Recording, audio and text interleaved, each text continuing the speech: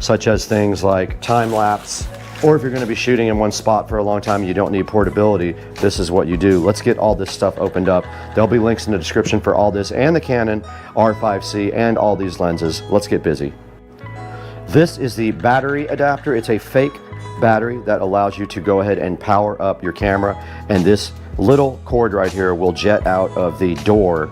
There is instructions on how to assemble this and put it into the camera, but basically this goes in the camera and powers up the camera so that you can work on the camera all the time with AC power. They had this cool little felt bag right here. Inside the bag, we do see the actual power adapter right there. So that plugs into this part right here. And then, of course, the power cable goes to the adapter right there. So that's the battery AC kind of hack for powering up the camera all the time. This should be a battery charger and 3 batteries. And here are the 3 extra batteries that fit a lot of the Canon products. This is one of the aftermarket batteries, LP E6NH. It does have a USB cable with it, and it is a USB Type-C to our existing USB power, and it did come on. It has a cool little display showing all the batteries charging. This is awesome. So that is the triple battery charger. Link will be in the description for that. All right, guys, now that we have our R5C right in front of us, I'd like to go ahead with you guys and try to remove this manual focus. Let's get this thing up on the desk. Okay, so the first thing is that just turned, this little lever turned, and then this manual focus did come right off. And then we should just be able to pull the rod out like this.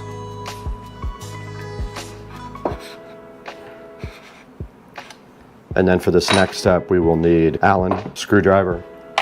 Definitely was tight, very tight. So that is that. That came directly out, so no problem whatsoever. I will store all these. I'm gonna live with that just for now because I'm gonna be changing lenses anyway.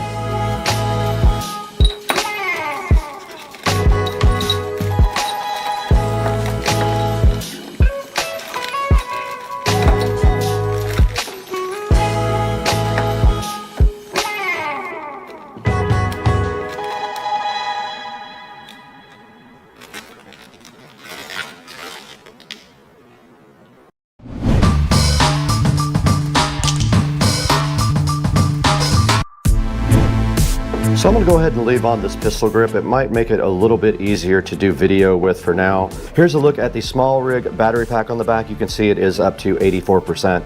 It charges with USB-C and it has USB type A and C outputs. It's connected directly to the side of the R5C. This mount protector right here, basically what that does is it tightens down on your cables and prevents them from bending, because there's a big problem with this camera and using these side ports. They get bent, and there's a small USB-C and a small HDMI mini, I believe it is, on the side, and they're notorious for getting damaged. So that is a look at the back of the R5C and the top of it right there. And there's the 35mm anamorphic lens. We're gonna go ahead and shoot a segment with that right now, and I'll show you guys in post-production how we take that anamorphic 1.33 image and then we de-squeeze it in post. And what that does is allow much more data to be added to the view. So it basically has a much wider field of view. This is now the small rig tripod unboxing. So let's get this tripod directly out of the box here. Let's see what's inside the bag, and let's see if it actually does work with the small rig cage. All right, we got the small rig tripod undone. Really cool packaging. It was packaged very nicely. No issues at all with that. It's pretty cool. It has red anodized rings and some red anodized clamps right here. Okay, it was pretty simple. I watched the video here. What you do is unscrew this part on the tripod a lot. This little piece that goes right here comes out, and then that piece screws directly to the bottom of the camera, just like that. Pretty easy. Now the camera should just sit on top of here and be screwed back down to tighten it up. And there we have it. It is ready to go on the tripod now. Super easy.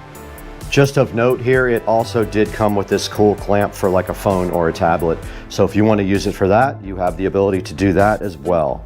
Okay, before the battery dies in the GoPro, we have a mission now to transfer the DJI mic to the R5C, and it looks like there's an audio input right here. I was able to use the same shoe to attach the DJI mic to the camera. Now all I have to do is tighten down this little clamp right here. So I will go ahead and connect the mic right there, and I'll be done with the mic part. We went ahead and put the tripod on the stand. There is a leveling system right here. There is bubbles on it also to show you that it is not level right now. You can fix this by just opening up these screws and then adjusting the camera till it is level. We're gonna shoot some video with just a tiny bit of light. We only have the light in this room and the light from this big lamp pointing at us, so this is what it's gonna look like next. You're gonna see us shooting from the R5C, the first video ever shot from it. I'm gonna try to shoot at 4K, 24 frames per second. Let's see if I can figure out how to do that.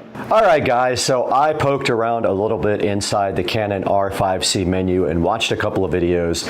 I went ahead and changed the lens out to the 24 to 105. You're looking at this lens right now zoomed all the way out. It is shooting in 4K at 24 frames per second. I want to see how that looks in DaVinci Resolve as well. So that is the first look at the Canon R5C at 24 frames per second, 4K with no light except for just available light right inside of this room. Now let's take a look at how you can get your own Canon R5C on Amazon.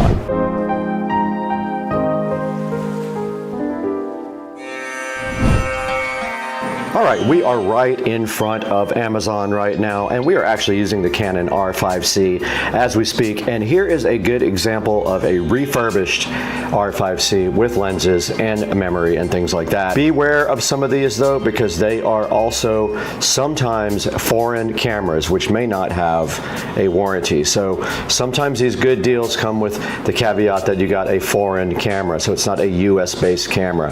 There is a body right here for $29.99 available. That is no lens. That is what the camera is going for right now. $29.99. You would have to buy your lenses completely separately. So the 24 to 105 is what we are shooting on right now. That is a good lens for a starter lens. I am going to buy a 15mm wide angle lens too to do vlogging on. Go ahead and check the link in the description. I'll have some options for you for the R5C. And we want to thank you guys for 108,000 subscribers now. Very cool. This is so amazing of you guys to help us and support the channel. Go ahead and go down in the description and order a Canon R5C if you would like to try one out. Grab a lens. And thank you so much for supporting Supercar Street Racing. Order anything you want also when you go down in the description. You don't have to get the Canon. You can buy anything you want, and it does help us out so greatly. And we got to get out of here, guys, because we have to go to lunch soon. Let's go.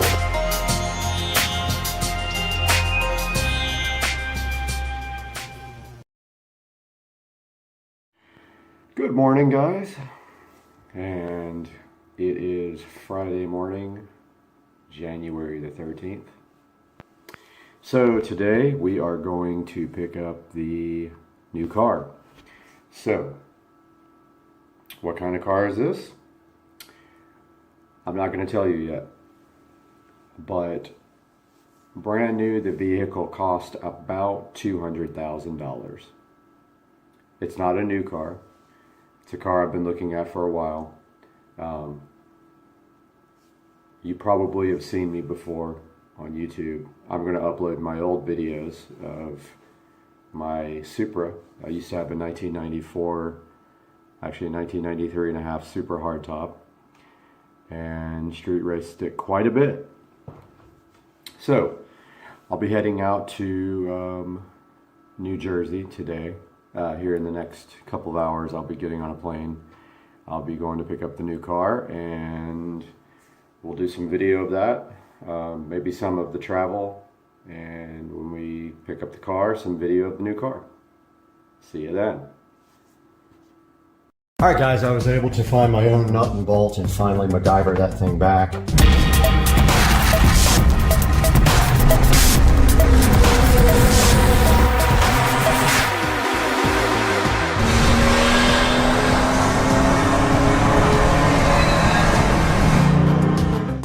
Hey guys, welcome back to the channel. Supercar Street Racing here, out in the garage with the Green Machine 200 EFI. Got some modifications we're going to be doing to this today.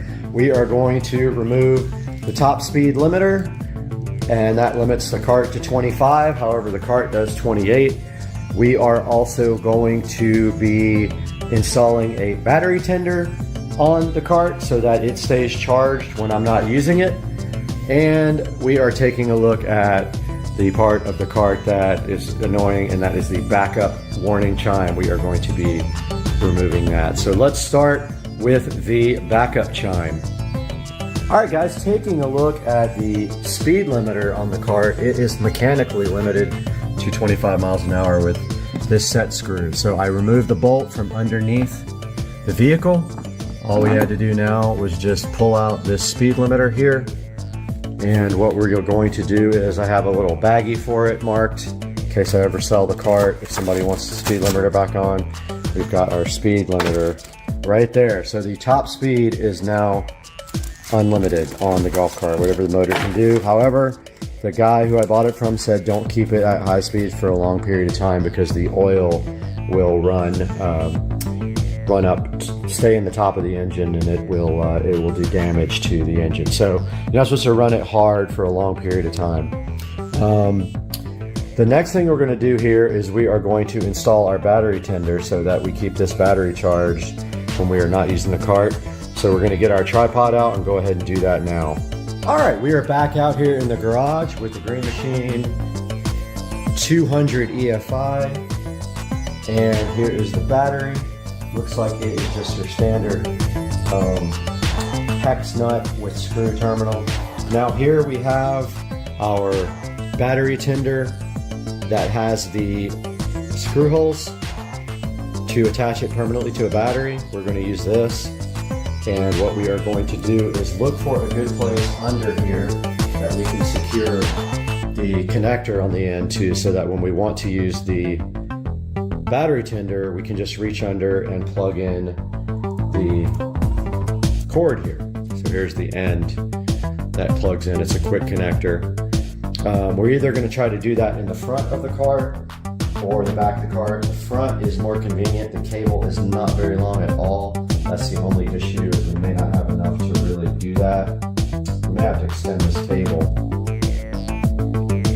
Yep, I think we got to extend this cable because I kind of want it to be underneath. Let's see how long it is.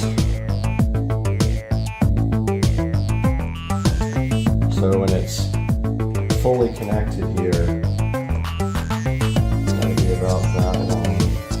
Let's see if I can actually reach under there and still grab the cord. If I can, then that's fine. We'll just tie it off and use it like that. So let's see, we probably need that much.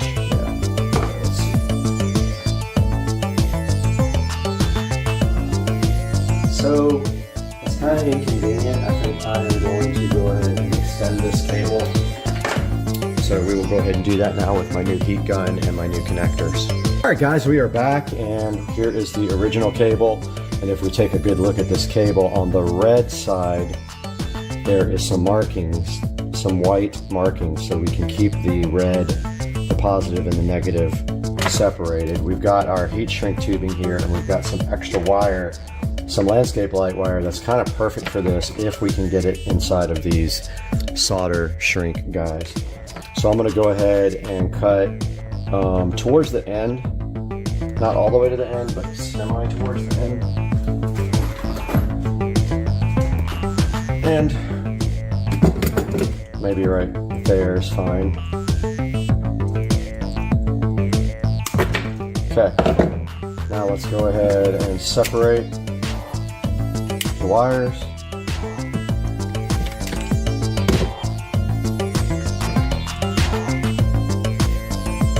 Okay, they're actually red on the inside as well, so that helps us with keeping positive and negative in track. There's a red wire inside there showing you that that's positive. Got my wire strippers here. I opened the freaking heat shrink connectors from the wrong side. They all fell out of their little pockets, so yeah. So they were nice and organized, but now they're not. All right, we're gonna take and strip back some wire.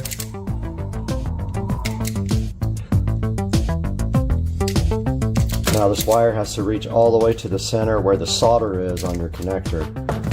If you look right here, so it's got to go all the way to the middle. So we're going to do the same with the other side.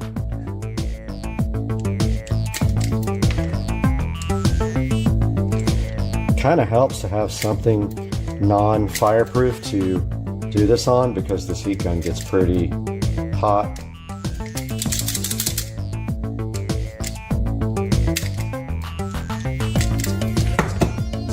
Not working very well on that one. Doesn't want to strip that side off very well, because there's also a wire inside of this. There's insulation, not a wire, there's insulation inside the insulation, so it's not able to strip completely. So there's that one. We'll go ahead and twist these up.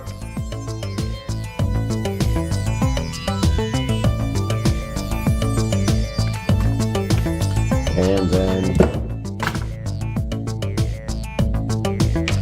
we got our heat shrink solder terminal here. It's a little big. We got to do this twice also. Remember, we're extending this thing. We don't need that much, but let's extend it by like that much.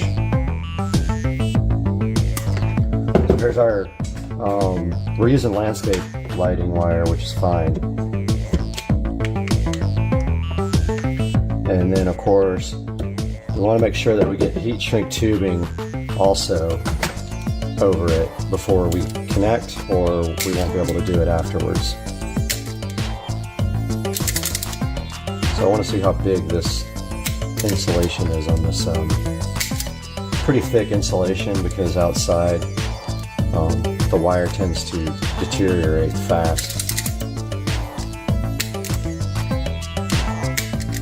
So the other wire is a little bit too big for the yellow size, but I think it's perfect for this.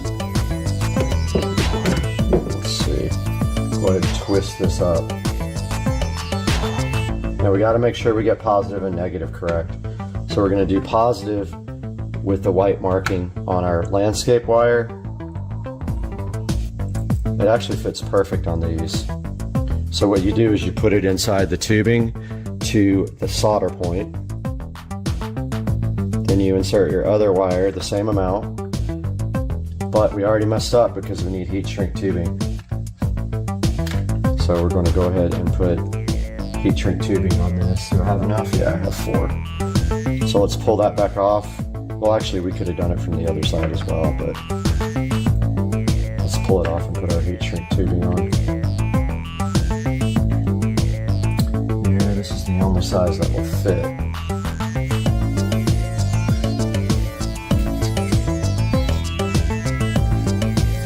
All right, it's stuck inside.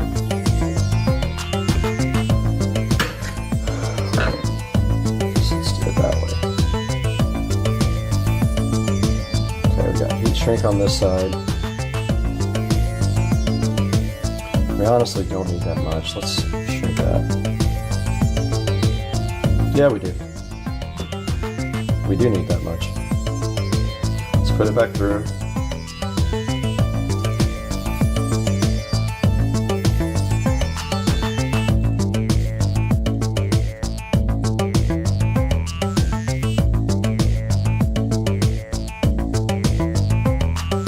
We got our heat shrink tubing in there. This is going to be positive. Make sure I still got that positive. It is. It's the side with the marking on the wire. Get our wires inside there. Make sure inside of your connector that the wires are through the part with the solder, okay? Because otherwise they are not going to solder down. Now, ideally, wish we had something better to heat gun on, because this gets pretty hot, and all we have is the table here. So we don't want to shrink our tubing yet. So this is kind of a pain, like when you're doing this. Like when you do the first one, it's kind of a pain, honestly. Okay, so positive. Try this again. I'm trying to figure out where to put it when I actually start. I guess that's fine. Oh, I ripped it right out. Nice job. See what I mean though? It easily comes apart. So that's the only complaint I have. It'd be better if you had some clamps or something. But let's go ahead. See how the other wire always tends to get in the way and stuff? It's awkward doing the first one.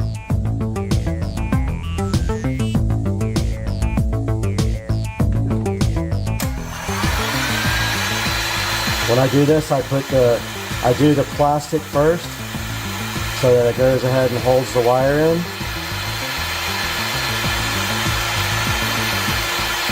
Like that. See how it's shrunk around the plastic? And then you can concentrate on the solder part. Wires are right in the way. Now you melt the solder in the center.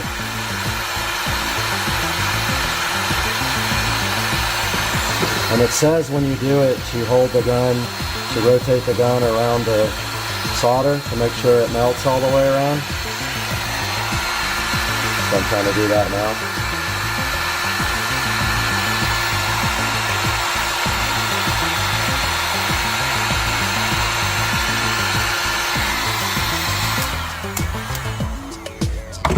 All right, I think I got it. Remember, this is very hot. It'll melt whatever you put it on. So yeah, that looks good. I don't know if you guys can see, but looks like I got it done. Now I've got the heat shrink tubing right over it. Might be kind of big for this, but I don't think I can get neck size down on here. Let's see. Oh yeah, that's hot. Let's see if I get the neck size. No, that's not going to go over it. So it might be loose. This heat shrink tubing, when we get done, might be a little loose. Let's see.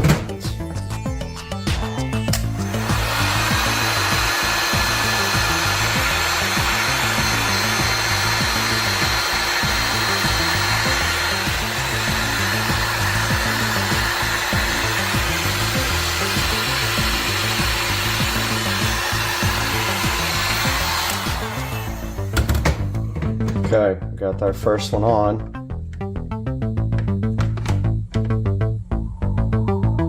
And now it's time to do our second one. So we put our heat shrink tubing over it.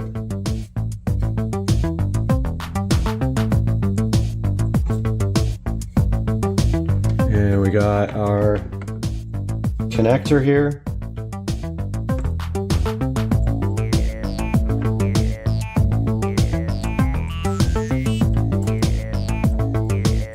And both the wires are in there and they're ready to go. Let's go ahead and shrink the plastic.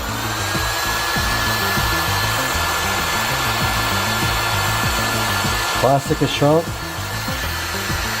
Now I'm going to work on the solder part.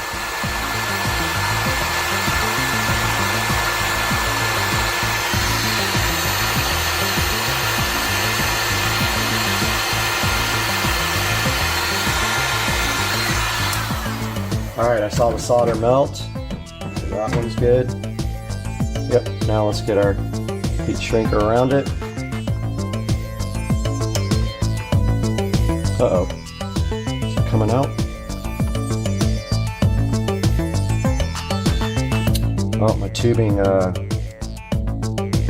melted too soon.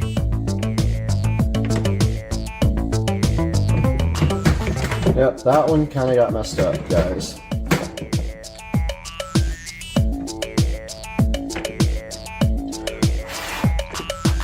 Not sure if it's still connected or not. My tubing melted before I got it on. Oh well, it was looking good until that one. Alright, let's get our second one on. So here's our extension. Need another heat shrink. This time we got to make sure we don't put our heat shrink tubing across it until it's completely dry. Because it melted right away and messed up our connector. All right, we need plus, which is right here.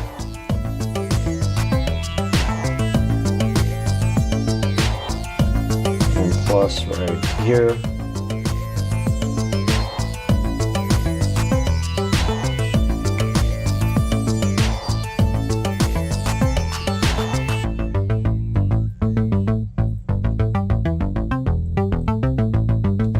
Okay, go ahead and melt our heat shrink. And now our solder.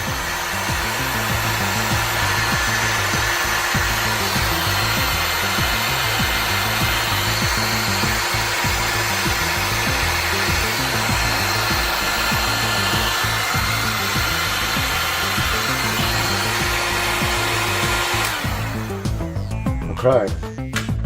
Now it's got to cool off a bit before we pull our heat shrink over it. Lesson learned.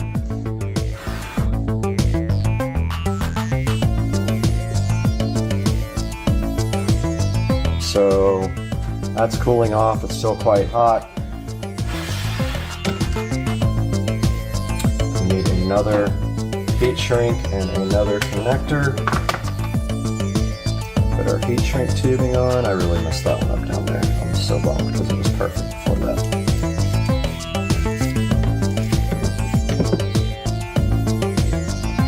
Okay. Got our tubing ready. Put our wire through it.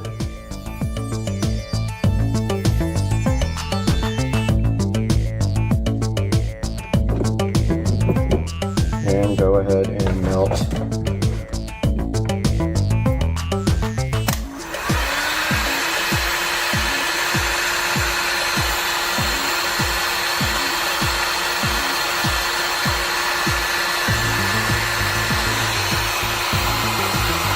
Melt the solder.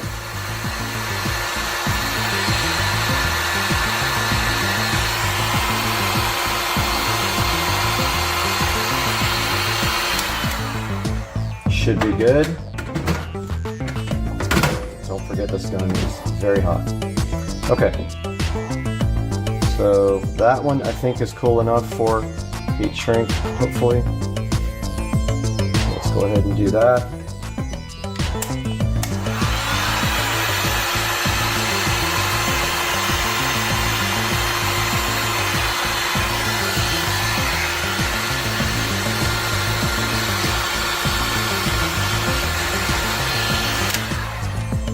All right, one side done.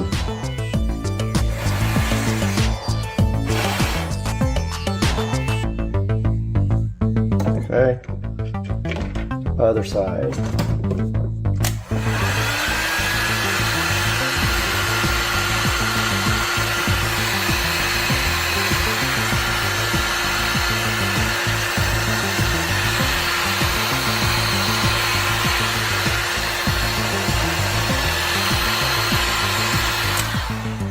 Okay, so we got that one mistake down here. Pretty crucial. Oh, well, we made a mistake right there. So, I don't have another bigger piece that I can actually get around there. So I'm going to use the tried and true method of electrical tape at this point.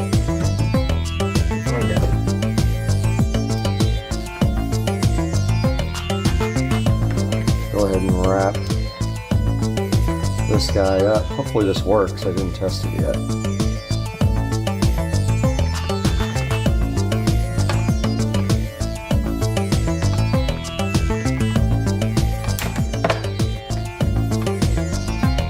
It's a good connection there.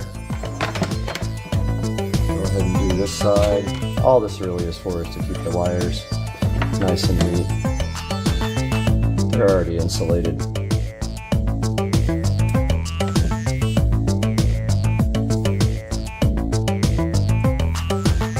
Still a hot little potato.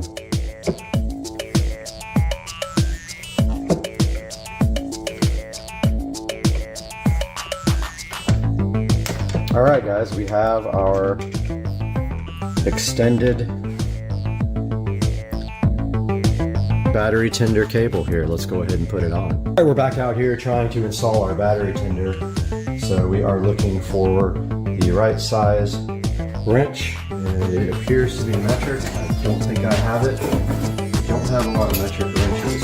Let's see what I have here. It's not an 11, so it's pretty small. I don't know if I'll be able to get a socket on it.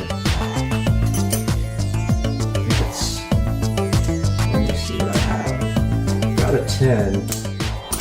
Problem is, I think it's blocked by the. That might be it.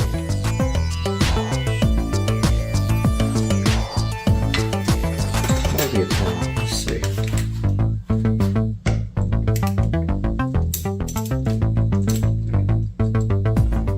Okay. 10 worked.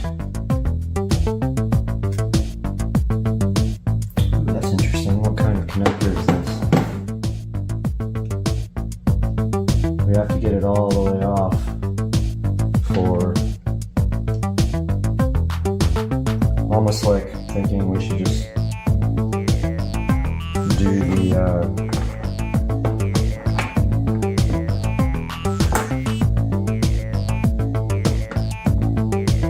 I was thinking maybe doing the can't even talk. Negative last, but I guess it doesn't matter.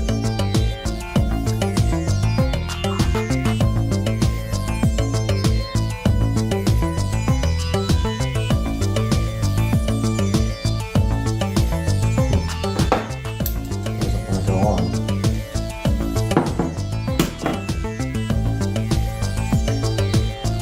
Let's see. We need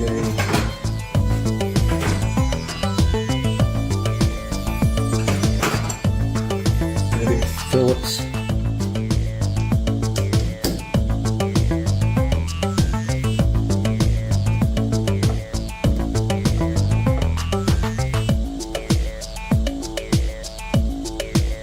Okay, what did I do? Oh, there's a nut on the bottom.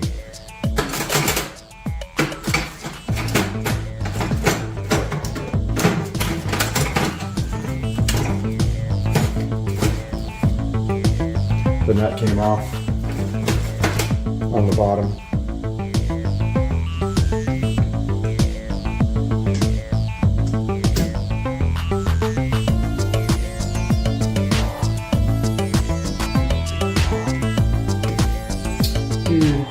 Really?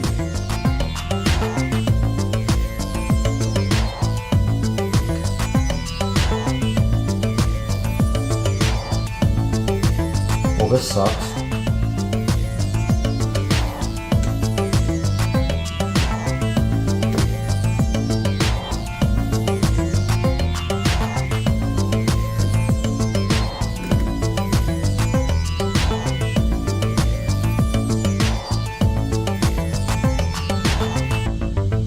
Well, this is a pain.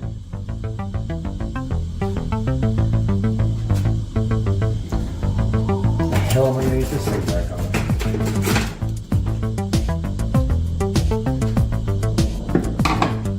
Dumbest design ever.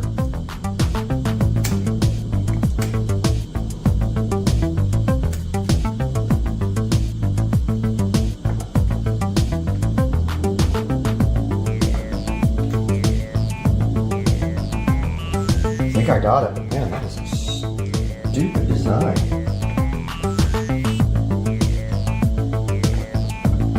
Yeah, that did it. Now, when you do this, you got to make sure that you don't touch any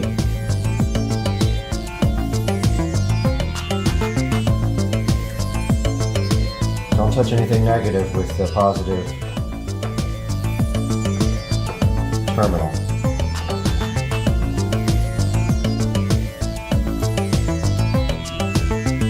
You won't want to see what that does.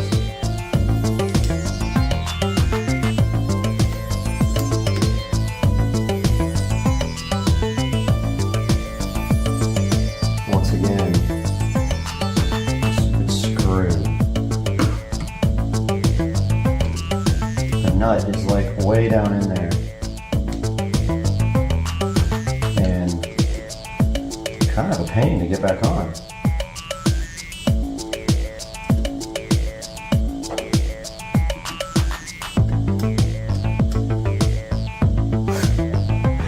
This is such a stupid ass design.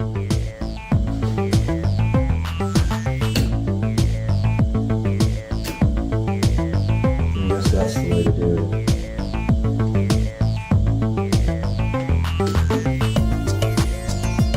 Make sure you don't touch your screwdriver or anything while you're doing this.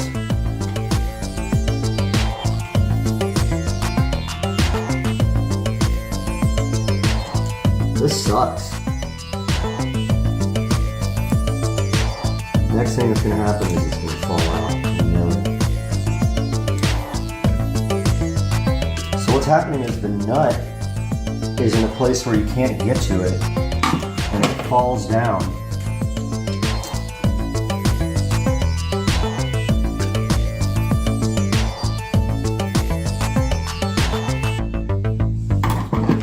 Makes it very hard to put back on.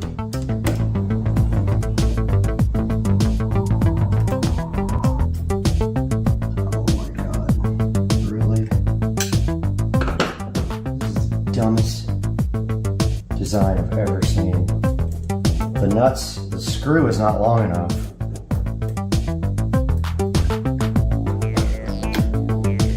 The screw's not long enough on either side to just get the nut. So it's like maybe one thread too short.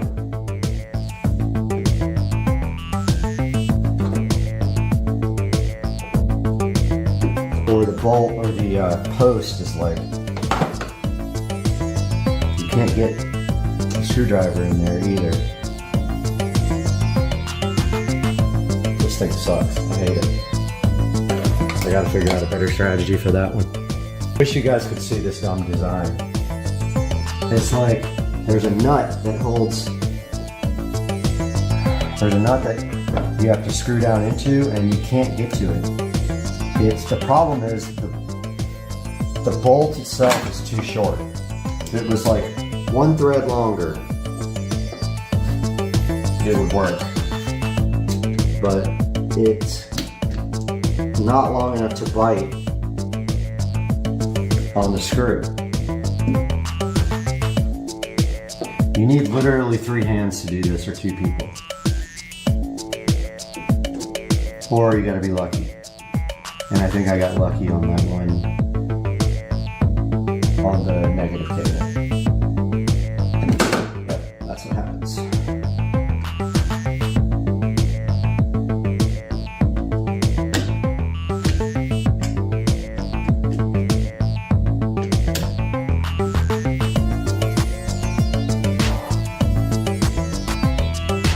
Yeah, now the nut's like coming out.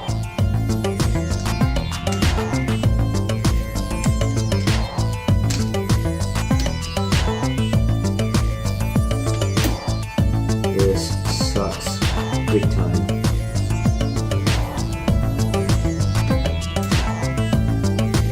This is the dumbest thing I've ever seen. Why? I'm confused.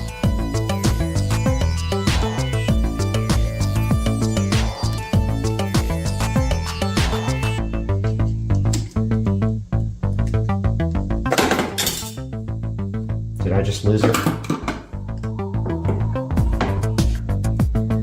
Yep.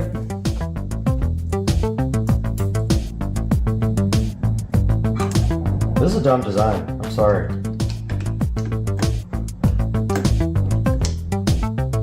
Stupid, stupid, stupid design. And I think they fell. I think it's a nut.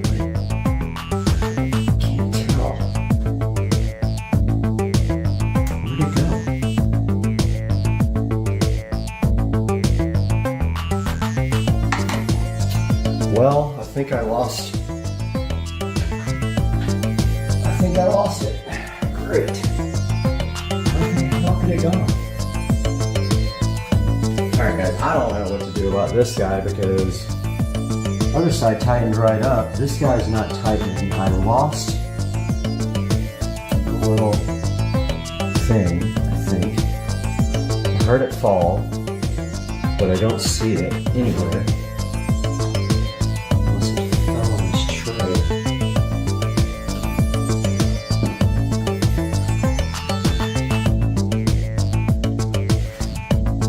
There's a tray under here. Could have fallen into.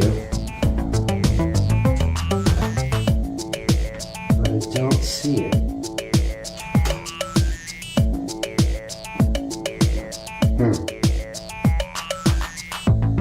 Well, I gotta figure out what to do about this. Alright guys, I was able to find my own nut and bolt and finally MacGyver that thing back. Not ideal. I'll go ahead and look for a replacement bolt for that. I don't know where the bolt or the nut went. Barely got a nut underneath that thing. Now what I want to do is tie this up really nice and run it down the side of the battery so it can go down to the underneath the cart and then will be available up front. So I'm going to get some zip ties here and I'm going to first tie it off to this battery clamp. Battery clamp's just a bungee cord, by the way.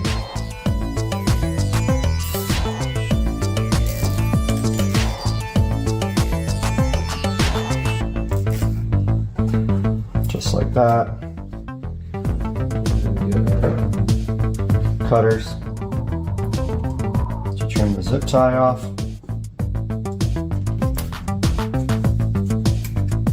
Which isn't working at all because they're too big. And rotate the zip tie to the back so you can't see the ugly clamp part.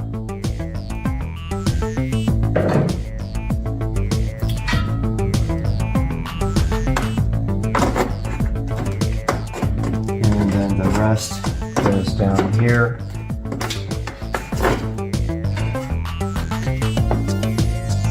I'm gonna put one maybe around this brake. Well, no, probably around this cable.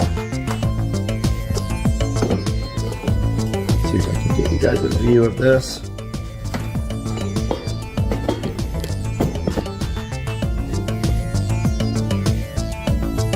You might not be able to see this, it's hard to get a camera view, but I'm going to tie it up to, there is a throttle cable or something here.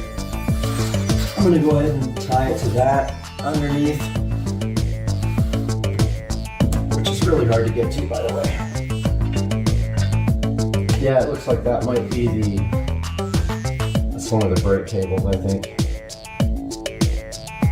I wish I would have made the wire a little longer now. I don't know why I do that all the time.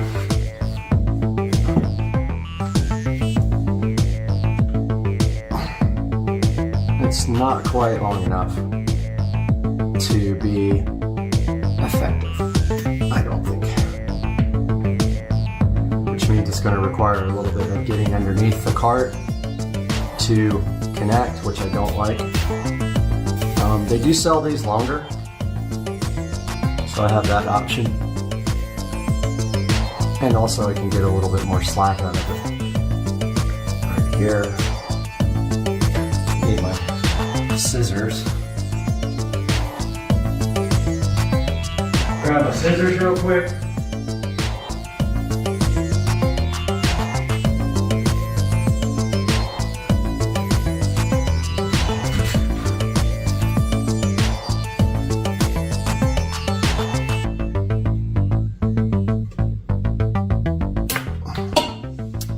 Okay, that's good.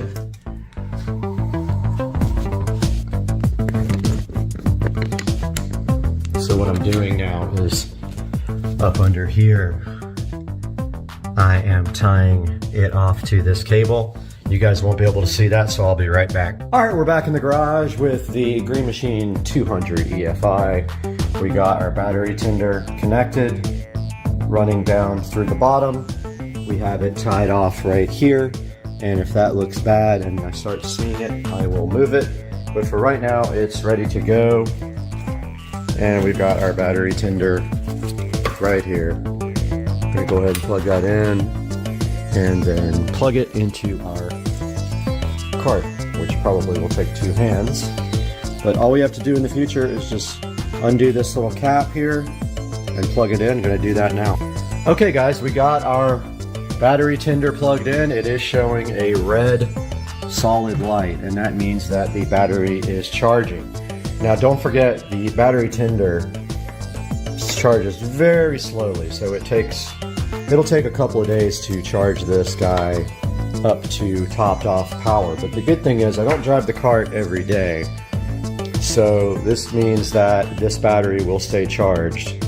Now all we have to do is button up the top and we should be good to go. Alright, so that was the first time I ever took the top off, the hood. Here is the hood, and really it just slides in down here, and then it has 2 latches at the top that just twist. So I think that's all the way in. And then I had a difficult time with this last time. I don't know why, because it's super easy. It's got 2 slots down here. Bummer, every time I do this I get fingerprints on it. Alright, so that one's it. This one gave me the last time. It's in. Now we just gotta clean off all our fingerprints.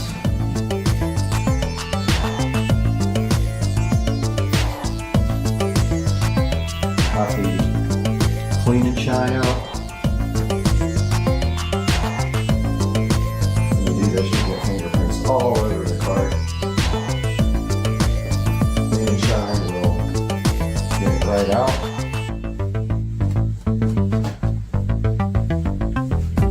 You know, it's like wet wax. Up here.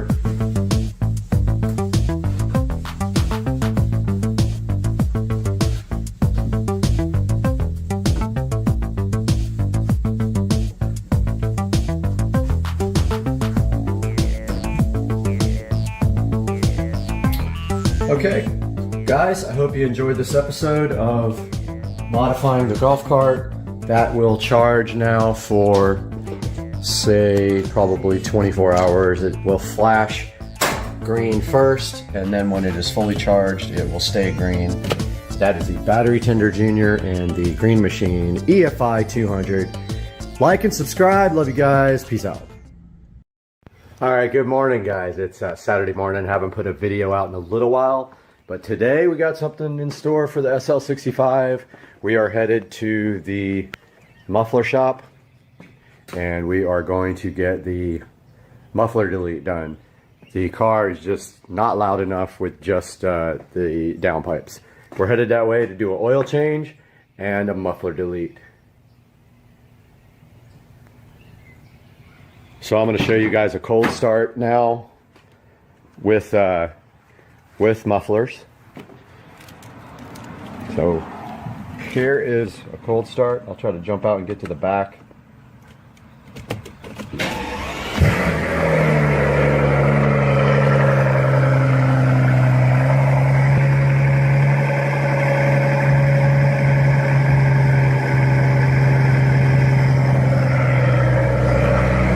So as you can see, the car quiets down very quickly. And when it's warm, you can't even hear it.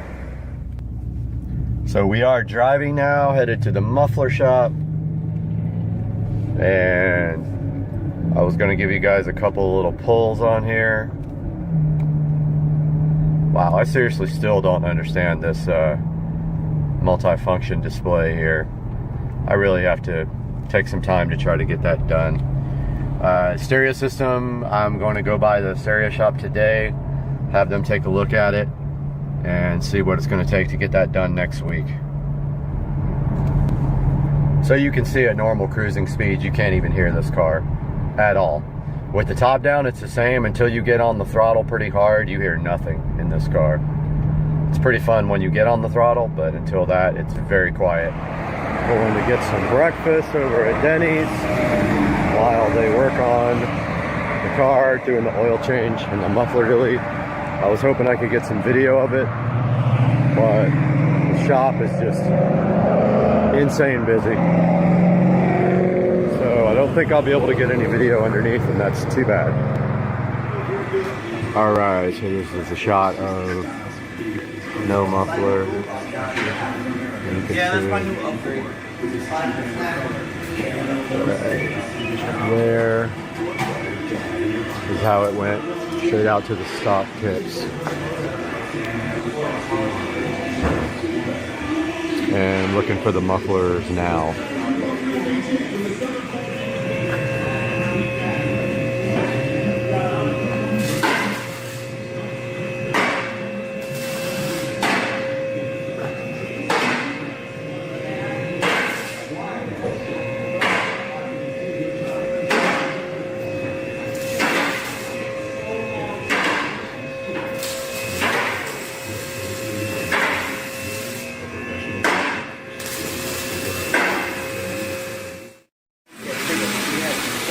Here's a look at the factory mufflers.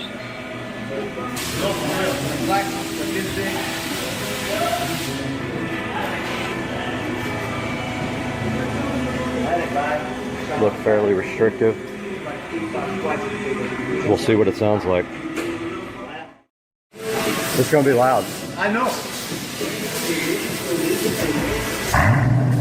Oh, it sounds so good.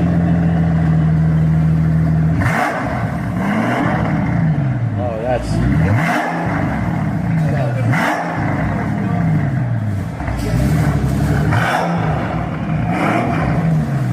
so mean. Why I don't even buy it outside?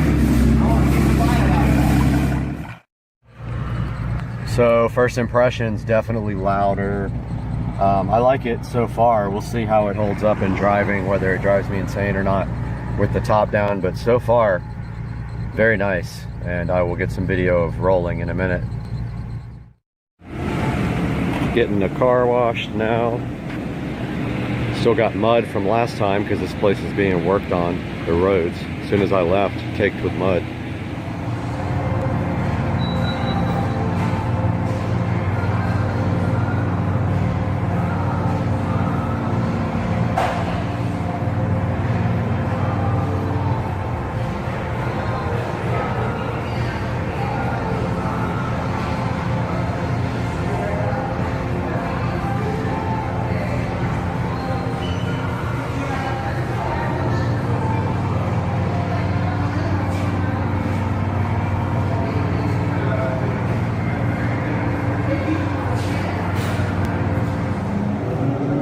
Just got the car washed, looks beautiful. Doing some driving now. Definitely with the windows open. It's not loud at all. But it is louder than it was before. I definitely like it. I'm keeping it like this for a while at least. Next up is intakes. Alright guys, here's some video of the car. Right out of the car wash. The tint in the front was redone yesterday. Some fingerprints on the inside there I'm gonna have to get off. But yep, that is the way it looks right now. There's the new exhaust. So pretty much the only thing you have to worry about when you take out your mufflers is drone. If you can handle a little bit of drone, then deleting the mufflers definitely is a especially on a turbocharged car. The issues with a non-turbocharged car is, excuse me, sometimes it can be a little bit too loud. But the turbochargers on this car definitely muffle the sound enough where it's not overbearing. Now, if it's too much with the mufflers removed, then you can put back some glass pack exhausts, like some MagnaFlow glass packs straight through. And that's going to be it for this edition.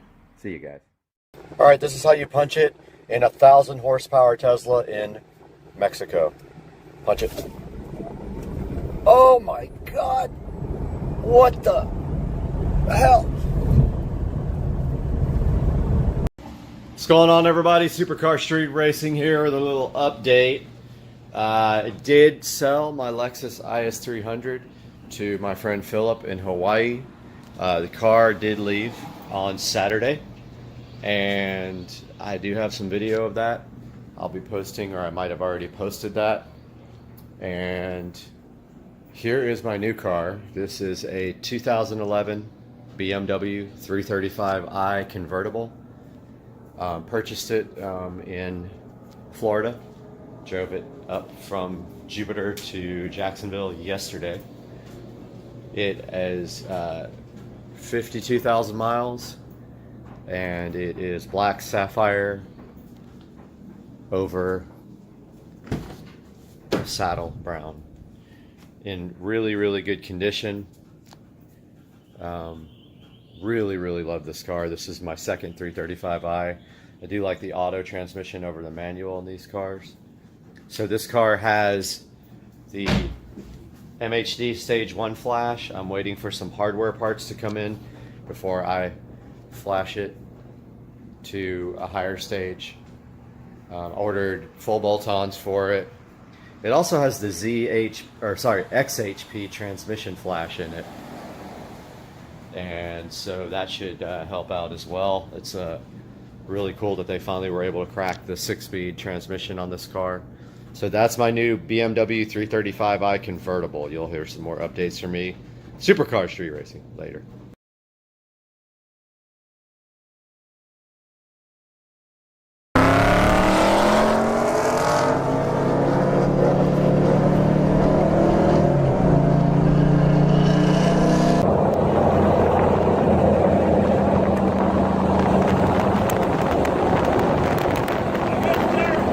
Let's go.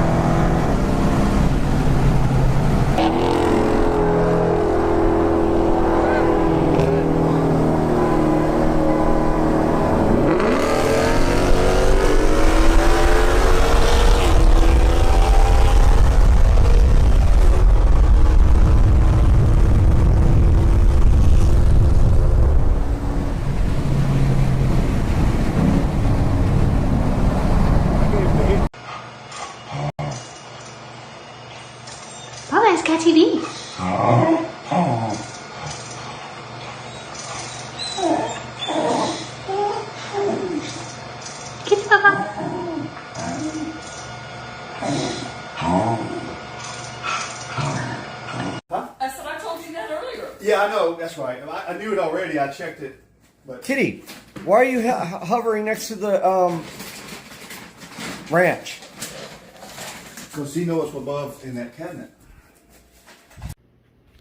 Hey everybody, Brad here. Just wanted to give a quick update on my home theater room. As you can see here, I have my home theater room in pieces. Wanted to let you guys know exactly what's going on here with this guy. So my projector died, my Epson projector, which is now sitting on the shelf up there. The bulb died finally after about 7 years. And I did buy another bulb. First I tried a generic bulb off of Amazon. Installed the bulb. It looked absolutely terrible. It was really cloudy. The picture was distorted. Thought it was probably the generic bulb. So I ordered a genuine Epson bulb, put that in, looked exactly the same. So I think that something in my 1040, my Epson 1040 projector right there died at the same time the bulb died, or that component caused the bulb to die. So I have ordered a 4K projector. Now, if you guys are familiar with projectors at all, you know that 4K projectors are very expensive. Most of them use this method called pixel shifting. So what it does is it projects a 1080p image, then it doubles it and moves it over and projects the second image so fast that your eye can't see, effectively making 4K out of an original 4K image. I ordered an Anker, A-N-K-E-R, Cosmos Max 4K. It is LED powered, not laser. The most acceptable laser projectors that do 4K are about $3 grand. I've spent $1,000, actually $1,100 on a renewed Anker Cosmos Max. Will be here in 2 days. I decided to take this time to go ahead and finish my theater room. Now, as you can see here, we have a lot of ambient light just because the walls are a lighter color. Now, when I built the room, I built it from scratch from a guest bedroom.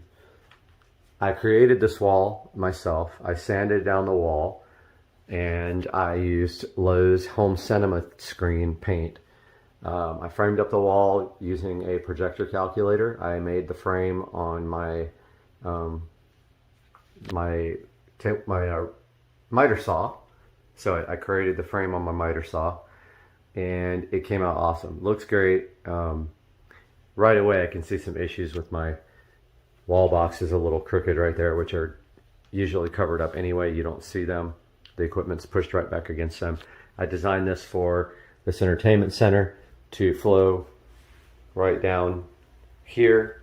I ran power and HDMI. HDMI goes from in the wall there all the way up over to the projector shelf up there where the projector sits.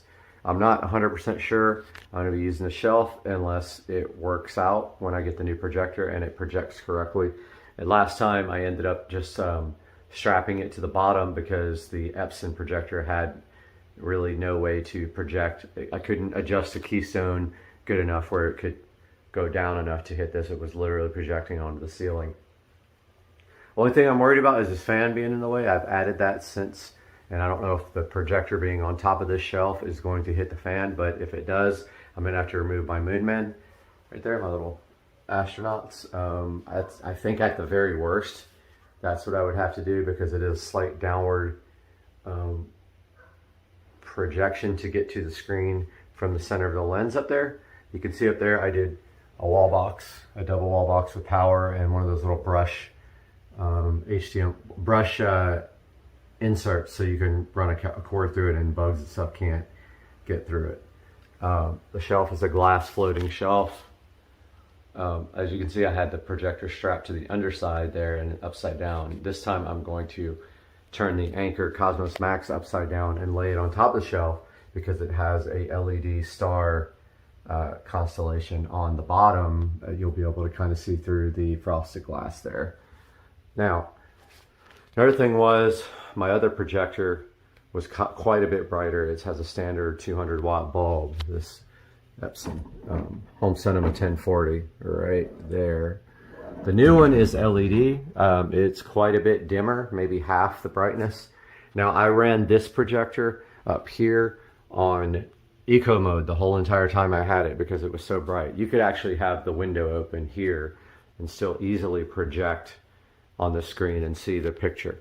The new projector, LED, going to be less bright, so I'm making strides to get this room brightness down quite a bit. First thing is the whole entire room is going to be that color. So it's all going to be that dark shade of green. I forgot what the name of it is. It's a dark, like brownish green. I'm going to do the ceiling as well. So I need to take this vent out. I need to remove my rear surround speakers there and get this room prepped and go ahead and paint the whole entire room. Now, if the shelf doesn't work or I have to lower it, then that's going to be a little bit of work, but I think I can manage to figure that out. I'm going to leave my shelf here that has my artwork on it. It's just all movies and TV stuff that sits on that shelf. It's been there forever, even before this was a home theater room. So I want to show you guys this hilarious mistake I made when I first put the surround speakers in. It's so visible up there where you can see where I cut the hole, and I was right on top of a stud and I had to move it and fill the hole. Unfortunately, you can totally see what I did there. It's not noticeable unless you really look. But yeah, so I am waiting for my projector to get here Wednesday. Meanwhile, I've got work to do in this room. I already have everything taped off. These closet doors are going to be permanently removed. They are going to be curtains here, and I'm pretty sure I'm going to get rid of that door as well and just do a curtain on the outside of the door. So I think what I'll do is a curtain rod up there with two curtains that hang straight down to the ground right there, black.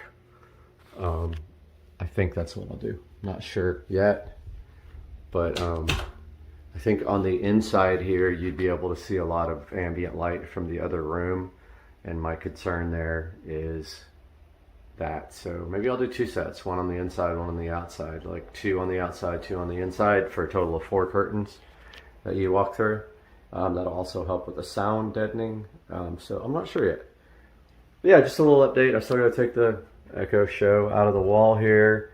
I got to remove these speakers, this vent, pull the bell off the fan and slide it down a little bit so I can paint underneath that, if I can even get that down without removing the might not be able to get that down without removing the fan blades, which is going to suck. So I'm going to start working on that now, and I'll update you guys in another video. Have a good day. I know, look. Get him. They're priceless.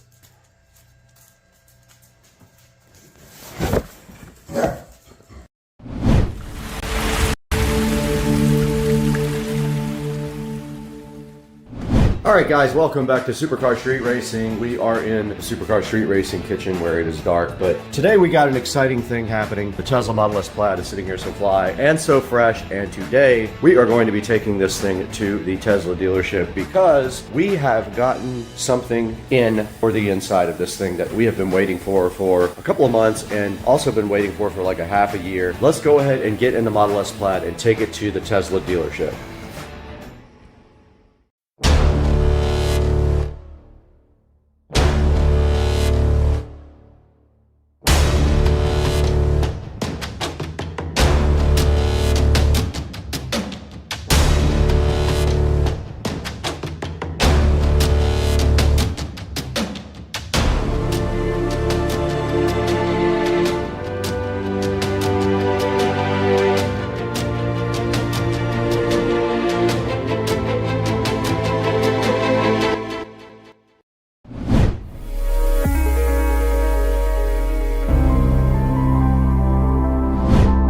What's up guys, we are out in the Tesla Model S Plaid right now, and we are heading over to the Tesla dealership. So that's our current situation now, but unfortunately we probably just got behind a super slow individual. But anyway, yeah, we're heading to Tesla right now to go ahead and see if we can get our seats installed. I did also notice another problem just now, and that is car will not connect to Wi-Fi. I tried both my house Wi-Fi and my hotspot, and neither one works. So I'm gonna let them know. Maybe it'll be fixed with a reset, or maybe they're gonna have to probably flash the software for the new seats, I would guess. We'll figure it out, but it won't connect to Wi-Fi right now, so it won't update the software. Yeah, let's get on over to the Tesla dealer now and see if we can get some sport seats put in, guys.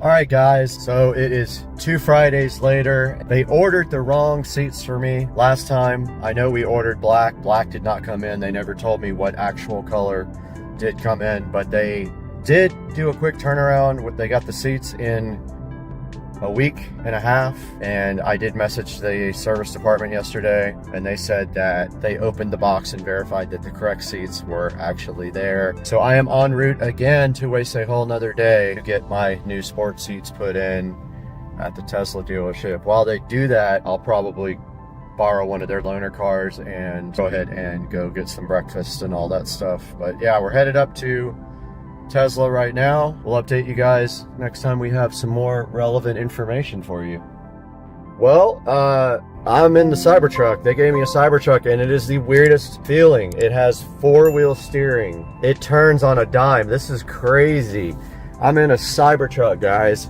I never thought that I would be able to try one of these out, and check this out. I'm in a crazy Cybertruck. It is the strangest feeling to drive this thing. It's so big, but yet it turns like on a dime with the 4-wheel steering. But the 4-wheel steering is insane. Like, it makes the sharpest turns of any car I've ever been in, even like super sports cars.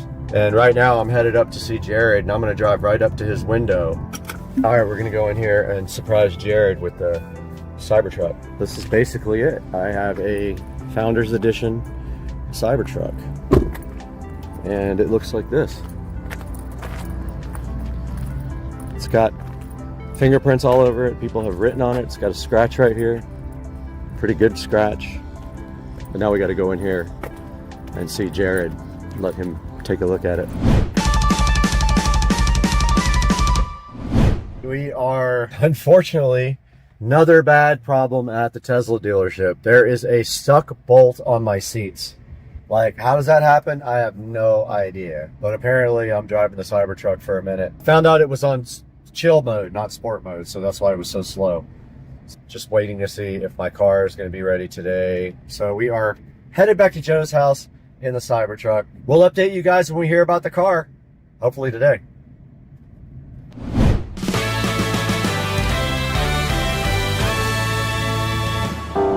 All right, we're back at home now with the Cybertruck, and I thought that I would be able to back this thing in the garage. And the first thing I learned is that this thing is way bigger than you think it is. So check this out.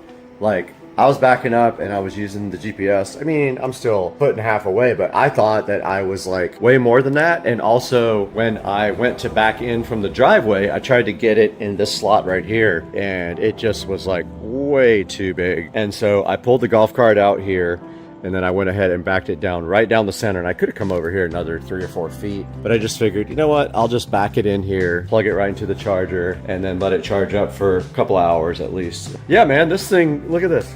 This thing is in here. Supercar Street Racing Garage is full of Cybertruck action. Now I gotta pull the golf cart through this tiny little slot. I don't know if I can make it back in. That is a smallish hole to fit a biggish vehicle. Let's see. Maybe.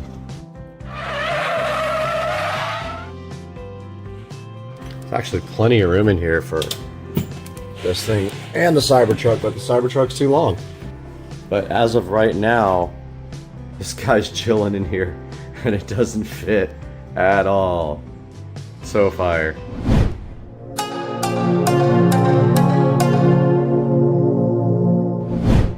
Okay, It's dark, 7 a.m. and I can't see. Parked this outside last night because it doesn't fit in the garage. The car supposedly is ready. It was ready probably right when they closed last night, but I wasn't about to run over there at 6:30 p.m. and try to grab the car. Kept the Cybertruck overnight, took it out last night, ripped it all night long. Going to grab the car. I only got like 5 hours of sleep. Second of all, I must have slept weird on my neck because I have robot neck. So yeah, I'm on the way to grab the car, and this guy just pulled right out in front of us. All right, it took me a minute, but I found the car. It is parked right over here. It's 7 a.m. Saturday. Look at the crazy tent. But this is the first look at the sports suit. Can't see anything. It's got sports suits, so... Oh, these are sick. You can't see them. It's too dark. These are way more firm than the stock seats. I'll show you these when the daylight comes up.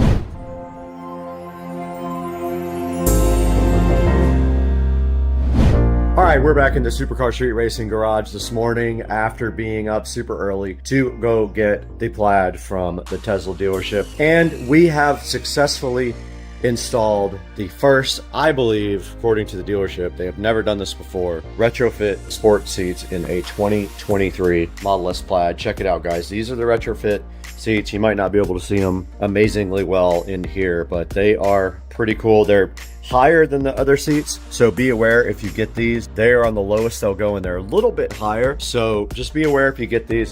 They sit a little bit higher than normal, not too much. They do have the Plaid logo, as you can see right here. They look awesome. They are more fitting of a Plaid than the regular Model S seats, which are a little bit comfortable and not very sporty. So yeah, this is what they look like from top to bottom, the sport seats in the Plaid. They look cool, and then also you get the back seats. All right, here's a look at the back seats in the Model S Plaid after the sport seat retrofit. You can see that you do get new bolsters on each side and on the bottom. Check it out in the center as well. It definitely gives the car a more sporty feel, and it looks a lot better than the factory seats. Yeah, that's a look at the back. Now here's a lit look at the front. You can see the Plaid logo right there, and the more sporty headrest and the firmer bolsters and bottom part. And there's the other side. This is how it came out. It looks awesome, man. I'm hyped for the Model S Plaid sport seats. Definitely added a new sporty feel to the car.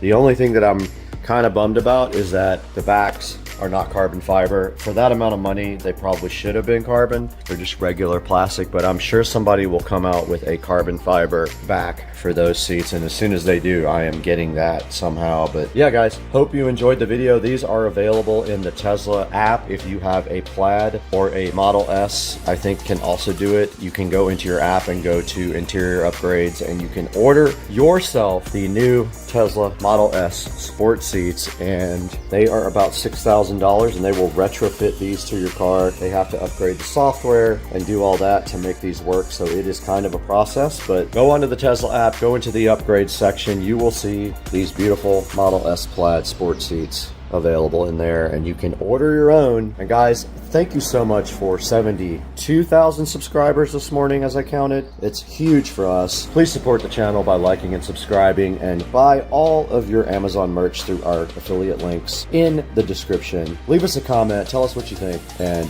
throw some hate down in the comments for the Cybertruck also, because people love that. And we'll talk to you guys later.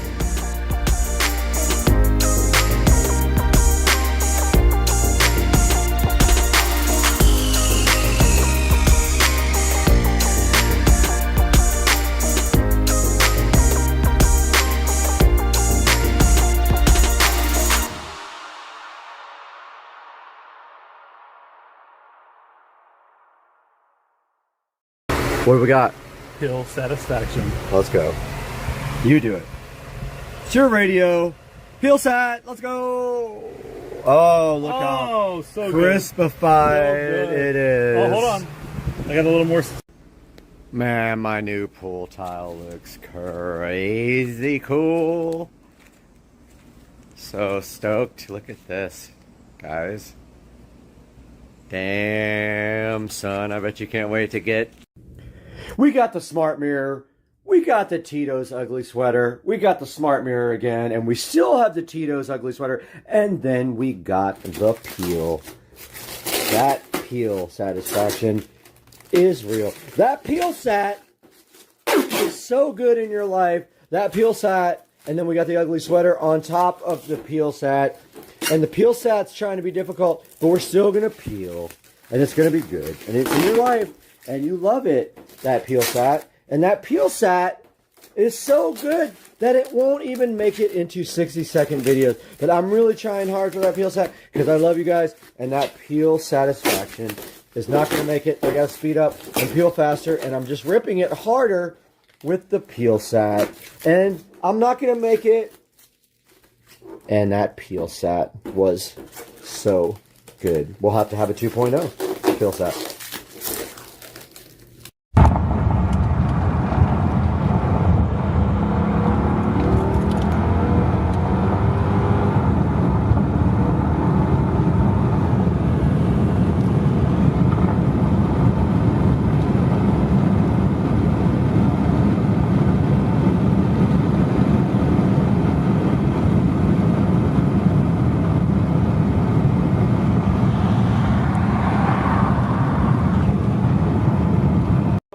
All right, we're over here at Joe's house, and he finally got modern and got a backlight for his TV. But he tried to order fluorescent, but they only had LEDs, so he was like, okay, I'll upgrade.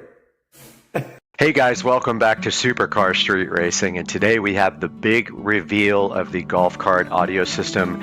It is 99.9% finished, and we put a good 30 or 40 hours of work into it. And I wanted to go over the list here before we actually show you the cart, so you can see what eventually worked, what eventually didn't, and what I ended up ordering after the fact in order to get this project all wrapped up.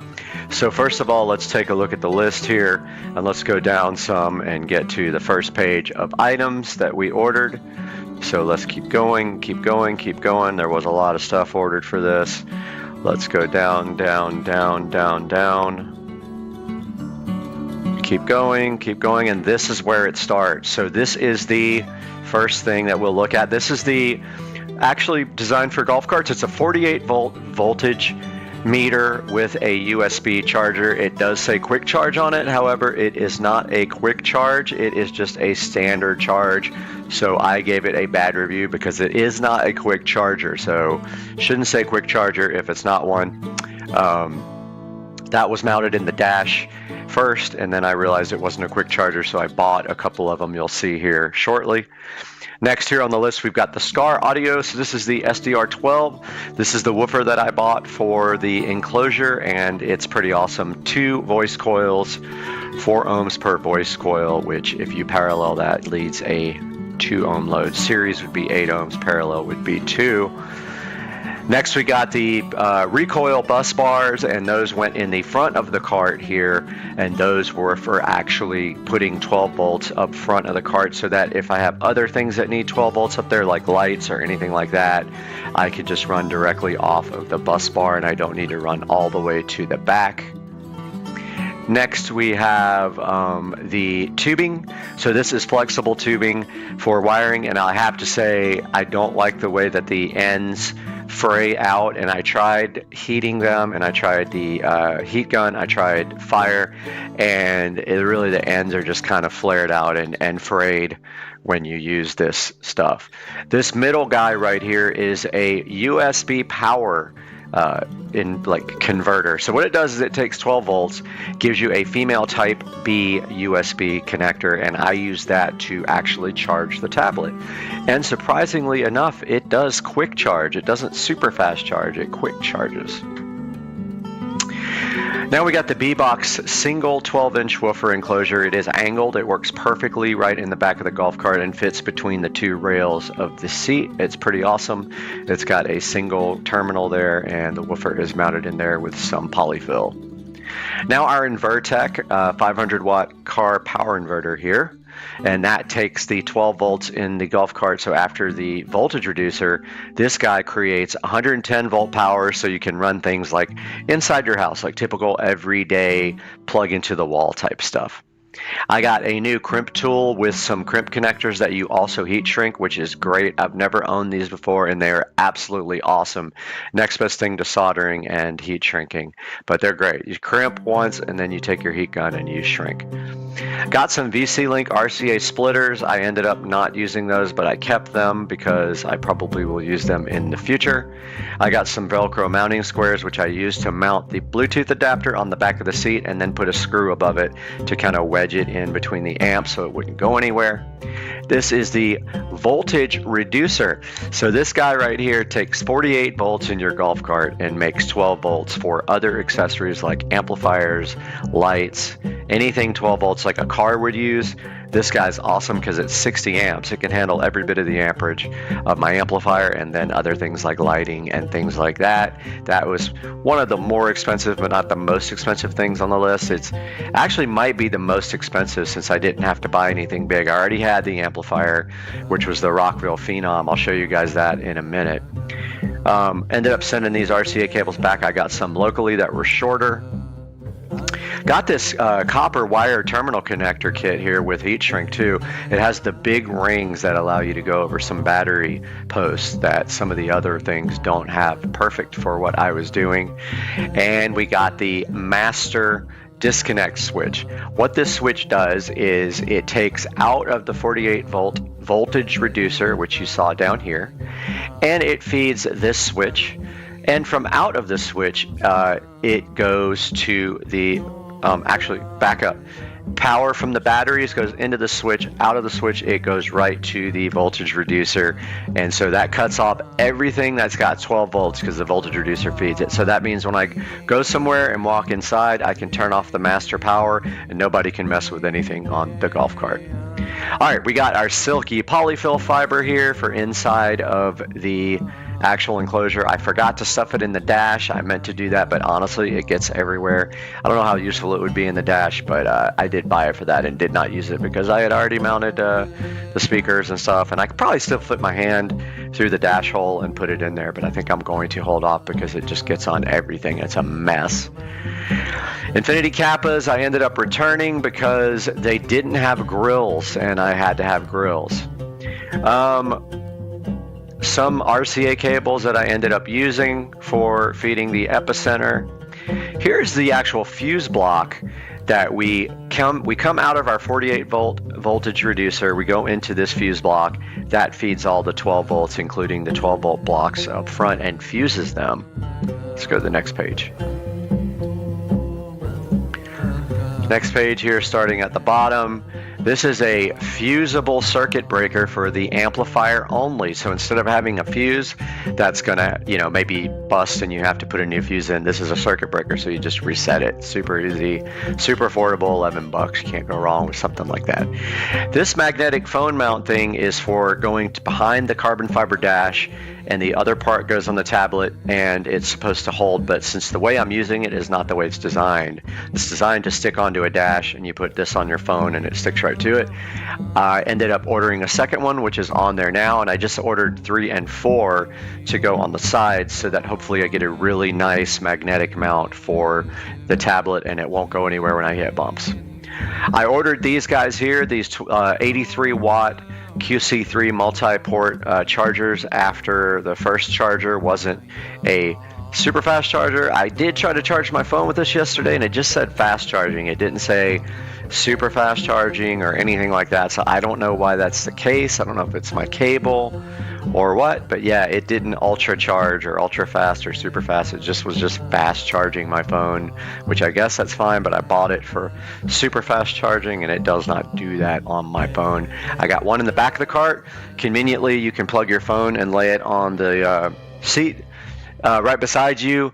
You can lay a tablet on the seat beside you, charge right behind you, or you can do it in the front on the dash. You will see that in the video soon, guys. Next, I finally upgraded my tools. I've been suffering with this Hitachi tool set that has been a problem for years. It's probably 6 or 7 years old now. I went ahead and found this on sale for $149, and I did buy the combo kit with the drill, the impact driver, 2 batteries, and a charger, and I absolutely love it. It is worth every penny. Pre-workout was not for the golf cart, although it'll pump you up and get you ready for working on the cart. I bought some jigsaw blades because I did buy the DeWalt XR jigsaw separately so that I could use that for the cart install, and I've always needed one. 303 aerospace protectant I used for detailing the golf cart afterwards, so that is part of it. I bought the actual Infinity Kappas with the grill. I ended up returning them because I bought some JBL GTO 620s locally, so I returned these. And we have clips for cable management, and I used those on the install to screw my wires up and hold them really nicely on the back seat, and you will see that too. And the last page here. Go to the bottom. Sent this wire back, ended up using my own speaker wire that I already have. Here is the second magnetic mount that I bought for the tablet to mount on the dash, and it was undeliverable, so I never got that one, and I had to order another one. Here is the Bluetooth adapter. The one I had actually had a short in the power, and I ended up dismantling the whole entire back of the cart, and it was just this Bluetooth adapter, but I redid everything very nicely, and it looks a lot better now. Screen protector for the tablet I am going to return. I don't want glass. I didn't see that it was tempered glass, so it's going back. I needed some scissors for a lot of things. I broke them and hurt my hand in the process. When they broke, it went right through my hand, so I ordered scissors. This is a 256 megabyte SD card for the tablet, and I needed that for the tablet for the golf cart. Here is a second magnetic phone mount that I put on the bottom of the dash mount, and I have one on the top, and that still may not be enough. I bought some more zip ties for the install. I was completely out. I got a DeWalt bit set, not for the cart, but I needed one anyway, so I bought a whole bit kit. It'll be here tomorrow. I bought a custom engraved nameplate for the epicenter control, which you will see in the video, and it says epicenter and has minimum and maximum. It's going to stick on right below this cool knob that I made in the back, guys. You're going to love that. And then for the left and right behind the dash to hold the tablet better, I bought these two more magnetic mounts that were a way better deal, and they will be here tomorrow, and I will stick them on behind the dash and then put the metal plates on the tablet in the back, and I'll have 4 magnets to hold that to the dash, which you will see out here in a second. So let's get right to it, guys, on Supercar Street Racing.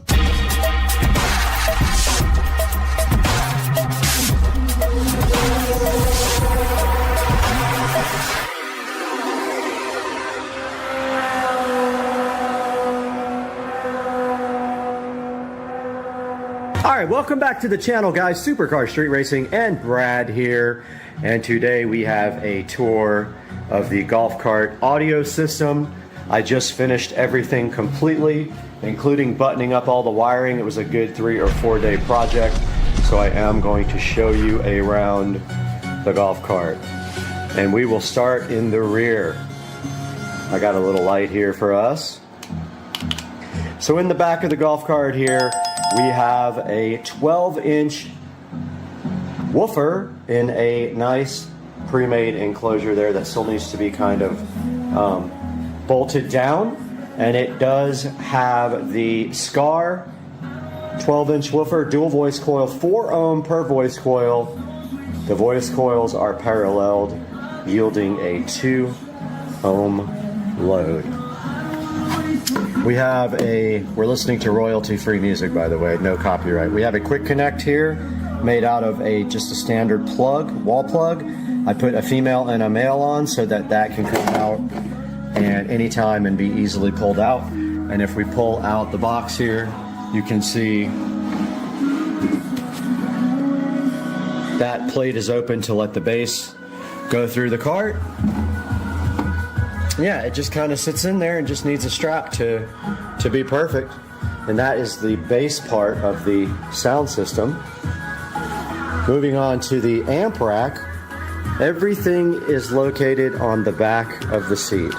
On this side, we have our voltage inverter. This supplies 110 volts to whatever you need, and also it has a USB plug. It's actually powering the Bluetooth adapter as well. Between that, we have the amplifier, 5-channel Rockville amplifier. And then we have the Bluetooth adapter. All this stuff will be in the description. That is the Bluetooth adapter right up here. Let me get you a better view of it. There is the Bluetooth adapter. And so it has actually two sets of outputs. The mini output up the top there is actually feeding the subwoofer channels, and the RCA outputs are feeding channels 1, 2, 3, and 4 and are Y adapted to that. Here is the fuse for the amp. It's actually a circuit breaker, as you can see here. Rather than get a fuse that blows, you pay a few dollars more and you can get an actual circuit breaker. Below that, we have our voltage reducer.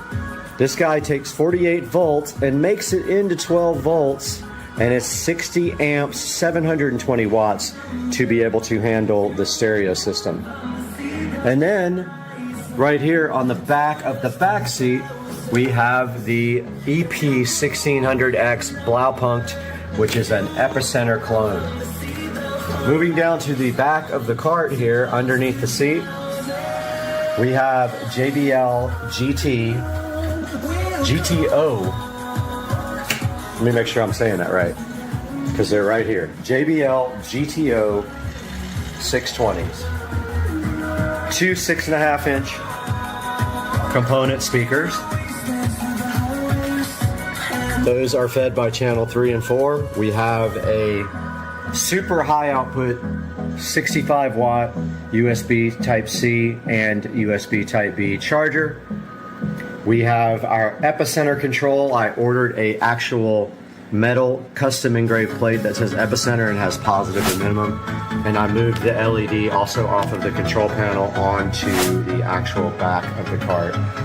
So that is the rear of the cart. Front of the cart, we have another pair of JBL GTO 620s, and they are 6.5 inch two-ways, and they are about $115 a pair. So I bought two pairs of those to round out the system. Let's move around to the other side here where we have better access to the dash. We're listening to no copyright music here because we will get copyright strikes. Taking a look at the dash here, this is the carbon fiber dash. Now, of course, it's not real carbon fiber, it's carbon fiber wannabe, and then there's a different pattern carbon fiber on the dash overlay. Moving to the actual dash, we have a Samsung A7 Lite tablet. It is about an 8.5 inch tablet. It does have a SIM card available. I ordered it, so it will have its own internet connection. It actually is being charged by this cable, which runs in behind the dash, and behind the dash there is a block with positives and negatives of 12 volts. There's a USB 12 volt to USB power adapter in the back that's feeding this guy right here.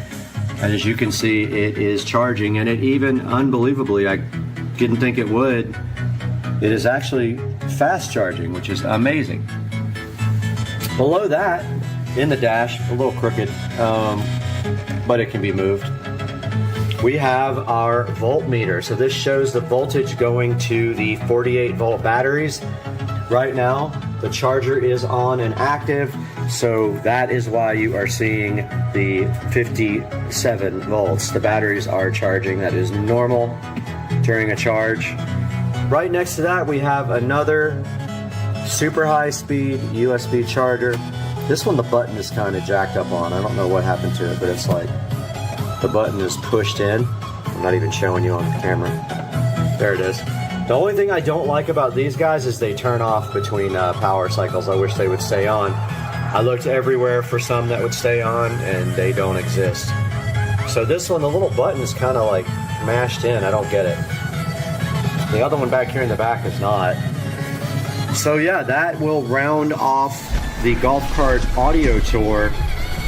And then of course down here we have our extreme mat. Now, there are some more things we got to get done to the golf cart. We need to do all the bushings in the front. We have a bushing set laying over here on the top of the lawnmower over there, and Joe is going to help me. Another cool thing about having a tablet, oh, by the way, the tablet is magnetic mounted. There's a magnet stuck to the back of the dash inside, and then this has a magnet plate on the back of it, a metal plate. However, it is not working great. So I ordered a second one for the bottom. If that doesn't work, I'm gonna order number 3 and number 4 for the side so that this thing doesn't move, because you can see it comes off fairly easy. I'm hoping another one will prevent that from happening, and if not, a 3rd and 4th will definitely keep it on there. So another thing cool about having the tablet, so I got subscription YouTube, so I can actually minimize YouTube and still hear music, but we can go to the speedometer, and it's supposed to actually spin. Yeah. I don't know why it doesn't stay.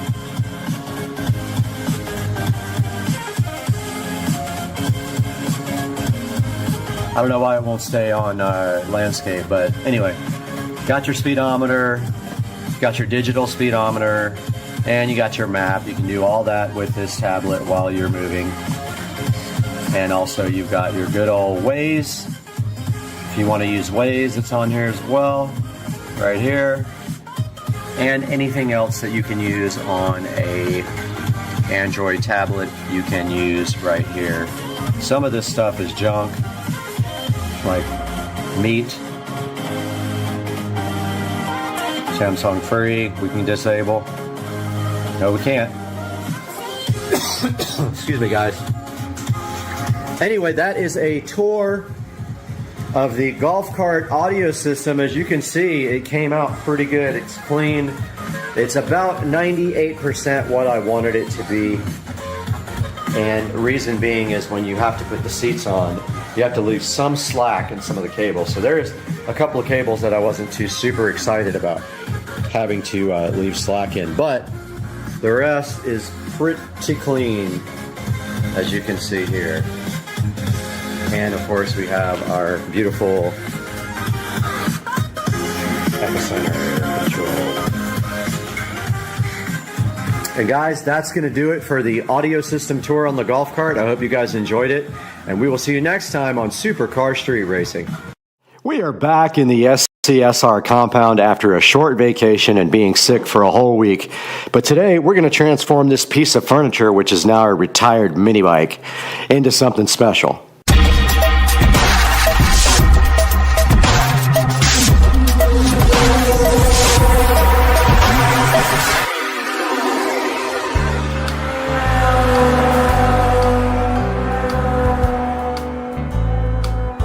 Welcome back, everybody, to Supercar Street Racing. I'm Brad, and you know where we are. We're in the Supercar Street Racing compound right now, and I was gone for about a week on vacation, and I just got back last night.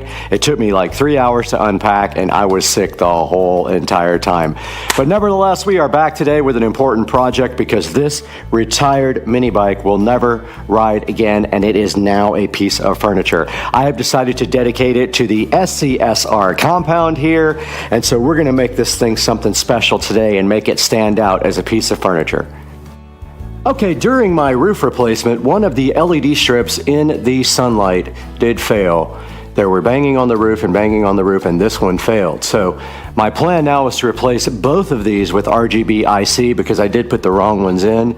This one is done. It is replaced. I ordered that one. It'll be here tomorrow. And so that freed up a RGB LED strip for us to use for the mini bike. It is not IC, meaning it is not individually controlled. It is just a standard Govee strip, and that'll be perfect for the mini bike. It won't do, you know, you can't address each LED, so it doesn't work like that. But we're going to be using that to light the mini bike, and then we're going to be using this cool plug-in USB LED for lighting the headlight up. We're going to come up underneath the headlight, just like that, with my light, and just kind of aim it like that, and it will light up the mini bike headlight and make it look like it is glowing. So that is our mission right here and right now, is to get some LED strips run. And I also ordered a runner for underneath this that is red, and so that will hide all the wires and everything, and then we will get power from back behind there. So let's get to work on running this Govee RGB LED strip now. And my plan is to go start underneath the fender, go up this little cross member under there, under the seat, down under the fender, and then come down under the bike. So it's gonna light up the fenders and it's gonna light underneath the bike and underneath the gas tank. So let's get to work. All right, we do have our LED strip, and unfortunately it has been stuck already, so obviously it may have some issues sticking, but nevertheless we are going to go for it and try to get some work done here. So I'm going to start under here. I want this whole thing lit up here. Now we may have to glue some of this on because it is kind of, oh, and it's dirty under there. I'm gonna have to clean before I stick this or it's not gonna work. I do have some spray glue just in case, but I need to clean underneath this. Got our Windex here and our rags. Hoping this lets it stick enough, but if not, I'm gonna use spray glue. Not very dirty, honestly. Only thing I haven't figured out is how I'm gonna get from the fender to the up bar. That's gonna be kind of crappy. Yeah. I guess I'll have to come out. You'll see it there. I guess I need a new plan because my original plan was to come out of the fender at the bottom here and somehow get up to this bar. Now I'm thinking there's no way across here. I think maybe I'm gonna have to go halfway, then up the side, then under. Yeah, I think that's what I have to do. It's just unfortunate that this has been stuck already because it's going to be really hard to put on. But I'm going to go ahead and start at the front. Again, I don't know where I'm going to start plugging in either. I guess I'm going to have to hide everything under here.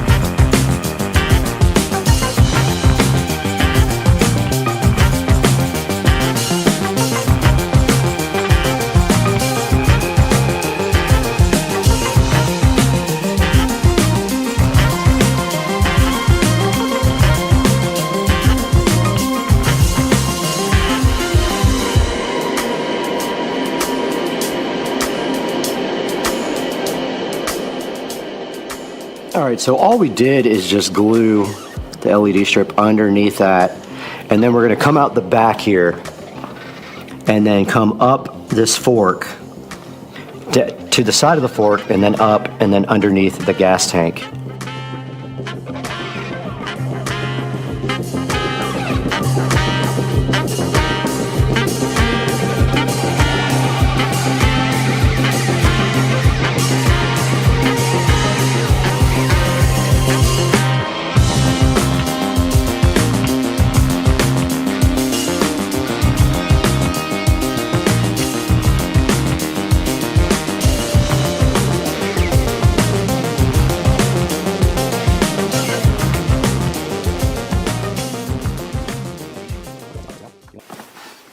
Okay, so now we need to come up underneath the tank. There's already a black zip tie there and there's some cables in the way. I'm gonna have to cut that zip tie. It's too bad I don't have any black zip ties. I gotta get some pretty quickly. There's a black zip tie already here for the cables. And that has been cut. And we're going to try to stay on the back side so you can't see the LED, making the run.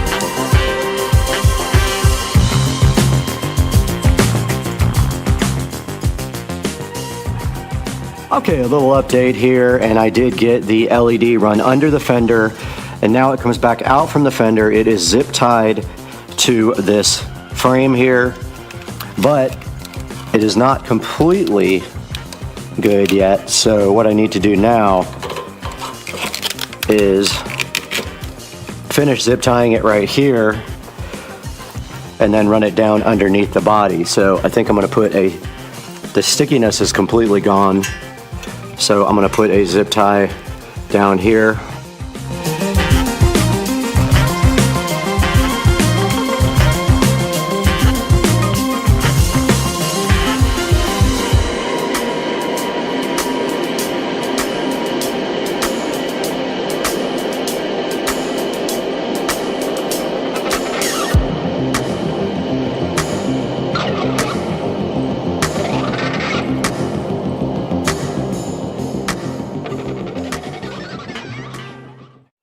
Okay, we can go ahead and test this guy out. We just need to connect the LED strip to the controller over here. Let me go ahead and do that when I get my hands free. All right, stepping back from the beautiful mini bike now, you can see what we did, and it looks pretty dang cool. Now all we have to do really is back here in the back, tape up where these LEDs are showing and reflecting off the fireplace with some black electrical tape. You won't be able to see them at all. And then get some of this LED strip stuck down where it's supposed to be and tied up, and then we will be looking great. So check it out. It goes underneath the gas tank, underneath the fender, down and below the bike. So it pretty much lights up everything underneath the bike. And we will be able to control this with Wi-Fi. And if we come here, we can then make it change colors.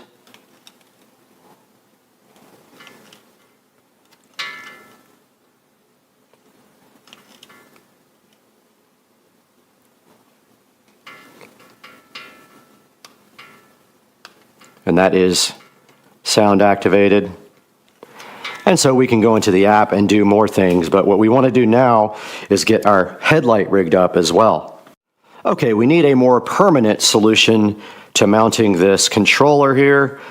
So what I'm going to do is bring it out of the back and hide it somewhere back here and zip tie it up all nice. And so I think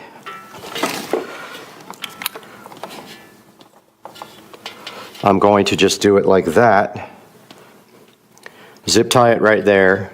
You won't be able to see it. And then I'm going to zip tie it to the back of the fork right here. So let's do that now.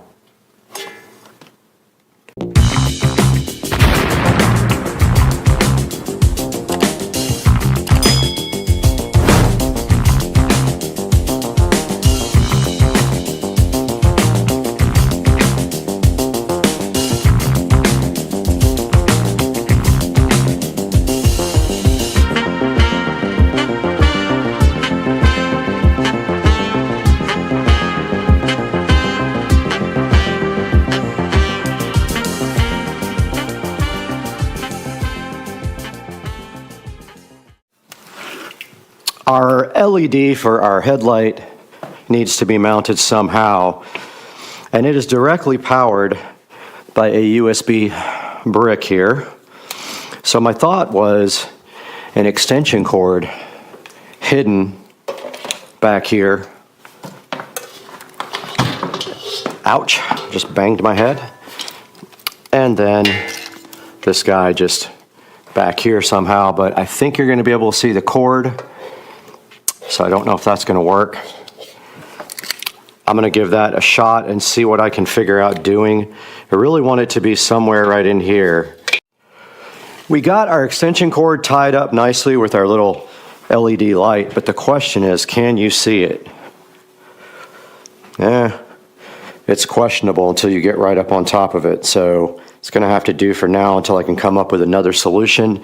Then the extension cord is going to run down the back and to the bottom, and then down there we will have a power strip kind of hidden, and it will get power underneath there behind this entertainment center, which we will grab from our huge power strip right here. Guys, we have finished our project 99%. All we need to do is get some black zip ties, our runner to get under there, and then we will update you guys when that is done. But we have finished all the wiring. We have our LED here for the headlight, which lights it up any color we want. It has a switch on the back. We have our LED underglow there, which is controlled with the Govee app, which I will show you now. All right, we have the Govee app open right now, and you can see that this is set on blue. We can switch it on green there, orange, or if we want to, we can go into a scene. Like emotion, we can go to enthusiastic, and we can go to happy.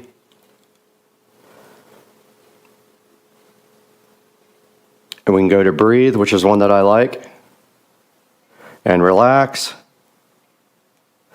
And yes, everything is controlled with the Govee app here. We just have to rename it because this used to be the skylight. And yeah, we're pretty much done with this project. It came out awesome. I'm hyped. And we just took this everyday ordinary mini bike and made it into something special with a little bit of ingenuity and a couple of little pieces of electronics.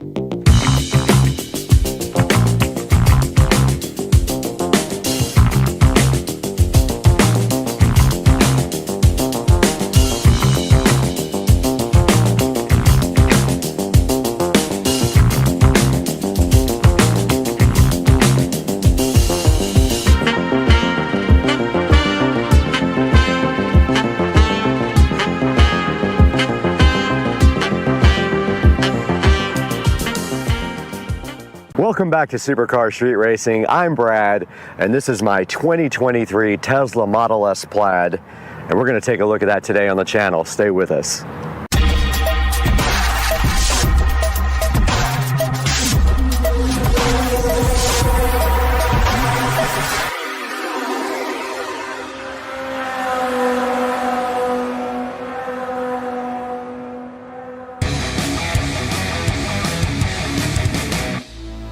Welcome back to Supercar Street Racing. My name is Brad. Hopefully you are tuned into the channel for more than the first time, but if not, welcome. And today we have my brand new 2023 Tesla Model S Plaid sitting here, and we're going to tell you all about it today. Now, the car was purchased back in April. It does have some modifications to it from stock, and we're going to show you that all today on the channel.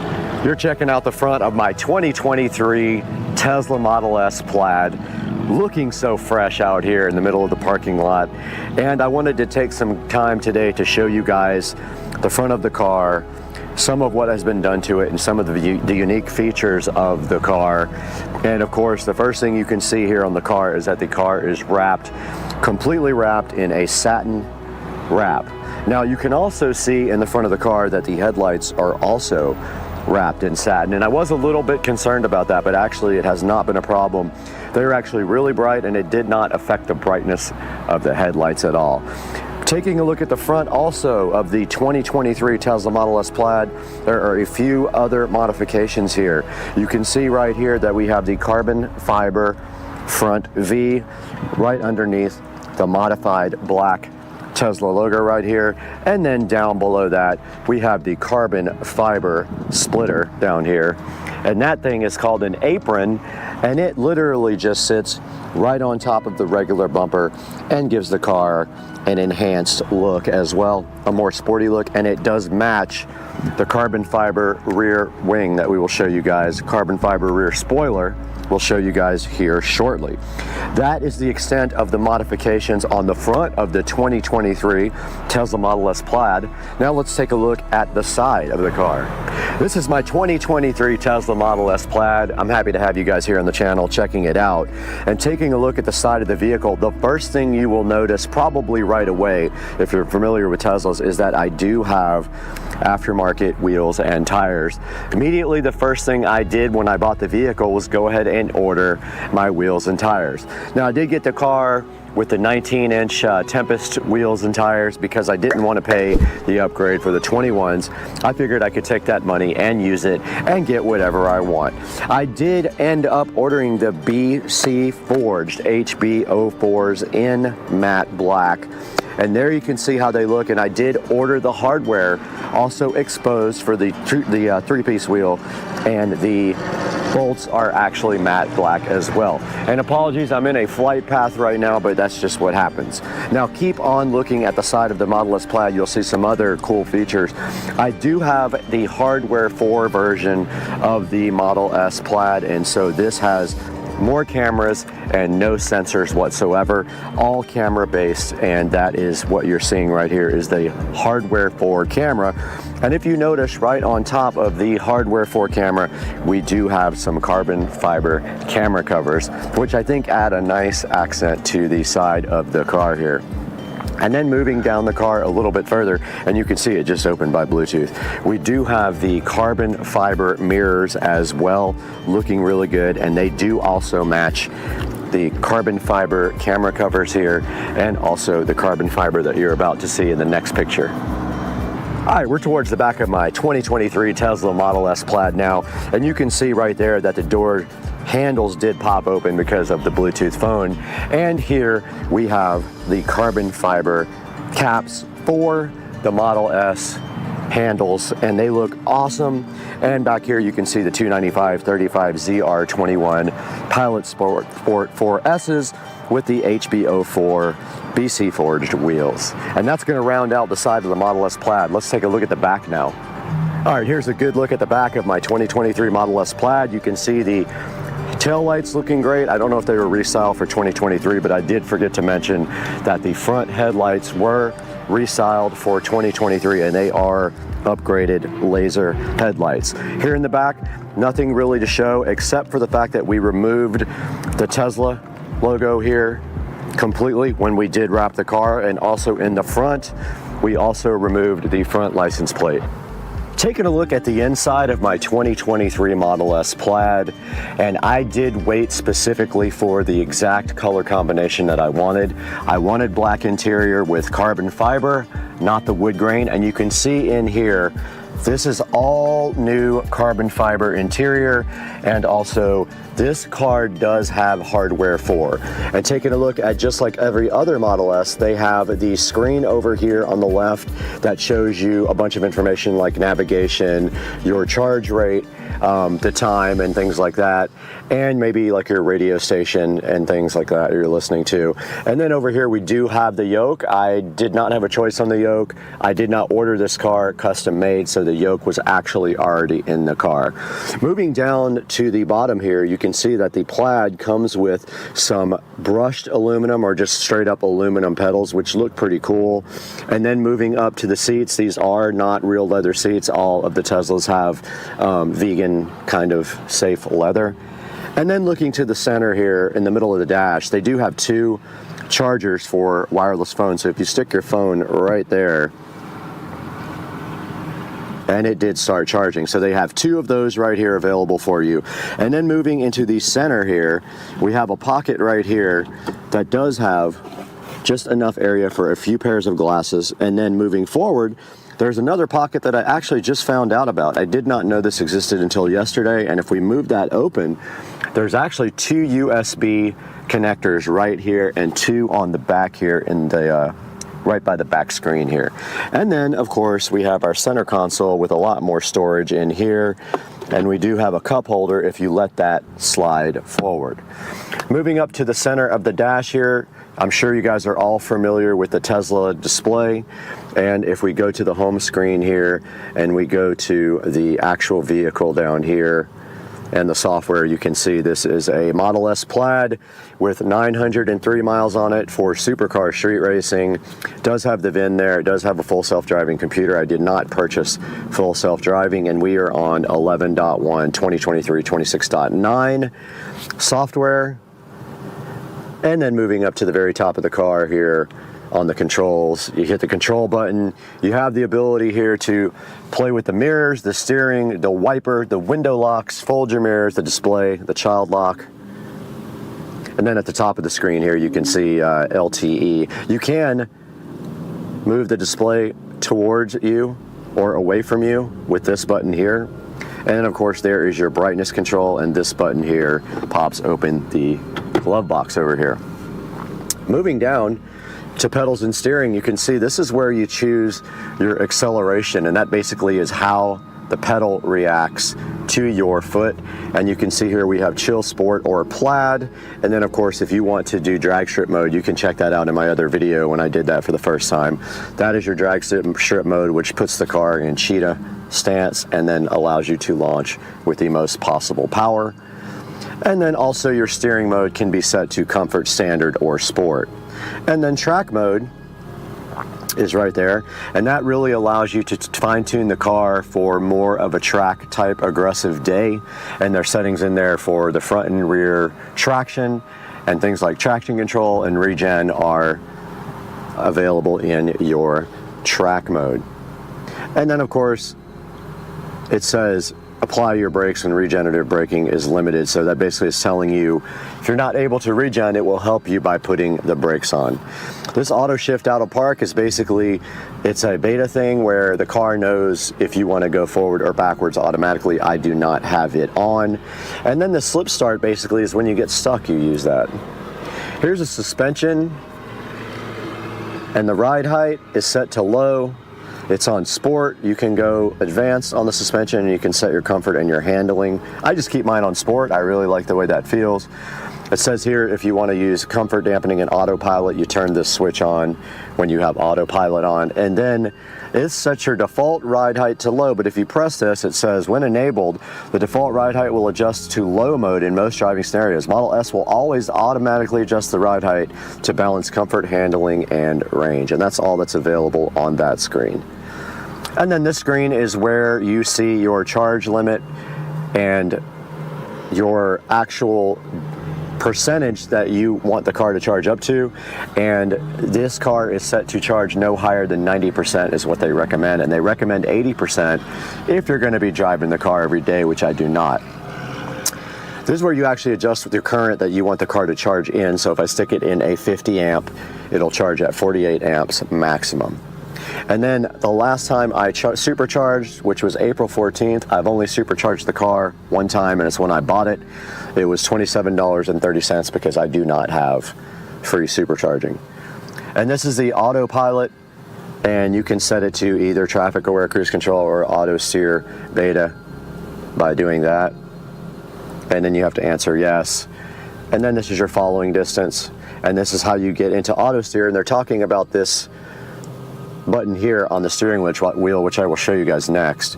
And this is how you set your speed and your offset for your cruise control. You can put a speed limit warning on there as well, a forward collision warning. You can adjust that so it comes on sooner or later. Here's your lane departure warning, and this can set to assist, so it will actually help you steer. And then here's all your other options: emergency lane avoidance departure, automatic emergency braking, obstacle aware acceleration, traffic aware cruise control chime, and green traffic light chime. Moving down here, this is where you actually set up your phone for a lock. So when I get in the car, the phone is on Bluetooth and the car will unlock and drive without a standard key. You can walk away and the door will lock, which I love that, and you can tell it not to do that at your house.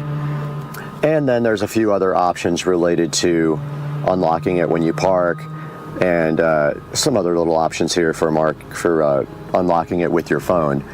Now, I do have the MyQ connected garage, which means my garage door opener is MyQ enabled, and I did subscribe for a lifetime. I think I paid $200 and something, and I am permanently set up so when we drive the car back home, the garage door does open and close. Taking a look at the lights, you can turn the front and rear fog lights on, the dome lights off, on or on auto, the ambient lights inside of the cabin here, and the auto turn signals, and the auto high beams, and then headlights on when you get out of the car. And then here's your display. You can set up all the different options on your display, tilt it to the left or right or center, the language and things like that, and your time and distance and temperature. And this shows your last trips here and how much your watts per mile was. And of course, this is for your navigation. This has your navigation volume, trip planner, avoid tolls, avoid ferries, things like that for nav. Service is where you go in and you can do different things like jack mode, car wash mode, things like that. It shows you your tire pressures. And software we took a look at already. It shows you your software versions and what you purchased as far as software. And with upgrades here, you can actually purchase upgrades on the car. You can get full self-driving. You can subscribe to full self-driving.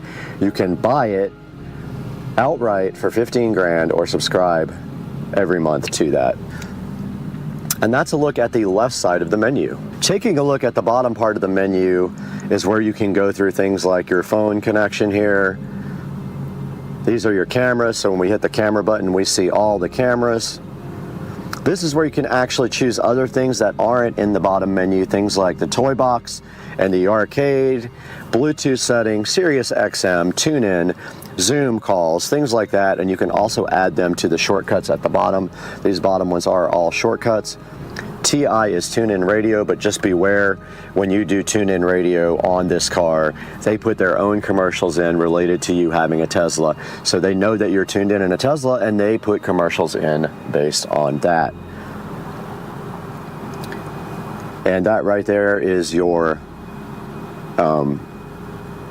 actual browser. And there's your Bluetooth and your Sirius XM. And that is a look at the bottom of the actual screen.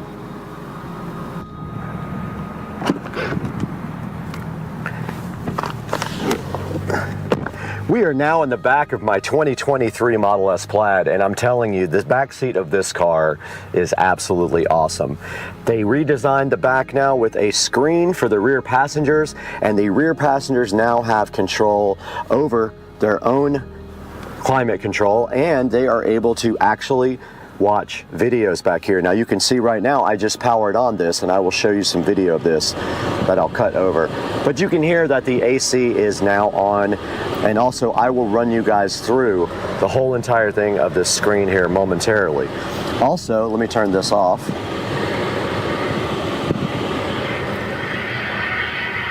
And of course, here comes the plane.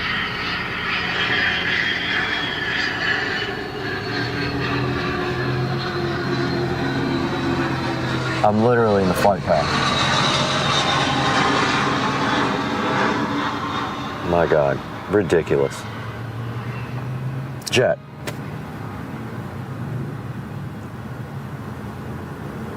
So also in the back of my 2023 Model S Plaid, there are two USB-C ports here, and I did confirm that would charge my laptop just with a USB cable. It's perfect for bringing your laptop along and charging. And I did locate the other two USB ports in the front of the car the other day when I was looking around in there, and I happened to find this hidden compartment. Now the seats in the Model S Plaid are very comfortable. I'm in the back and I'm not very tall, and I have the front seat all the way forward, but I can still sit comfortably back here, and I think they're some of the most comfortable seats I've sat in a car. We are back in the back of the 2023 Model S Plaid to give you a closer look at the climate control and the controls for the entertainment system in the back. And you can see right here, we have controls for our climate control right here, where we can adjust the back seat temperature. And that is the little fan control here. We have controls here for the seats, the heated seats.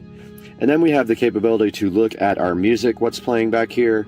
And then the cool thing is if we go here, we can actually go to YouTube, as you can see, and we have right here and right now, if we press that, there is the Supercar Street Racing channel right here, looking so cool. So yeah, the backseat drivers, or backseat riders, passengers, can actually watch YouTube and some other things while they are in the back seat. The front seat cannot do that, but the back seat has a choice of Netflix, Disney Plus, Twitch, Hulu, YouTube, or you can look at the Tesla tutorials. And then if you go back here, we can power this off and on our fan in the back and adjust the temperature. We are here in the Tesla Model S Plaid, and you can see that I have hardware 4, so I do have the capability to launch Steam and play Steam games. And also, we can actually play games in the car with the car stationary, like Beach Buggy Racing here. And when you play Beach Buggy Racing, you use the actual controls for the car. So you use the steering wheel and the foot pedal, and it is loading right now.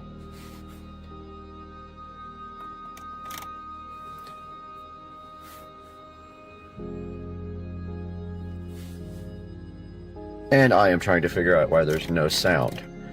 But the sound isn't what's important right now. It is important that you see that this plays with the stock factory steering wheel and gas and brake pedal. You can see here I am steering this guy with the car, and I do have my accelerator pedal. So that is how you play games while you are sitting still in the Tesla Model S Plaid. All right, we are back in front of the Model S Plaid screen here, and you can see that we are in the arcade. And if we hit launch Steam Beta here, it will take a couple of minutes to launch. There it goes, so it is starting up right now.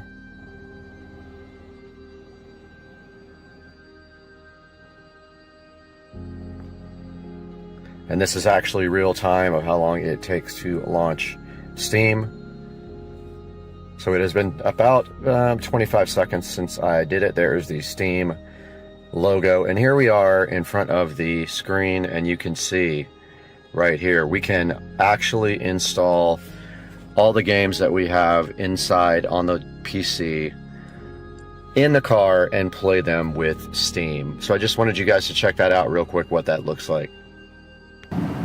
This is a look at the front in the Tesla Model S Plaid. Nothing much to see here. I've only been inside here one time. The only thing in here of note is a tow hook and the ability to change your washer fluid. Nothing else to see. Very clean. The probably first or second time I've ever opened it.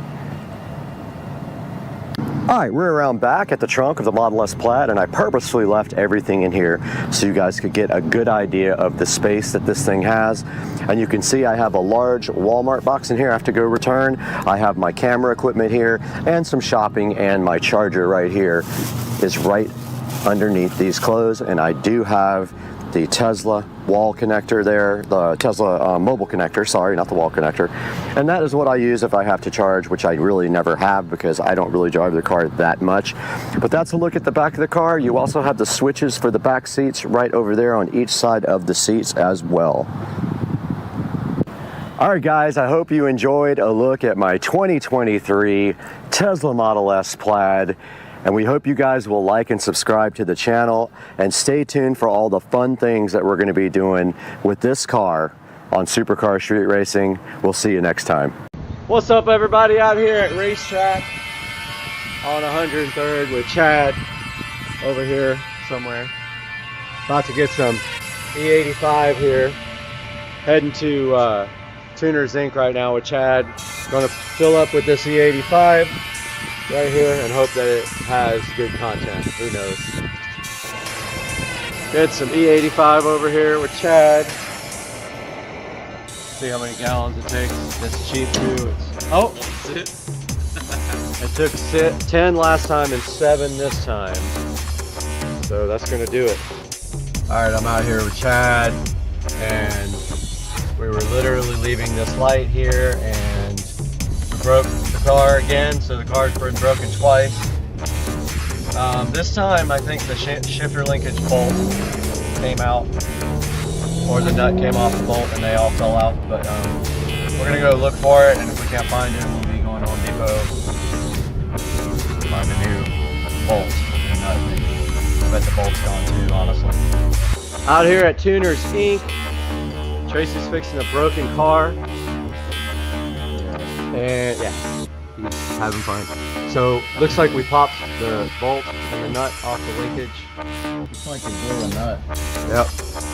And Looks like you blew a seal. and then haven't even told you, but I've been having trouble getting it into reverse, and I think I figured out why. But there's a good look at the link. Huh? Well, that might be it too, but I think it's hitting the lockout plate up top. I'll show you. Somebody removed the reverse lockout where you pull up on the ring. They took that out completely, and they have the shifter, like, I'll show you, it's gork. But there's a good look at the V160 transmission. Here comes Chad. About to get checked on the laptop. A little bit more. Well, you're centered on the dyno, never mind.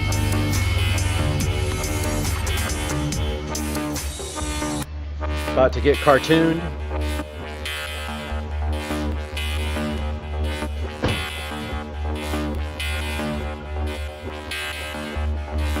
That's what broke, or came off actually, right there.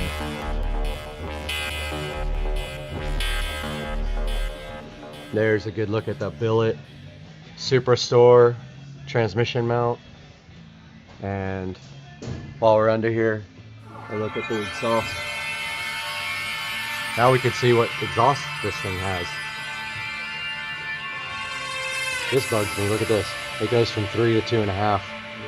From here to here. Yeah, you can take care of that. 2.5 not gonna. That's not much flow. No, it's not.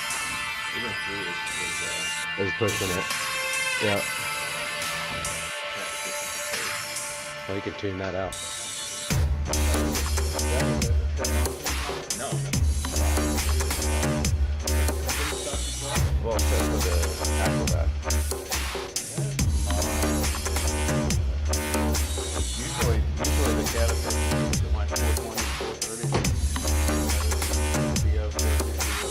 430. It says laptop in here.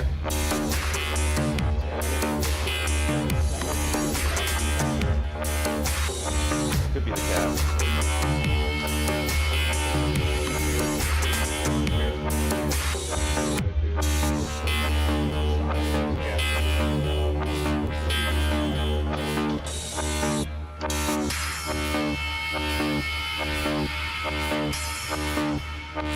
Reading the map right now, looks like 2.5 minutes. Okay.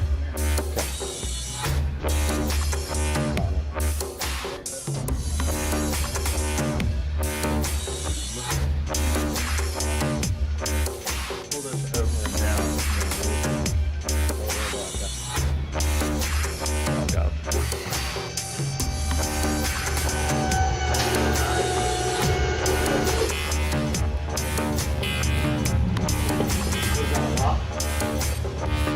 So you can let it down.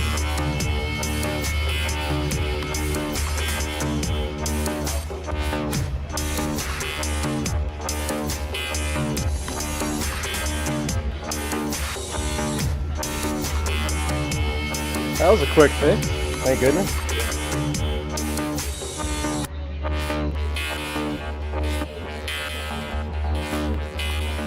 About to dyno tune this guy's car. 40 horsepower. He's gonna. That's a guess. It's a best guess. We're gonna get a baseline. What's your guess on the baseline? 430. All right, whoever gets closest, that'll make. No, baseline. Baseline. Wow, no wonder. All right, so here's the deal. Whoever gets closest, the other person has to buy lunch. All right, I got it. All right. So I say, and it's okay. So I think it's 4. 438 is what I'm going for. What about you? I'm gonna stay with 430. 430? All right, he says 430. I say 438. Tracy, you don't have to buy lunch, but what do you say? Baseline 445. 445. Final 480. 480. He's gonna make 40 wheel horsepower with no bottle. Such a liquor bottle. All right, we're about to find out. We'll get this thing strapped down.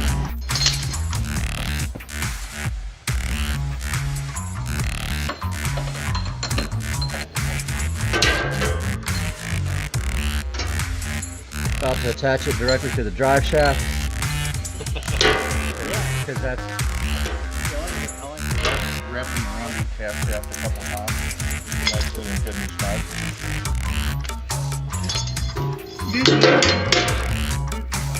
yeah.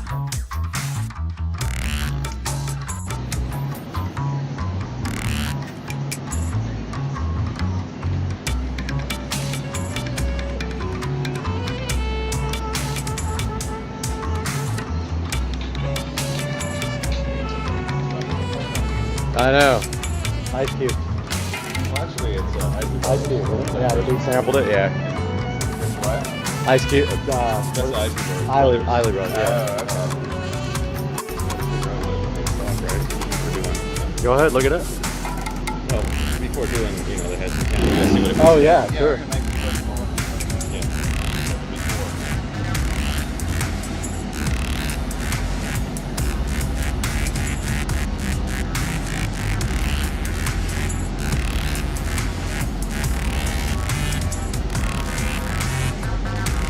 About to do a stock pull here.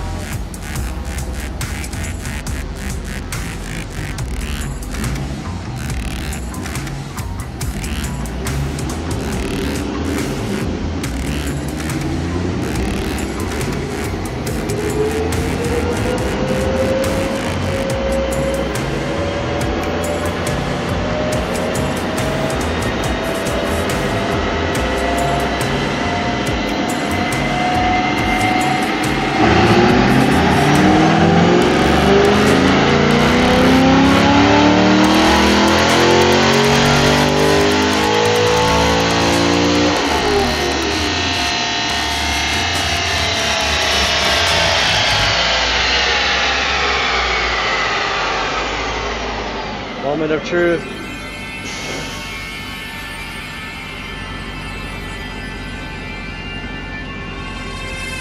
About to find out if you bought lunch or not.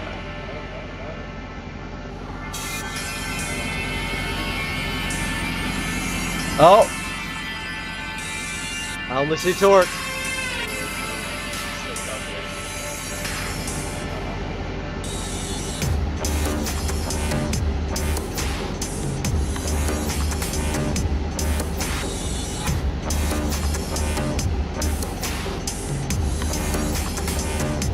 $427. 427. You were closer. Yeah, I bought lunch. We were all under.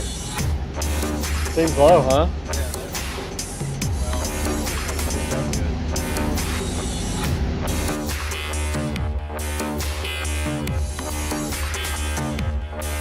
Where are you going, dude? Oh my god, that's cool. Wow. What's up, buddy?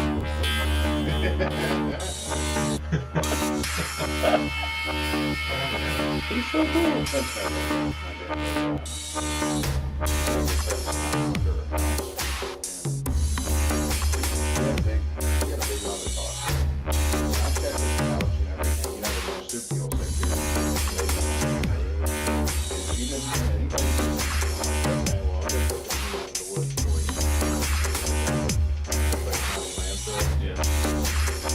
Just made a second run. 40 wheel horsepower with one adjustment. Look at that curve. Whole bunch of adjustments. One set of adjustments, I'm sorry. Yeah. Just look at that. All the way from the bottom, picked up. Big torque.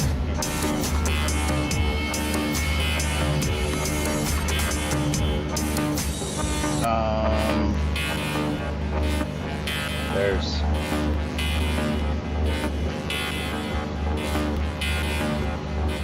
so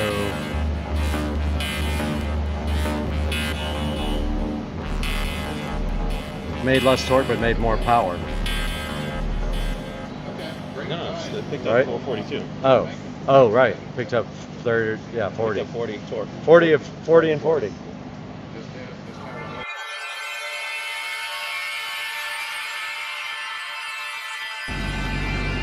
About to make another run here, see if we can get more.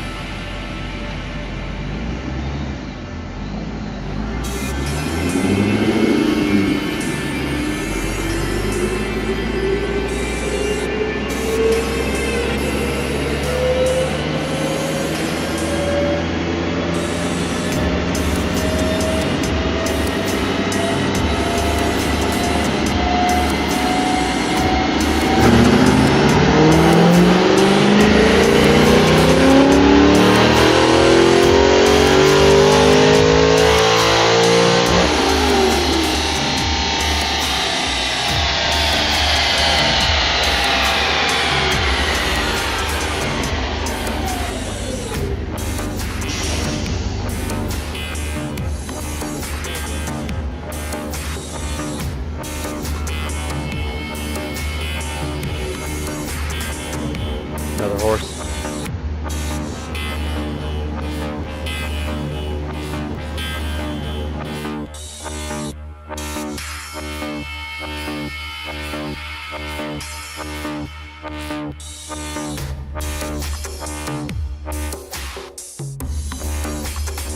Very dirty.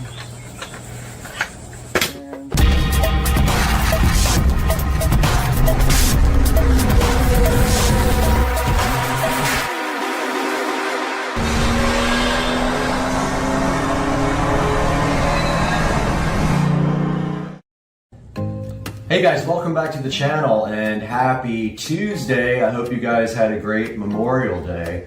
And today we have something special that we're going to take a look at. I'm really excited about this because I don't have any of this particular product, but I love Govee.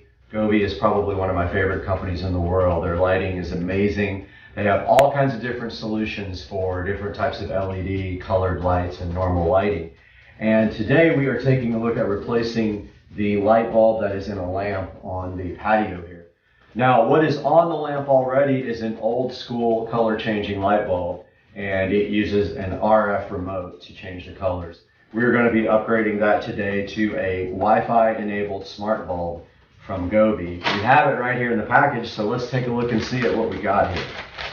All right, so here is the unopened Govee smart LED light bulb. So what I like most about Govee is the fact that you can take these bulbs and you can basically use them all with the single Govee Home app. So I buy mostly exclusively Govee products now.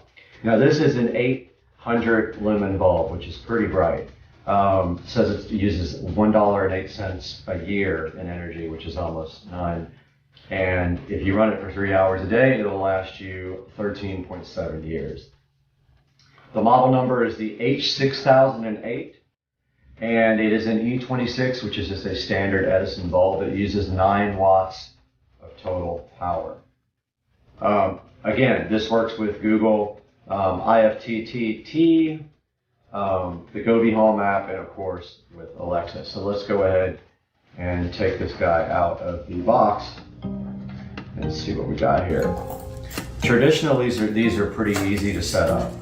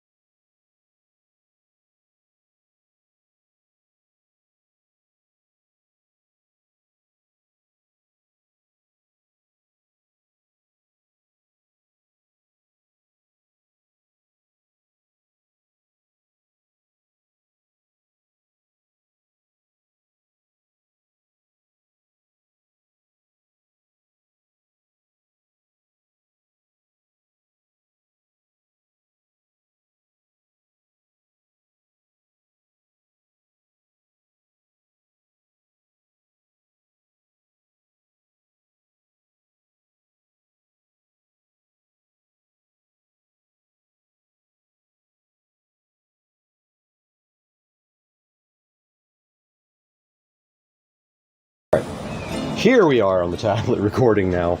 So we are going to first turn on our patio lights with our Alexa plug. Alexa will do that for us because we have a smart plug. Actually, I'm just going to flip the switch since I'm right here. So that turns on these patio lights and this guy, which is now on and warm white. So it did come on warm white. I don't know if you guys can actually see that, but let's get to our app here. So we go into the Govee Home app. My other LEDs you'll see here. Let's see. Welcome to Govee Home. No devices found. Interesting. I'm not logged in. Okay. I'll have to edit this part out, obviously.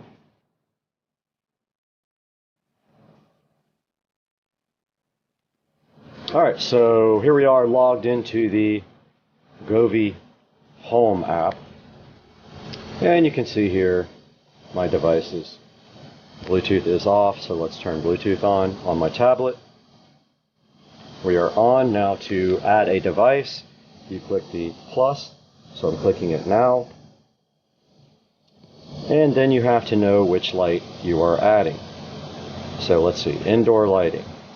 So we have the H6008, so we pick that on the tablet. It's one without the bulb. It doesn't have a bulb symbol, it just has a G.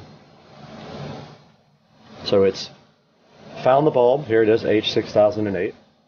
So we click on it. It's connecting via Bluetooth.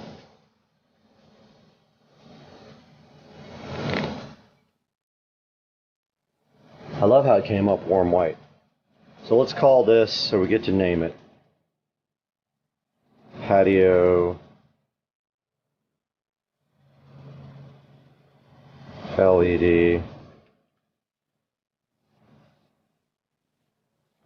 bulb.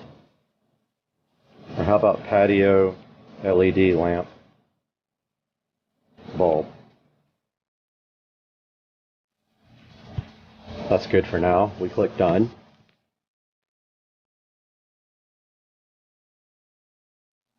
Now it's looking for Wi-Fi. Now don't forget I have multiple Wi-Fi, so I'm going to join one that is closer.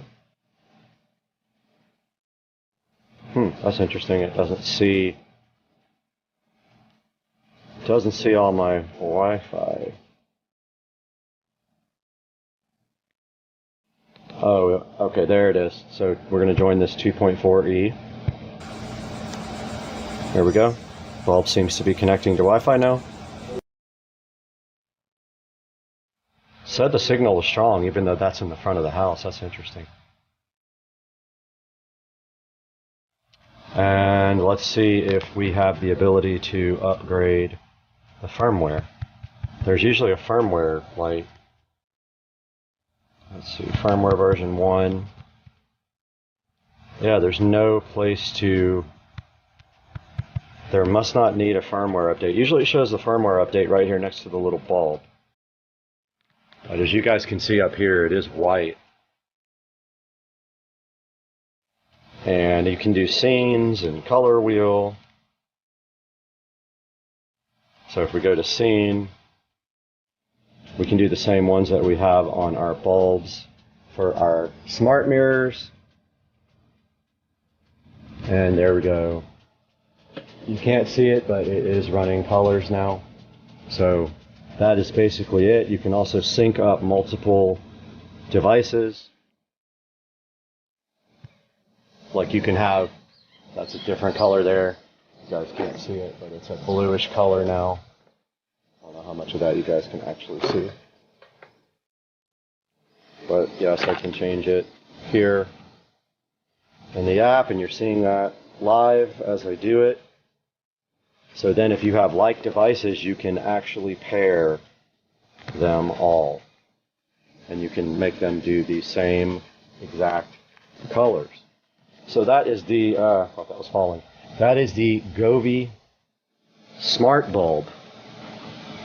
The Govee 6008 smart bulb, guys. I hope you enjoyed this little review and setup of this device, and I hope you guys have a good day. Yo, the moon looks insane this morning. Look at that. So cool. I think it's like 6:30. I don't even know what time it is. That is just the coolest thing ever. Furiosa had gone too far.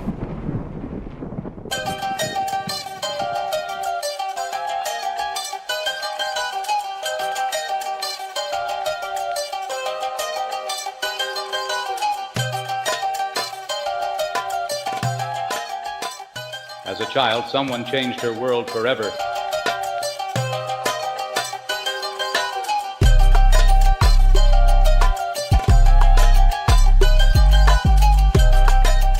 She thought her mother was magnificent. He took it all from her. He wondered exactly who she was.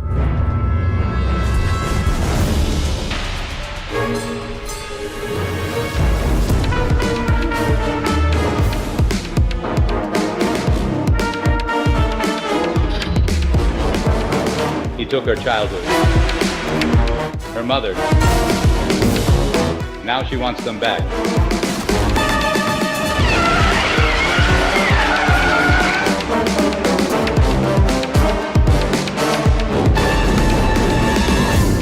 Even if it takes forever. She makes a promise to find her way home.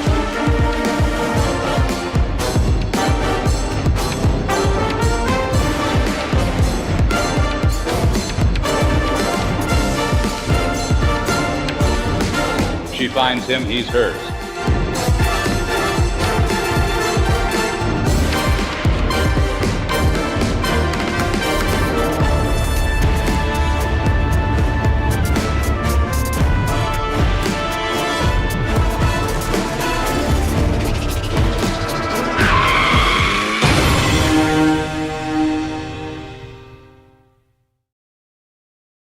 Bon voyage. Oh my God, she's insane. Whoa! You're crazy. Girl! I told you. All right, we're out here with the chef. It's Joe, Dukes of Duval. He's making chicken. He's making cube sticks. And what is the secret to this amazing recipe? Time. Oh, time with Just an need H. time. You need time. Just need time. Check out this dude. Hawkage. Sitting on the pond. Oh, bye-bye, Hawkage. I'm sorry you don't like me anymore and you flew away. Bubba! It's Rat TV! Cooper. And Cooper! Get it? It's Rat TV, Bubba! And Cooper! And Bubba! Rat TV! I mean, apparently my fridge is smarter than your mom is controversial because we have some great comments down here, guys. My kitchen, real quick. Please go check it out. The full video. We're on a cruise, and it's raining, and we got new friends, and it's raining. It's all right, go What? away. There's a big storm coming. That's what we need. Clear them out. Steer us around it. Yes, Captain, steer around storm. Clear them all out. Hey guys, welcome back to the channel, and we've got a huge update for you on this wonderful Friday evening in the Supercar Street Racing studio.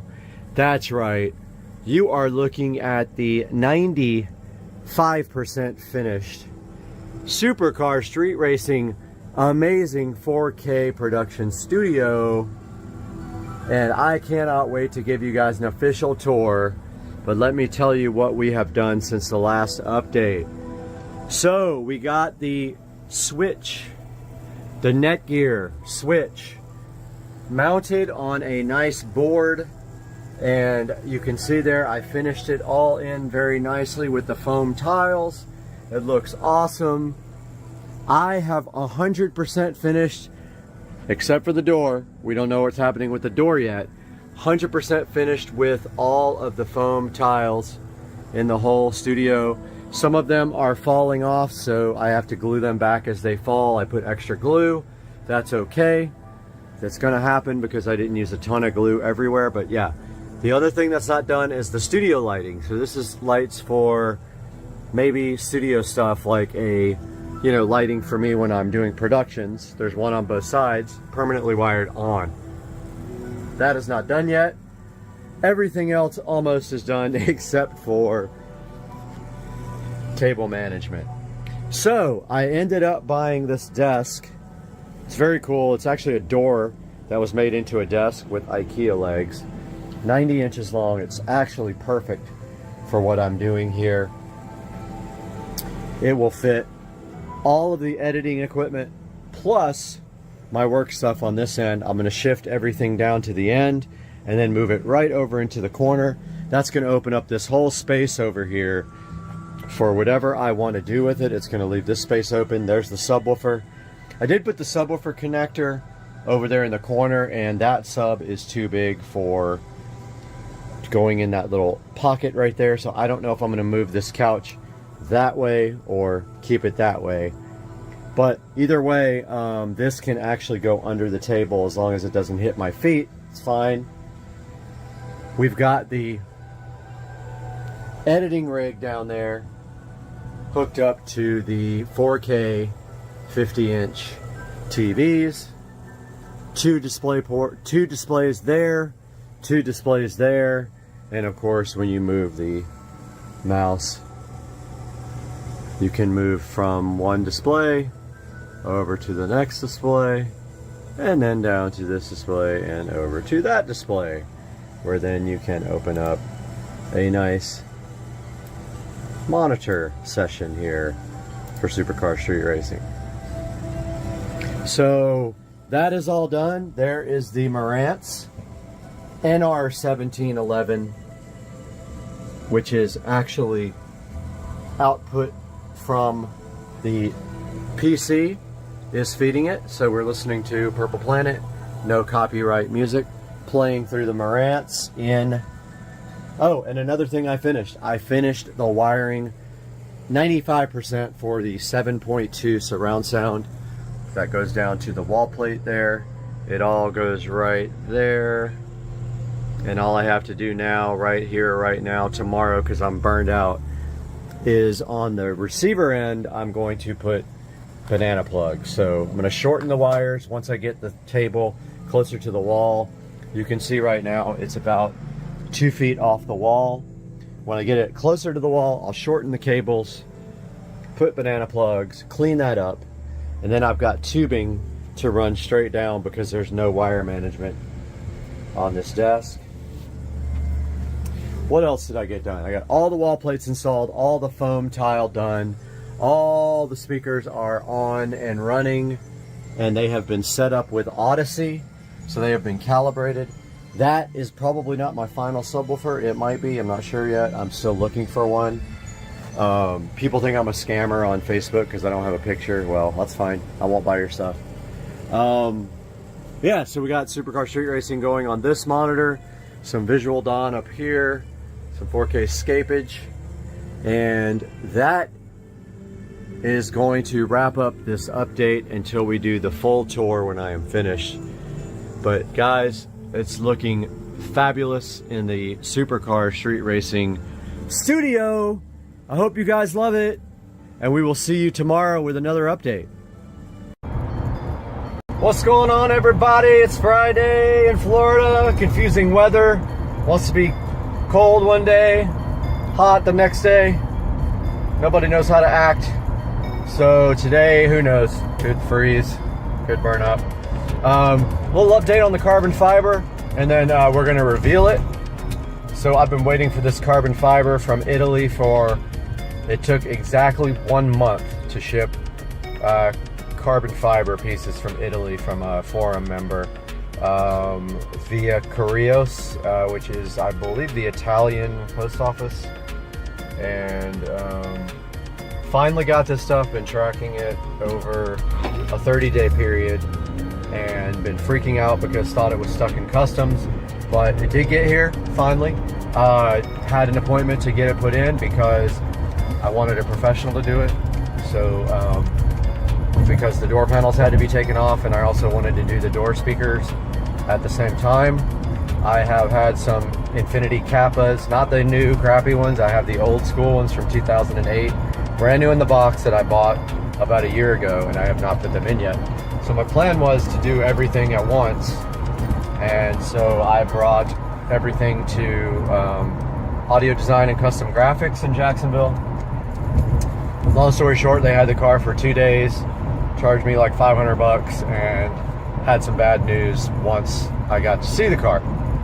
So the next thing you're going to see is the nightmare that I've been going through for about a week and a half now with this carbon fiber that I bought from a forum member who has not responded to my emails since I complained about a few things with the carbon fiber. So headed to the auto parts store, pick up some more Plastidip. I'll update you after that. Headed into Advanced Auto Parts to get some Plastidip, and I'm gonna show you guys kind of what they have here, what kind of selection here in a second. Taking a look at what they got here cleaning wise. Looking for some engine cleaner and shine. I don't even know if they carry that anymore. Still looking. Where's engine clean?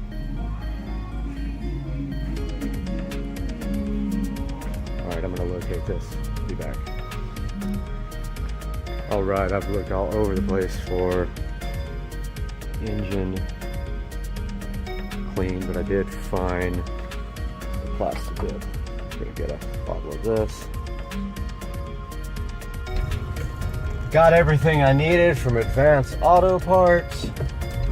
So I'm headed back home. Gonna do the big carbon fiber reveal, except for this line that I don't know if I'm going to be able to get around. So I'm gonna pull a U-turn here, which I'm not supposed to do. Found a bunch of stuff in the auto parts store for a project that is coming up. I've actually got 3 projects in the works, some how-to videos coming up. The first one though for today is the carbon fiber reveal. That's coming up right now. What's going on, everybody, out here in the garage? I'm gonna take a look at the stock parts with you guys first. So these are the stock interior parts. So you can see they are made of wood. Those are the door panel pieces there. This is the center console piece here. And whoops, hit me right in the head. This is the factory shifter without keyless go. And that is the factory cup holder, going to be explained, and the ashtray interior, which I'm going to explain in a moment. So let's take a look at this by putting the top down here. And you can't put the top down in the SL65 with the trunk lid open. So phone tried to pair with the Bluetooth on the joying and it stopped my video. But anyway, trickle charger is plugged in, so I can't shut the trunk. Unplug that. Close the trunk. And now we should be able to put this down to get some more light. There goes the roof. If anybody's wondering how that roof works,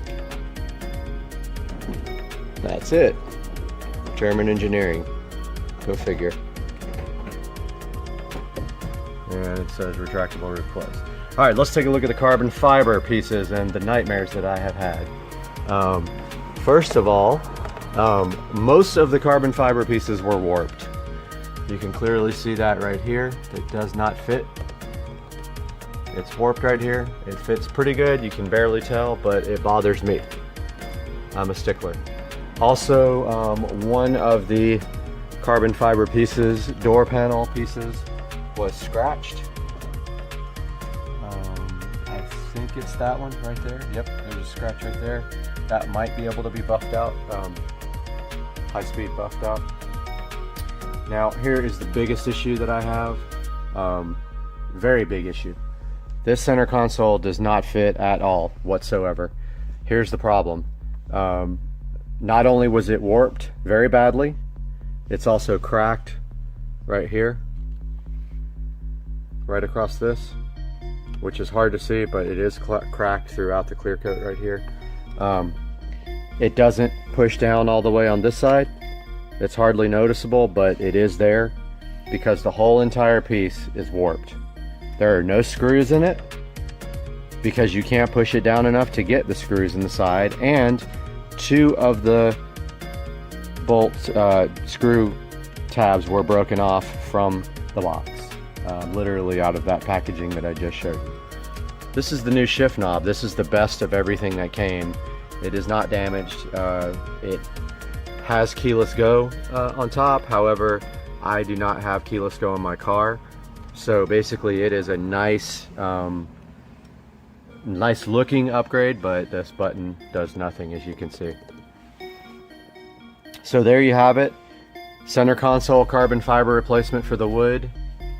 Door panel carbon fiber replacement for the wood. And door panel carbon fiber replacement. Yes, I have contacted the person I bought this from 4 or 5 times and they stopped responding to my emails.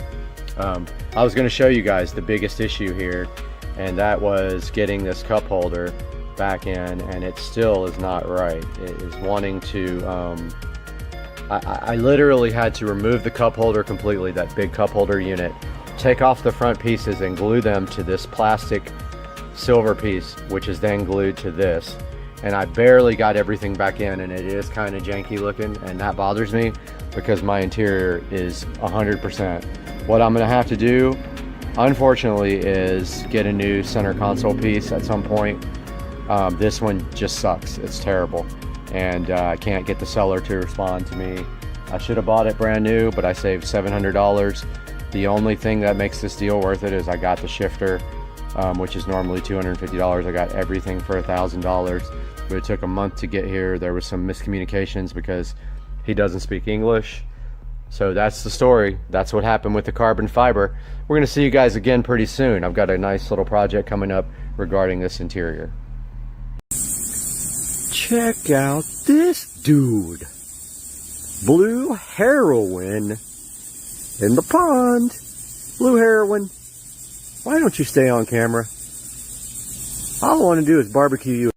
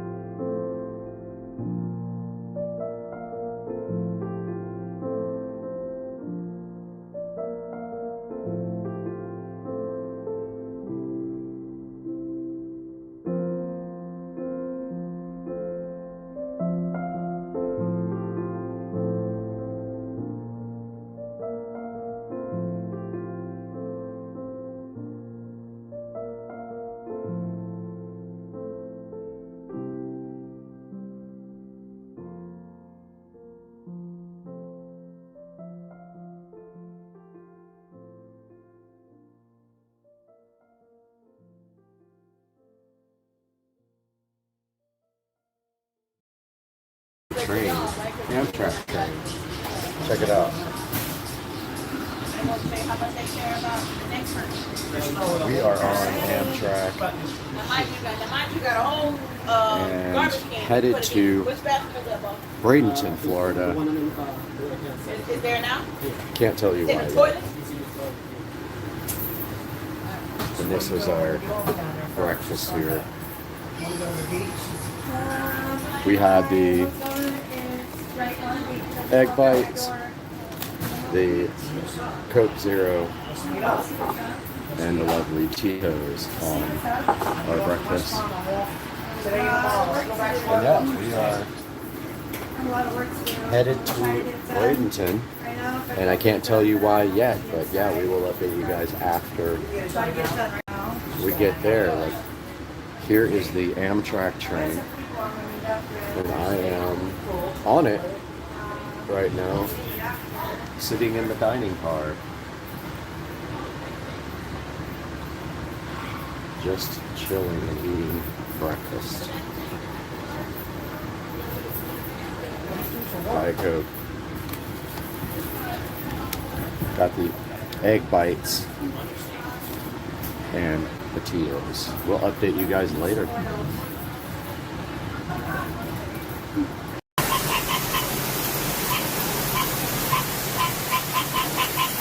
Frog attack? What in the... Frog, where are you, dude? You shut up. Alright guys, we are headed over to All Set Auto today on Supercar Street Racing.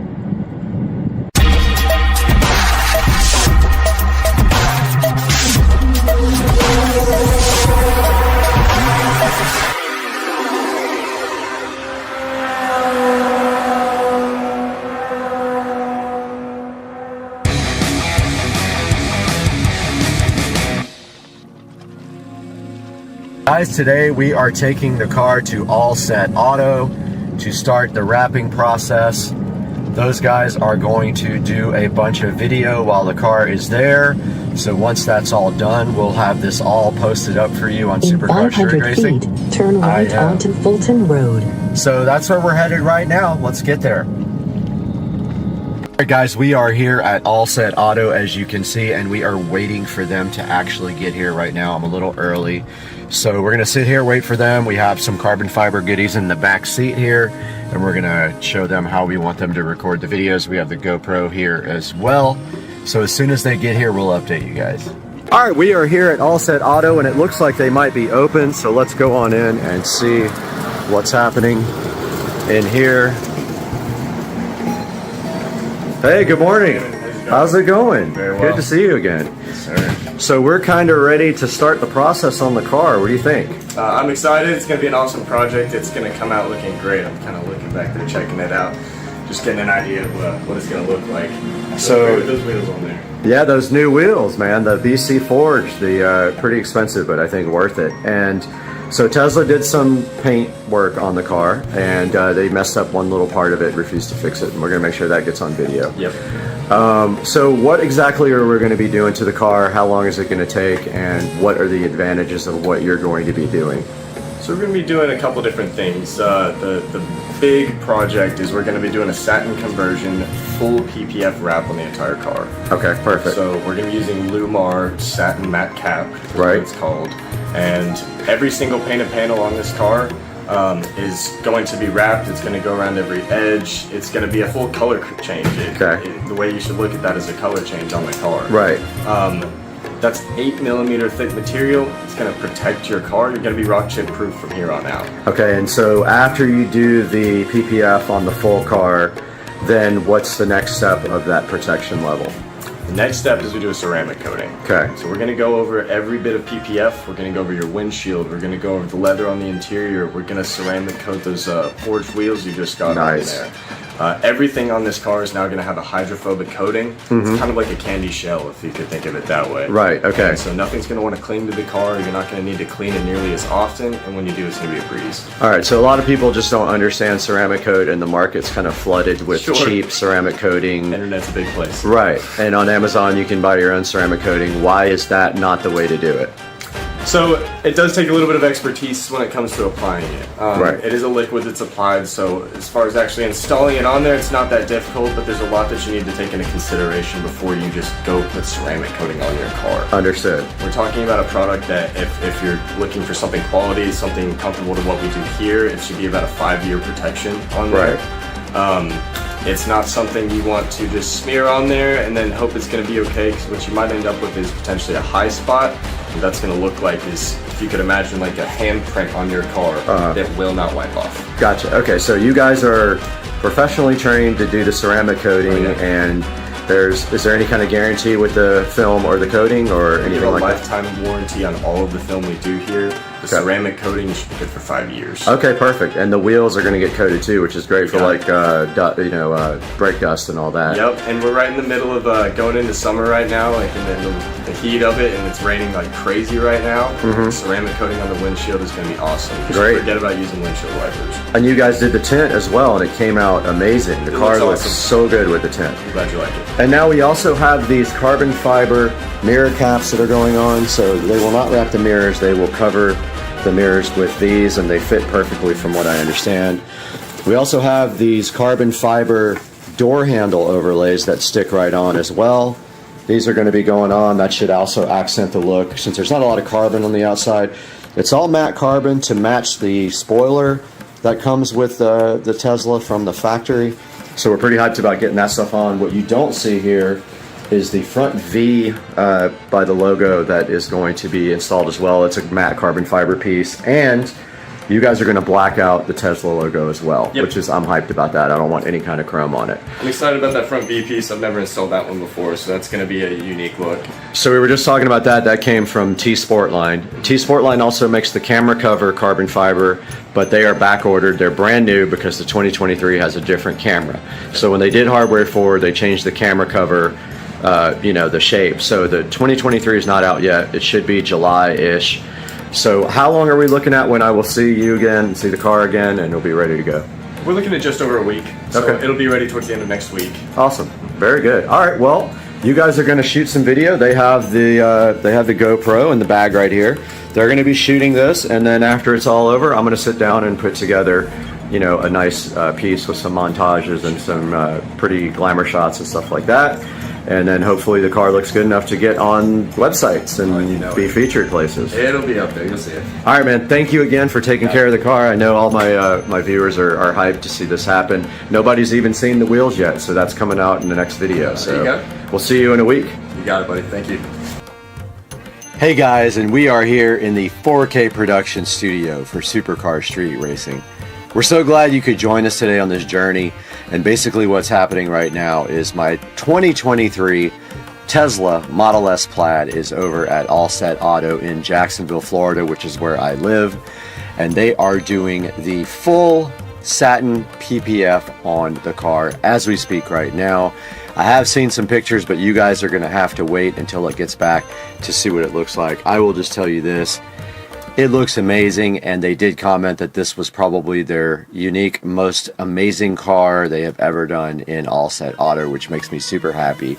I did see some of the carbon fiber bits getting put on, which is what we're going to go over today. We have them up on the screen right here. So first of all, we have the Model S Precision Carbon Fiber Side Mirror Caps. Now you can see right here, this is tsportline.com, and I will put them in the description of the video. And you have a choice here of gloss or matte carbon fiber on these guys. I, of course, got the matte carbon fiber because it matches the current rear spoiler on the Tesla Model S Plaid directly from the factory and the inside carbon fiber in the car. The car has all matte carbon fiber on the inside and outside from the factory, so you kind of want to match that look. So this is called the Tesla Model S Precision Carbon Fiber Side Mirror Caps. They are $299 for a pair, and then you can set here, they are different for the different models, so you have to choose like which model you actually have because the car changed in 2023.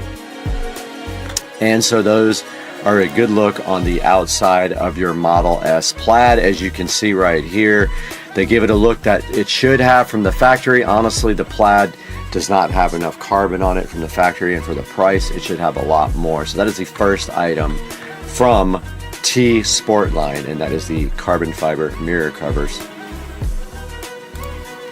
Now the other product here is the door handle overlays. They are real carbon fiber, and what happened to them? Yeah, it didn't. There we go. So here are the door handle overlays. They are $93 for a set of 4 of them, and literally they just peel off and stick right on the door handle.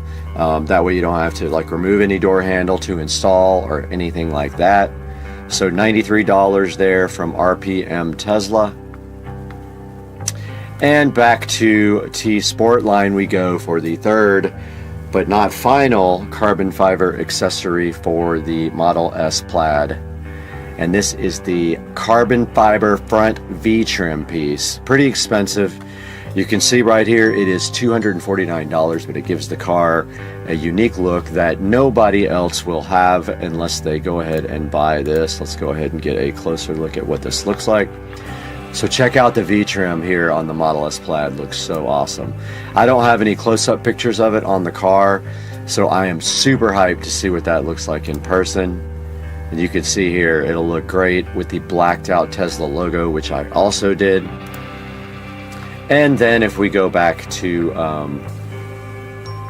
the main page here, we can take a look at their other, they're called the fender camera covers right here. This is also ordered in matte carbon, and you can see right here, since I have a 2023 and all the hardware changed, I had to order the ones for Autopilot 4.0, which has different cameras, and so those are actually on back order, so I am waiting for them to come in, but I will put a link in the description. Let's take a closer look at these guys. So these guys look super awesome, and I am super hyped to get this on the car. You can see right here. Let's go right through these pictures and take a look at how these look. How cool is that, guys? I am hyped for this. I hope you guys are too. So there it is on black. It looks super awesome, and you can tell it's gonna just look sick with the matte PPF, the satin PPF on the entire car. And this gives you like a little standout look from the other Model S or Model S Plaid on the market. And the other thing I wanted to take a look at directly with you guys is something for the front. I have not researched like a front splitter or front apron. Let's see what they have here. So they have a carbon fiber aero package for $4,000. Don't need that, I already have the rear spoiler. Let's go back and look at the front apron. 2023 front apron. So the front apron looks like this. Pretty cool. What's that difference between that and the front spoiler? Let's check it out. Let's see, Model S, carbon fiber. Yeah, I think it is this must be the rear spoiler. Yeah, okay. So what we want is the front apron.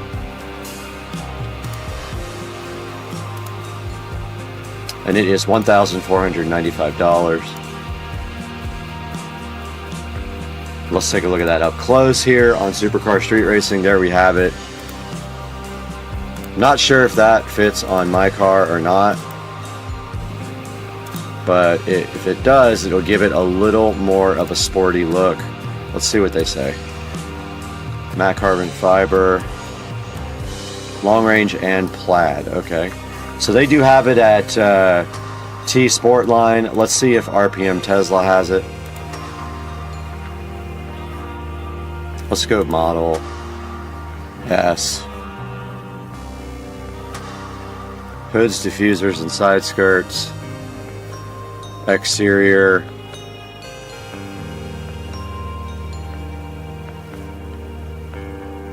Let's see. Not finding it here. Spoilers. Let's see if it's there. There we go. That's not carbon fiber.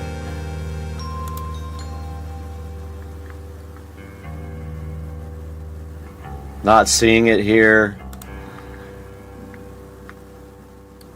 So I do have a carbon fiber hood for the Model Y. That's kind of cool.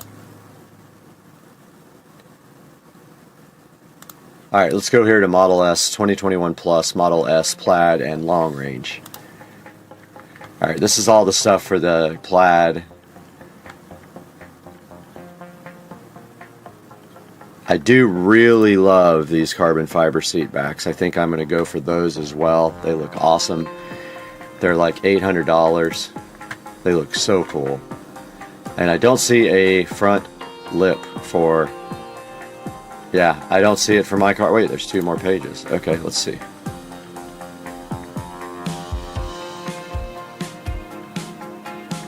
I don't see the carbon fiber apron here, so they may not make one for the car. We'll keep looking though.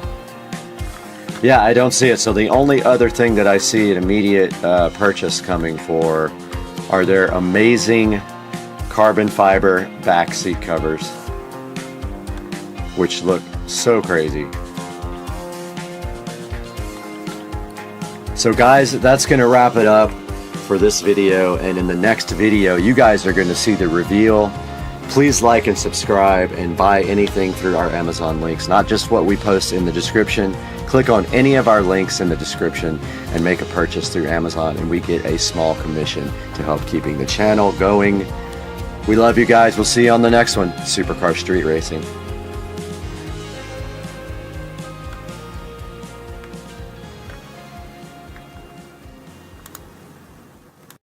Guys, out here in the Supercar Street Racing matte black garage, there's a surprise coming for this guy. But what we're doing today is we are going to be removing the Trojan batteries from this guy. They are shot and they need to be taken out. So we're going to go in there and remove them. And at the same time, we actually get to see what controller we have finally. And that's today on Supercar Street Racing.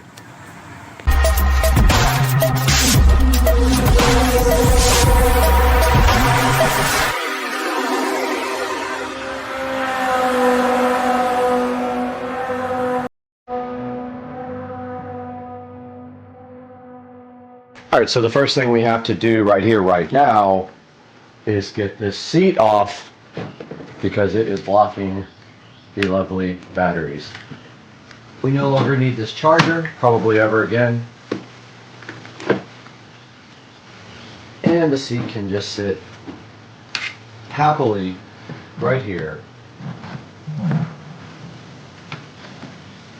while we disassemble this entire unit. Pretty much everything with red gets 48 volts.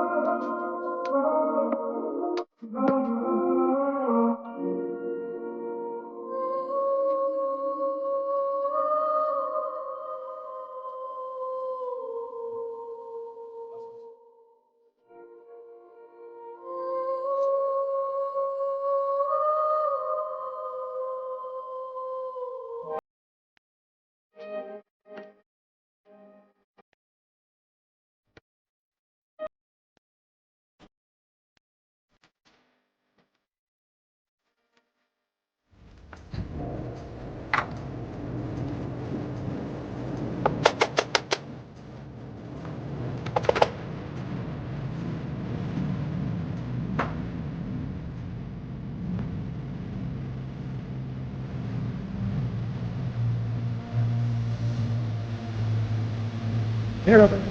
Yeah.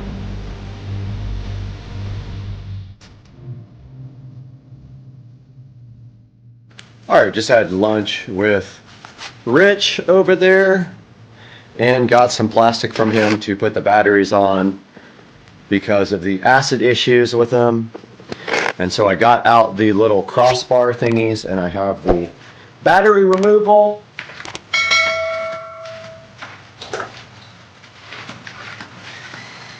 And this is how you remove the batteries. Like this.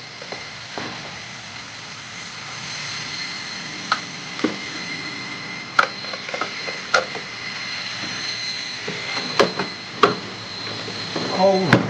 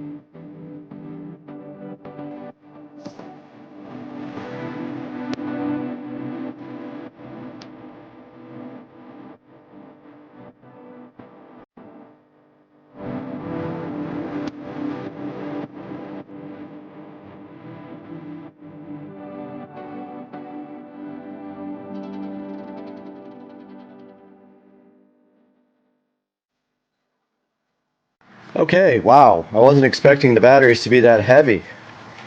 They are beasts. Got all the batteries out, and now we are going to clean out this. Made a mess underneath there with all the corrosion that fell out. But I'm going to try to clean this out as best I can. It's going to be difficult. I don't know. I'll give it a shot. Now that we got everything out of here, I'm going to go ahead and vacuum out as much as I can. And we'll get a good shot of that.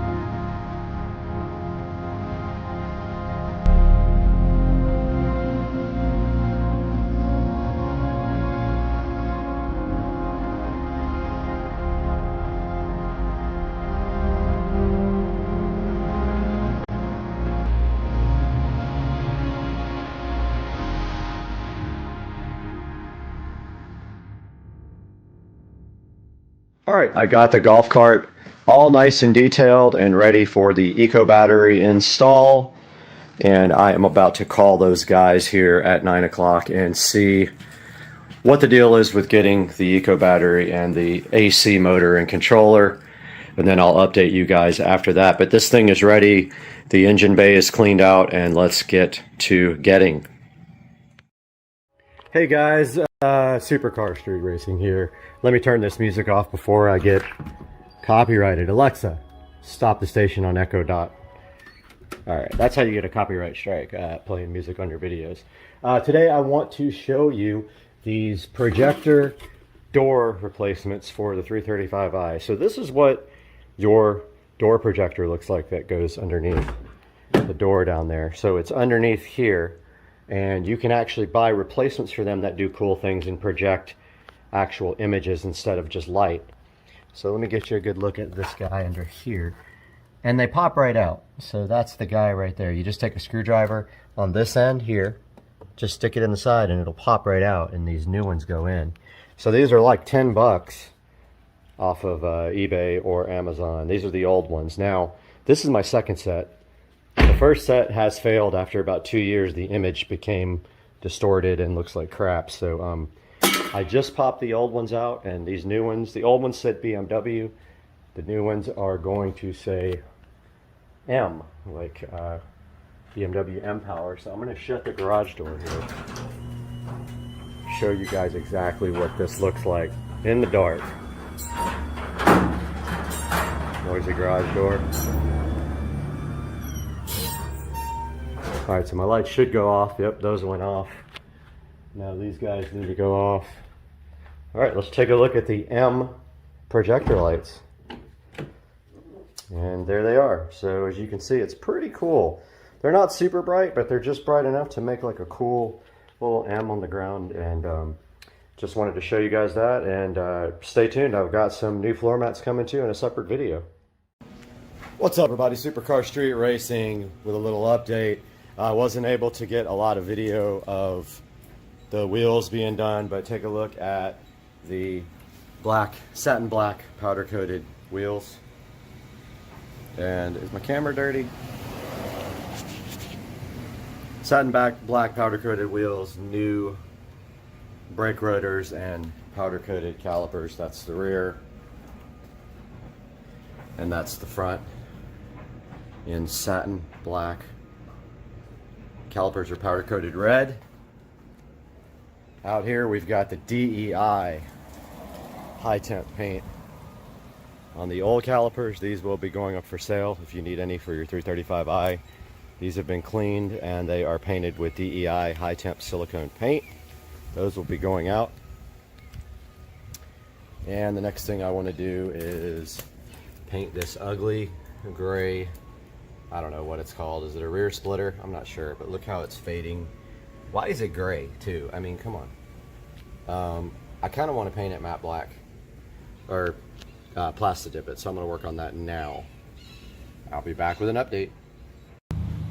Alright, we got the back taped off now. I learned to tape off a lot better than I used to because the stuff gets everywhere. But take a look at where that's fading is my main purpose here. And I don't like that this is gray and the rest of the car is black. I think it'll look good matte black. So I'm going to get my plastic dip here and put the first coat on of plastic dip.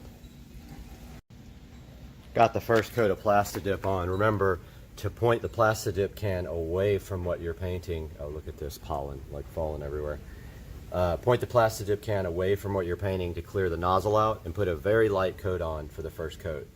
Wait 10 minutes and then do a second coat. We'll be back for that. Here is the stock brake calipers with the DEI high temp coating. I'm going to let that cure for maybe 30 more minutes before I flip everything over and do the sides that I couldn't get here. I don't have any really way to hang these things up to paint them. But this is matte black, which looks pretty cool. I think that's enough of a coating on the top, but we'll be back with an update. Alright, it's been about 10 minutes. I went ahead and polished the windows, but that's a good look at the first coat. You see it's a very light coat. So again, shake the can up good, make sure it's up to temperature. If it's not, put it in some warm water for about 20 minutes. So always spray away. It's going to splatter like after it's been sitting for a little bit, so spray it away to clear the nozzle. Second coat can be a little bit more thick. Make sure you put on uniform coats and get all the areas even underneath. And notice how I'm keeping it a certain distance away. Just keep it about, 6 inches away. You can see already where that was all faded out. That looks much better. So that's the second coat. I'm going to wait 10 minutes and come back and put the third coat. putting the second coat of the DEI high temp spray on. Just either tape up your rubber parts or just don't spray them directly, like for instance where this rubber boot is. Just try to avoid that part. Spray around it. Don't directly spray it, if that makes any sense at all. Trying to put 3 or 4 coats on this because it just covers a lot better when you do that. But here's a good look at stock calipers, completely cleaned, wire brushed and painted with high temp paint.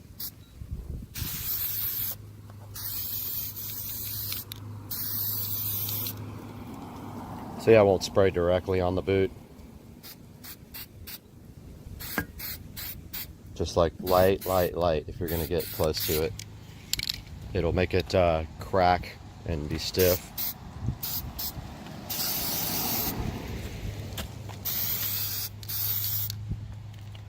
Yeah, so that's the second coat of DEI high temp spray. Same stuff that's on my exhaust tips, and you can see my video for that. Check it out when you have a chance. Alright, time to put the third coat on, Plastidip. Remember, spray away, clear that nozzle. Every time you do the, second, third, fourth, they can be heavier. Keep a uniform distance from the vehicle. Otherwise, you will get kind of, you have the can too far away or too close. It can make a difference in how, sorry about that, I'm not even pointing at it. It can make a difference on how the end product looks. It might be like bed liner if you don't put it on correctly. So I actually did that on my grill, and I don't even know how I made it so bad, but I did. The grill's real rough. You can't see it, but you can feel it when you try to clean the car. I think this might be my last coat. This is, what was it, 4? But that looks awesome. That looks so much better. I'm gonna let that dry, and that might be my last coat. Alright, so we're going out here for the final coat, because what I forgot to tell you guys is, when you do Plastidip, if you tape off trim, so it's easy with logos, like your emblems on your car, because you just tape around them, pull the tape off, and then pull the extra Plastidip off. But when you're doing trim or something like this, where you have tape right up against the Plastidip edge, you have to take the tape off while the Plastidip is wet, so we have to do one more coat. So here we go. And I forgot to point the can away, but it didn't splatter, thank goodness. So this is going to be the last coat, and I'm going to pull the tape right when I'm done. See how the tape is right there on the edge? You want to do that while it's still wet. So here's the last coat. I'm going to start pulling tape. I need both hands for that.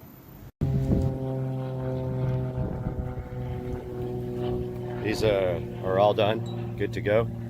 Anybody needs any 335i stock calipers painted black with high temp coating, let me know. Check this out. This came out absolutely awesome. It looks so good. No more faded paint. Hope you guys enjoyed this video.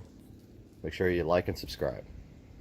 Alright, we're over here across the street in the Rich Street Racing shed, and the flow switch I think is bad on this Pentair because it no longer shows salt levels. So we ordered this new flow switch off of Amazon right here, and today we're gonna go ahead and install this for the Spivey team.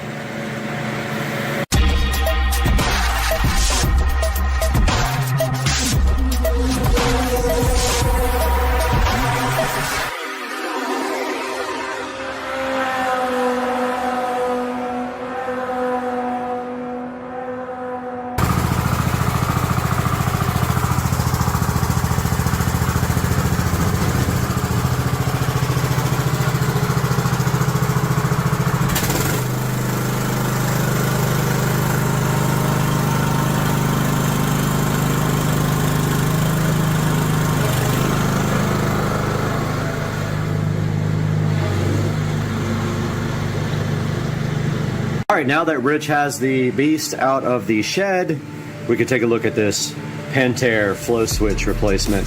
Now, Pentair wants you to spend money and get a whole new salt cell. If we go underneath this little cover here, there should be a flow switch that is probably bad and causing not to show a salt indication on the app. And so if we see right here, right now, this flow switch, notice it is hardwired to the salt cell. So we have to cut it and put our own on it. So we are going to do that right now. Here's the replacement, and hopefully the wires are the same color codes. Otherwise, I don't know what to do, but I'm going to find out right now. All right, we got the existing flow switch wire cut here. And if you notice here, this is a 4-wire with black, red, green, and white. And the new flow switch is white, green, red, and blue. And so going on to the purchasing link, there is a wiring code there. I'm going to throw that up on the screen for you right now, right here, and then I am going to start splicing these wires.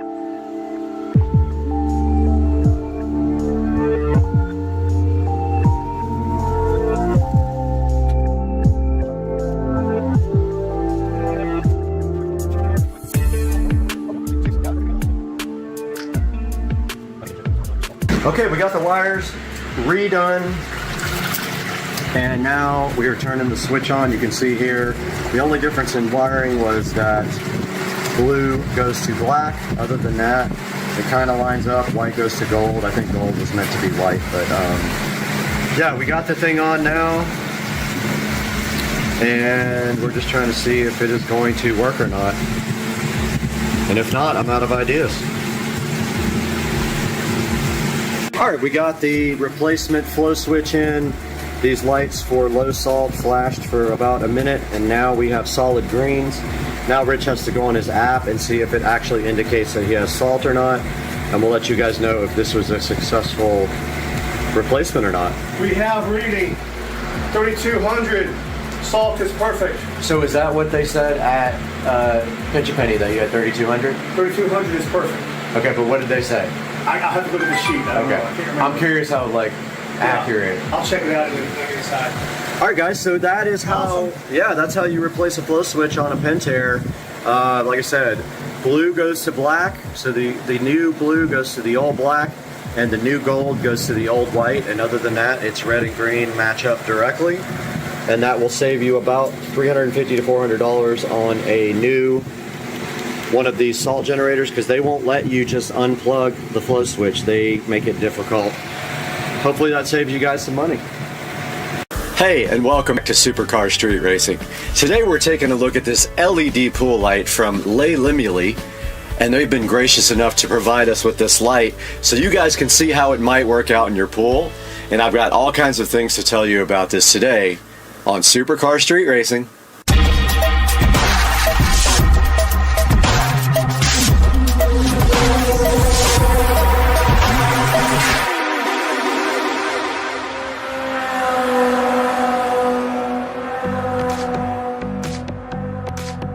So the first thing we want to talk about for this Les Limoulis beautiful pool light here is that it comes with super strong magnets, and that allows it to stick very well to any type of metal pool.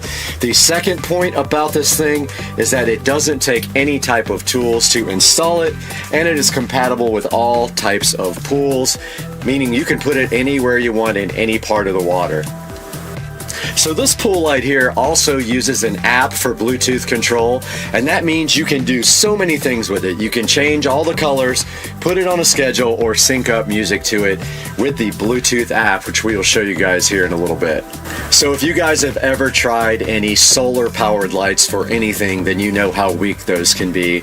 And this is amazing because it has a 26-foot cord, meaning it can reach almost anywhere, and if it doesn't, you could just simply add an extension cord, because that part will not be submerged in the water. All of that is waterproof as indicated in the manual. So yeah, this thing has a long enough cord where you can put it pretty much anywhere in your pool. So the Les Limoulis here also has a built-in transformer. There's no need to go buy a separate transformer. It's completely safe to swim underwater. So the Les Limoulis light is rated at IP68, and that is a dust and water rating. The IP just simply means ingress protection on the light, and the 6 means that it is dust resistant, with the 8 being that it can survive long periods underwater being submerged. So completely waterproof with the Les Limoulis light. Here we have the Les Limoulis LED pool light, and we're going to take a look at what's in the box right now. And here's a good look at the front of the box. Shows you that it's a 20-watt pool light, and it has an 8-meter cable, and it is IP68. And there is Les Limoulis there and the barcode for it. And right here, it's showing you the app that you use to control it. And on the back, I guess they also must sell some other besides RGB, but this is an RGB color LED pool light. And taking a look inside of the box, we have what looks to be some sort of mounting bracket, and on the back it says to glue it. We have a instruction manual, and we see who this is made by right here, and that is in China. And then there is some instructions here on how to install it, which we will be taking a look at here momentarily. And it looks like here we can put it in 3 different types of pools: steel wall pools, soft-sided pools, and then I guess where's the third type of pool? And okay, yeah. So the third type must be the glue type pool, which would be for any other type of pool. And then inside the box here for the Ley Limley pool light, we see we have quite a long cord here with a built-in transformer. They do give you some, looks like some glue. Not sure how well that will work or not, but we will give it a check out. And here is the actual device here, sitting so beautiful. And on the back it says Ley Limley there. 20 watt RGB color light. And that is all that is in the box for the Ley Limley LED RGB pool light. So as usual, we're not just going to tell you to buy this product, we're actually going to see how it performs and how it installs. So once it gets dark out here, we're going to go outside and take a look at this at the pool. Alright guys, we are in the phone, and the first step to getting the app for the Ley Limley LED pool light is to go to the instruction manual and scan. And let's put it on photo there, and it already shows that it wants to open that link, and we install the Duo Co-Strip app, as you can see here. And there goes the app installing. And let's go ahead and open that now. And that is how we will be using the Ley Limley LED pool light. We have to allow it location access, and Bluetooth has to be on. And that is the first step of getting this light working. Okay, now that we have the app installed, the instruction manual says to connect to the light, we have to do the following. We have to tap the settings icon, and we got to find that.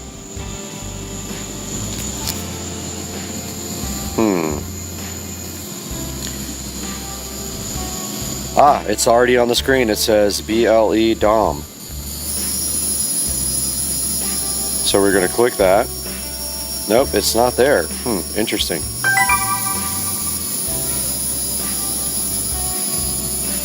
Tap setting icon and refresh icon. Okay, hit the refresh icon.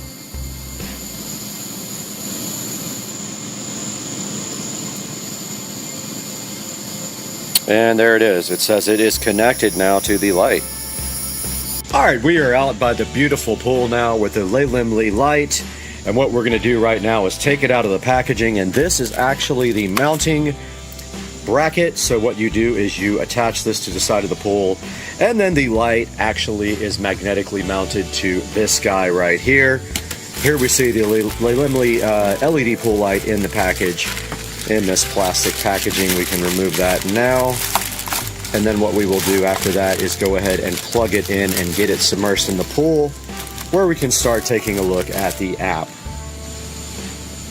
Alright, we have the Ley Limley LED pool light sitting here right now, and we will get to do this peel at some point. And I don't know how that actually peels. Let's see. Just like that. And now all we have to do is plug it in to supply power to it. And let's see how bright it is. And yes, it is very bright. And now we will proceed to put that over into the pool.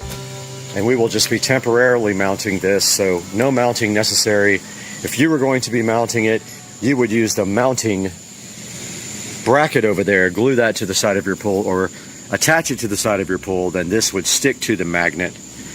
And then we're just going to put this here until it gets dark enough to actually show you the app and how the light looks underwater. Okay, we are back outside where it has gotten dark, and we are with the Ley Limley LED pool light. We have the app open now, and we're also recording on the other camera, and where we can go back and forth. And you can see here on the app, we can just hit one of the presets like green and purple. And that's really purple. Or this classic colors here, and the light is responding to the Bluetooth control. It is very bright. It's actually much brighter than my regular pool light. And we can also go over here to style and go to any of these preset styles here. That's blue strobe, green strobe, red strobe, 7-color strobe. And there are all kinds of presets for here for you to actually go through here. Those are gradual changes. Then of course you can do music. All right, you can see also here we can adjust the brightness and the speed of any of these presets here. I just changed the speed there. And the brightness can go down as well. As you see there, it did get a lot lighter. And moving back to the front page, you can also use the color wheel to change the colors. And we just showed you that we can use the microphone to adjust it, or we can use a regular music clip to also adjust it. So we would have to have some no copyright music on here in order to do that part. Guys, I hope you enjoyed this review of the Leyland Lee pool light, the RGB LED pool light. We took you through all the parts of the apps. We showed you that you can just adjust the colors, the brightness, and the contrast. It is very bright. You can see here how good it makes the pool look at night. And that is going to wrap this up for our review of the Leyland Lee LED RGB pool light. Guys, you just saw the Leyland Lee LED pool light. I probably mispronounced it a few times. Sorry to the wonderful people for us. And we just tested it out there in the Supercar Street Racing pool, and it is very bright. In fact, I think it's actually brighter than my pool light I have now. Now we are giving this pool light away to the first person who can get the most referral subscribers in the channel. And what you need to do that is you need to help me get subscribers, and then when someone posts a subscription to me, have them post your name in the comments, and whoever gets the most comments that said I was referred by this person will get this Leyland Lee pool light absolutely free. So please get someone to subscribe, get multiple people to subscribe. When they subscribe, have them leave a comment. If they leave your name the most times, like in other words, each person that subscribes to me has to get a new subscriber that has to then leave your name in the comments. If that happens and you have the most new subscribers to Supercar Street Racing, you're getting that light absolutely free on me. I'll pay for the shipping and everything else. So go get some people to subscribe for me. Get them to put your name down in the comments section. Now, checking out Amazon right here, we can see the Leyland Lee LED pool light, 20 watt color changing magnetic underwater light. It is app control, it's dimmable, it's IP68, that is ingress protection. 6 being the dust level, and 8 being that it can be underwater for a long period of time. It is not 12 volts, it is actually 110 volts. It probably is converted to 12 volts via the transformer that comes with it, so don't get confused about that. So, yeah, you should go ahead and order this. It's $79. I highly recommend it. They have an option to get a 2-in-1 of that, so you get 2 lights. And here's all the goodness about the Leyland Lee light here, and there's a bunch of pictures here with it, and also a video here showing it, which we will now post at the end of this video. Maybe if we can get this thing ripped, we will post that at the end of the video. But guys, remember, the most referral subscriptions to me and they put your name in the comments section, you will win this Leyland Lee LED pool light just for yourself. And we appreciate you guys watching the channel so much. Please like and subscribe, and also buy things through our links in the description. It doesn't matter if you buy this, anything you buy from us will contribute to our earnings, because we don't make any money on the channel. We love you guys. Have a good day. We'll see you next time on Supercar Street Racing.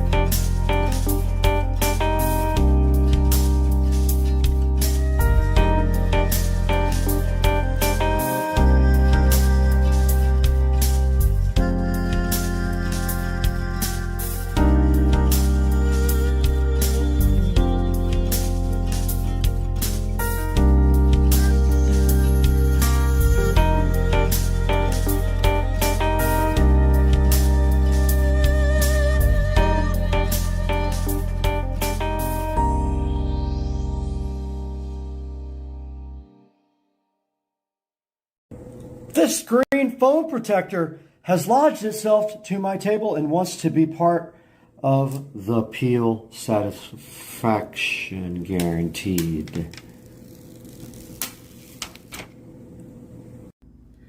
That smart switch peel satisfaction is real. That peel is real. That smart switch sat peel is so good in your life. You love it. How sweet is it? Guys, we are back with another batch of on goodness here on Supercar Street Racing. And today we're going to be taking a look at the Cloud Stratus. So stay with us.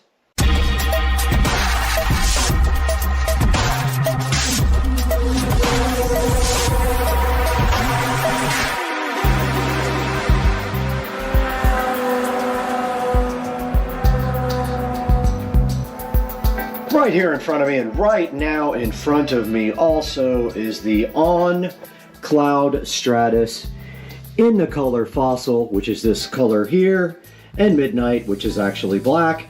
We got them in size 9 for male, and we're going to be opening these up today and seeing how they look, checking them out, all the details, try them on, walk around, let you know how I feel about them.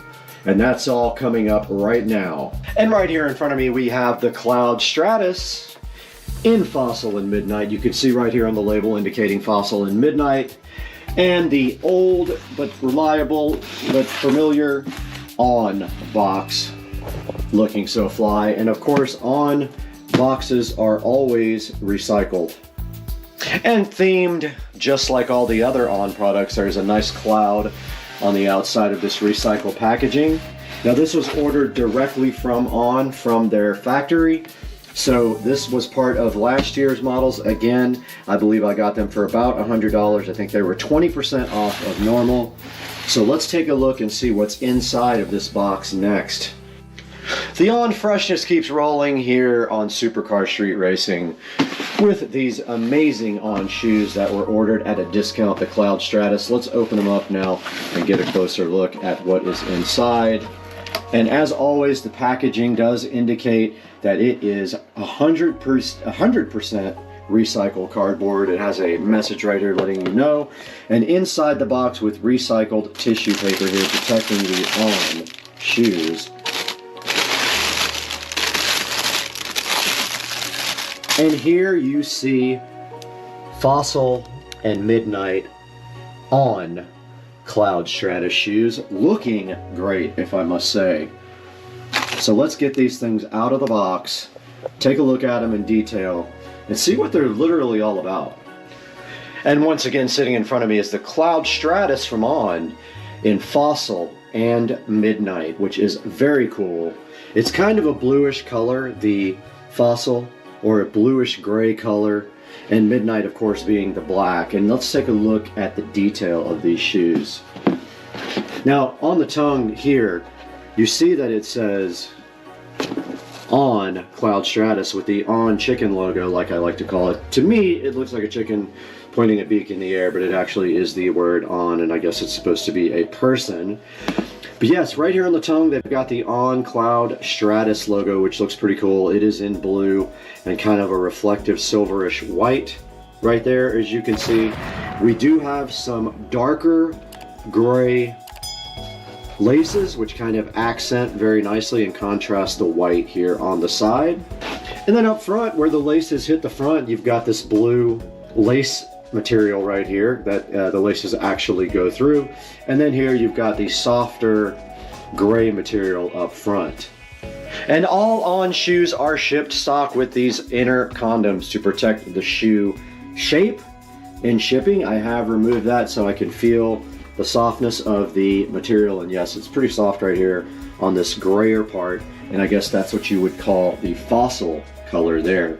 Even though there's some other tones on here, like looking at the side, we have the On chicken logo again in a reflective pattern here, reflective material. So I guess when you're walking, you'd be able to see these at night. And then right above here where the laces go through, there is a light blue patch of material and then a white patch of material here where the laces go through, with some nice contrast to the gray here. And on the side, we see the Cloud Tech logo down here, which is this I guess this mesh thing here that the shoe is on the bottom of the sole. And they do have these kind of springy looking holes on the side. And the midnight material flows around from the back to the side there, if you can see that. The back of the On has the O right here in black. You can barely see it there, but it has the O from the On logo. And then below that it says Helion in the white section, which I'm not sure what that exactly means. But it's right here on the back, and then they have this notch cut out in the back as well. And that rounds out the back of the On Cloud Stratus. Now here's a good look at the bottom of the On Cloud Stratus, and you can see under here it says Speedboard right there, and has the On Chicken logo again on the bottom. And the bottom of the shoe is a black and white, looking pretty good if I must say so myself. But the key to the On shoe is always going to be how it fits. And so far, On is one of my favorite shoes I have ever purchased, and I haven't really had one that wasn't a great fit and great comfort level. So in order to test out these shoes and see what the comfort level is, what I usually do is go take them for a little walk, try them on, let you know how I feel about them, and then we go online. We'll take a look at the On website and show you how to order the Cloud Stratus if they have your size left, because these are last year's model, so they are at a deep discount. All right, let's get these things tried on and get a walk around going in them. We are out here in the Supercar Street Racing living room with the On Cloud Stratus in Fossil and Midnight, and they are down here right now, and you can see I already have my PFG boat shoes on. I'll be taking these off, putting on the Cloud Stratus, and giving them a test drive. And I just want to remind you that I have pretty bad bunions, so I'm pretty self-conscious about even showing my feet, but in order to make a good review, we need to do this. So first things first, inside of the shoe, there was also this nice cardboard dime for free, no charge. Let's get these Cloud Stratuses on my feet.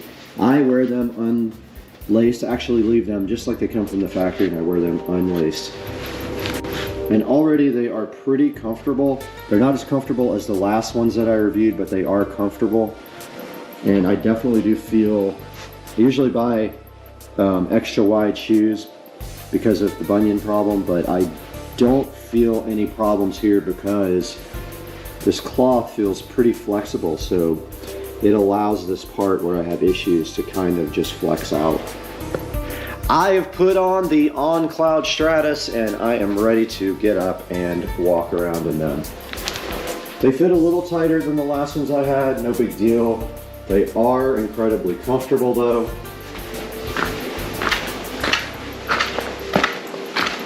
Let's go out here and take them for a walk down the block.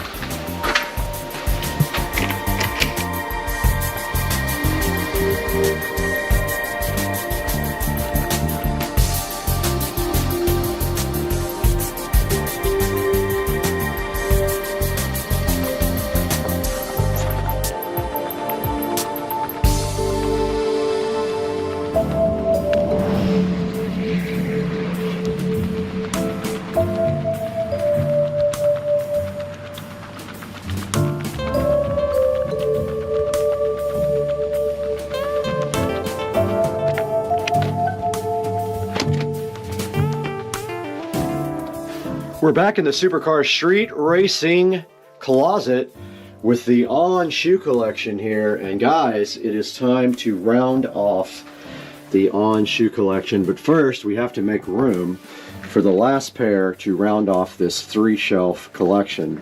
So let's take these flip-flops and move them elsewhere. They can sit there, and the On Cloud Stratus can go right up here. And you can see the On shoe collection has been complete with 9 pairs of shoes there. And then once again over here we still have a bunch of our Puma shoes and also some flip-flops, or Puma if you like to call them that. And now let's take this thing out to the Supercar Street Racing 4K production studio. Talk with Brad online about how to get your pair of Cloud Stratus shoes from On.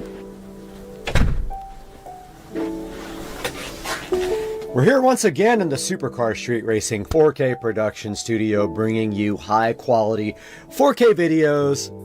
I'm Brad, you're on Supercar Street Racing as usual, and today we have the On Cloud Stratus that we just purchased directly from On, and we're taking a look at it right here and right now on the onrunning.com website. So it's on-running.com.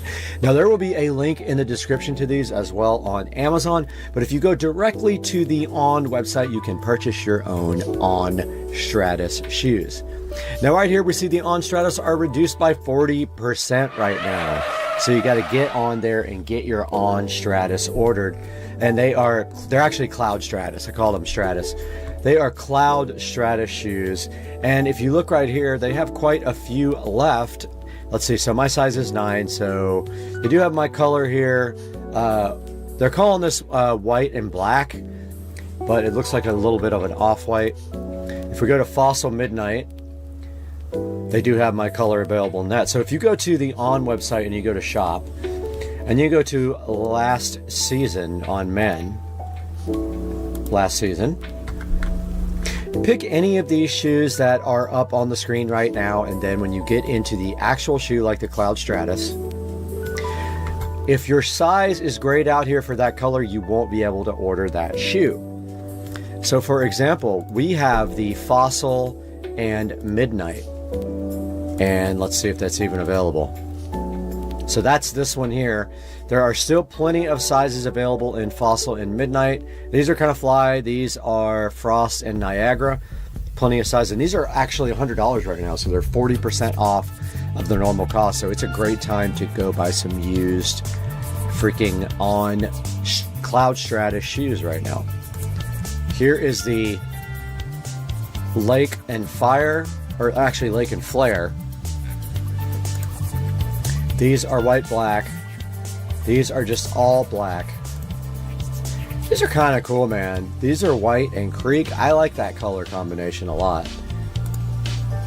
And then we go to Fossil and Midnight, which I already showed you. So guys, I just want to thank you once again for being here at Supercar Street Racing. It means everything to us. Please like, subscribe, click the bell icon. And when you buy something from Amazon, please click through any of my video links. You don't have to buy what's in the link, but if you click through one of my links, I still get a little bit of credit, and it helps keep the channel growing, and it helps keep Supercar Street Racing on the map, which is very important right now. We've been growing this year. We want to see that growth continue, and we really appreciate you guys so much. And before we go, let's just check out one more picture of the Cloud Stratus. And you know from my video I have good 4K close-up pictures, but there's the color that I got. Looks really good. These shoes are so awesome. They're really stylish, super comfortable, and I just love them. So guys, we got to get out of here. I just ordered 20 more pairs of shoes, and I got to go pick them up at UPS.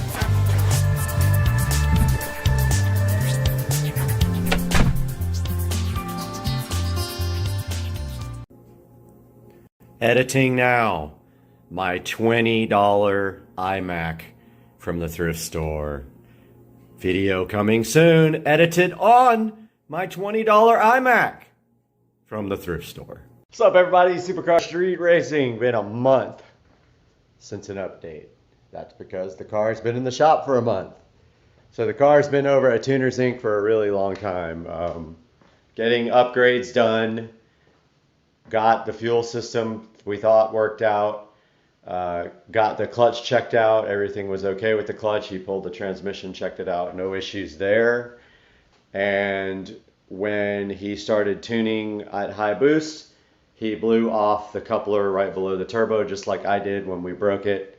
And so he pulled the turbo off to fix the coupler, and while it was off, I decided it might be a good idea to upgrade the turbo. That's right. Bigger turbo.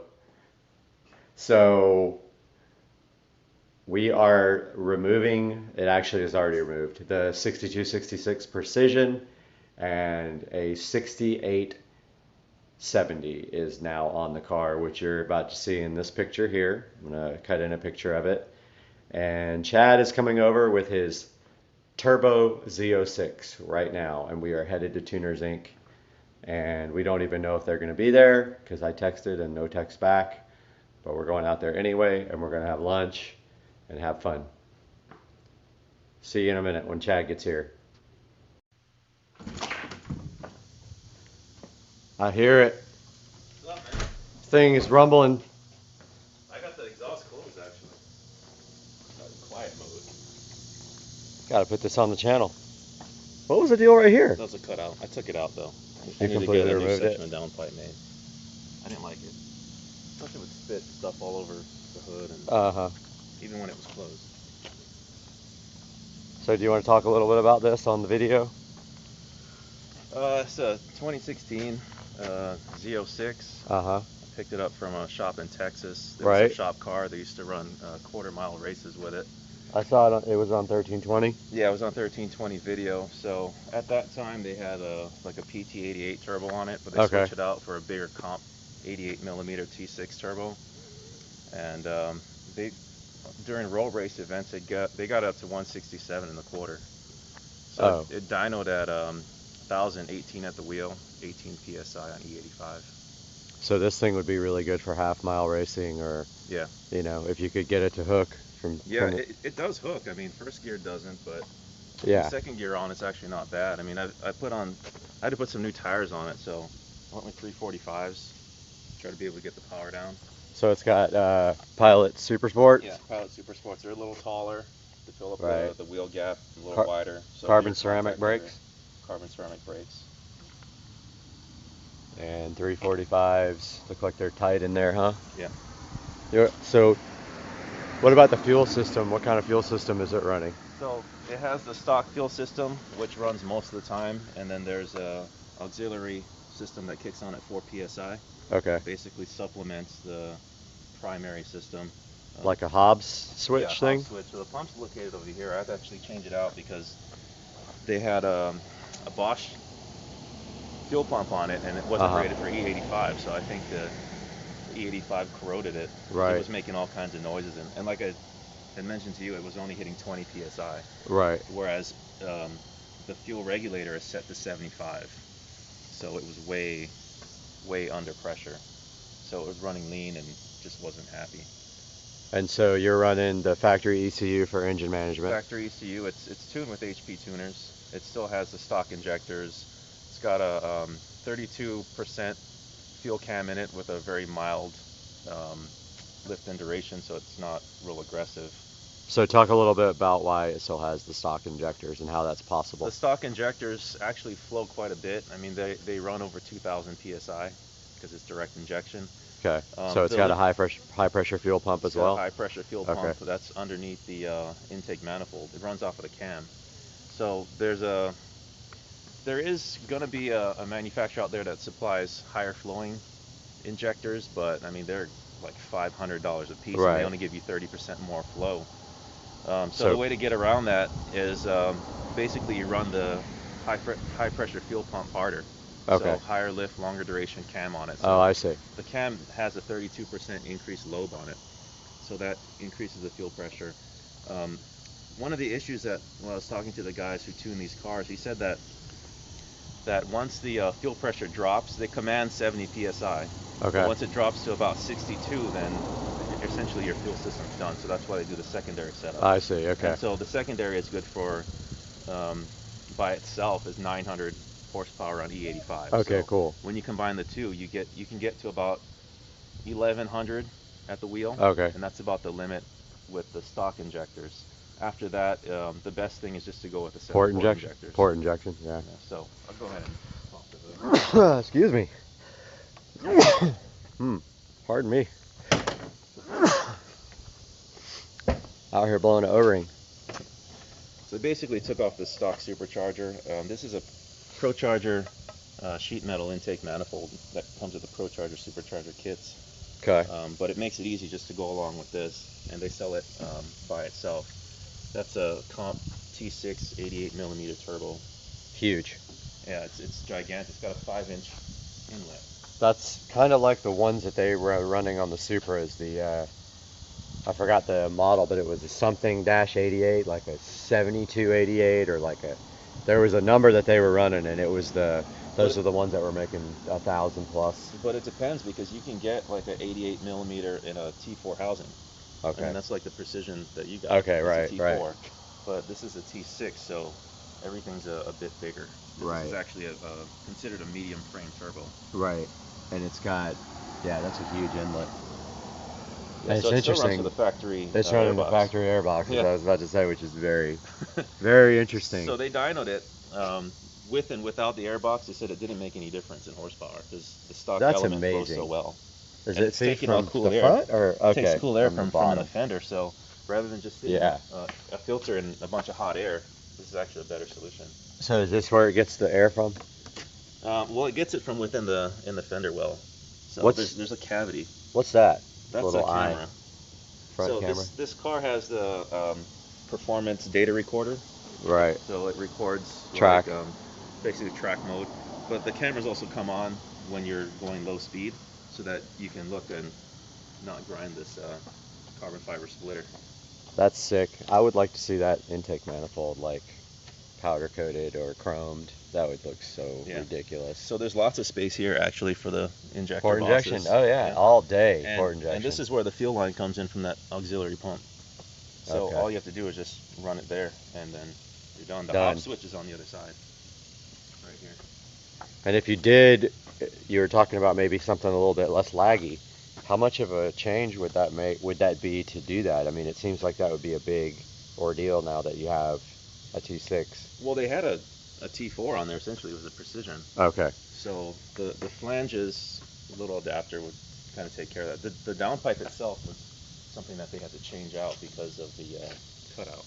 But it's just a small section. Like you can see the V-band down here. Do you still have the It's about- cutout? it's Like about you a could foot put it long. back anytime, right? Yeah, I could put it back if I wanted to. But it's just that section there. Right. Yeah. Well, this car was done right. I'll tell you that. You can tell Yeah. they. All the piping is stainless steel, Schedule 40. Yeah. The intake piping, of course, is aluminum, but they try to weld as much of it as possible. So there's only 4 couplers in the entire charge pipe side of things. Which, yeah, you don't have the issues that I have. Right. Also, looks like they did heat coating on the. Yeah, they did the ceramic coating on the hot side.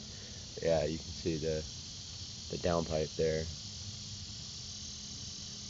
Or is that the? No, that's the supply. That's the exhaust from the exhaust manifolds. Yeah. So the way that this system works is the manifold on that side. There's a crossover pipe that comes this way, joins and then with it this feeds manifold this that one. they've had to fabricate, and it feeds this one. So Goes straight there's a into the- custom manifold. Yeah, this side's custom, the other side's stock. Okay, gotcha. Very interesting. Well, let's take a look at the inside of this It's also thing. got water injection too. I'm just running water in there now. It's set to come on at about 5 psi. It sprays water. That's your new boost yeah, the new control boost solenoid. controller for the innovative combo controller. So I ran that. I also put in a bunch of PCB lines so it wouldn't stink because they had disconnected all that. Inside looks So the great. interior is completely stock. They had a boost controller mounted sort of down there, but it was like right in the way of your knee, so I didn't like it. And then you put the And then I put the other controller in, so if you hit that screen button, it'll drop down. like this. Yeah, just press it. So that's where the new gauge lives. Oh, that's It's sick. a boost controller, boost gauge, and wideband all in one. That really turned out nice, you know. Yeah. It took a while because I had to tear half the dash out just to get to it. Inaccurate badge. Yeah. It's a little, reads a little low. So is the one on the side that says supercharged. I think the best thing about this car is the transmission, honestly. Yeah, it's an 8-speed tranny, and Yeah. I mean these trannies they put in pickup trucks, so they're stout. They're rated to handle 738 foot-pounds from the factory. So you don't think you'll have That's any with the, issues, huh? It's, towing 15,000 pounds total. Can I So start it? This car doesn't weigh that much, obviously. So right now the valves are closed, so it's It's pretty quiet, yeah. But if you hit this button here, you turn it. Which just one? turn that knob Uh-huh. once to the right. It'll put it in sport mode, and then it'll open up. Oh yeah, that's Here. definitely different. That also changes the suspension settings too, so it makes it stiffer. Sounds so good.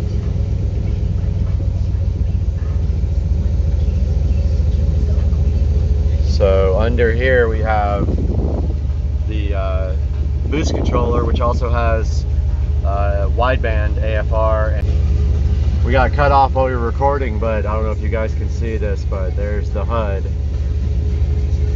right there. Right on the hood, you can see it.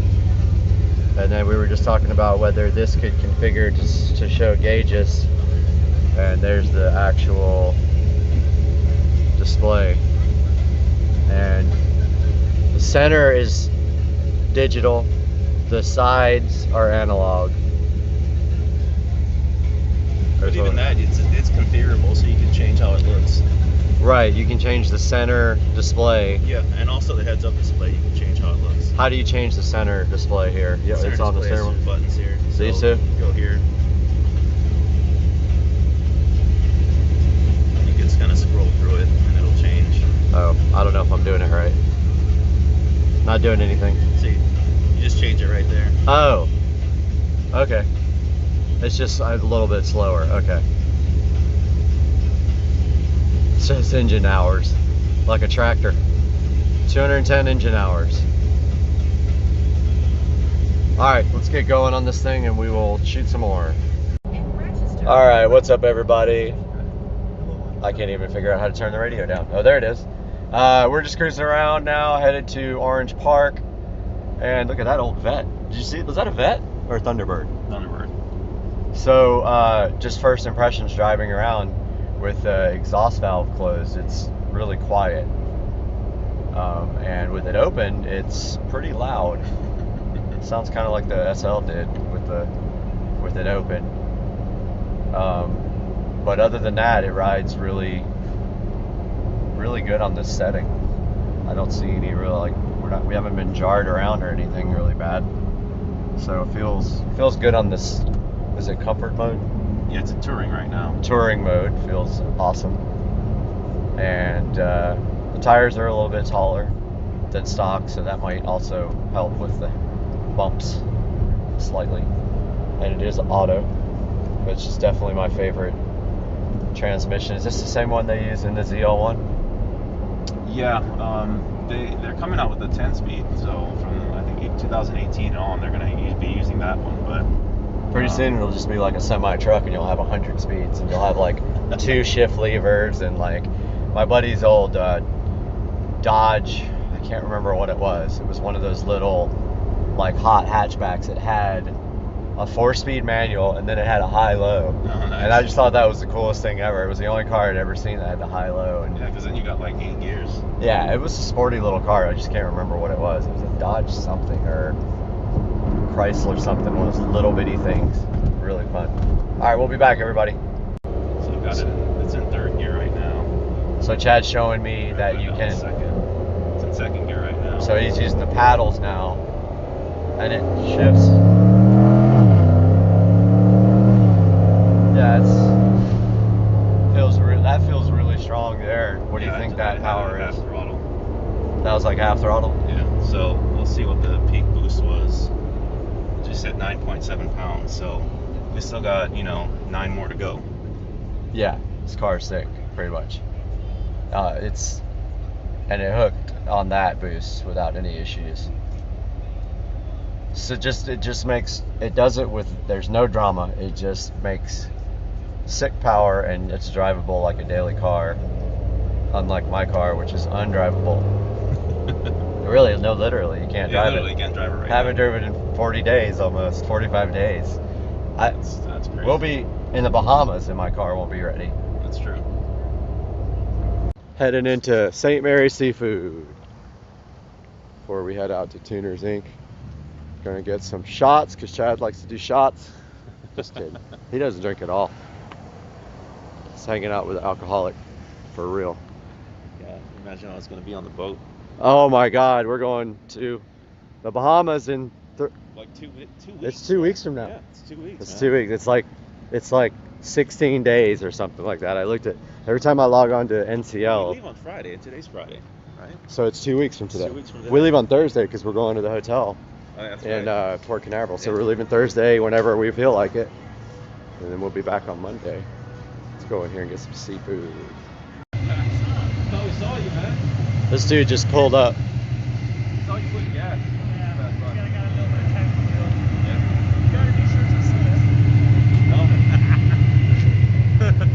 What's up? Nah, man, just give me.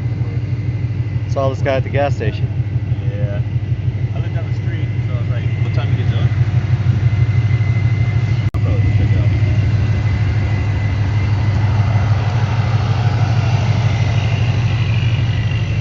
This guy's got 700-degree engine bay. So hot you can't stand next to it. Like every so often you can feel it. Yeah, it's coming out for sure.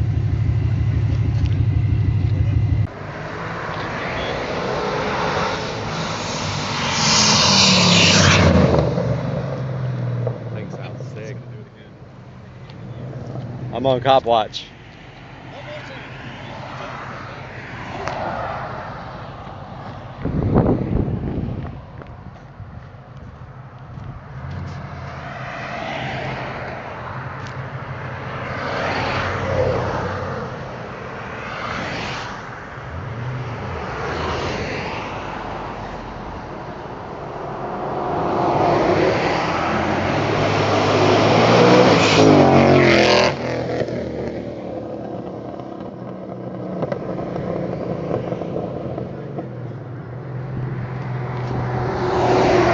Out here at Tuners Inc. Take a look at the new fuel system. And Tracy is putting in a hard fuel line.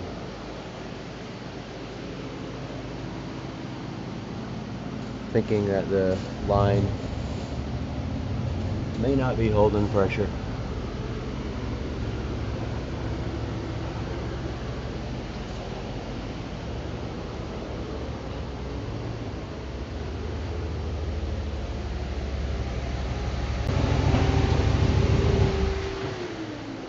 Got the Z06 on the dyno.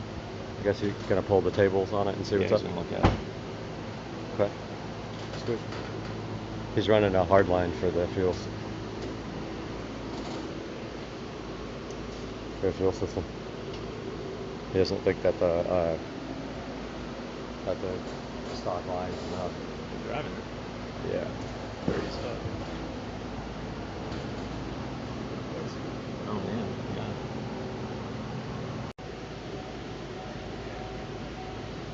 I'll take a look at the tune.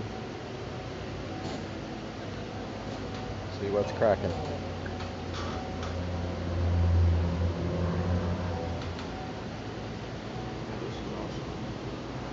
What'd you have to give it for? 72.5. Had 5,500 miles on it. Yeah. But I only paid 105 for this car. Oh. Because I had the little sticker and we went to the bank. That's totally fair. Yeah. So he wanted 85. I said, you know what? I'll come this week and give you 72.5 for it. Write you a check. So, That's fantastic, dude. Money talks, right? He did it. I know that the turbo kit itself, he said it was 25 grand. Well, I'm sure they didn't do that for cheap. Because this is one off, essentially. Yeah. Might be the only one. Huh? Yeah, this is one off. Oh, there's a few of them. Is it? Not a whole bunch. I know that manifold is 2,500 by the way. That's from Pro Charger. So is the intercooler. Yeah. It's from their Pro Charger kit. Take a look at the new setup. Pretty much from here up is new. That pipe all the way up to the turbo was replaced.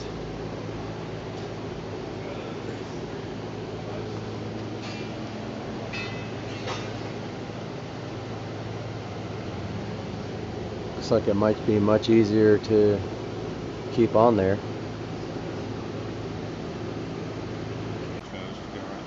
Mm-hmm. From there to there. And in the front, slide it under 2/6s. Put one in the front and one in the back.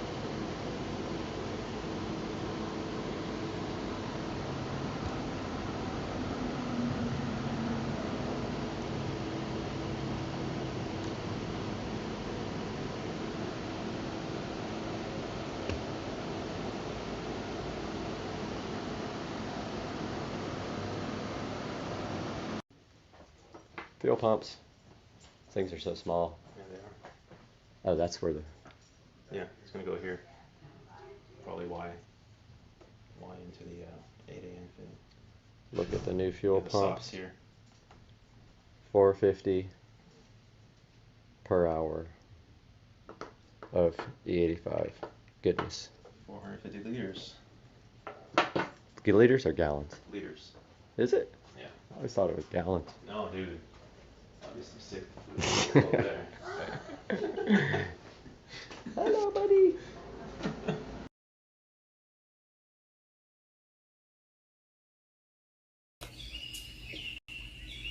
Mr. Binks loves cat TV.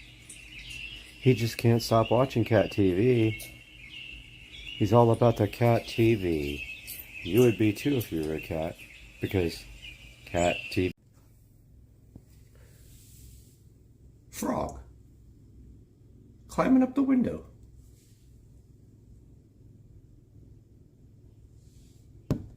Oh, bye-bye, frog. Didn't mean to scare you to death. Yeah, your fridge ain't this cool.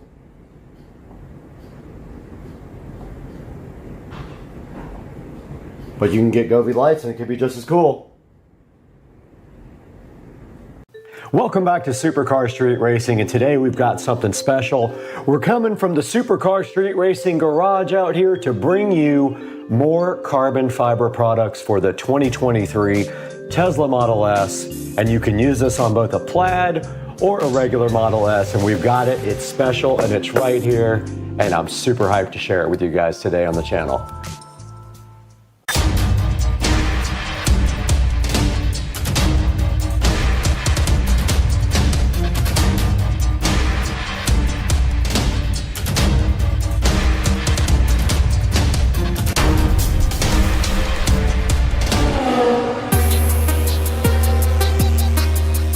Welcome back to Supercar Street Racing, and right here and right now, we're out in the Supercar Street Racing garage bringing you some more carbon fiber fun from RPM Tesla. Now, RPM Tesla makes a lot of aftermarket accessories for the Teslas, and one of the things I love about them is they have a lot of aftermarket carbon fiber. The great thing about having a Tesla is there's so many companies out there that can provide you with aftermarket accessories, but you gotta trust a company like RPM Tesla who've been doing it for a long time now, and I have a bunch of their products and they're all very high quality and they always fit perfectly, so that's why I went with them again. One thing that's really cool about the Tesla Model S Plaid is it has a lot of dry looking matte carbon fiber. I love that, it's my favorite thing. Enhancing the look of your Tesla Model S is pretty easy. You can do a lot of things to the outside like wheel and tires, but one of the things I really love is adding more carbon fiber to the outside of the car. And with this next accessory, we're gonna be able to take that one step further. Okay, right in front of me, we do have a product here from RPM Tesla that we're gonna be opening today and showcasing on Supercar Street Racing. So let's go ahead and get it opened. Right here in this box that I struggled to open, it was taped so well, is the charging port covers for the 2023 Model S. They will fit both the Plaid and the regular Model S. I believe these guys were about $130. I will link them in the description. Here is my order form. 2023 Model S charging port overlay, dry, real molded carbon fiber. And they also included a aftermarket accessories brochure, which is very cool. So we'll be taking a look at that as well. They have all kinds of accessories for the Plaid and the regular Model S. And then inside of the box here are the overlays. And there is a QR code here to watch the installation video, which we will put up on the screen now. So let's take a look at the passenger side, what we already have installed, on the driver's side. So over here on your charging port, you can see that when you touch your charging port, it still opens like normal. Especially when you have the door unlocked. These are our awesome tail lights. These are the Night Rider lights. So these are great. They're already smoked, and they have a great boot up sequence. But let's take a look at this. So you see we've installed it on here now. This is an older version with a lightning bolt, but it fits great. It doesn't interfere with the opening and closing of the charging port. It wraps all the way around the edge. And now we're going to proceed with the installation. Let's go over here. We'll do this real quick. What we need, of course, is a clean vehicle. And when you do the passenger side, you can't open and close it. So we're going to remove all the tape, but we're going to clean it first. Now, all of our cars in our showroom have a ceramic coating on them. The ceramic coating needs to be removed, just like wax or anything like that. So we're going to really clean this until we hear that squeaky clean. All right, so we're done with that. And again, we're not going to give you adhesive promoter. We don't think it's needed. We also think that adhesive promoter is great on paint, on plastic. It can damage it in the long run. So just make sure you got it really clean, no oil, no grease on here. Feel it with your finger. It should be rough. It shouldn't be smooth. And if you clean it with alcohol and removed everything, it'll look just like that and feel like that. So here's how we install it. I'm going to switch. And again, we're going to hold that same angle. So we got our before photo. Now, you just put it right on like this.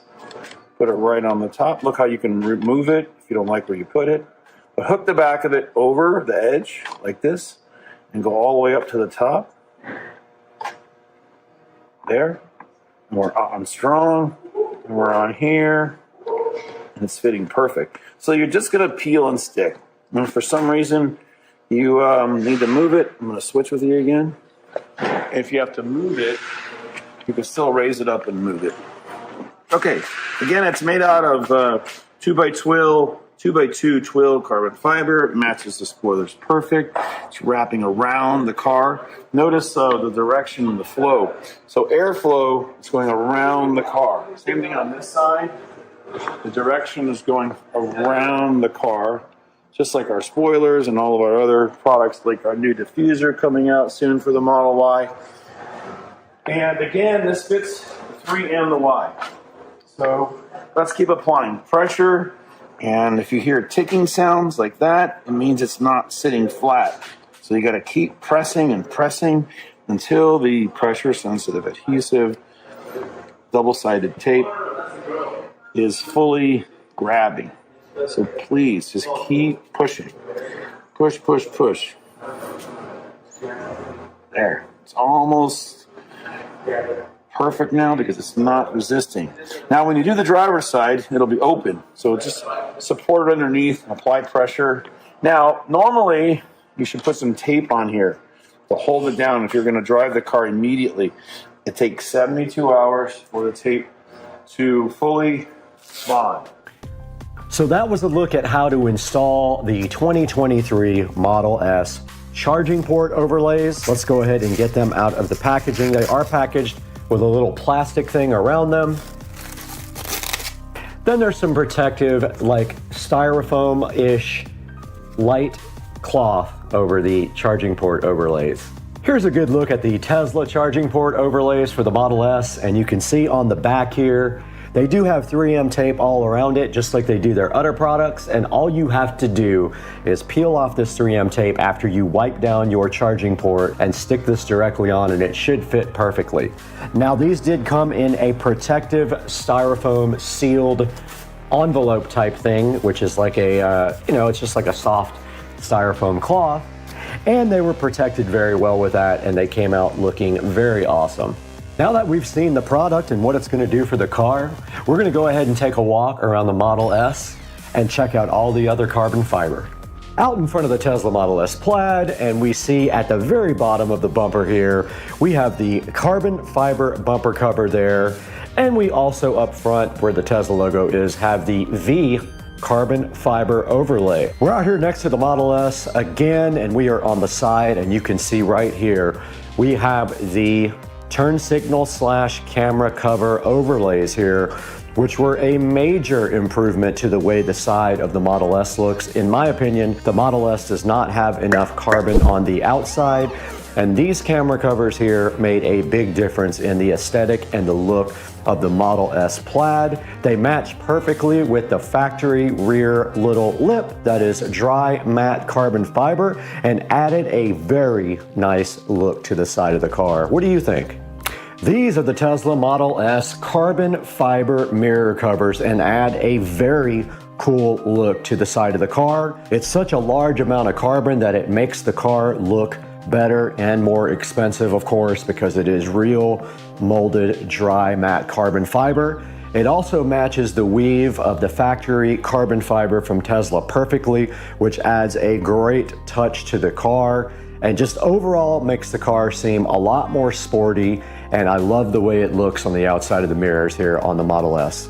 These are the Tesla Model S door handle covers, and they are also in dry matte carbon fiber, and they are inexpensive, and basically they just press directly on to the outside of the car door handles, and they add yet another nice touch to the side of the car. They really stand out up against the satin wrap here on the 2023 Tesla Model S Plaid. So those are the door handle covers. There will be links to all of this in the description of the video. We're at the back of the Model S, and you can see here the factory rear lip from Tesla is matte look carbon fiber. So all of the other carbon fiber that's been added to the car is specifically matched with this weave of the factory Tesla carbon fiber. So everything looks like it comes from the Tesla factory. Moving inside of the Model S, we have the charging port overlay carbon fiber, which we will put a picture of up on the screen right now, but it sits right there over where you charge your phones, right in the center of the console there, and adds yet another good look to the inside of the car. And it's pretty inexpensive, around $120 or $130, I believe. There will be a link in the description also to the charging port overlay carbon fiber. Okay, we are out here in the back of the Model S Plaid, and we are ready to go ahead and prep to install. So what you need to do first is clean your charging port completely. So we have Windex and we have a soft cloth here, and we're just gonna go ahead and clean this and get this port nice. And the car is dusty, and you can see like a little baby scratch in the wrap there that just became apparent when I wiped it off. And it is now ready for the application of the charging port overlay. Got it! Okay, you are going to notice here on the back the 3M tape that you peel off. Go ahead and peel all that off. Yeah.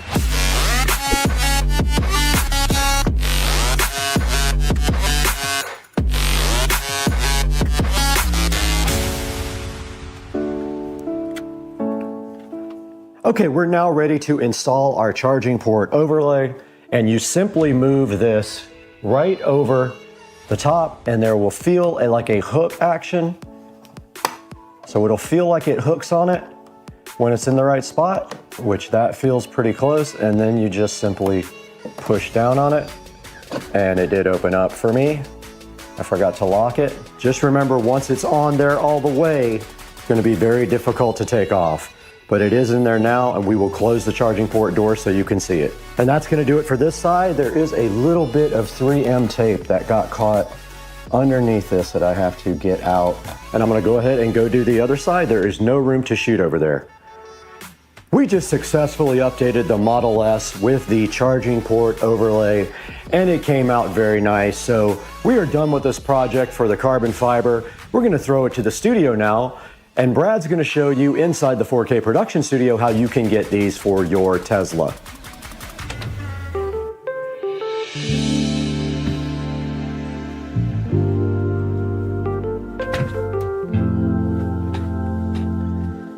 Back in the Supercar Street Racing 4K production studio again with Brad. And today we've got the special carbon fiber for the Model S. Now, right here on the screen, you can see the 2023 Plus Model S charging port overlay sitting, looking so fresh and so fly. you need this for your car. Now you can pick up your carbon fiber from either one of those companies, except the camera cover can only come from T-Sportline. They don't have the updated version over at RPM Tesla. But you can see here, you can go to the links in the description and you can order your Model S or other Tesla carbon fiber accessories for your car. And there's a whole lot of them available here. And I think there's some interesting ones like the carbon fiber yoke steering wheel cover. I do like that. It is matte carbon fiber and it is on one of these pages. And they also have a few other things that I like the carbon fiber rear splitter. And one day I might get that. It does require some drilling to put on, so I'm not sure if I'm really happy about drilling into my $100,000 plus car, but it still looks cool and enhances the look of the car, so I'm kind of down to try it out. Guys, please like and subscribe and hit that bell icon. It helps me out so greatly. And buy all of your products through our Amazon links when there is one. Even if it's not the product you want, in the link in the description, click that link and buy anything you want. And it gives me $1 or $2 and helps support the channel. And the channel is growing subscribers every day and more views every day. But we got to get out of here. We got to go pick up a carbon fiber complete replacement for my car.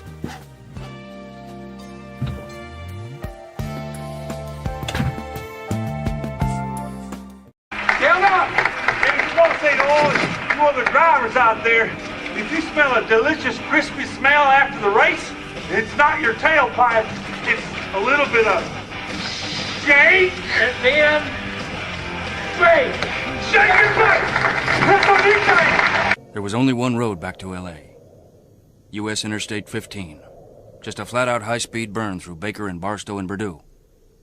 Then onto the Hollywood freeway straight into frantic oblivion.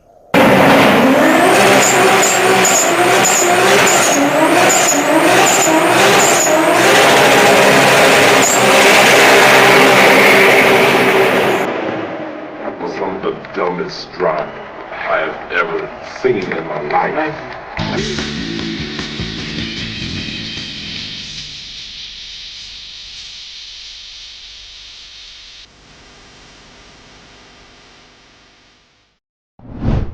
I can't figure out for the life of me what's missing from this closet.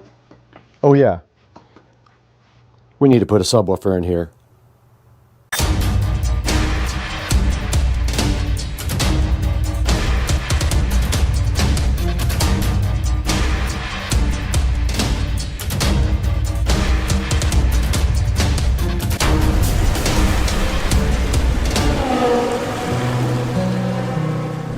Guys, welcome back to Supercar Street Racing. Brad is here on a beautiful Monday in Northeast Florida, and we need to get this Sony subwoofer installed today, and we're going to put that thing right down there by where we have power. So our goal today is pretty simple. This guy has a section on the back for speaker level inputs. We're going to go ahead and get up in the attic, drill a hole in that cap, stick a hole in the side of the wall here, and go ahead and hook up this Sony subwoofer. So let's go ahead and get that sub down now and take a look at it.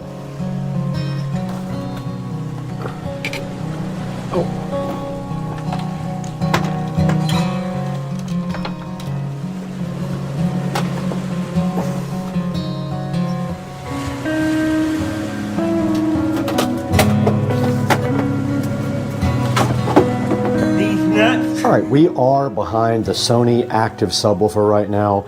I don't know how old this is, but it looks to be a little bit old. I did pick it up at a thrift store, and you can see inside it has a nice size heat sink down in there. I don't know if you guys can see that or not. But here on the back, we can see we have both inputs and outputs. Now what that is for is so that you can come into the subwoofer and there is a crossover built in and you can feed your speakers like the ones up here in the ceiling with the crossover output. However, we are not doing that. We are going to be giving these guys up here the same feed as they had before, and this guy will just come off of those to go ahead and provide input to the Sony subwoofer. Now on the back here, they also do have a level control. They have a subwoofer cutoff frequency. Now what that is that is the crossover level. Okay, we just did look this up on Crutchfield, and this is a 10-inch powered sub with 60 watts at 1% THD, 100 watts at 10% THD, and it has a frequency response of 78 to 200 hertz. So this is a 10-inch powered subwoofer. I just wanted to discuss with you guys, when you are putting speaker wires in and you have to run wires down a wall, if you are on an interior wall, there should not be any kind of problems drilling a hole in the cap with a paddle bit and just dropping straight down with your wiring. Now, if it is an external wall, like the one in the bathroom going out to the garage, it could have insulation in it, which would make your job more difficult. And it could also have fire breaks, and those are studs that go left to right in the wall to prevent fire from breaking out as fast. So this wall here has no insulation whatsoever, and we are super lucky because it's literally right next to the attic.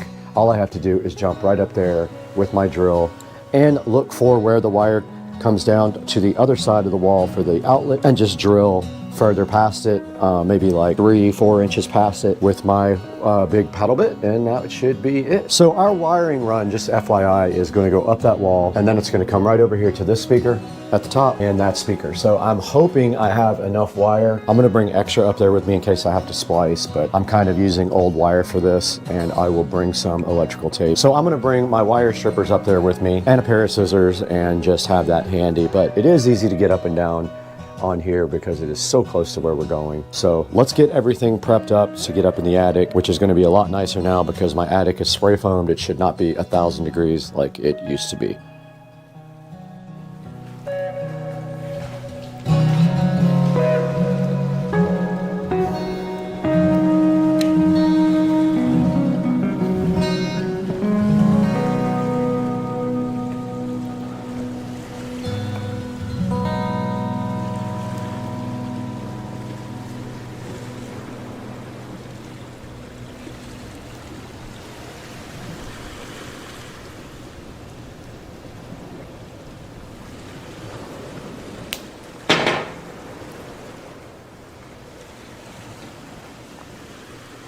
Okay, we did prep our wire for going up in the attic. This simply gets it so it can just go straight down the hole, and then all we have to do is drop the wire all the way down and pull it out of the hole. Now let's go check out our supply of wall boxes and see if we have anything to use to cut into the wall.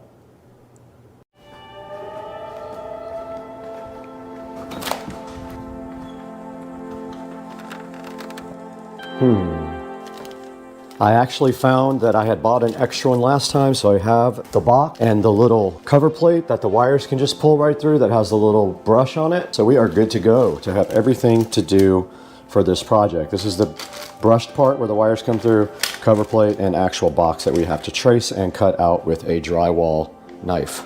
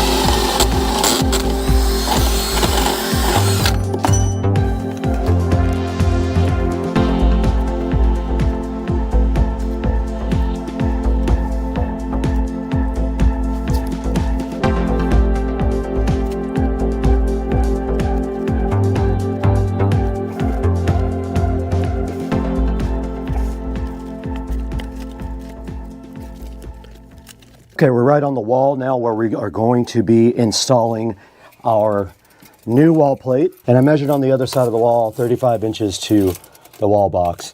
Okay, now I really measured it. It's 49 inches from the side of my dining room wall, which is going to put it it's going to put it right about there.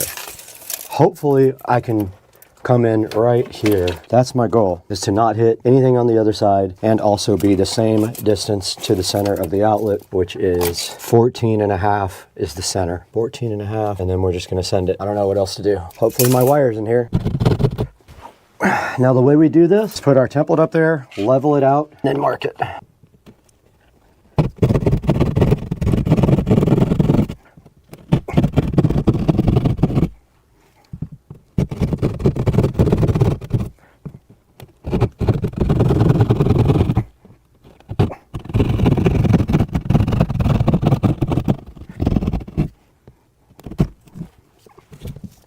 We went ahead and got our wire pulled through, and now all we have to do is take our brush plate and poke the wires through the center of it because it goes on last. But we need to got my impact now, so we can go ahead and put the swall plate in. So this is the kind with the flaps that open.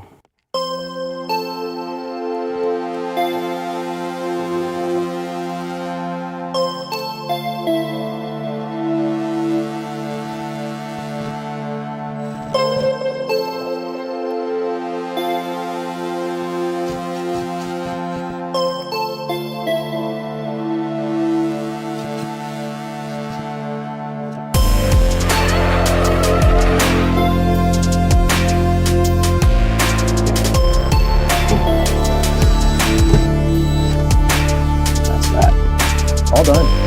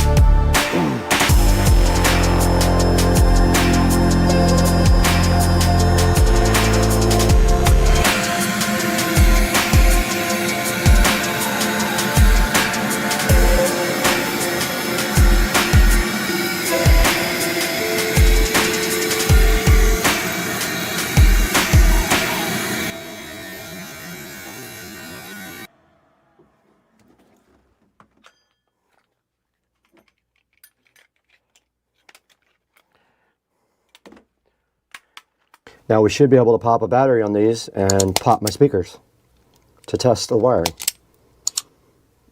Let's see.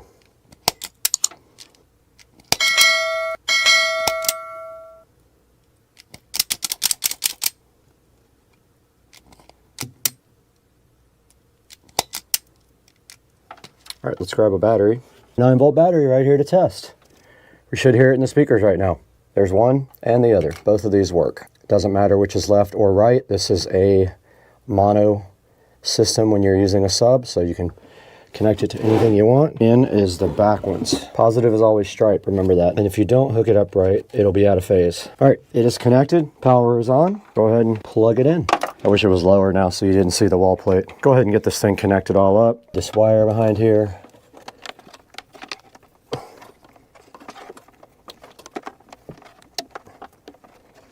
If we wanted to, we could slide over my shoe rack to hide it more. And we see the power light on. All right, there should be no copyright music playing right here. And it does hit pretty darn good for a 10-inch Sony sub. And this is designed to add some bass fill back around the bathroom area where I have speakers in the ceiling. And it'll also help out the entire house. But that is going to do it for this project. And I hope you guys enjoyed yet another subwoofer build inside of the house. 8 total subs with 6 being connected to the main house audio system. And we'll see you guys next time on Supercar Street Racing. Please don't forget to like and subscribe to the videos. And I'll put a couple of good subs in the description for you from Amazon. Go ahead and grab those. Click through my links. It helps us out so much. We can do more projects like this, more fun things with you guys. We'll see you next time. All right, guys, we just got back from Walmart. I had to get a few things. Not this for the car, but I did get some microfiber towels, and I've got some stuff to detail the brand new 2023 Model S Plaid. Let's get to doing that right now on Supercar Street Racing.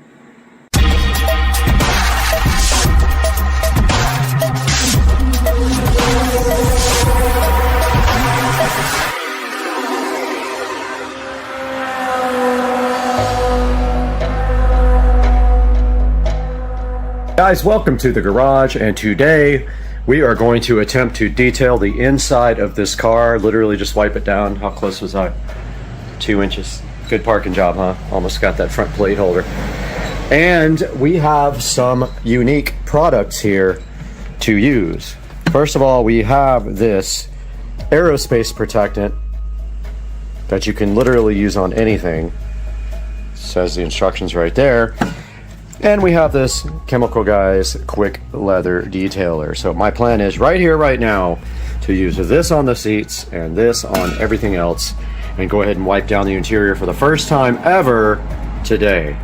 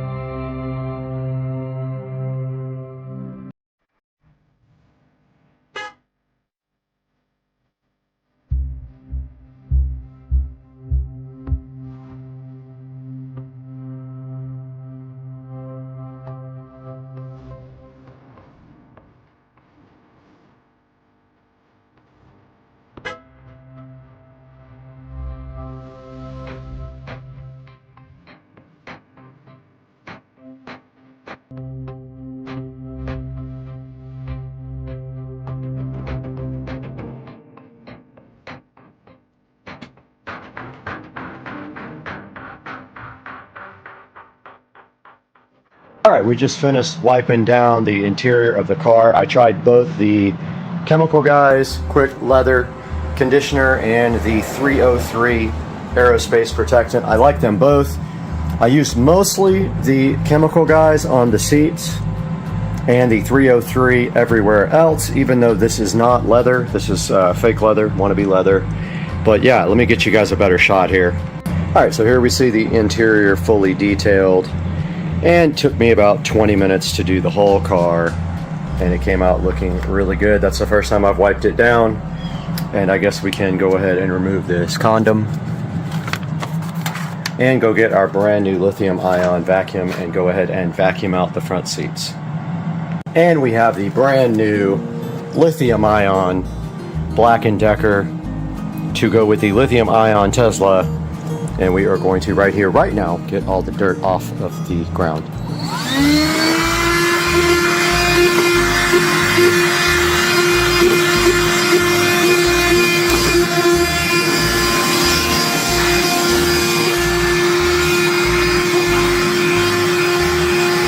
Whatever that is, does not want to come up.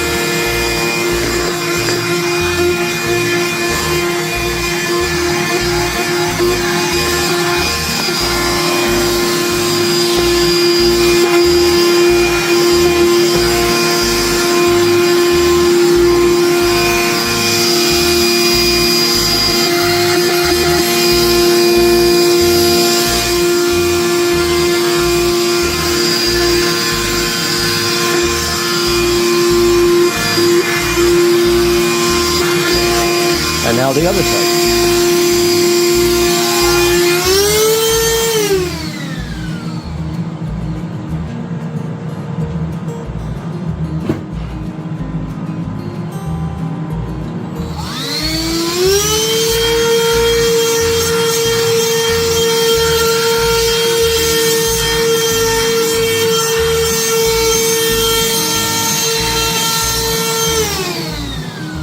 All right, just recording a quick little outro here. We're in the beautiful Supercar Street Racing Studios.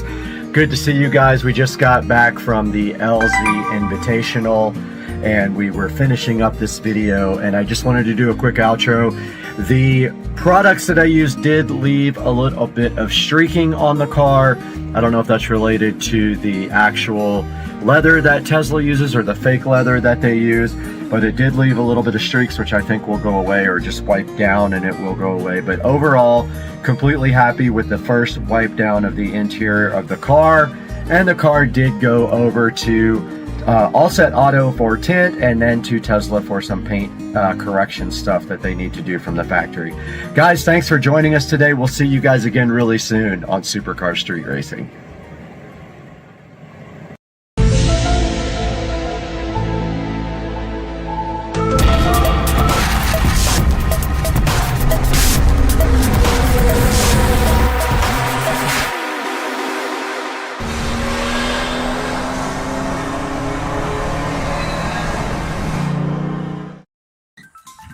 What's up, guys? Welcome back to the channel. Today we are going to be working on my well pump, and we are going to refurbish this pump with this amazing international blue gloss for the pump.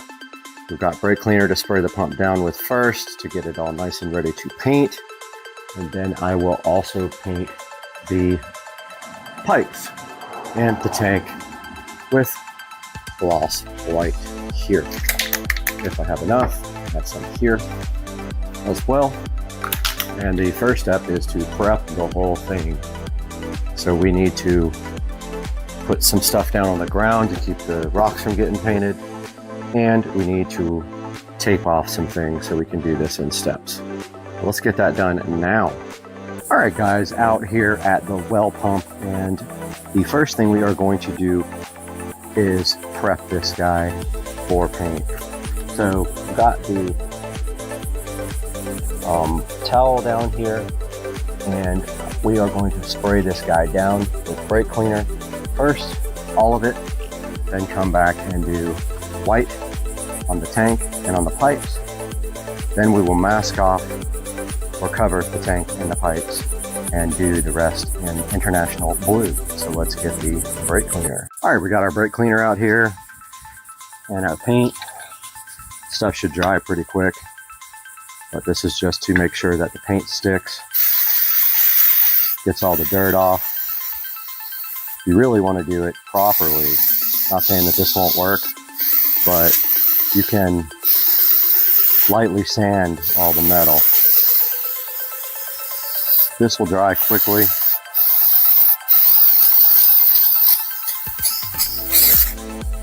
And we'll take off all the dirt and grease from being outside for years.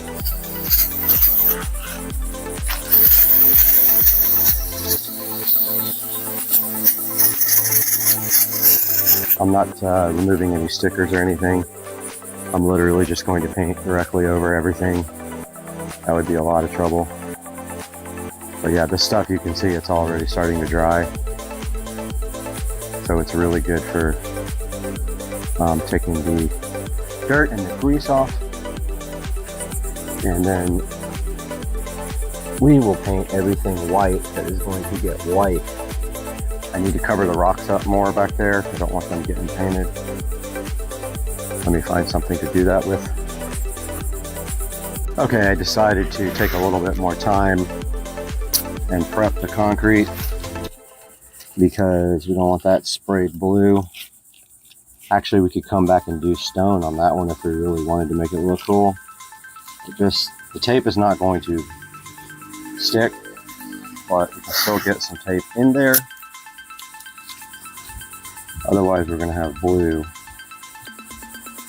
paint all over our concrete. Yeah, that's not working great at all.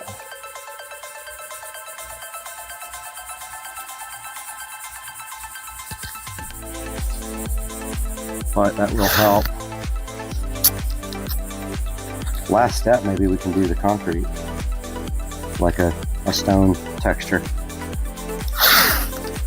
But we just need to get something close to the pump here so that we can spray right up against it. It's going to be a lot about just what you see, because you don't see everything on this pump. You can't see the bottom.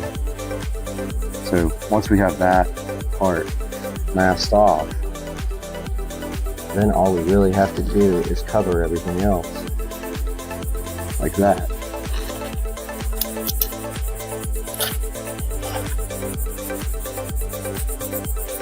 And we can get kind of close without getting the concrete in all these places and the rocks.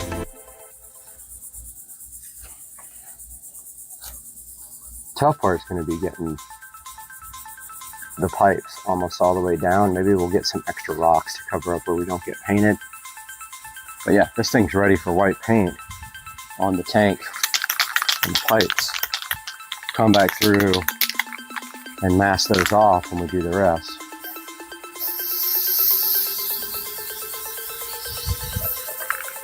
Oh, it's not coming out very well. It's splattering a lot.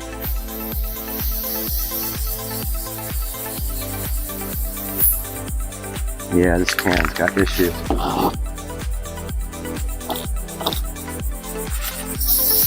Not sure what's going on with the can, but it is enjoying splattering instead of coming out properly.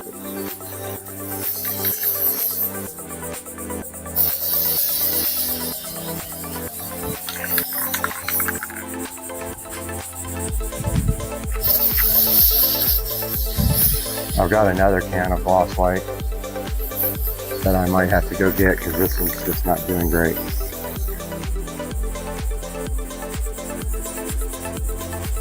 It's okay. Let me go see if I can get my other can. Alright, I got the other can of paint here. Probably gonna look way better and perform way better. Yep, this sprays a lot better.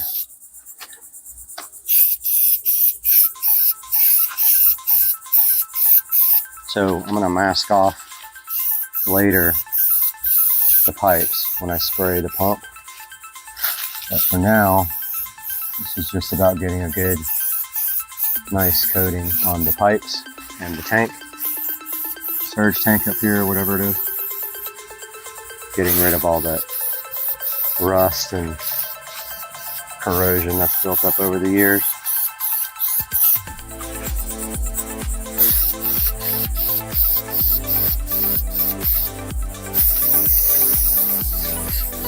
Come back and do this cap on top.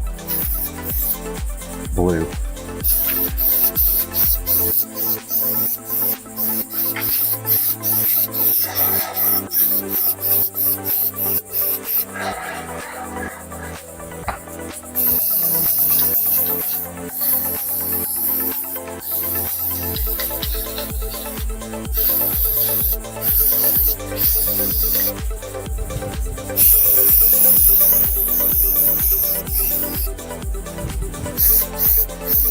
Okay, making sure I got all sides. You can see anyway.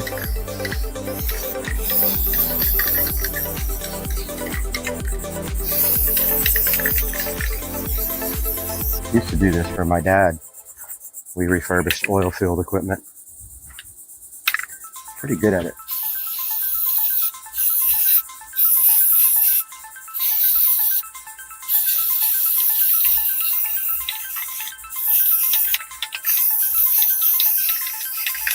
Hopefully when I tape the pipes, the paint doesn't come right off. I'm worried about that sticking.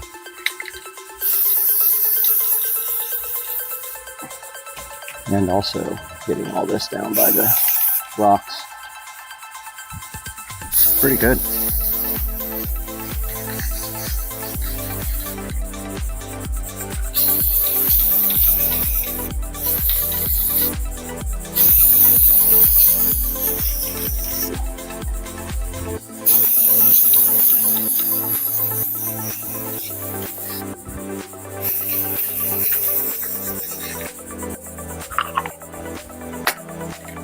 Okay, so that needs to dry for probably a while. Let's see, one more spot I missed. I'm gonna have to let that dry for a bit. A few hours at least.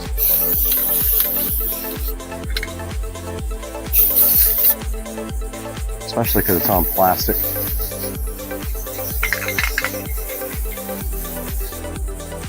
Maybe let that dry for 3 or 4 hours before we come and try to do the second part. But yeah, so that's the first step. Looking good already.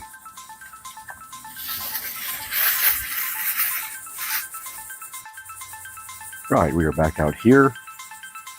And we need to mask off the pipes.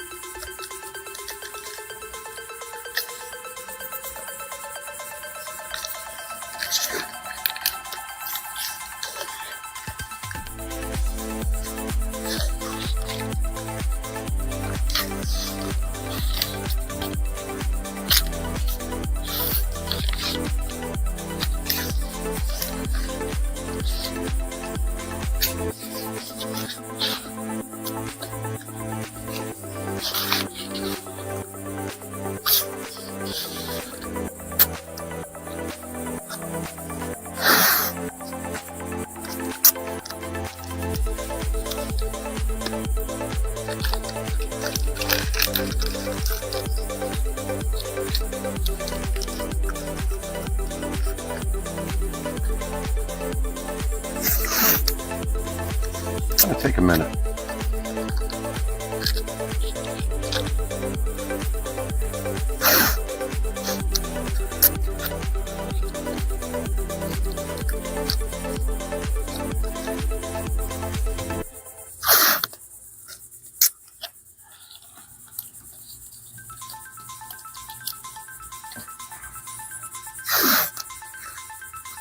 Got some exciting plans for some of the little pieces on this.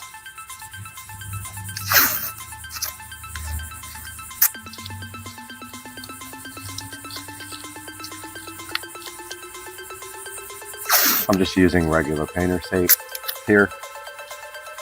Sorry, I know I'm right in the way.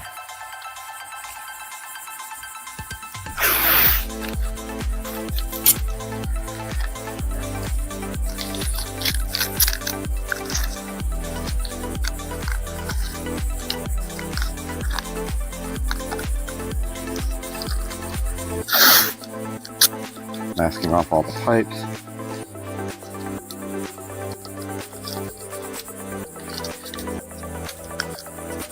Hopefully it doesn't rip the paint off.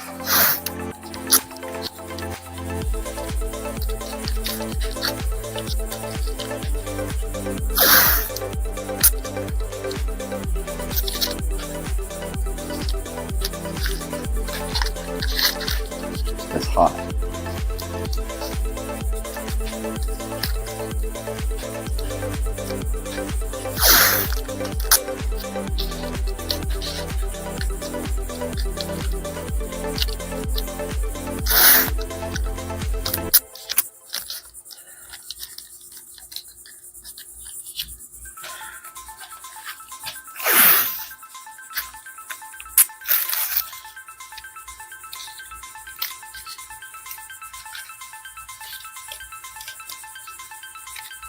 Trying to get just the part that's going to get spray painted here.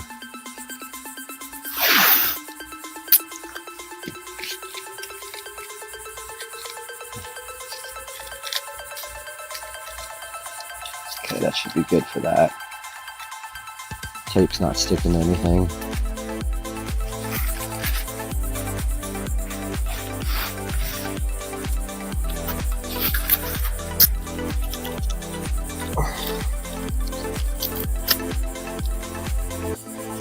I'm gonna get this part, because I think this will get painted by accident.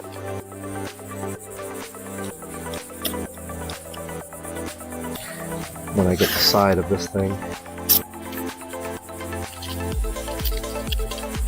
I see a couple other places I need to get.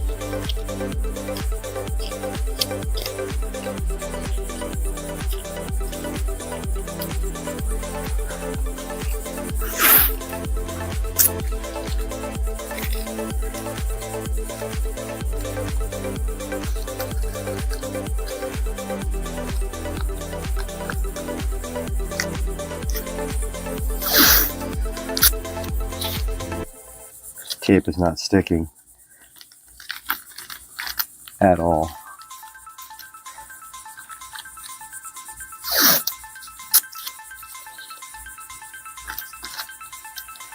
Now do some copper accents.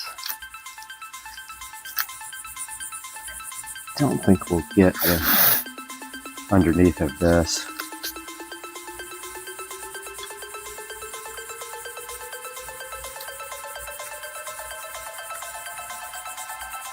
I'm a little worried about this white pipe.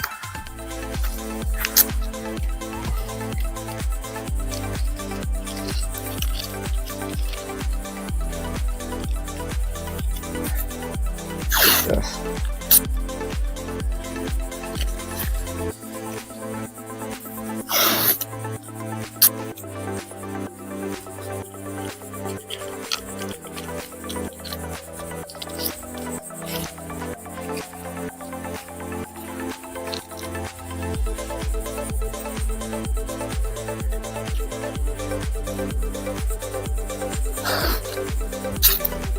Tape is not sticking.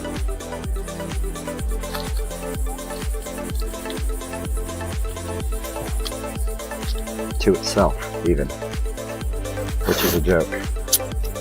Gotta be something with the heat.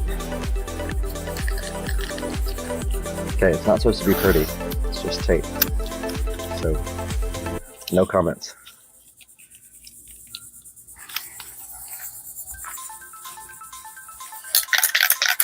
And we have this international blue gloss.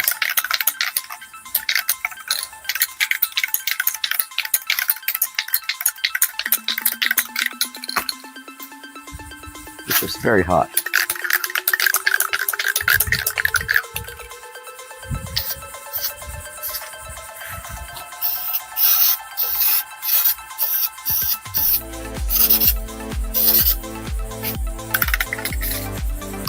coming out very well. It can.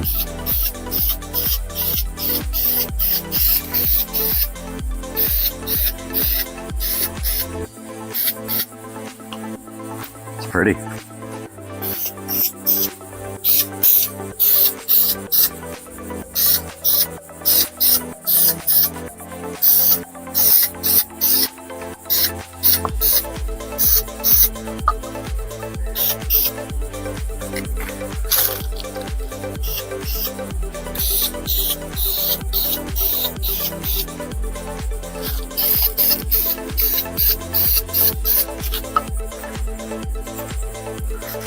Awesome paint.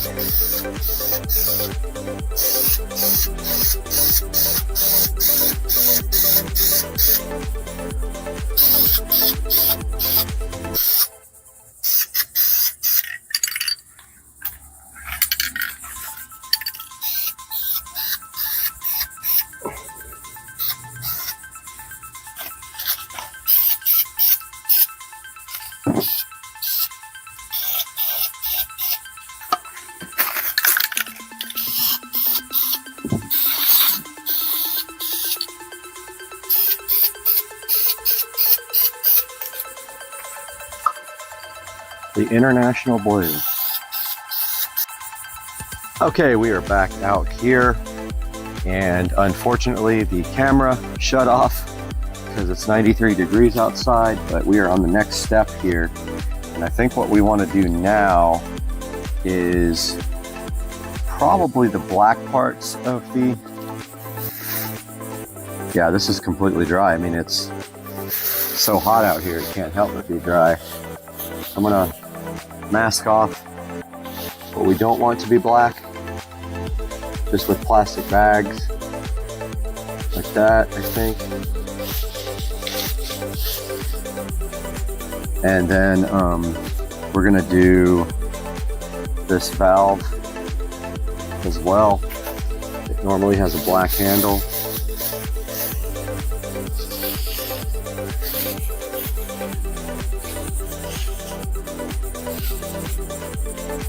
So that's going to take some tape also. I don't know what happened to my other tape.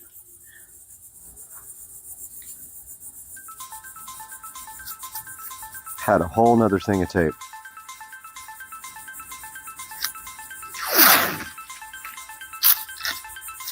Ouch.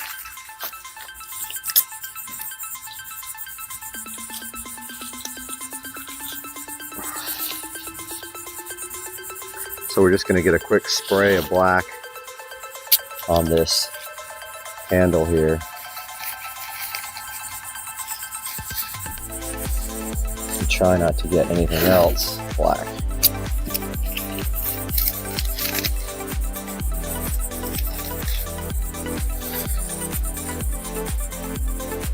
Just the handle.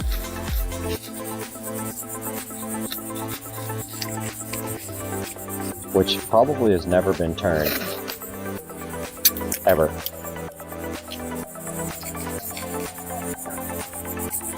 And we're going to do the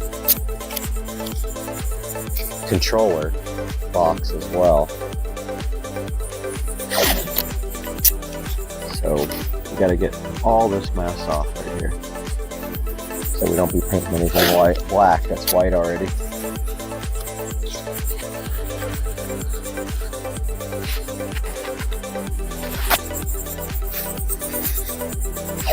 I know it looks like a cluster right now, but it's going to look so good when we get done. We have like 5 different things to paint.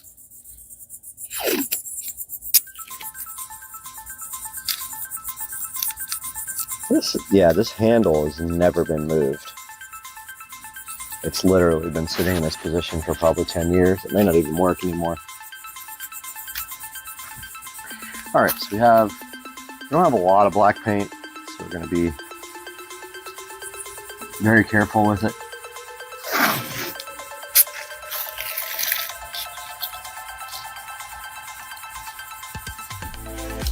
And not use too much. But I think we can get it. A lot of it like that. Don't have much paint at all. This is a matte black. Yeah, this is almost empty. Yeah, basically empty.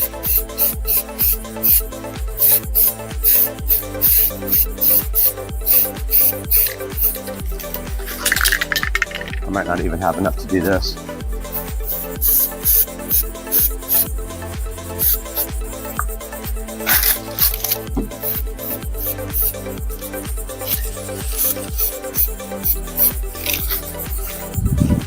I'm hurting over here on the blue part because I can't get to it. Ow, house is like 1,000 degrees.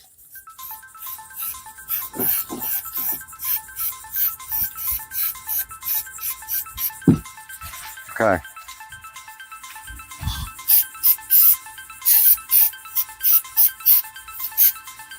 There we go. We have our black valve knob and our black controller box.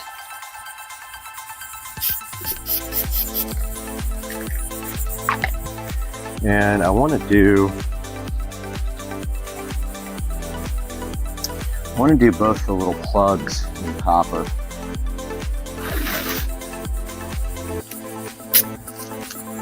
It's going to be fun trying to get that figured out.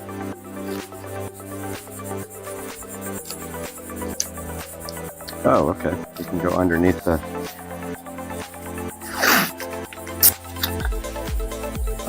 plug, at least partially.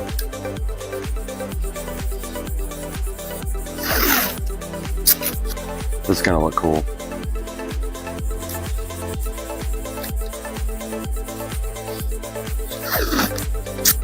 Surprised the camera's not overheated yet.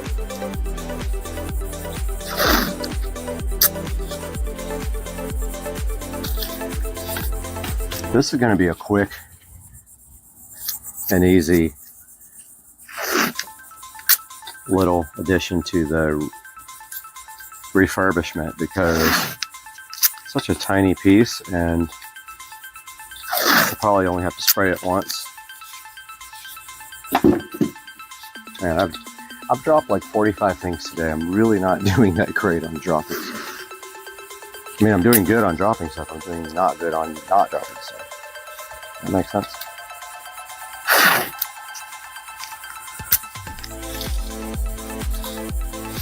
It's going to be a quick spray on this part and not get any copper on our white, brand new white paint. Yeah, we're using metallic copper paint on this.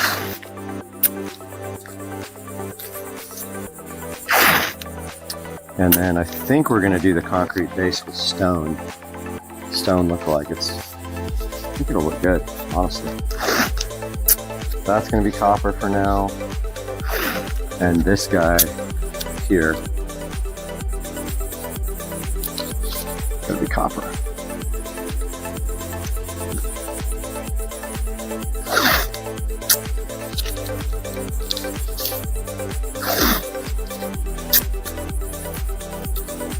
I don't know, I think I want to redo that. I want the threads to be copper. Which is going to take a little bit of... Yeah, that's perfect.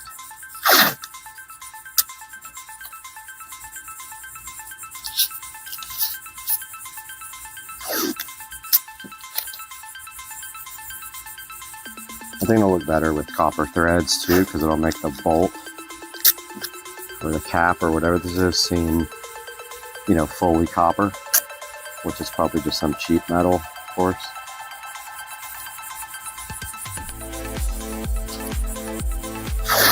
So then we will mask off some of this so we don't get any copper on it.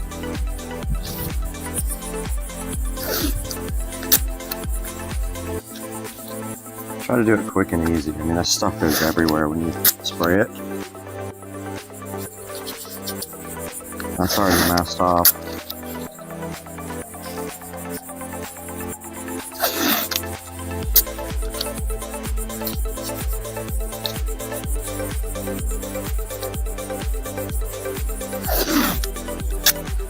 Haven't quite figured out what to do with these valves yet. We got our copper.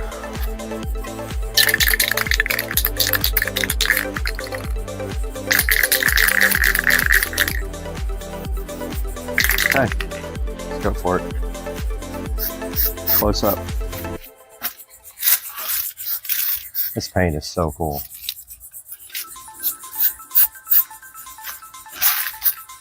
Ah, I love this stuff. And that's not sticking right there for some reason. Oh, it looks so good. I'm stoked. Get close.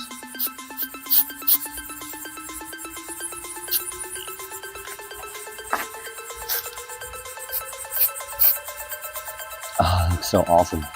Oh my god. Hell yeah. Wait till that looks, what that looks like after. Let's go and do our valve here and see if we can do this guy copper. I think we can.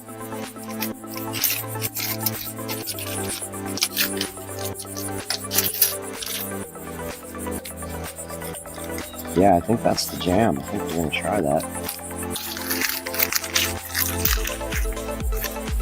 This is the hose bib if you want to connect a hose to the well pump.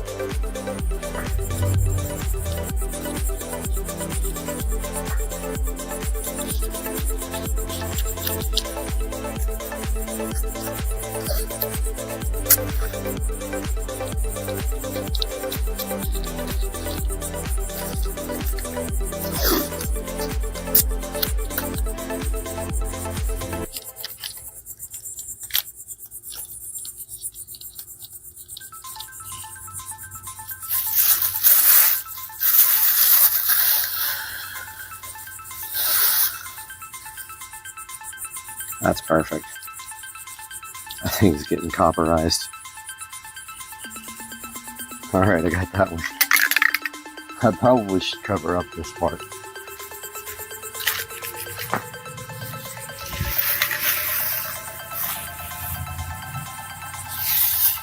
Okay, that thing's ready for copper. Oh, here comes the wind.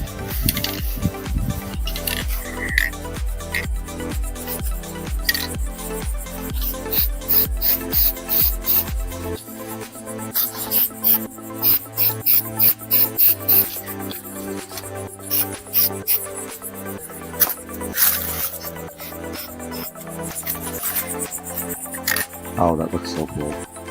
Oh my god. That's awesome. This thing's gonna look ridiculous when I get done. That's cool. Back here in the back, we just have some weird valve. Crappy looking valve that I don't use anymore. I guess I'll just leave it.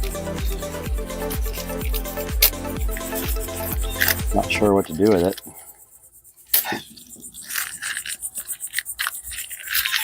Copper? Copperize it, I guess? I don't know. It's not used.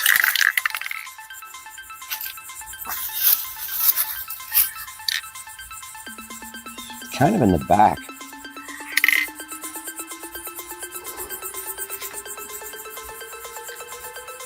I don't know, but that looks crazy cool. The copper on this looks ridiculous. Ridiculous.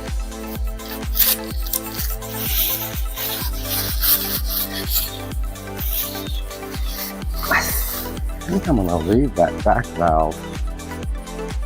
I don't know what else to do with it.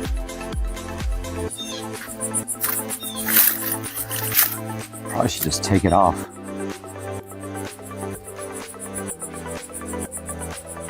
Maybe black, I don't know.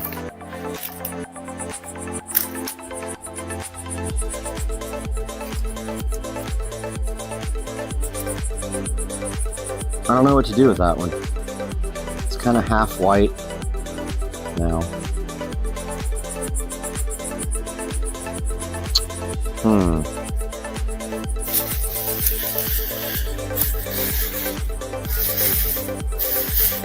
pretty much I can paint it like that. Yeah, why don't I do that? Gotta find a color though. So I'll do black.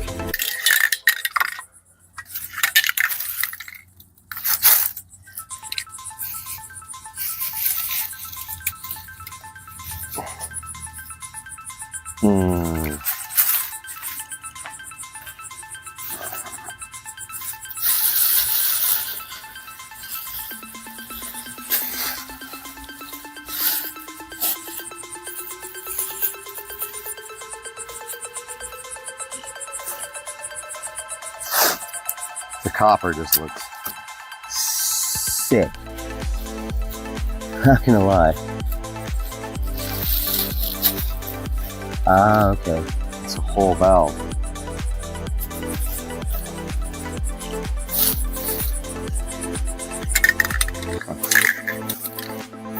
Oh.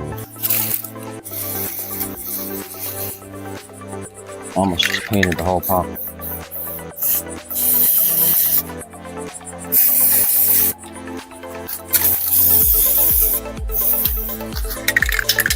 Thanks, so heavy.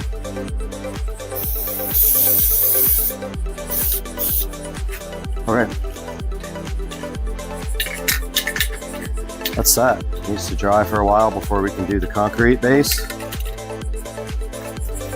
But, dude, sick. Sick, sick, sick.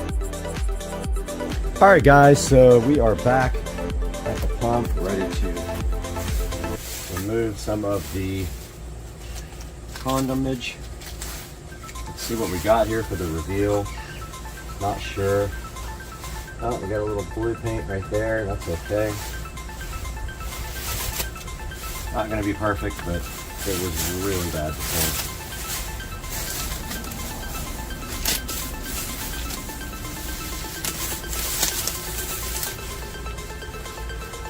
Okay. So we're pulling off all the tape.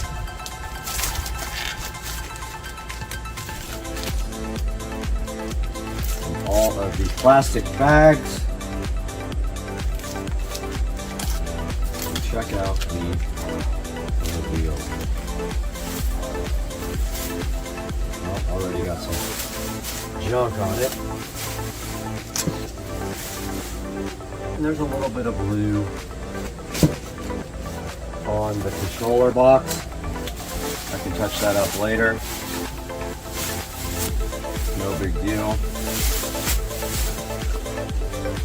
The main point is to get the whole thing done. Oh, I see some blue on the concrete, so I think maybe we will paint the concrete later with the stone. So we'll mask off the pump and paint the concrete.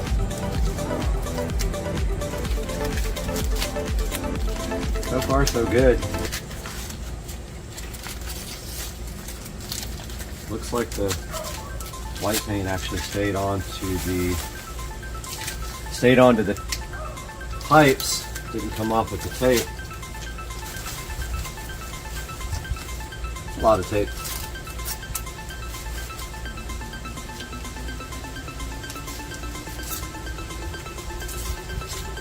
Probably come off easier if I tore it off in the order that it was put on.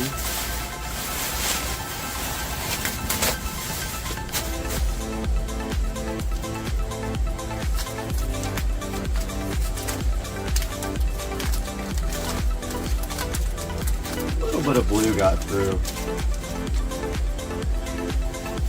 the tape.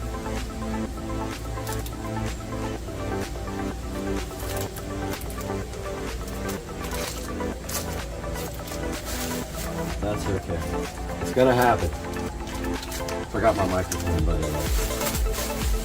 So you're probably hearing, probably not hearing everything as good as before.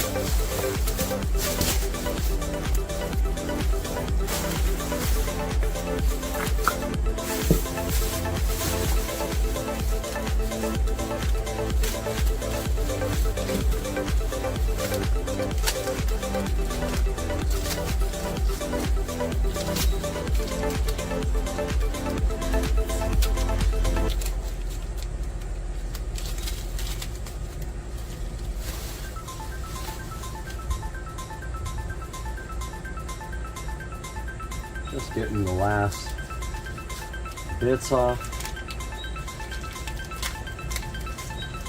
Yeah, some of these places could be touched up for sure.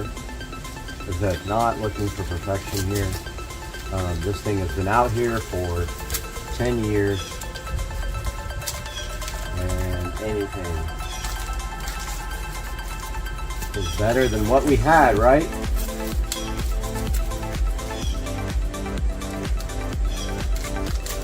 Probably doing this in the most inefficient way at this point. Our job is to unmask it. And that is all, right, people? A little tiny bit of blue. I got through the tape, nothing big.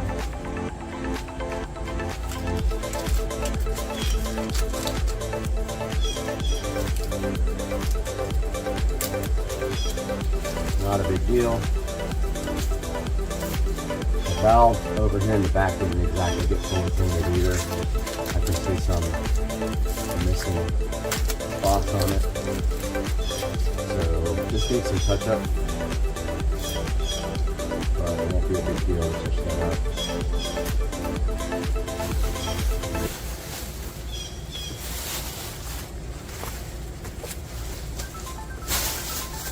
Yeah, the concrete got a little bit of paint on it, not sure why. Probably didn't have it masked off that great.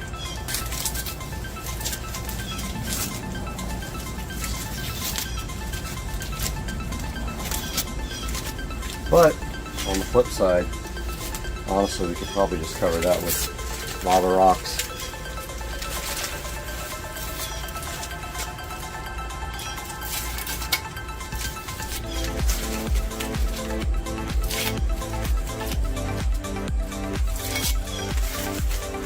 There is a surge tank, or whatever it's called, the storage tank, all in white, looking good, fresh.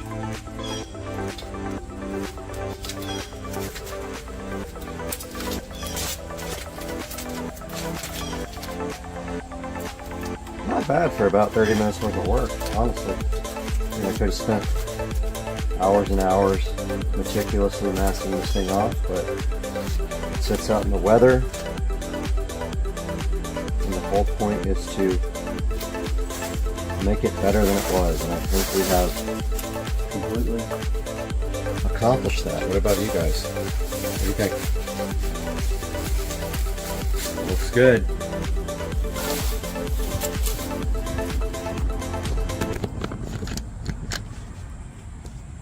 So yeah, that is it. Now we'll do some glamour shots. Hope you guys enjoyed this video. Maybe you have something you can work on in your yard like this that's been sitting forever and make it look better.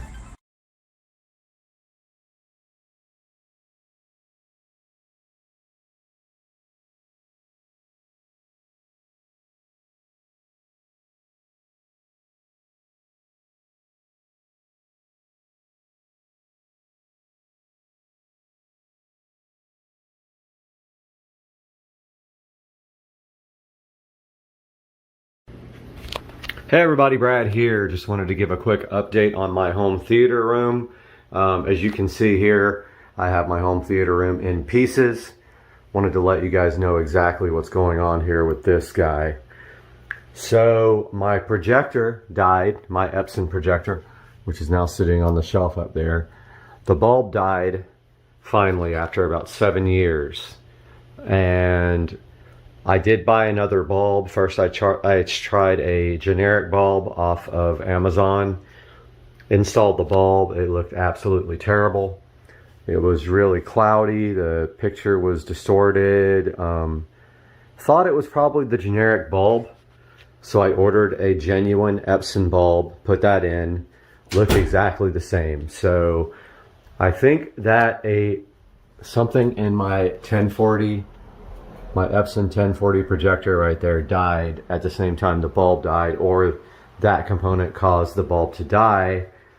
So I have ordered a 4K projector. Now, if you guys are familiar with projectors at all, you know that 4K projectors are very expensive. Most of them use this method called pixel shifting. So what it does is it projects a 1080p image, then it doubles it and moves it over and projects the second image so fast that your eye can't see, effectively making 4K out of an original 4K image. I ordered an Anker, A-N-K-E-R, Cosmos Max 4K. It is LED powered, not laser. The most acceptable laser projectors that do 4K are about $3,000. I've spent $1,000, actually $1,100 on a renewed Anker Cosmos Max. Will be here in 2 days. I decided to take this time to go ahead and finish my theater room. Now, as you can see here, we have a lot of ambient light just because the walls are a lighter color. Now, when I built the room, I built it from scratch from a guest bedroom. I created this wall myself. I sanded down the wall and I used Lowe's Home Cinema screen paint. I framed up the wall using a projector calculator. I made the frame on my miter saw. So I created the frame on my miter saw, and it came out awesome. Looks great. Right away, I can see some issues with my wall boxes, a little crooked right there, which are usually covered up anyway. You don't see them. The equipment's pushed right back against them.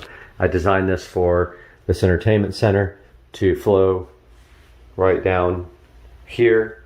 I ran power and HDMI. HDMI goes from in the wall there all the way up over to the projector shelf up there where the projector sits. I'm not 100% sure I'm going to be using the shelf unless it works out when I get the new projector and it projects correctly. And last time I ended up just strapping it to the bottom because the Epson projector had really no way to project. I couldn't adjust the keystone good enough where it could go down enough to hit this. It was literally projecting onto the ceiling. Only thing I'm worried about is this fan being in the way. I've added that since, and I don't know if the projector being on top of this shelf is going to hit the fan, but if it does, I'm gonna have to remove my moon men. Right there, my little astronauts. I think at the very worst, that's what I would have to do because it is slight downward projection to get to the screen from the center of the lens up there. You can see up there I did a wall box, a double wall box with power and one of those little brush inserts so you can run a cord through it and bugs and stuff can't get through it. The shelf is a glass floating shelf. As you can see, I had the projector strapped to the underside there and upside down. This time I'm going to turn the Anker Cosmos Max upside down and lay it on top of the shelf because it has a LED star constellation on the bottom. You'll be able to kind of see through the frosted glass there. Now, the other thing was my other projector was quite a bit brighter. It has a standard 200 watt bulb. This Epson Home Cinema 1040 right there. The new one is LED. It's quite a bit dimmer, maybe half the brightness. Now I ran this projector up here on eco mode the whole entire time I had it because it was so bright. You could actually have the window open here and still easily project on the screen and see the picture. The new projector, LED, going to be less bright, so I'm making strides to get this room brightness down quite a bit. First thing is the whole entire room is going to be that color. So it's all going to be that dark shade of green. I forgot what the name of it is. It's a dark, like brownish green.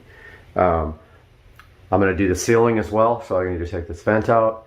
I need to remove my rear surround speakers there and get this room prepped and go ahead and paint the whole entire room.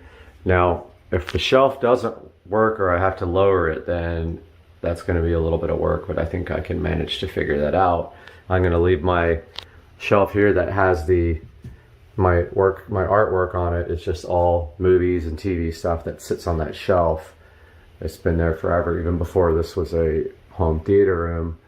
So I want to show you guys this hilarious mistake I made when I first put the surround speakers in. It's so visible up there where you can see where I cut the hole, and I was right on top of a stud and I had to move it and fill the hole. Unfortunately, you can totally see what I did there. It's not noticeable unless you really look. But yeah, so I am waiting for my projector to get here Wednesday. Meanwhile, I've got work to do in this room. I already have everything taped off. These closet doors are going to be permanently removed. They are going to be curtains here. And I'm pretty sure I'm going to get rid of that door as well and just do a curtain on the outside of the door. So I think what I'll do is a curtain rod up there with 2 curtains that hang straight down to the ground right there, black. I think that's what I'll do. Not sure yet, but I think on the inside here you'd be able to see a lot of ambient light from the other room, and my concern there is that. So maybe I'll do 2 sets, one on the inside, one on the outside, like 2 on the outside, 2 on the inside, for a total of 4 curtains that you walk through. That'll also help with the sound deadening. So I'm not sure yet. But yeah, just a little update. I still gotta take the Echo Show out of the wall here. I gotta remove these speakers, this vent, pull the bell off the fan and slide it down a little bit so I can paint underneath that, if I can even get that down without removing the, might not be able to get that down without removing the fan blades, which is gonna suck. So I'm gonna start working on that now, and I'll update you guys in another video. Have a good day. All right, got the door prepped up, so that's where I'm gonna stop the paint right there. I am gonna paint up the hole right here where the, I forgot what that's called, strike plate, is that what it is? I'm not sure. The hinges are gonna get painted, all this trim. I'm gonna start with a brush and go ahead and do all the trim right now. So I don't have to mask off anything here because I'm just doing the outside of this trim. I'm doing the shelf there as well. All this, and I think I have like a little baby roller brush I can use. I gotta go look. I think I had a cabinet roller, but maybe I don't have it here. So that's my next step. I'm gonna go ahead and break open this Italian leather paint and go ahead and start painting. All right, I got my paint station set up here in the kitchen. Got my drop cloth here, my little roller tray, my roller with the appropriate thingy, roller refill, whatever it is, brush. I shook this up really well. I got my vinyl gloves on here, and just remember when you're doing this, have a bunch of paper towels ready. It is water-based. It will come off of anything, like literally it will wipe off of anything, or when it's done you can literally just take your fingernail or a scraper and scrape it off. It's not going to stick to anything permanently except your walls. So make sure this is shaken up well before you do it. I know you guys all know how to paint. But yeah, I'm gonna go ahead and pour some of this out, and likely, since I decided why not start, I'm gonna start the walls too. So I got my roller out for that. I got my paint here, which is not enough to do the whole room and the ceiling, so I'm probably gonna run out. But I took a picture of this barcode so that it can easily be redone at Lowe's. So I'm gonna go ahead and take that off. Now remember one other thing. When you pour your paint out, always, always, always, always wipe off the paint that's dripping down the sides. See what happens if you don't right here. As soon as you're done pouring, get some paper towels, wipe it off. Get yourself like a Publix bag, like this, or a Walmart bag. Put all your paint paper towels in there and throw them in the garbage. I'm gonna go ahead and pour some paint out right now and start. All right, guys, got the trim painted around the door here. Just gonna tell you this straight up, dude. If you're painting dark over white, dark over light, period, it's gonna take multiple coats. But I encourage you to use the guarantee on this paint that says 1 coat coverage, because, okay, yeah, right. 1 coat is not, okay, 1 coat. Come on, man. Take it back to the store, get a free gallon to finish the rest. That's what I'm gonna do, because this is not covering in 1 coat. Not even close, look at this. I know, because when I painted this wall, it took like 4 coats.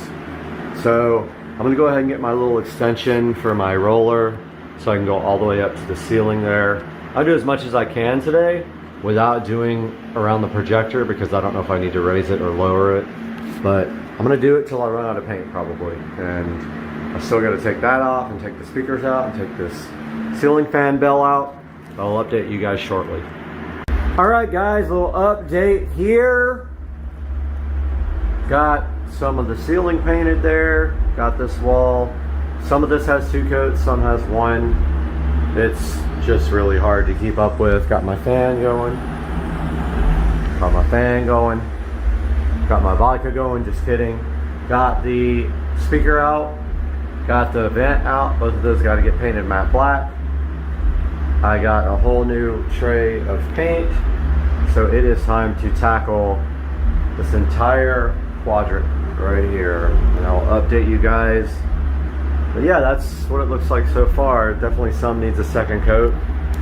Maybe a 3rd coat. Yep, look at that. Update you soon. Another tedious update. Got that much done.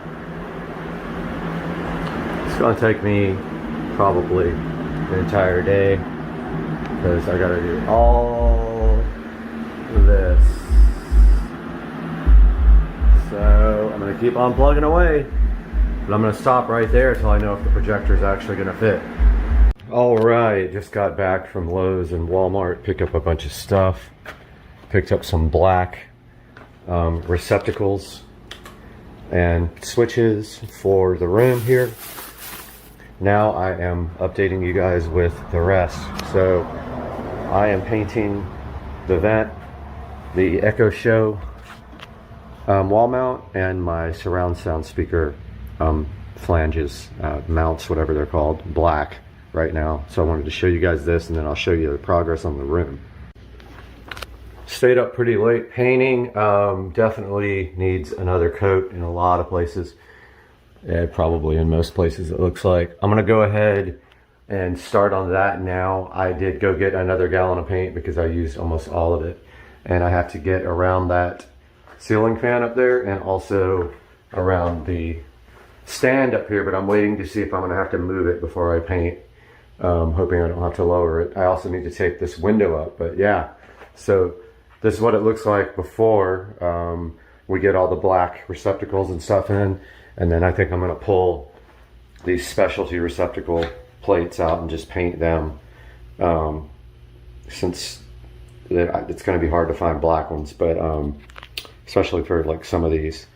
But yeah, so I'm about to get my paint ready, start that, and then also these guys take about, I don't know, 10-15 minutes between coats. But there's all the ceiling stuff and wall stuff painted black. And I'll be back soon. Alright guys, a little update here. So I got all the black wall plates installed and receptacles. Black switch, I'm painting the blank that goes right here, matte black. I got the Echo Show 5 mount here. So the way this goes in, this is so awesome. So you just literally like push it into the wall, and then it's got 4 clips. Are you trying to shop for 5 mounts? Okay, that's funny. Amazon's talking to me on the. So you just put these 4 little clips in there to hold this mount in, and it kind of secures it up against the drywall. And if you look at my whole smart home tour, I kind of go over this. These guys get power from the switch below. You can see it right there. And so it makes it super easy to put these mounts in. But look, you can see how the clips like hold on the mount. They just kind of push up against the drywall like that. Such a cool thing. You just use a drywall knife to cut it out. So yeah, so black, black, black there. Let's grab the Echo Show. So I do have the skin coming for the Echo Show, and it's a space skin. So now all we have to do is find the power here. It's right there.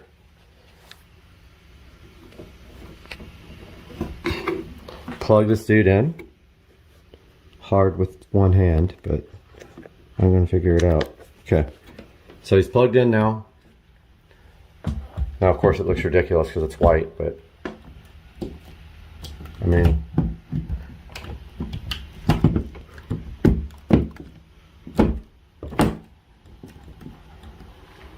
that's it. It's in. It's going to look so much better with that skin on it. And there it goes, powering up. Got the projector power changed out to black, and the little brush plate is now painted. Got to get the in-ceiling speakers. I'm gonna go do that now, and I'll update you guys after. All right, guys, time to reassemble the surround speakers. These guys just literally screw right into these, just like this. I did notice that this paint is really easy to mess up, so I have to be super careful reassembling these things. So I'm going to go ahead and put the screws back in right there to the in-ceiling speakers. Okay, I got the speakers reassembled. There's the grills. There's the brush plate for the home theater projector mount. So now I am going to get these things installed right now. I'm going to go ahead and take the opportunity to put spade connectors on the wiring coming out of the ceiling because they were just wrapped around these terminals. So I'll show you guys that once I get in there. Alright, got my crimp tool. And if you guys didn't know, the color of the actual spade is on the tool to show you where to crimp it. See the red? And so that tells you what gauge wiring you're using. 22 to 18. And then you take your crimp tool and your red spades, and we are going to apply them to that boy right there. I'll show you when it's done. All right, could not get the red on there, so I switched to blue, which are a little bit larger. That worked perfect. The reds were pulling right off. I'm gonna go ahead and get that speaker mounted. And the way this works is they have little feet that hook on the drywall right there. So you rotate the feet in, all the feet go in, like this somehow, some way. They rotate in, and then once they hit the drywall, they spin and they grip the drywall. So they rotate in like that. Yeah, I'll figure it out. I need two hands. But yeah, those are the little feet that grab the drywall. Alright, I got one speaker in. As you can see, the paint doesn't hold up very well to touching it. Same experience I had in the car. And a couple of the mounting screws didn't really catch. I don't know why. If it rattles, I'll pull it down and try again, but I think it's in there pretty good. I'm gonna go ahead and do the next one.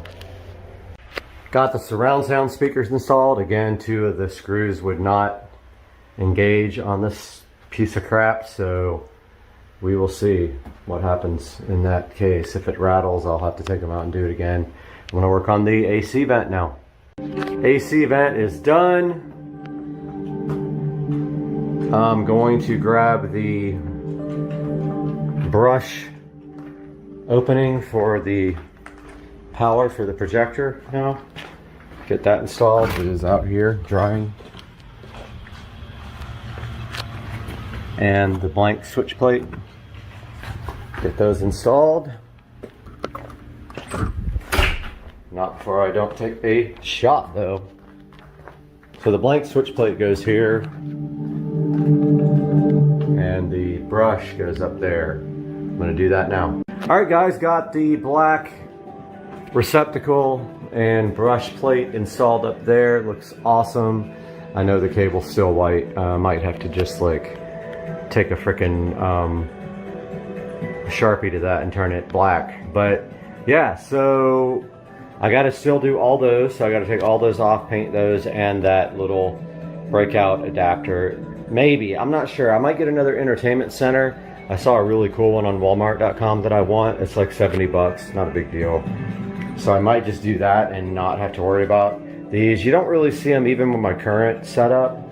But now I am going to work on the curtains here for the closet. This is going to be traded out for curtains.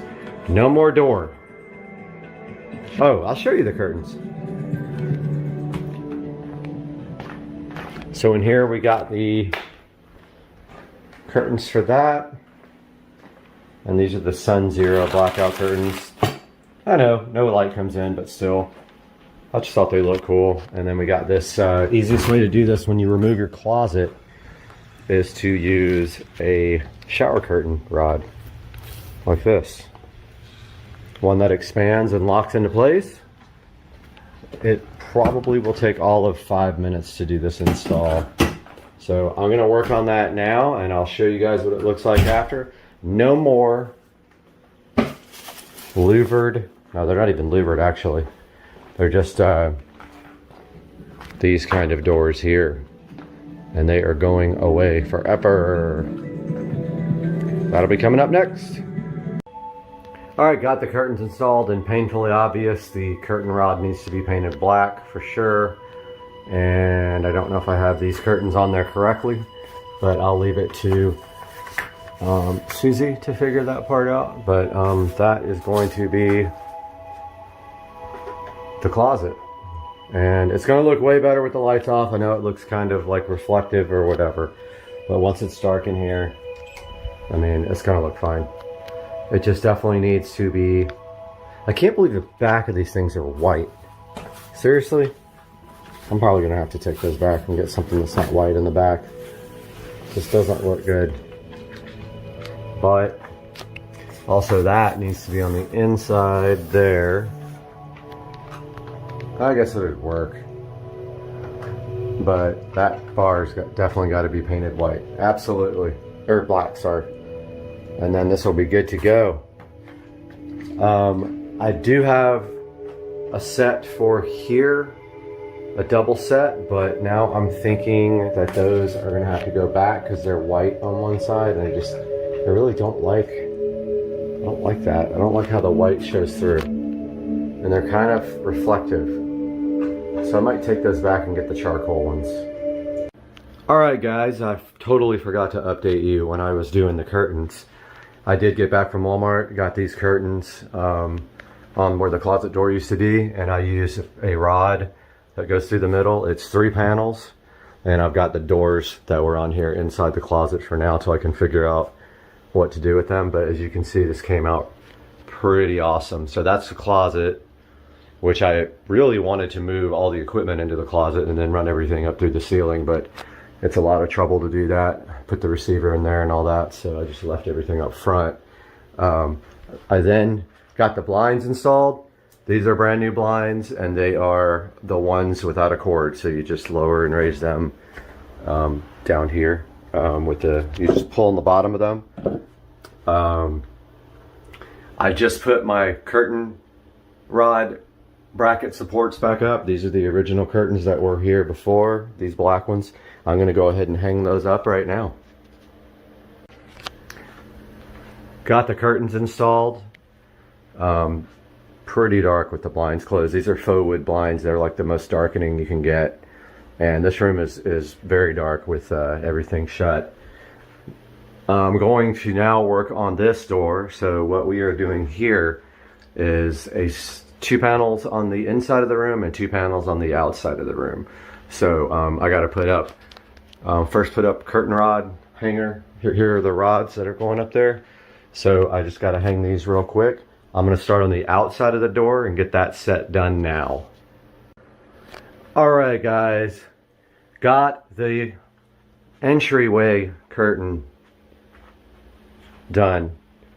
So you can't put the little ball on that end because it's right up against the wall. But basically, let's see how dark it gets now with no lights on in here.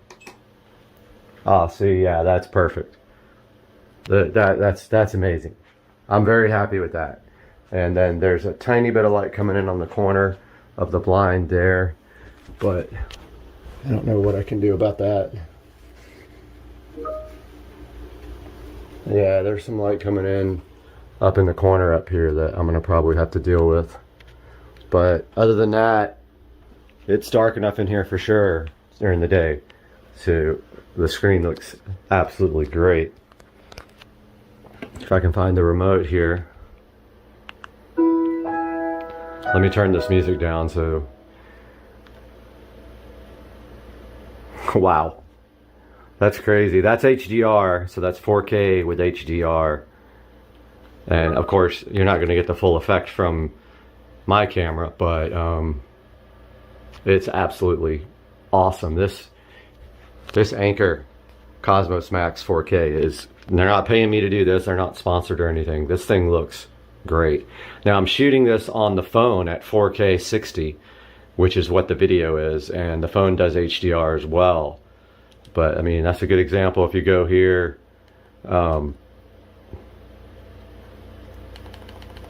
this is a Atmos demo, and it's got true black. Of course, this projector is not going to go true black. It's going to be grayish. Let's look at some of these other ones. Wow, that's awesome. So cool.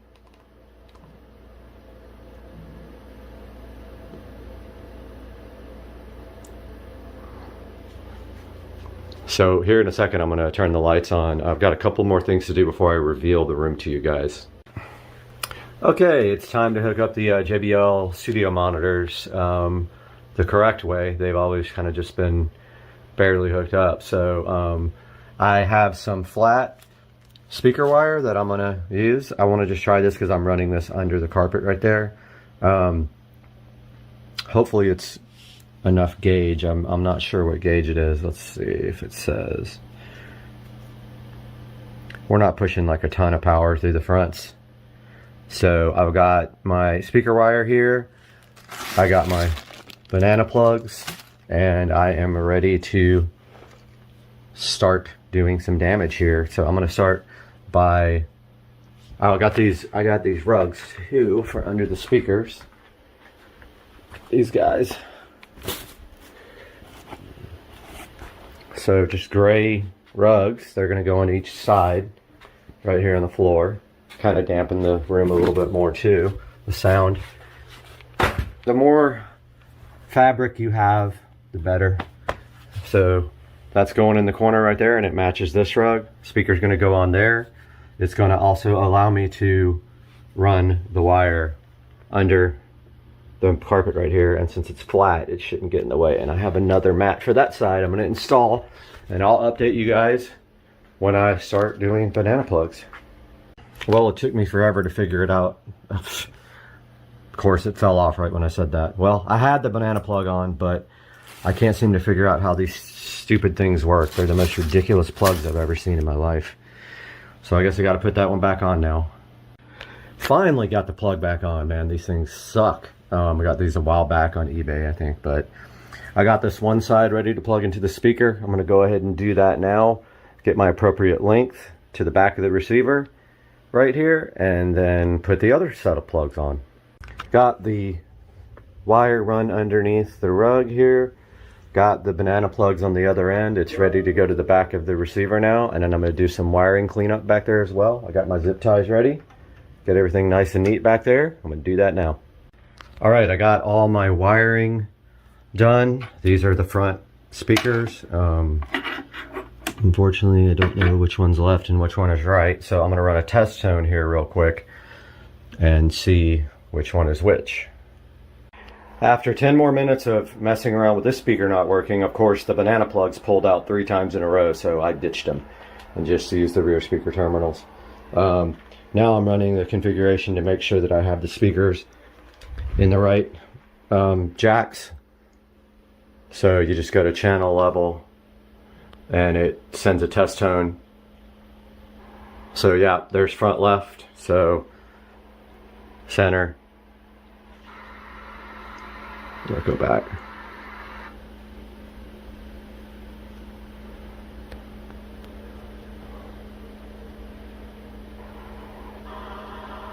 Center.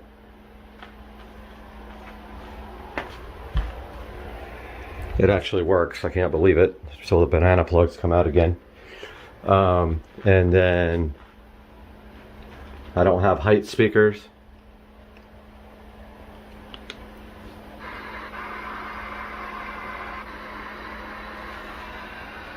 Okay, my surround sound speakers are reversed. I need to correct that real quick.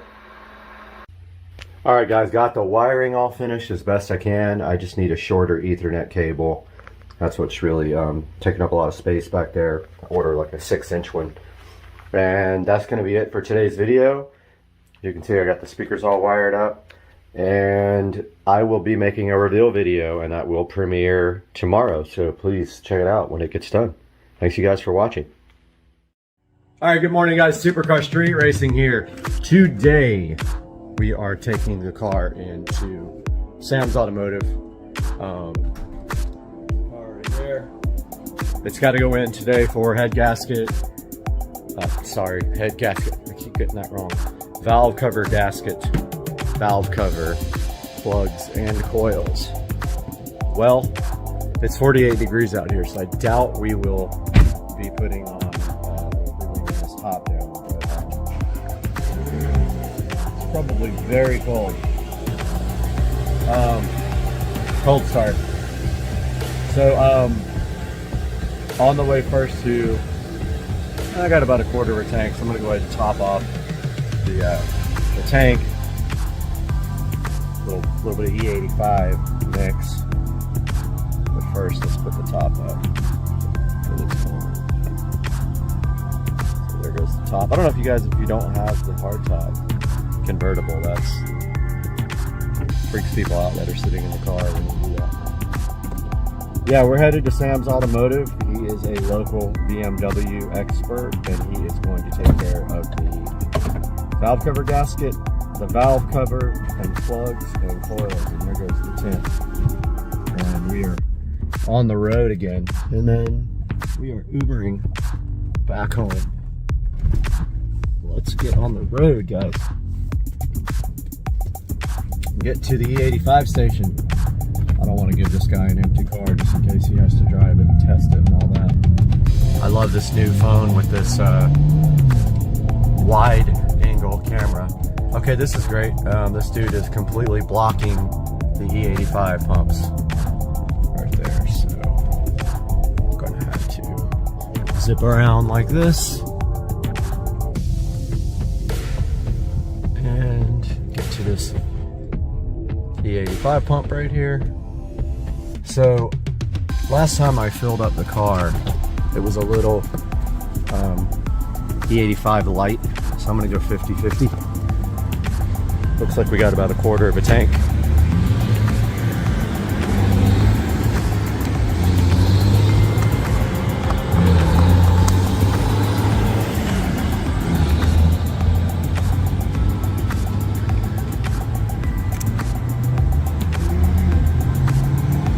Gotta put my card in there.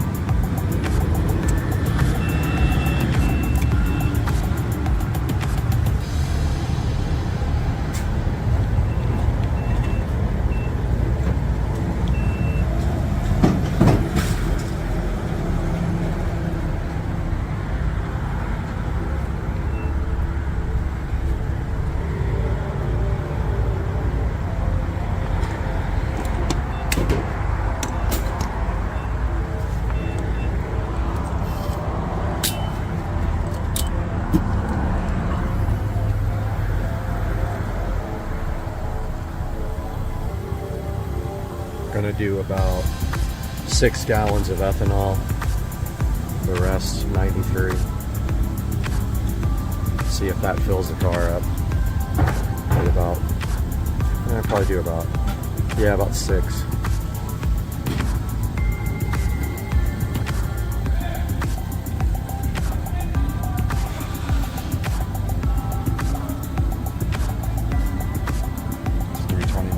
It used to be $1.80 a gallon back in the day. Went a little bit over.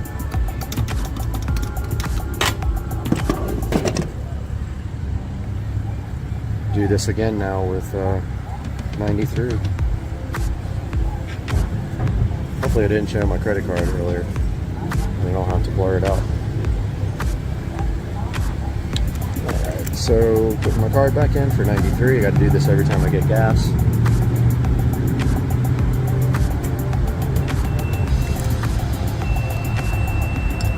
Sometimes it freaks out because it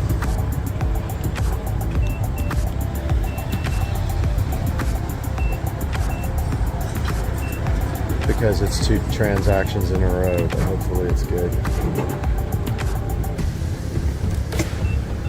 Get the 93.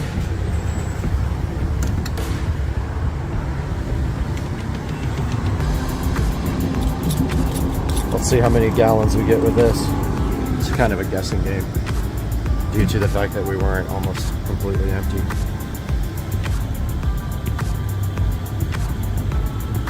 Then we got to get the car over to the shop.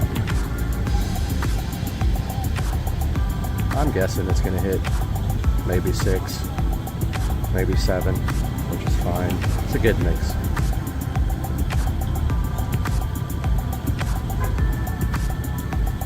Like I said, last time we weren't E85 heavy, we were light on E85. So we were probably at like a 40% ratio, so this might bring it up. No, we're going to still be a little bit light on E85. That's fine. 7.2 gallons, guys. That's what we got.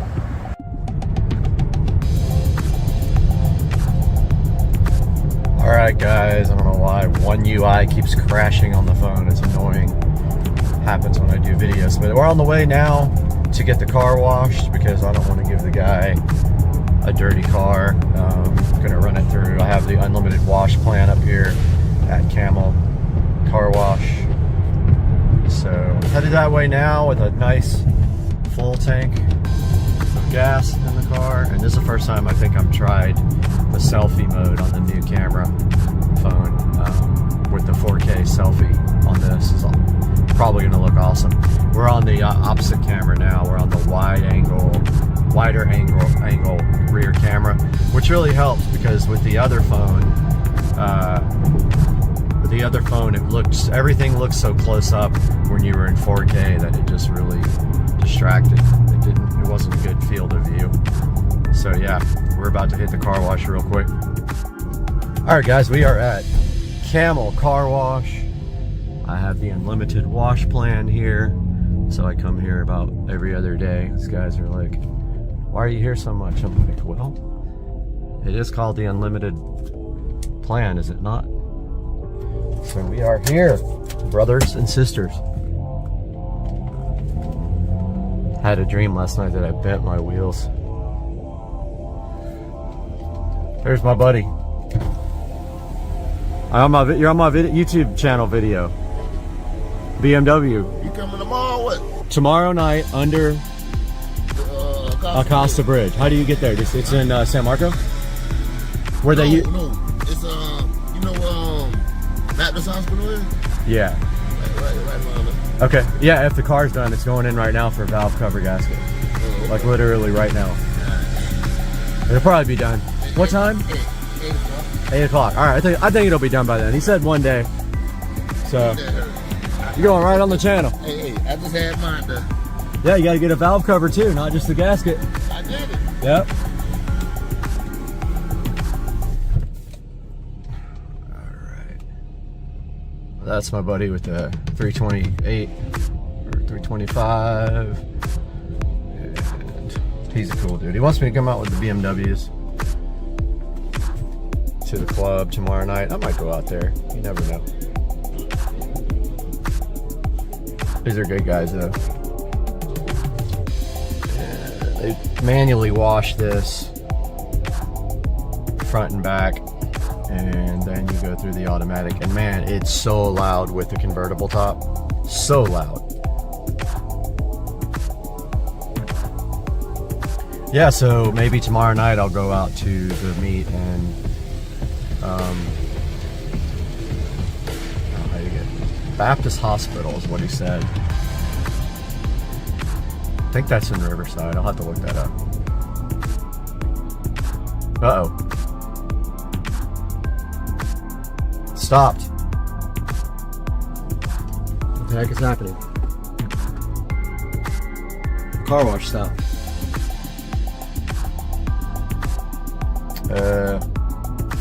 Hello?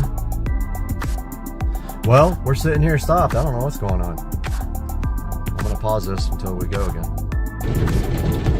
All right, we started moving again. I don't know what the deal was with that. We stopped for a second. I don't know, that was strange.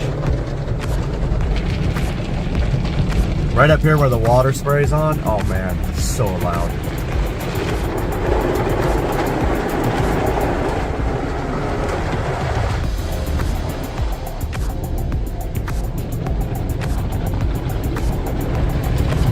Right here. I have to hold my ears during this part.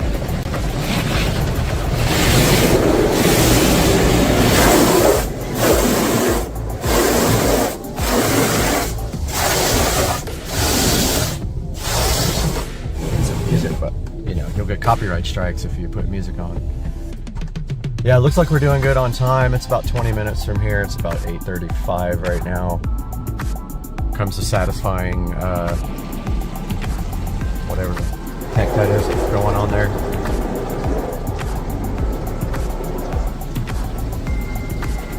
They got the scam ceramic shield that they want to charge you like $10 a month extra for, but I don't go for that stuff.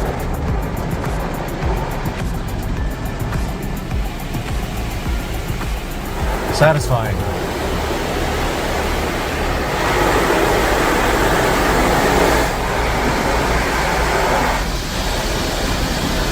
And then I love the part where it gets your car almost dry. Does a pretty good job. There's some water always on the back here, like around the sides on the back, that you have to wipe down if you want it completely dry.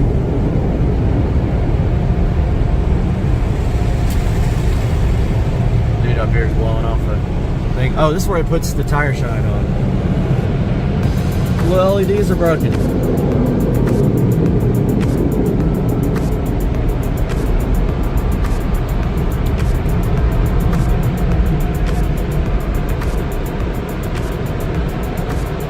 Alright guys, let's get going here to Sam's Automotive.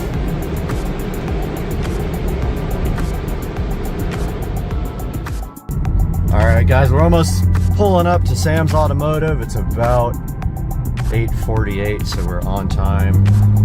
Wanted to show you guys this place as we pull in. It's got a crazy amount of BMWs in the front, like an insane amount. When I first saw this place, I was like, how is this possible? This is it, Sam's Automotive in Jacksonville, Florida, Duval County. And we are here. I'm gonna show you guys the parking lot here real quick. They're not open yet. Do have to get everything out of here. I really don't have anything in here that I need, honestly. Yeah, I don't have anything. We are here at Sam's Automotive. Beautiful day. Car looks good, just got washed, but you can see where it leaves the streaks in the back. This is Sam's Automotive. Tiny little sign sitting on Parental Home. There's all the BMWs, but it gets even better. You can go down on this side. The entire back is filled with BMWs.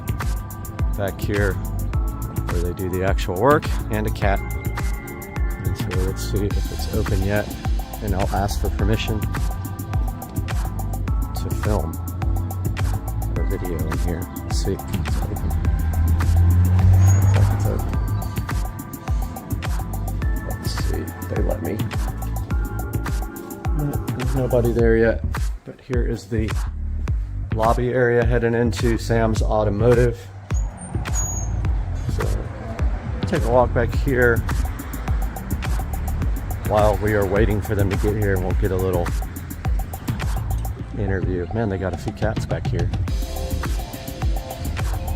This is the back area where they have, I think, 2 or 3 different kitty. They got kitties for sure.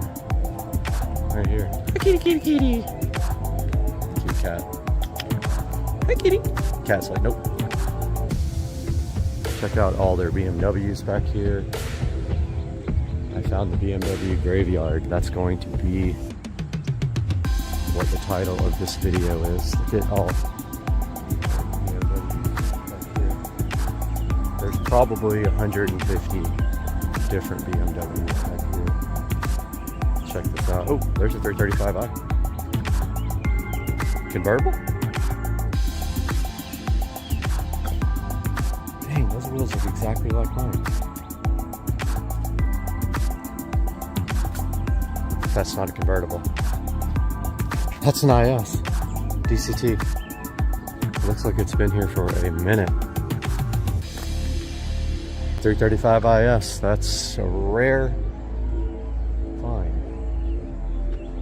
And then of course we got this Jaguar back here. Dude, some interesting cars. Look at this Rolls Royce Silver Spur.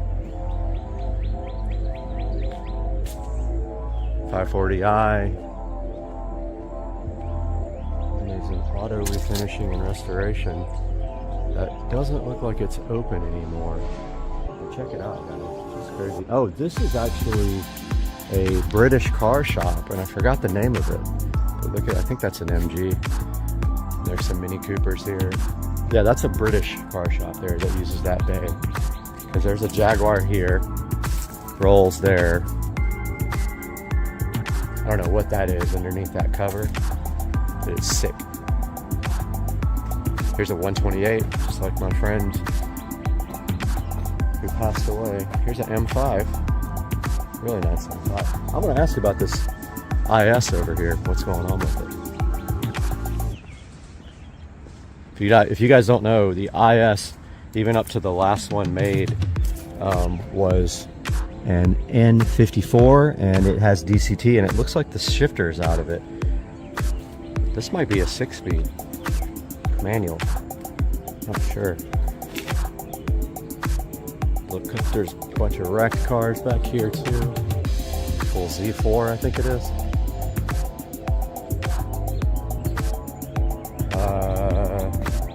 I don't know what that is. Is that a CSI?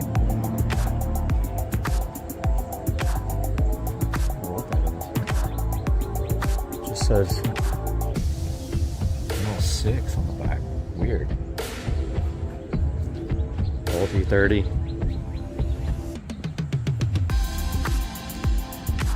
Bunch of E46s over here. Old 525s.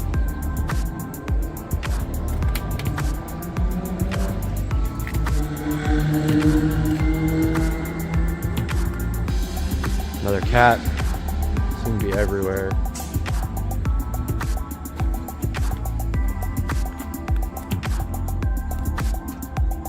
Here's a wrecked, I don't know what it is, 5 Series? 535i. More kitty cat right here. Lots of kitty cats. There's cats everywhere. Cats and BMWs. Old 320i over there. Cat. Mini Cooper. 528. Here's an old 325 IS. Old E30 325, I guess. Like a newer model X3. Here's a E46 3 Series convertible. Don't know which one. Here's a cool wagon X-Drive. It's a 328i X-Drive. By far the most interesting thing in the parking lot is this IS, but it's a manual, and I would not buy one with a manual. I would get the DCT all day long. It's such a perfect transmission. M5's kind of sick. I like the color. Pretty cool. Got some kind of weird something.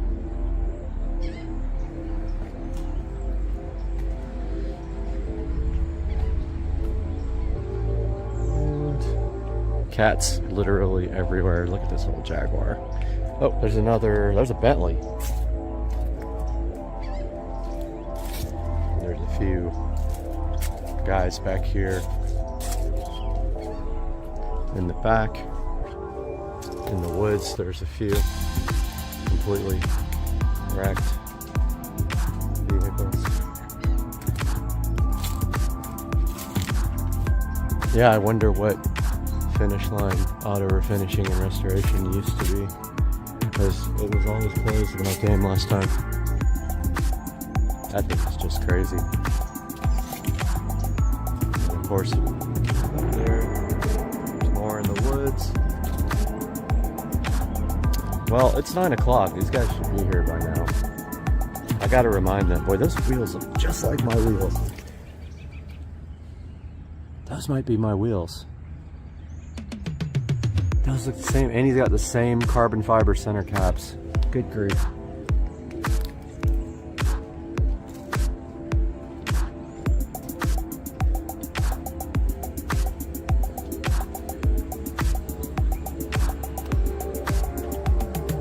Guys, it's a lot of BMWs. What do you think?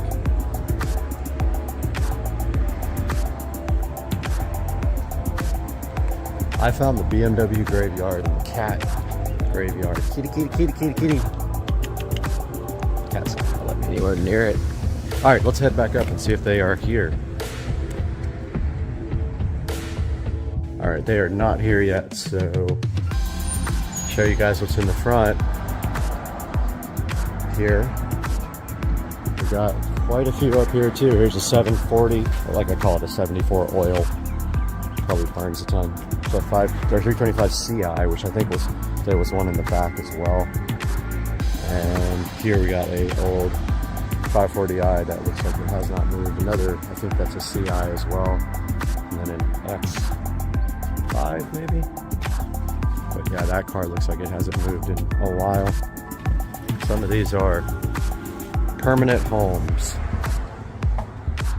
It's a nice 328i with good, looks like the paint's in good shape, it's just dirty. Here's a 325 CI again. And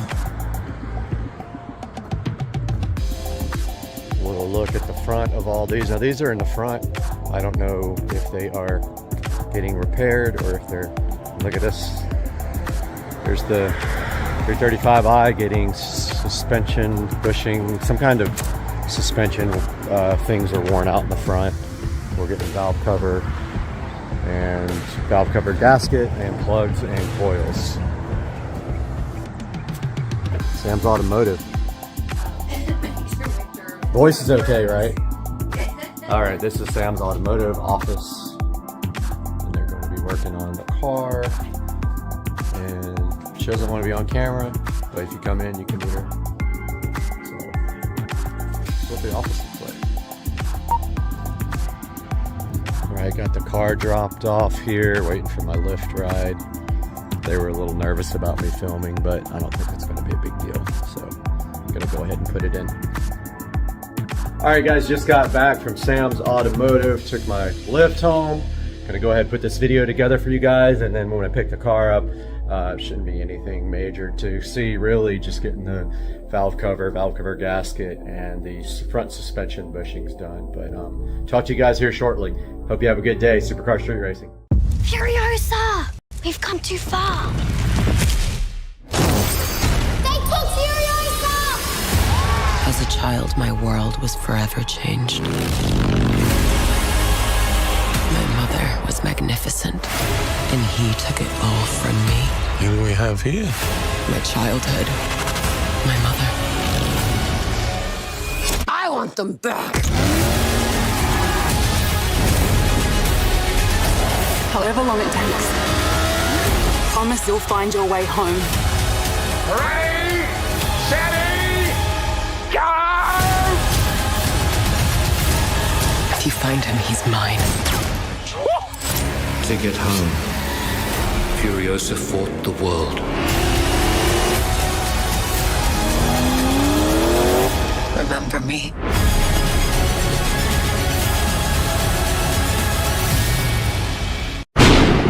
Furiosa had gone too far.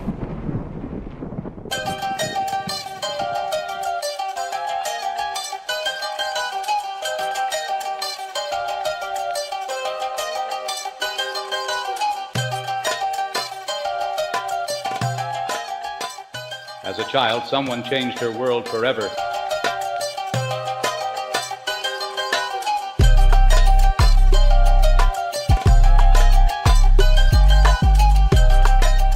She thought her mother was magnificent.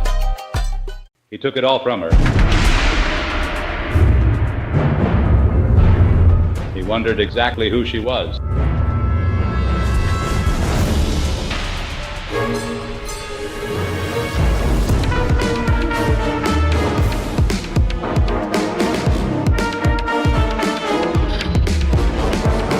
He took her childhood, her mother.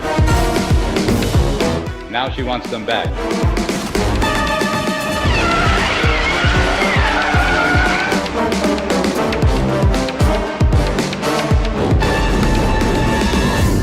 Even if it takes forever. She makes a promise to find her way home.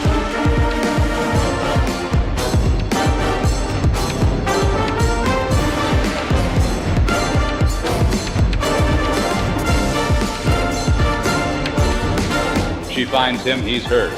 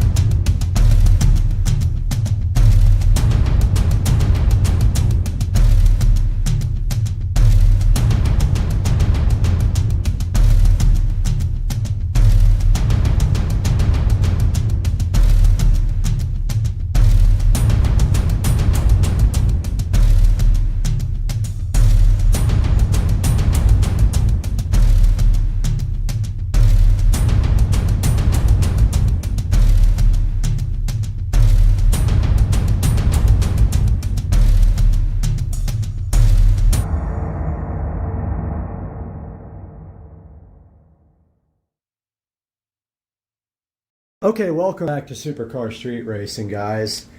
Second update for the day. I've been working really hard today, and we are about ready to test the front channel audio system for the studio.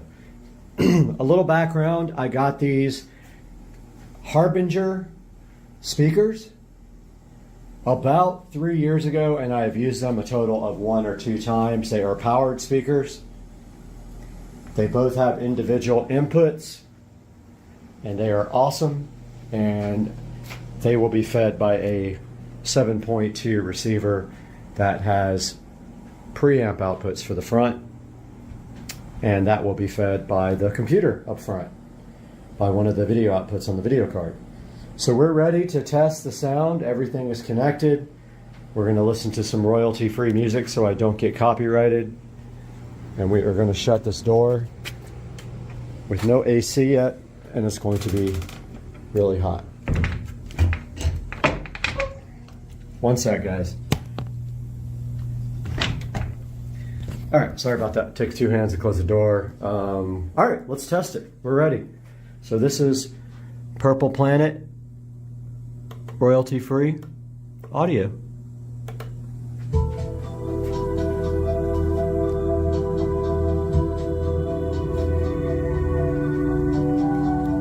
The phone is stereo, so you should hear the actual representation.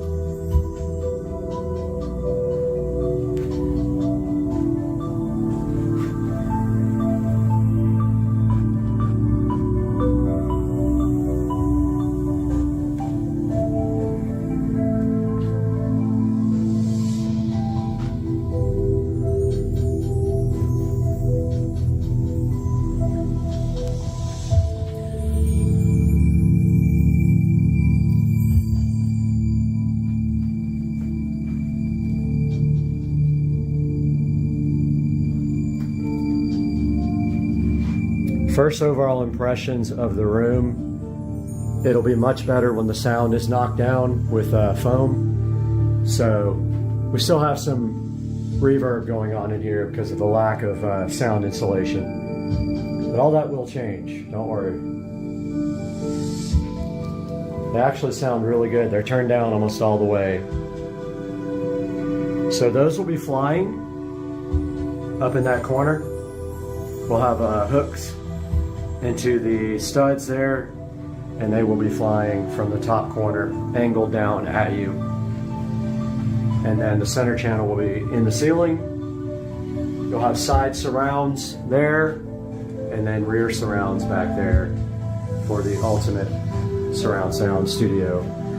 And we'll either have, most likely we're gonna have a futon right there for guests, and then 2 workstation setups here for guests if they want to sit. But that was a test of the front stage of the upcoming studio sound. I did get some more wiring done. I got the HDMI cables run for the second output of these monitors to feed a workstation if we want to. Same thing over here, got everything labeled really nicely. And now all we have to do is put the wall boxes in when we put the foam insulation up. Guys, thanks for watching. We'll see you next time.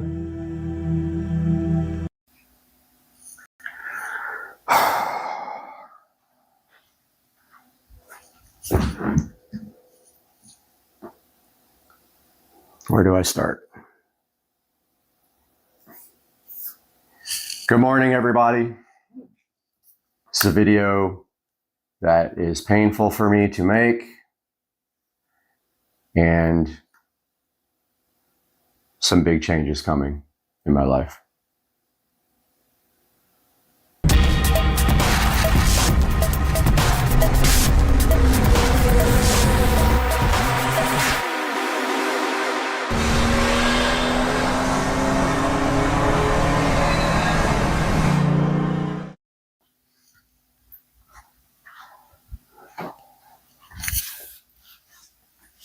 Hey guys, welcome back to Supercar Street Racing, and today I've just got a couple of things I have to talk about going on in my life right now. So, as you guys all know, my channel all started with car. It was all about my Toyota Supra, which regretfully years ago I sold. Probably the largest mistake I've ever made in my life. The biggest mistake that has happened is selling that 1993.5 Supra hardtop, which I bought brand new, by the way, almost. It had like 13,000 miles on it, not a scratch. And I modified it and ended up selling it. And I did make money on it, but after all the mods and stuff, I actually lost money, of course. Which brings me to the current situation that we are in right now.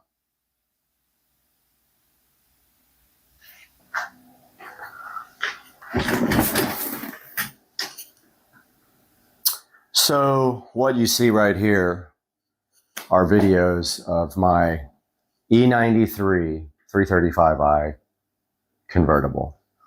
We can see here some hours being put into this car. It was modified, not heavily, but modified. It did have a MHD tune running E85, E50 blend. It had a VRSF large intercooler, and it had a VRSF charge pipe. Amongst a few interior modifications, which also included the ID4 digital dash and also had the Android head unit on the inside.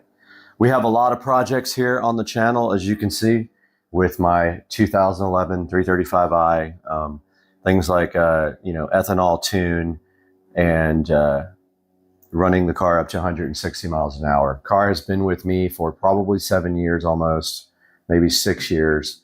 I did buy it in 2017-ish, 2018, and I did pay $18,000 for it.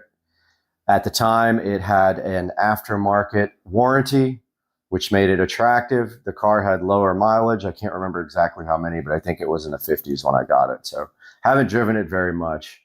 And through the years, we have put content up on the channel, and the car has been with me ever since. And you can see here me doing a project on MHD on that side of the screen there.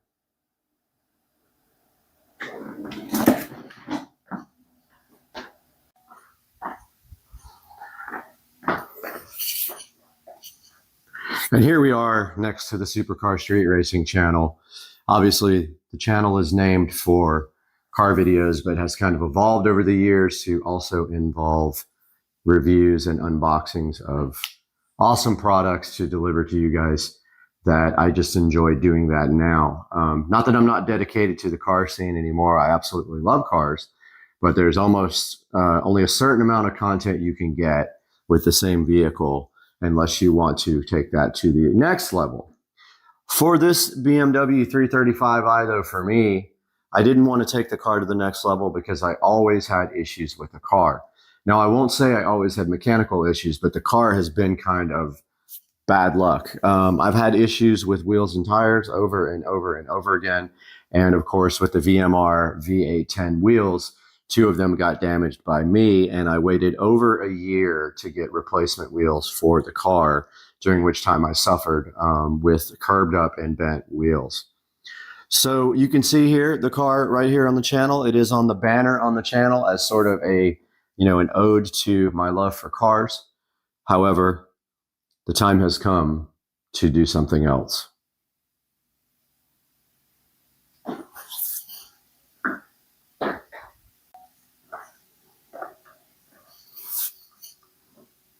And here we are standing next to my Epiphone Les Paul Goth bass here that matches my Epiphone Les Paul guitar, and thinking about all the good times that we had in the BMW and a lot of the bad times we had in the BMW. I have been stranded on the side of the road in that car probably 15 times. And if you know BMWs, there is no spare in that car. They encourage you to run flat tires, but of course the first thing everyone does when they get new wheels and tires is they ditch the run flat and they go with Michelin Pilot Sport 4S's, which in my opinion are the best street tires made, unless you get the Pilot Cups, which don't last very long. They're super sticky, but just don't last very long. So that brings me where we are now. So I would say maybe about 4 months ago, I started noticing the car would idle, kind of like surge up and down at idle. And nothing bad, but, just a little bit of up and down. It would start hunting for idle. I didn't think a lot about it, and I just continued to drive the car around. So at the same time, the car did need a PCV valve. So I did the PCV valve hack on the car, which is you actually cut out the old PCV valve and JB weld the new valve in. Now, the reason for doing that is BMW does not offer just the PCV valve. They want you to replace the whole valve cover at a cost of $500 and something for the parts, and then it's another around $1,000 for labor to put that in. Long story short, I did take the car into Sam's Automotive to get that work done.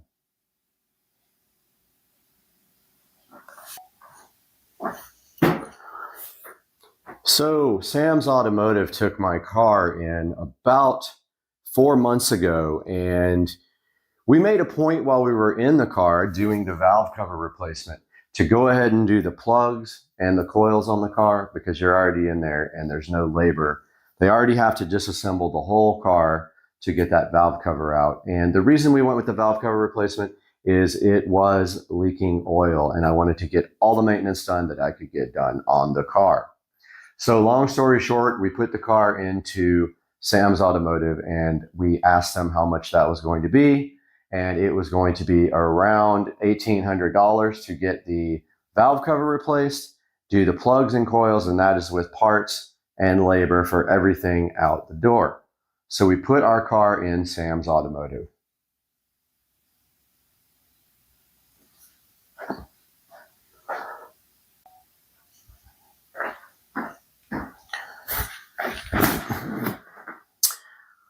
So that leads me to where we are kind of now.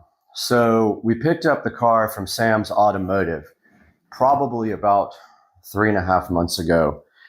When we got there, we asked for the bill, and unfortunately, right before we picked the car up, we got a call from Sam's Automotive letting us know that when they went in to check everything after they had done all the work, that the serpentine belt was failing on the car and that needed to be replaced. So of course we had no choice. We went ahead and got the serpentine belt replaced, which means more labor to disassemble the car and get that belt out and replaced. Unfortunately, that was another almost $1,000 on the bill. So they handed me a bill for almost $2,900 for the BMW. Now, don't forget, the car has just started raising in value because the car market has gone up. However, the car at that time was probably worth in the, I would say, $10,000 range. They don't hold their value very well. And even before that, they were worth $9,000. So the car has lost almost half its value in the 4 or 5 years that I have owned the car. So here we are with a $2,800 to $2,900 bill from Sam's Automotive, which we had to pay to get our car out at that time. So here we are with our BMW freshly repaired out of Sam's Automotive. I just spent $2,900 on the car, and then we started having issues with the wheels again. So when I just took a trip to California, and when I went, I left my car somewhere and the wheel and tire went flat.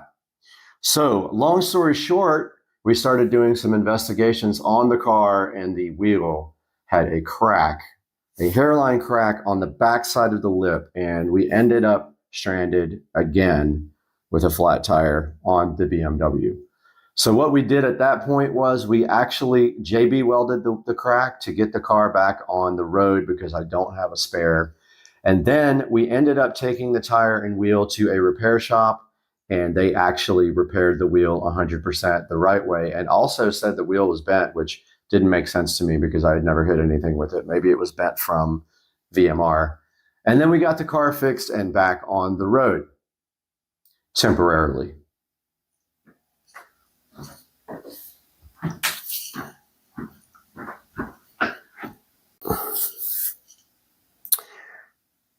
So we get the car back from Sam's Automotive at that point, and we get the wheel fixed, and everything is going great on the car. At that point, I started noticing some weird sounds coming from the car, and I wasn't sure what it was, but I was a little worried about boost leaks, and also the car was throwing codes when you would get on the throttle more than 25 or 30%. It would throw a code related to, it thought that there was a pressure difference in the turbo, between the turbo and the intake valves. So at that point, I made the probably not so smart judgment to race a very fast Audi. I believe it was an RS6, I'm not sure, with a good amount of power. Probably felt like it probably had 600 plus horsepower to the wheels. On the freeway, raced him, did very well in that race, and after that, the car was running absolutely terrible. So after that point, we did have some issues, more issues with the idle stumbling. But other than that, the car was still running okay. And we kept driving the car because I wasn't ready to put it back in the shop yet. But eventually, we had to put the car back into Sam's Automotive.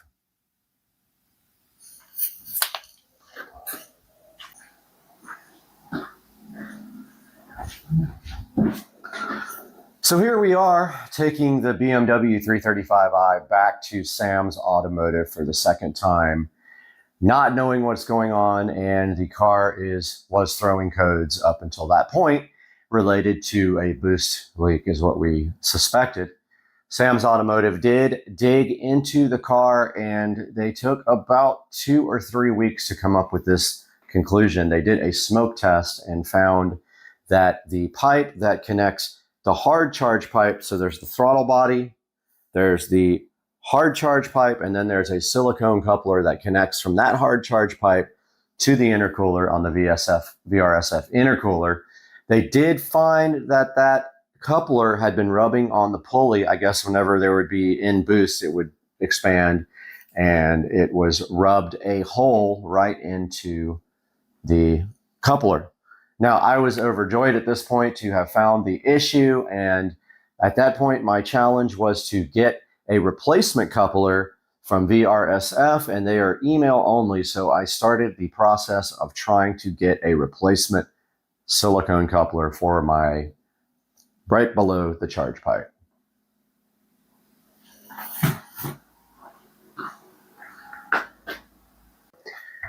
So let's back up a little bit. When we took the car to Sam's Automotive with having just raced the Audi, the car was running poorly, but not terrible. But however, on the way to take the car back to Sam's Automotive to get that part looked at, the car was running terrible. It was backfiring. I could barely keep it running. And that was before he found the silicone coupler had a hole in it. So he did find the hole in the coupler, fixed that issue, but then called me and said that he could not figure out what was going on with the car not running properly.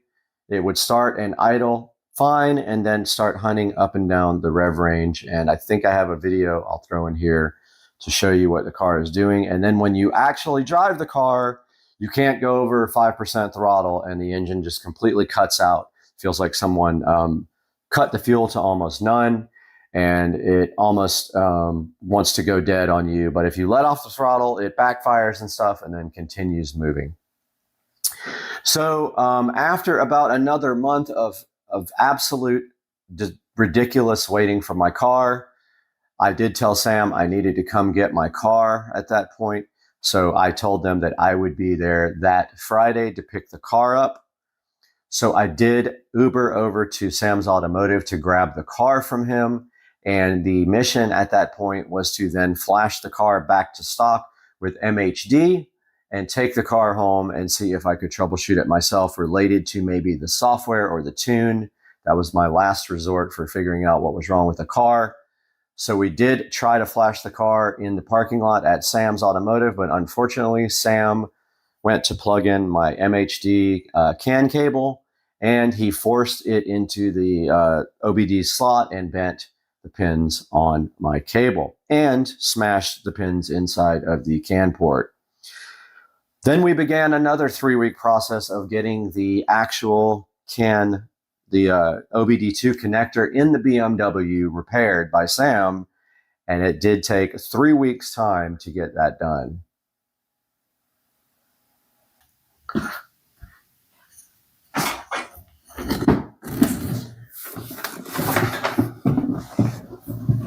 So here we have our 335i, and at that point, we have flashed the car back to stage 0 MHD, and it made no difference. So then we attempted to flash the car back to completely stock, and we were able to do that with a battery charger, which we had not been able to do before, which leads me to believe our voltage was just too low to flash over at the shop. We get the car flashed back to stage 0, and the car is still running absolutely terrible. So at that point, we weren't sure what to do. I started thinking about maybe selling it or taking it to the actual BMW dealership to see if they could figure it out. There is also another high-performance BMW shop here called Bavarian Rennsport, so we thought about taking it to them, but I made the tough decision to sink some more money into the car and bring it to the actual BMW dealership.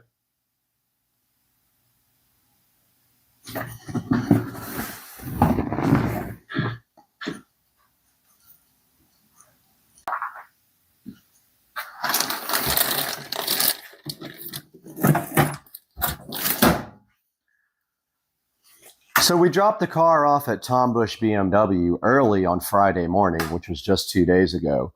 And we had explained to them the modifications on the car. So the car does have a downpipe and a charge pipe, which is not a big deal. They should still be able to work on the vehicle. And they said, okay, that they would give it a shot. Now, keep in mind, the car has stopped throwing codes completely for the last probably couple of months, and the car runs absolutely terrible, but throws no codes at all, which is very strange. I kind of thought that when I flashed it back to stock, it would start throwing codes, and it did throw one about the gas tank level, which is probably not related to that at all. And so we get the car over to Tom Bush BMW super early on Thursday morning. We had a Friday appointment. They let me drop it off early because of Hurricane Nicole. So we got the car to them, dropped it off, barely made it over there. It was a very difficult drive because the car was cutting out the whole time. And we left the car at Tom Bush BMW here in Jacksonville on Atlantic Boulevard.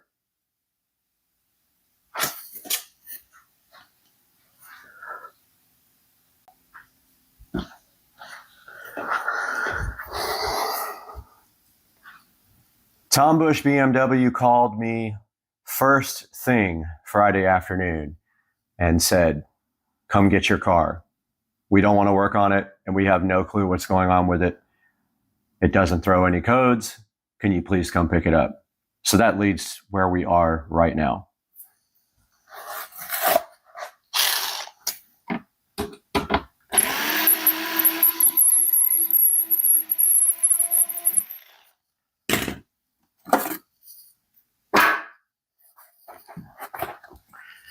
This car is sold, and it will leave hopefully first thing tomorrow morning.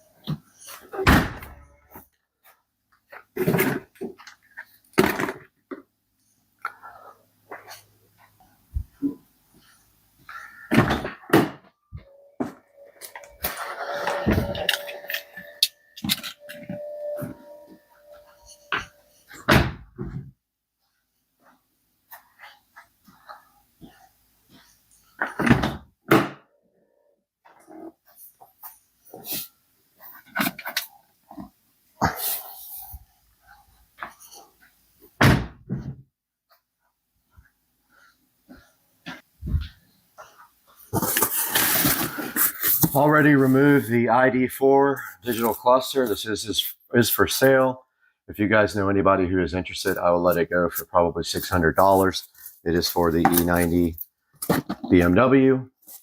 Right here in the box, ready to be shipped if anybody is interested in that device.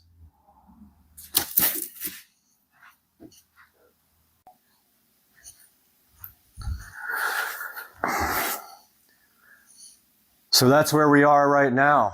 I have sold the BMW 335i, and it will be leaving tomorrow morning between 8 and 11 a.m. Hopefully, if everything goes as planned, and I believe everything will. And so that's where we move on to the next step in this channel evolution, as we will be buying a new car. However, it won't be very soon, and I will tell you why. I have been on a mission for the last almost year to pay off my house, and that's what I intend to do. I'm set on this. I won't change my mind about this, and I will not buy another car until this house is paid off. Previously, we spent over $70,000 on the pool. That project has completed, which leaves me time now to start paying this house off so that when I retire, I will not have a house payment. So there will be a car coming. We don't know when and we don't know what. I have my eye on some things that are interesting. I have been considering a lot of expensive cars. I've looked at McLaren 720Ss. I've looked at 911 Turbo S Porsches. I have looked at Tesla Plaids, and I am not leaning one particular way or the other, although the Plaid is attractive to me in a number of different ways. We can make that move to electric if we do that, but we don't know yet. But you can follow the channel and keep up with what is going on our channel. And you will know as soon as I know, and maybe also you guys will look for another car with me.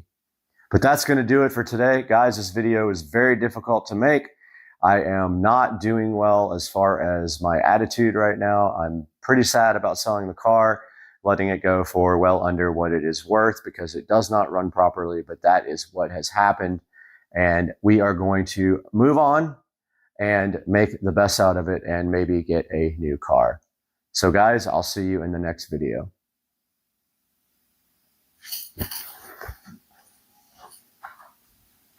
What's happening, guys? Got my BC Rich Warlock right here. Never been played.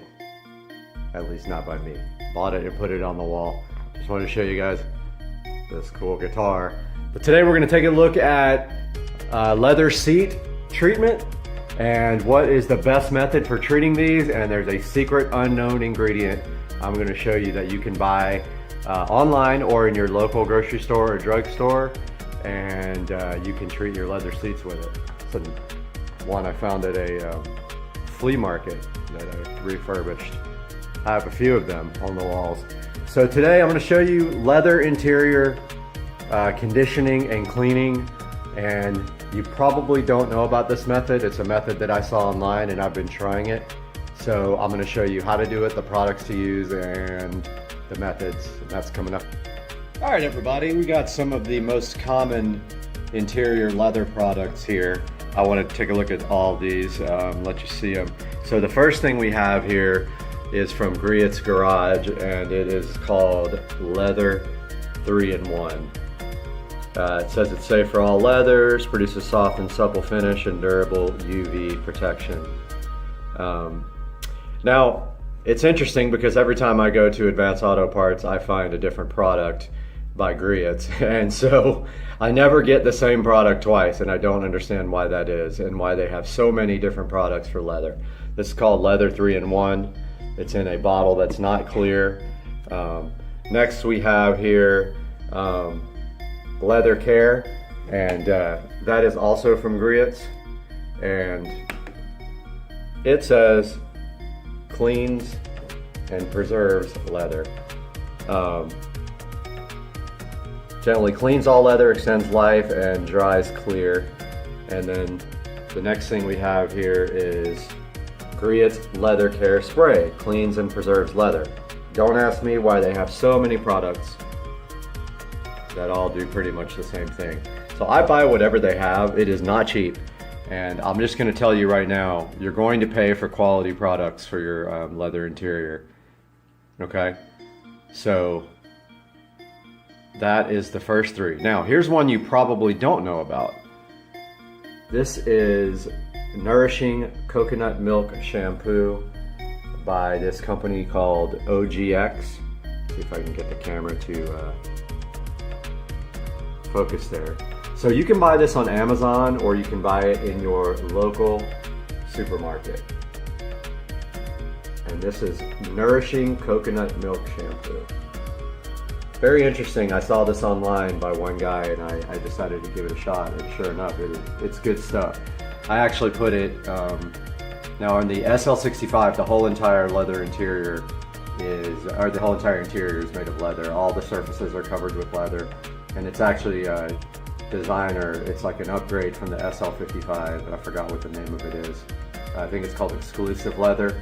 So I use this product on the entire interior of the car, and then sometimes I use these three on the next round of detailing. So I'll use this 1 week, and then I'll go back to one of these three. Now online, it does say that you should use this first and then follow up with one of these three, but I don't do that. I think that's a little bit of overkill, and I'll show you why when we get the coconut milk on there. Supposedly this is such a good thing because not only does it condition the seats, but it also cleans them as you are putting it on.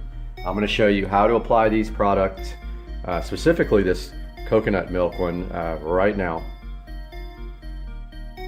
Alright, we got the coconut milk nourishing shampoo here from OGX. Got a clean chamois cloth here. This is all I ever use for the interior of the car, so we're going to go ahead and start using this. What I like to do is just put some on the seat right there, like that. Pretty simple process, obviously. Take this chamois and rub it in really good. Make sure you get all of the seat. And as you notice here, it is going to go in the holes because these seats are heated and ventilated, but it will dry eventually. So don't worry about it if it gets in the holes of the seat, but if you're super worried about it, you can just like press in harder and they will all. Now, if you notice, what that leaves on the seat is like a nice conditioned surface. You can definitely tell that this stuff does a great job on the leather, on cleaning it and conditioning it. It doesn't take very much, and once you put some on there, you can just grab it and, you know, move it around here. So I like to be pretty generous on the application, and don't forget the sides of the seats here, even though they're not really in sight, and the fronts. The obvious is to get all the bolsters, but don't forget all the sides. Pretty much anywhere you have leather in the car, you want to go ahead and apply this stuff. So you can also just, if you want to, apply it directly to the rag like that.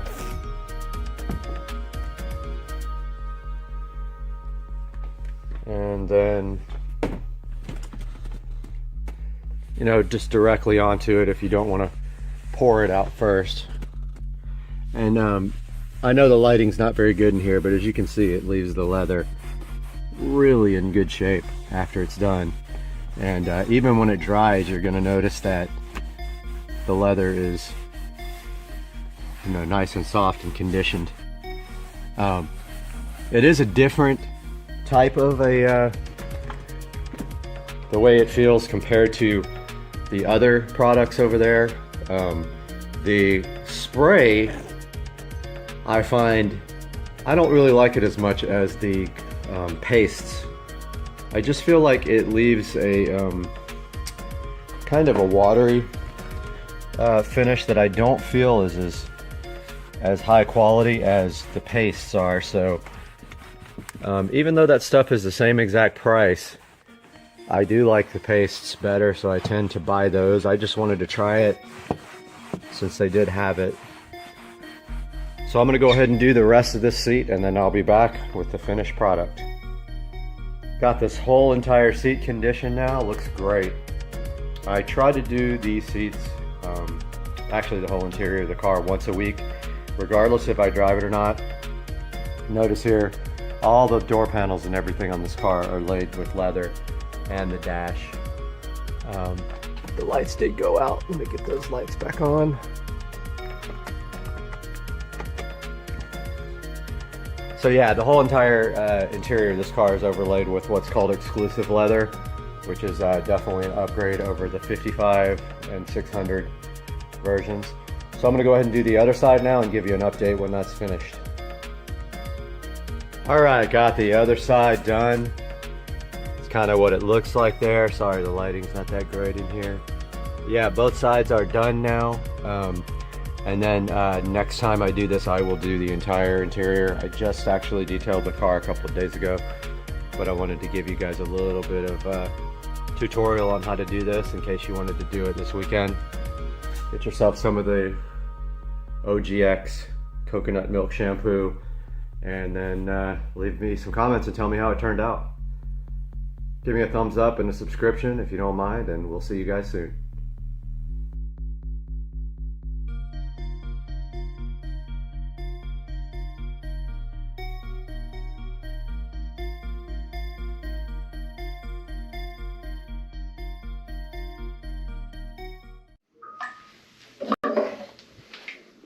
Stop peeing. Uh-oh. Uh-oh. Hey guys, welcome back to Supercar Street Racing once again. I'm Brad. I'm so happy to have you here on the channel one more time today so we can take a look at another awesome product that was provided by the manufacturer for us to check out. Now, right in my hands, I have the Winthorpe shower head, and reading here about it, it is a Winthorpe Conservation Rain shower head. This one is matte black. It is a high pressure, low flow shower head that also comes with a couple of extra goodies. So today on the channel, we're gonna get this thing unboxed completely. Go ahead and take a look inside and see what Winthorpe wants you to know about their awesome shower head. Stay with us.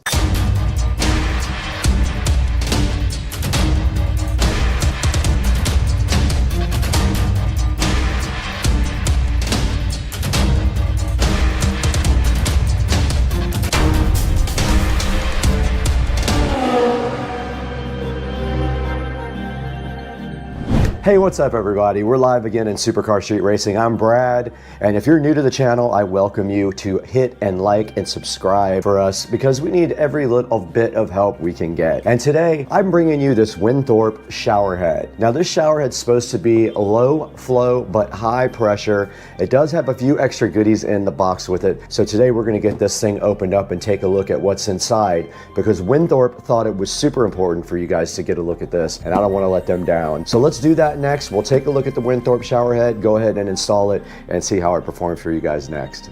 Guys, Winthorpe has stated that they are Winthorpe products for the planet, and they started off that statement by providing Supercar Street Racing and you guys with this awesome shower head. Now, taking a look at the outside of the box, first thing I notice is that the box is made out of recycled materials, which is very awesome. So they are saving the planet right there with just recycling their box for their Winthorpe shower head. Now, right on the front of the Winthorpe box, you do see that it says this shower head saves water. Now, they do that in a couple of ways. It's by the actual design of the shower head, and also they give you a couple of inserts to regulate the flow as well. Now, I did try to scan the QR code that said start with the app, but it says there are no apps on my phone to open it. So I wasn't able to open the app. I will contact the manufacturer and see if it's something to do with my phone or with the actual QR code that they provided on the side of the box. This is a very generic box. Like I said, it is made of recycled, but on the side of the box, we do see the model WCPS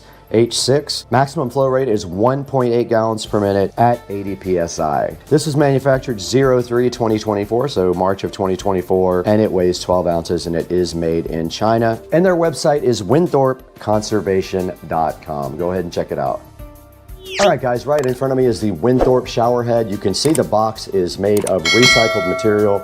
It is brown, gray, and green. And on the side, it does have all the data about the website and the flow rate and the model. I will put all that in the description for you guys to check out. And there's kind of a wireframe model of what the shower head looks like there on the side as well. And then on the back, there is a QR code, but I was unable to get that working for some reason. No big deal. Don't know what that logo is, but it does say right here that it is made out of recycled materials, which I like that. And Winthorpe's motto is products for the planet. You can see it right here on the box itself. And then on the front, we have some nice raindrops, of course, signifying that it is a shower head. And there's that wireframe model of the shower head there. Now let's get this Winthorpe shower head unboxed and see what they gave us inside of the box itself. Winthorpe Corporation thought it was a good idea that you guys take a look at this shower head, so I have it in front of me to open up now. Let's go ahead and get it unboxed. And you can see inside of the box, there is a QR code right up here for an install video. And this is pretty cool. You can't see it, I need to tilt you guys up a little bit, but it says conserve water, save money right there. Very cool design with like a water texture on top of it. And then your contact QR code and your install video QR code. And sitting so fly and so fresh beneath that is the actual Winthorpe shower head. All right, the Winthorpe shower head is face up in the box right here. As you can see, it looks very cool. It looks like it's made out of like a matte black or a oil rub bronze, and right in the center looks like they have the Winthorpe logo. It's upside down right there, but if we spin it around right here like a turntable, two turntables and a microphone, we do see that we see the Winthorpe logo right there. Now let's go ahead and fold this over and see what's inside. Okay, so there is the shower head in all of its glory right there. It's just sitting in the box for you. It has a standard shower flow connector right here on top, just like any other shower head, and let's see if it does move. It does move. It was a little tight, but that does articulate. So when you put it on your shower, you will have the ability to articulate this mount. Now moving further in the box, as you can see, we have a few more goodies for you. This was in the shower head. I did take it out, so it was screwed into the top of the shower head right here to keep it kind of safe and keep the threads from getting messed up. And then they gave us a flow preventer. They gave us 2 flow preventers, okay? So if you get the shower head and you want to conserve water, you will have to use one of the 2 flow preventers, and we will explain to you what those are. Okay, we're going to be providing you guys with the official install video, but first, kind of explaining what comes in the package. There is a screen there. Now that screen is to keep debris out. It actually screens out the water. Now inside the bag, there is a restrictor here. Let's go ahead and get it out. This restrictor is actually the 2.5 gallon per minute restrictor. The green restrictor brings it all the way down to 1.8 gallons per minute. And it is pre-installed in the shower head, so remove that if you want to take out all the restrictions on water flow. Here's a better look at the 2 restrictors. There is the 2.5 gallon restrictor. That is the 1.8 gallon restrictor, and they do just slide directly into the shower head like this. If you're not installing these, all you need is the screen. And of course, you're gonna wanna wrap the pipe that comes out of the wall with the Teflon tape that is so generously provided by Winthrop. Always remember, you go the same direction as you're tightening with your tape when you put it on. I'll show you that here in a little bit. So the black filter is definitely optional. You do not have to use that. All it is for is keeping sediment out of your shower head, so it doesn't block and clog up your shower head. Now, Winthrop asks you not to use just the black by itself, because that would also not restrict anything, and they are going for water saves money and the planet. So they're asking you to use one of their either green or white restrictor plates in their shower head. We're out in the Supercar Street Racing bathroom, as you can see right here, and right behind me, we do have the shower that was replaced years ago, and it has this weird long arm with a shower head that is now completely rusted and calcified with lime. So I want to go ahead and get this shower head out and replace it with the Winthrop and go ahead and test and see what the flow rates are like both with and without both of the restrictors. So the first step to that is getting the shower head out. So I have my channel locks here, and it does come out really easy, and it is peeing all over me. Got him! Got him! And there is a lot of goop on this because I used the liquid sealer instead of tape, but it is coming off pretty easy. This arm actually moves very easily. It almost fell. Look how corroded this is after 5 or 6 years of use. And check out all the lime and calcium. It's peeing all over my foot. All the calcium and lime deposits inside. And up here on the existing shower head, we did use liquid Teflon. You can use that instead of Teflon tape if you like. You can use either one, but I did use the liquid stuff. And it was very hard to get not to leak. So let's get the new Winthrop shower head out. Go ahead and install it with the lowest restrictor. See if we can see what the lowest amount of water we can get out of it is, and then move our way up to 9. All right, guys, we're back in the Supercar Street Racing bathroom now with the new Winthrop water-saving shower head. What I'm gonna do is go ahead and wrap Teflon around the threads there of the arm. This is much lighter than the old one as well, and we did lose one of our restrictors just then. I got it. So let's start with the white one. Actually, let's start with the green one. That is the most restrictive. And so all you have to do, I don't even know if I'm gonna put tape on it, it's probably gonna leak, but all you have to do is insert that right into the shower head, and then we'll just screw this on. It's most likely gonna leak, of course, because I didn't put any tape on it, but we're gonna be removing it after the test. Let's see how bad it sprays water everywhere. This shower head extension is very flimsy.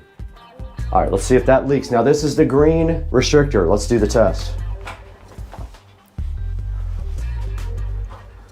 Let's see if it sprays water. All right, it's not leaking. And that's definitely a good amount of flow for the green restrictor. As you guys can see, this easily could be a shower underneath this. It's not bad at all. I've seen hotels that are way worse. So yeah, that's the green restrictor. Water flow is very good on that one. I could see that being fine for a shower. Let's go ahead and get that off. So you can see I didn't even need tape and it did not leak. And it is peeing on me. Get all this shower. Let's get all the water out of this guy. Now here is the next one. This is the white one. All right, guys, we did get the 2.5 restrictor installed, which is a little bit higher flow than what we had in there before. Let's go ahead and see how good that is. Okay, so yeah, that's definitely a bit higher flow. I like it. Now you can see that this shower head is not nearly as wide as the one that I had on there, but that is fine. It's only temporary anyway because I need to get a new extension arm or just a short one. But yes, you can see here a little bit more flow from our 2.5 white restrictor.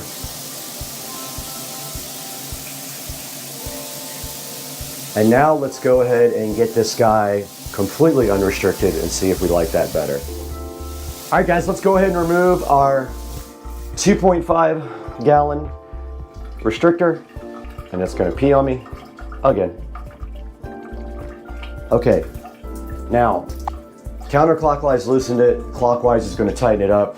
So what we're gonna do now is use the Teflon tape provided by Winthorpe here. They give you a tiny thing of it. Now you are going to have to put Teflon tape on it. So what you wanna do is simply wrap the Teflon tape in the same direction. Tighten be this way, so we're gonna wrap that way. So your tape would start like this.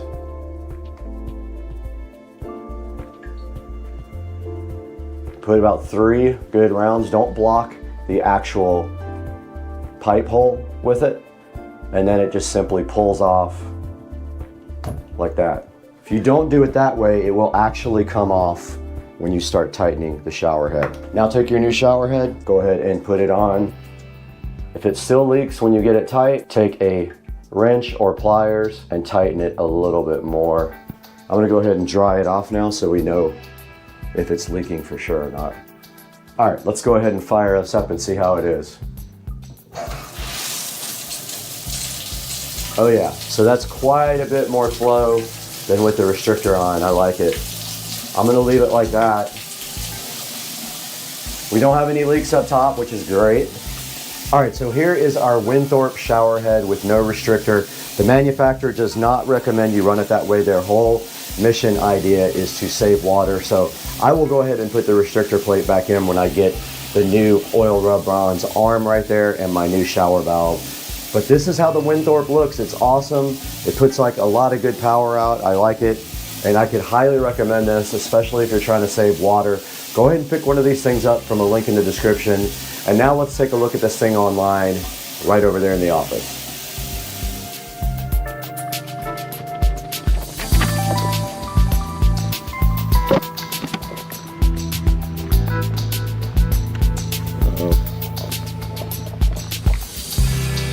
Uh-oh.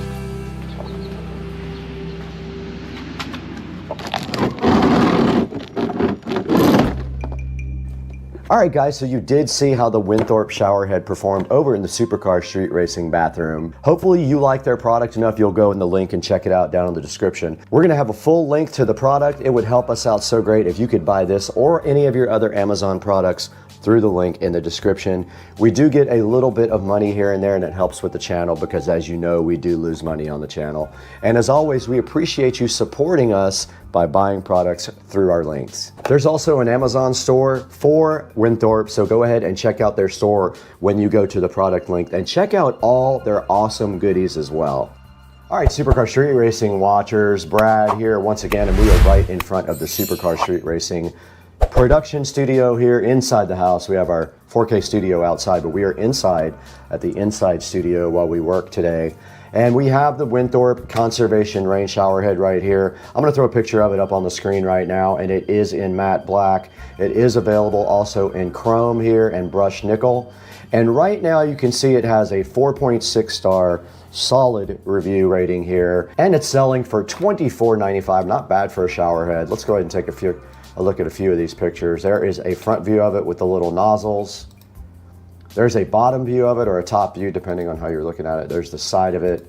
And there is the actual little connector area with the screen in if you want to do that so you don't get clogged up from sediment coming out of the actual water supply. Now taking a look at some of the features there, it has 90 jets, a mirror chrome finish if you get the chrome, we got the matte black.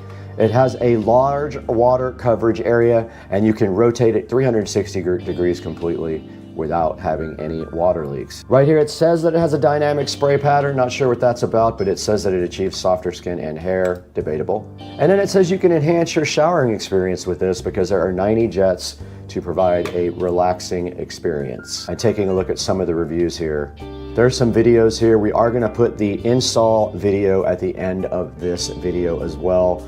A lot of people saying this is a great shower head, easy to install, quick and easy. Favorite thing, easy install. Let's take a look at some of the lower ones. There are no 1-star reviews, just a 2-star.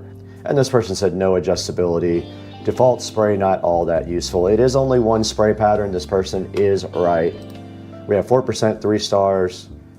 This says not easy to install, which is absolutely ridiculous. That is not true. This person did not use the correct tape or the correct way to use the Teflon tape because mine works absolutely perfectly. I can't see them selling a shower head that would leak.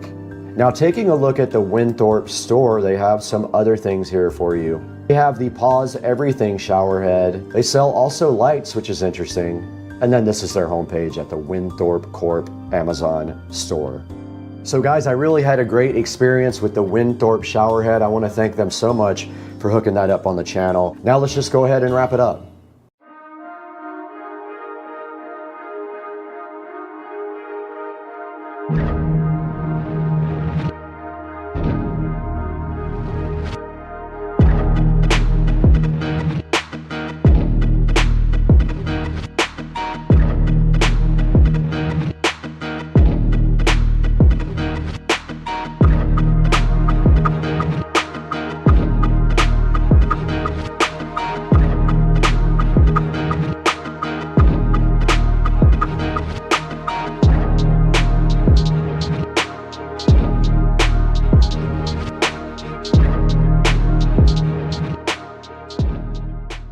Alright guys, welcome back to another episode. We got the guys here starting to refinish the pool today.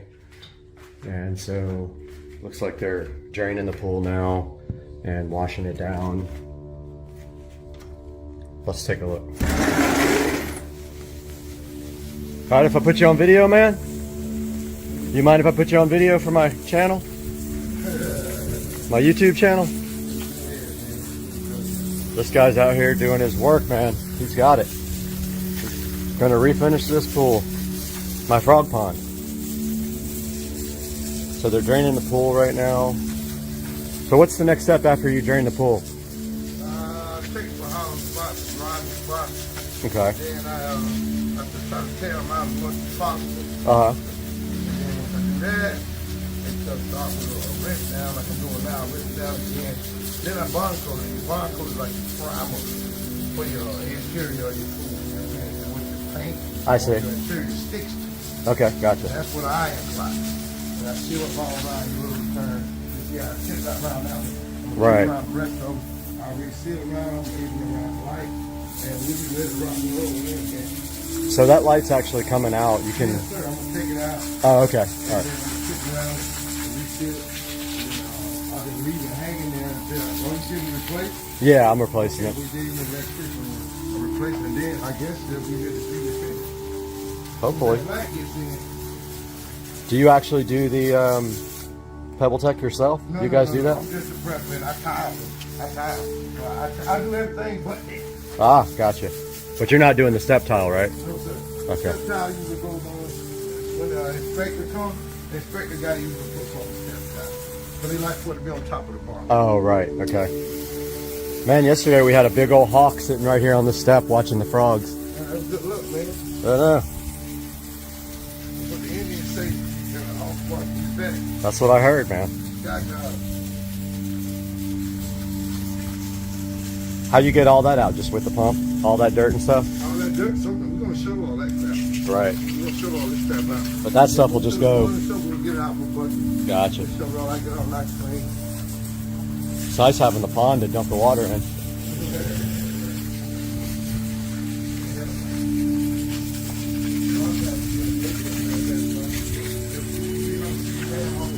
Dang. Really?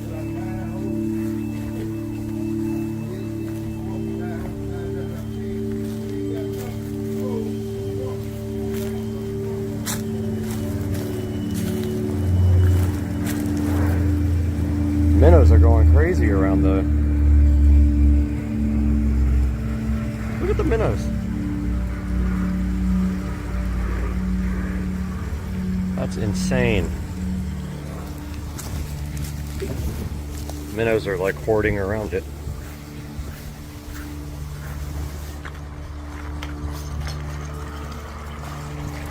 There goes the water.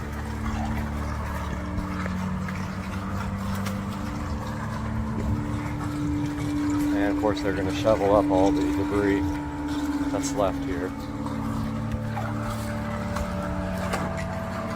All this water is just groundwater.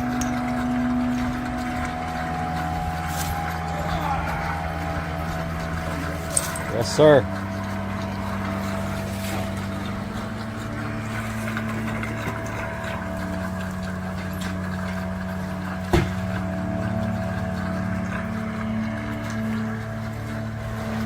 There's all the rest of the water.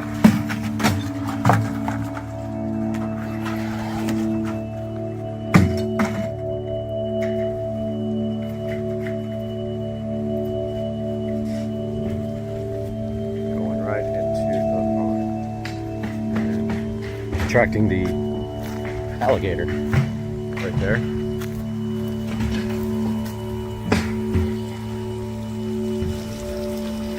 Sitting right there too.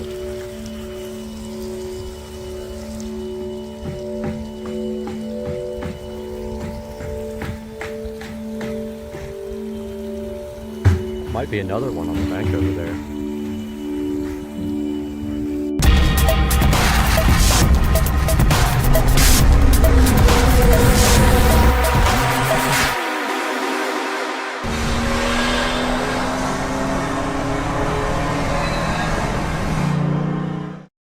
Those are smaller Smith & Wessons. The key is you don't need to throw it that hard, really. Notice you can hit the back too because I got back points. There you go, man. You're a natural. First shot. Oh, that was bad. You went way down on that one. Well, you got First 2 out of 3. Yep.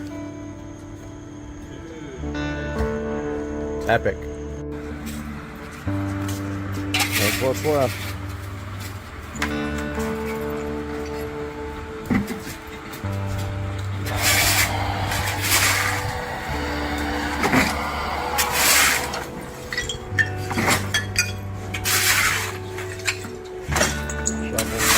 Drain on my side.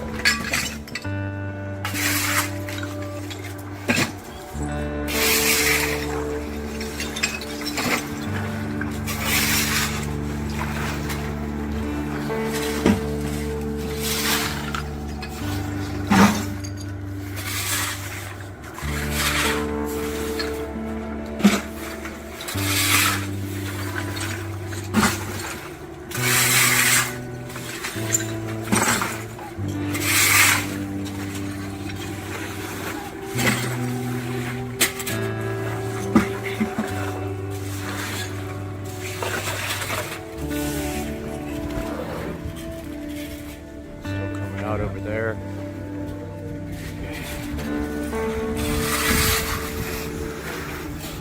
He's trying to get as much of the water out as he can.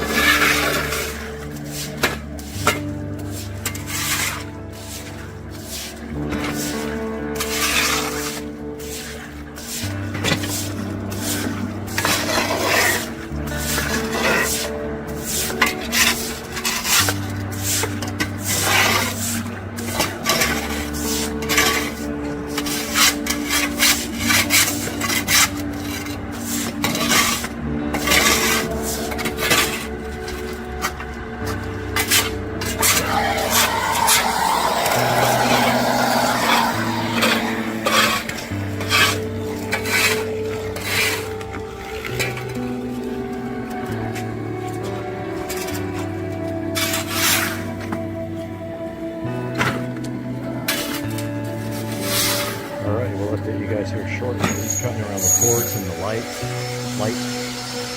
to reseal.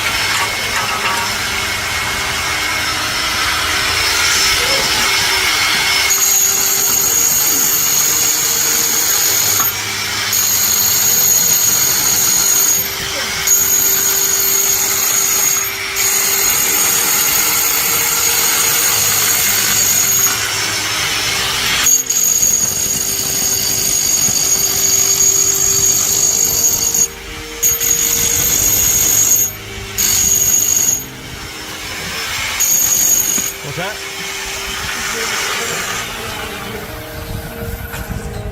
Yeah.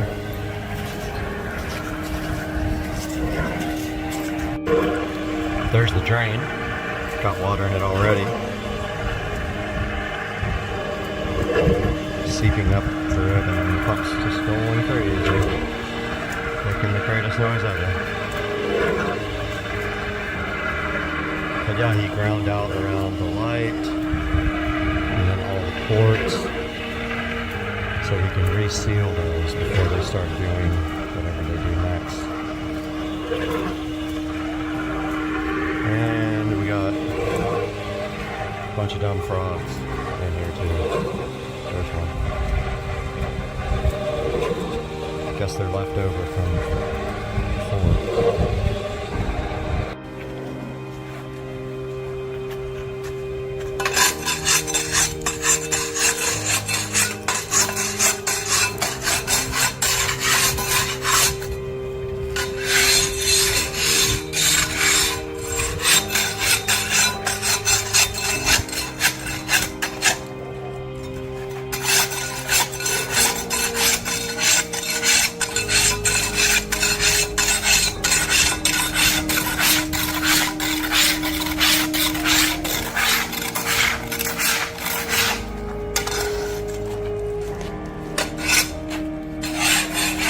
Update, he's cleaning the pool out now. Got it almost clean. Scraped everything. Now they're just going to put it all in that bucket.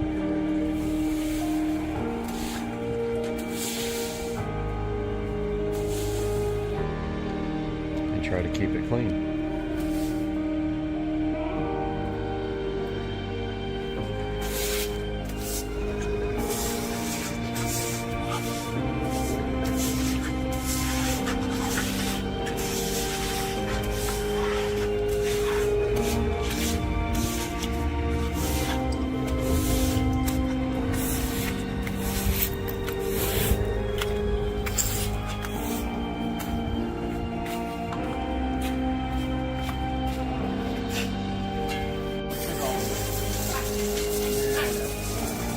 Got him.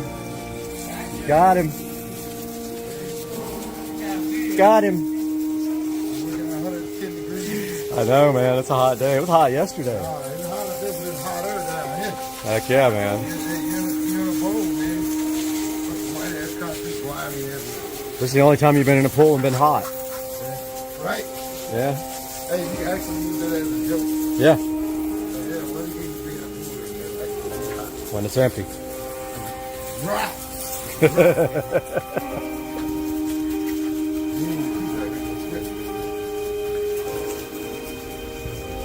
Or if it's a hot tub.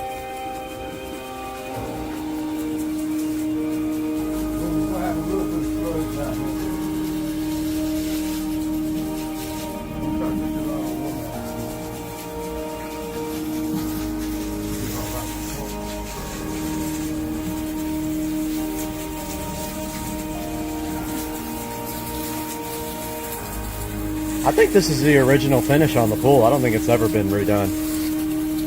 Do you? I mean, it's pretty stained.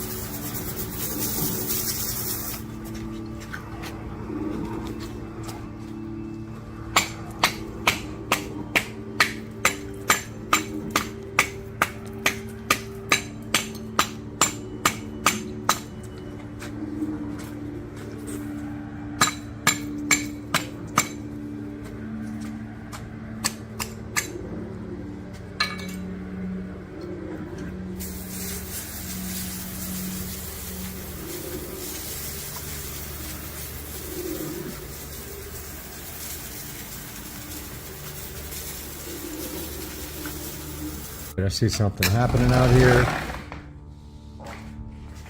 Let's see what he's doing.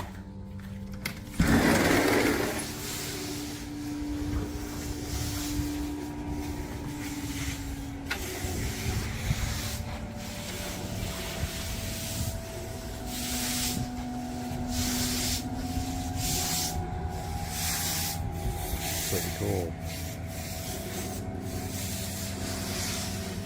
Looks like that's the, I think that's the permacoat.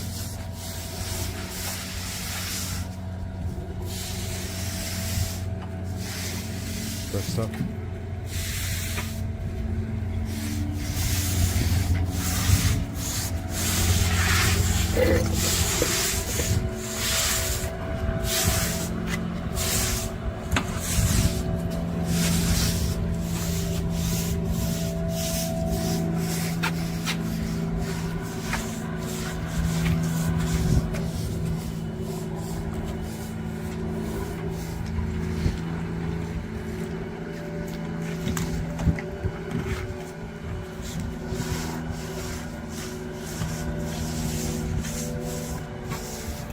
Cover the whole pool with it.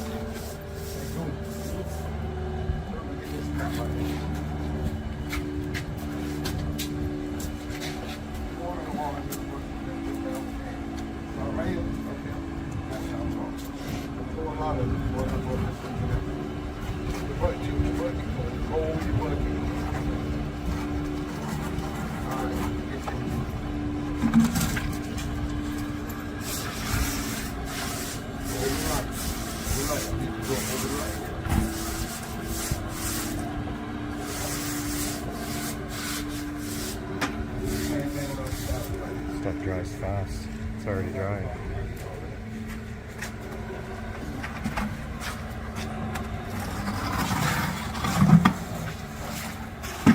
Awesome.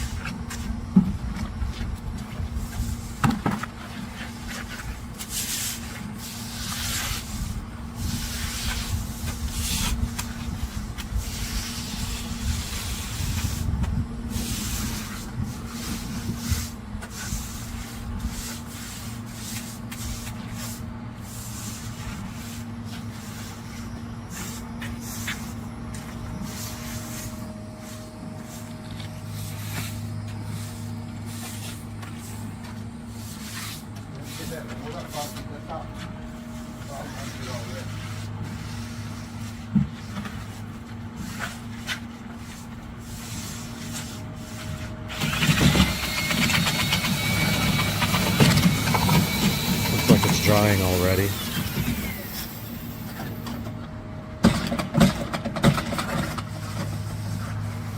Pretty crazy. update you guys when they get done. Alright guys, so just wanted to record a little outro here. My security camera footage did not save properly. But looking at what we have this morning, yesterday, my yard guy came and cleaned all my gutters out. And I won't have a problem anymore over here because this was my biggest problem. This palm tree would drop into these gutters and cause them to clog up. But he came yesterday and cleaned all that out till that guy starts dropping leaves, and then it'll probably get clogged again. I also asked him to do some trimming on this tree. But yeah, so this is what we got this morning. Looks like everything's drying except for that little patch, and I let them know that that might be a problem because it didn't really dry because there's water coming up from the pond, obviously underground. It actually needs time to dry, so I don't know if they got to put 2 pumps in there to let it dry or if it's going to be fine like that, but this looks mostly dry. So I think the guys are going to come today, would be my thought, but I'm not 100% sure. So that's going to be all for today. I hope you guys are enjoying this. It's actually kind of fun to watch this come together, and we'll see you guys on the next one.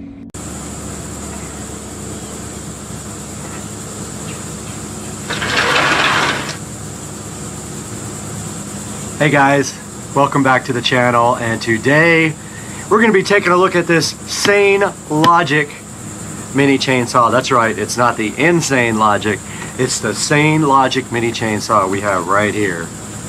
And this is actually a gift for Mr. Dukes of Duval.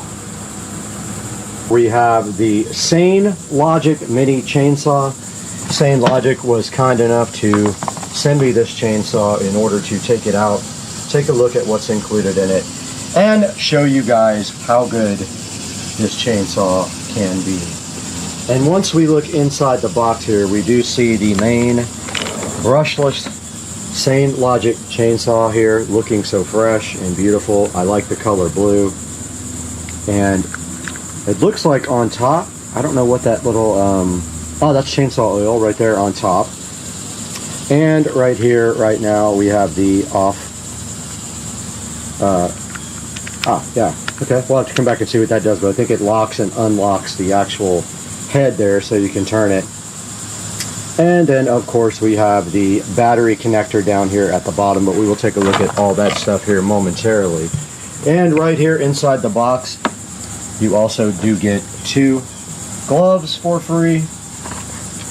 You've got the Sane Logic battery, and it doesn't indicate whether it is 21 volts, but right here on the packaging it does say it is 21 volts.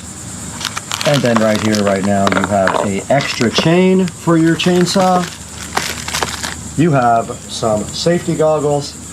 You have the plug there for the wall outlet, and you have this little bottle here where, assuming you would have to add oil to it, you could use that. And now let's take a look at the instruction manual and see what it says. Alright, taking a look at the manual, it doesn't say much about oiling the chain or anything like that, but it does explain to you inside the manual how to loosen and tighten the chain, and also how to change the chain when you need to. And the loosen and tightening devices are right there on the side of the chainsaw. Up top there is the oil bubble and where to add oil, and then right here on the side is the lock, and the trigger after you unlock it is right there to operate the chainsaw. Now let's get these batteries ahead into the charger and see how long that takes for those to charge. So let's bring those inside. We are inside now with the chainsaw charging station, is what we'll call this, and we can just plug it in here just like this and see how long it takes to charge the batteries. The other chainsaw that I reviewed did not take that long, but it plugs right into the back of the battery like this. And the light has turned red, so we will see how long it takes now to charge. We're back with the Sane Logic chainsaw here, and while this battery charges, we're going to go ahead and load this battery onto the Sane Logic and go do some testing. And so the battery goes on just like this. And it's hard to snap it in with one hand, but there it goes. And then the Sane Logic lock mechanism is pressed, and the chainsaw works just like that. Now we will go test this thing and see what it can do.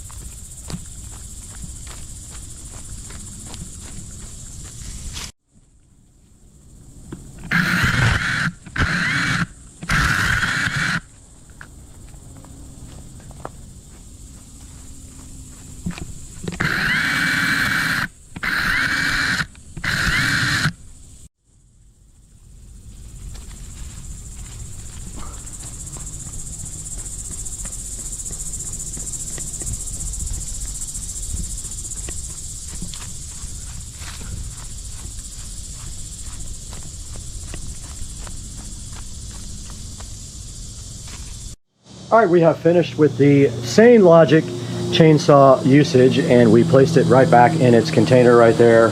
And now we are just waiting for both the batteries to charge. And actually, we'll put this battery inside with the other one Sorry, today is an airplane day for whatever reason.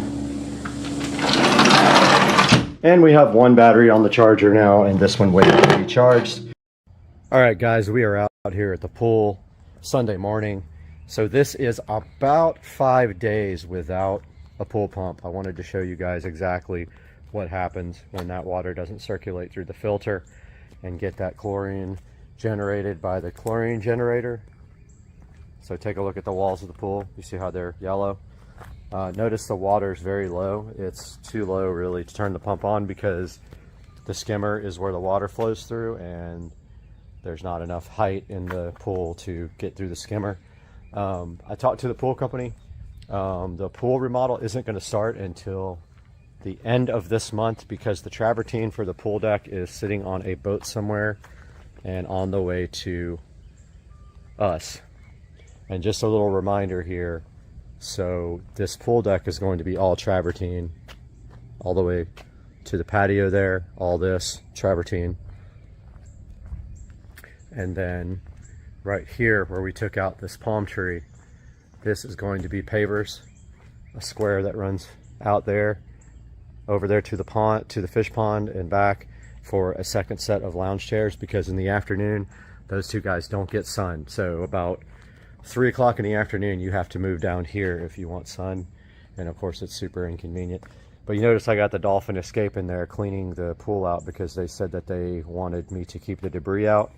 So I'm going to go ahead and do this one last cleaning, and I don't believe we'll have a lot more dropping from that tree or that tree. That's a lot of whatever those brown things are. I don't even know what those are. I don't know if it's pollen or what, but it's those brown stringy things that get in the pool. But yeah, guys, so just wanted to give you guys a little update. I'm going to keep posting these videos. I'm going to wait, 3 or 4 more days and see what the pool looks like then, because it's going to get interesting with no pool pump running. I'm not going to drain it myself. I'm paying for that, so I'm not going to go ahead and do work that they're already getting paid for. I'm going to let them do it. But I imagine by the time that they get here at the end of the month, this pool is going to be about halfway full, because it's going to start getting hot and the water is going to start evaporating pretty quickly. So yeah, just a little update. Hope you guys enjoyed it. I'll see you again real soon. We've got a video rendering right now that'll be done around 1 o'clock, and then it's going to be premiered tomorrow morning about fun stuff in the washing machine. Take it easy, guys. Supercar Street Racing.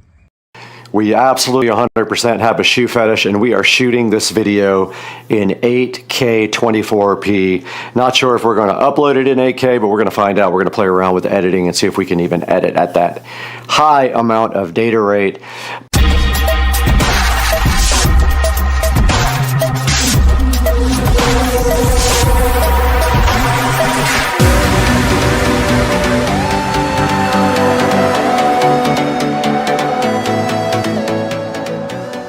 Guys, welcome back to Supercar Street Racing, where today we absolutely 100% have a shoe fetish, and we are shooting this video in 8K 24p. Not sure if we're going to upload it in 8K, but we're going to find out. We're going to play around with editing and see if we can even edit at that high amount of data rate. But today we do have that shoe fetish I was talking about, and I am hyped about getting my brand new On Cloud 5 sneakers here, because On is one of my favorite things to own. They are very high quality shoes, not cheap at all, and I have a ton of them in my closet right now. But today we've got a brand new pair of On Cloud 5s right here in this box for the channel Supercar Street Racing. We have stepped into the Supercar Street Racing amazing closet where we have all of the shoes here. This is my side of my favorite and nicest shoes. It goes from some very nice Huck and some very nice flip-flops here from Cobian. I've got 2 pairs of Cobian here. Very nice flip-flops. And then we move down to my favorite tennis shoes of all time, and we have some On shoes here. We have a set of Rogers here. It says Swiss Engineering on the side. We have a set of Rogers here, a set of Rogers here, a set of Rogers here. We have my Puma sneakers and my Puma Ignite golf shoes. And today we are taking a look at my next set of On shoes. that I ordered, and I did finally decide to order some On running shoes, and they are the On Cloud 5s, and I got them on sale. And so we got a fresh brand new pair sitting in the box right over there. For my everyday running, for example, on the treadmill, I do have my Asics here. I will not be using the Cloud 5s to actually exercise. They are going to be just to floss in and walk around in public. And we will add them to this beautiful thing if we can find another place to put them. And let's go outside right here, right now, back to the box with the Cloud and see what they look like coming right out of the packaging.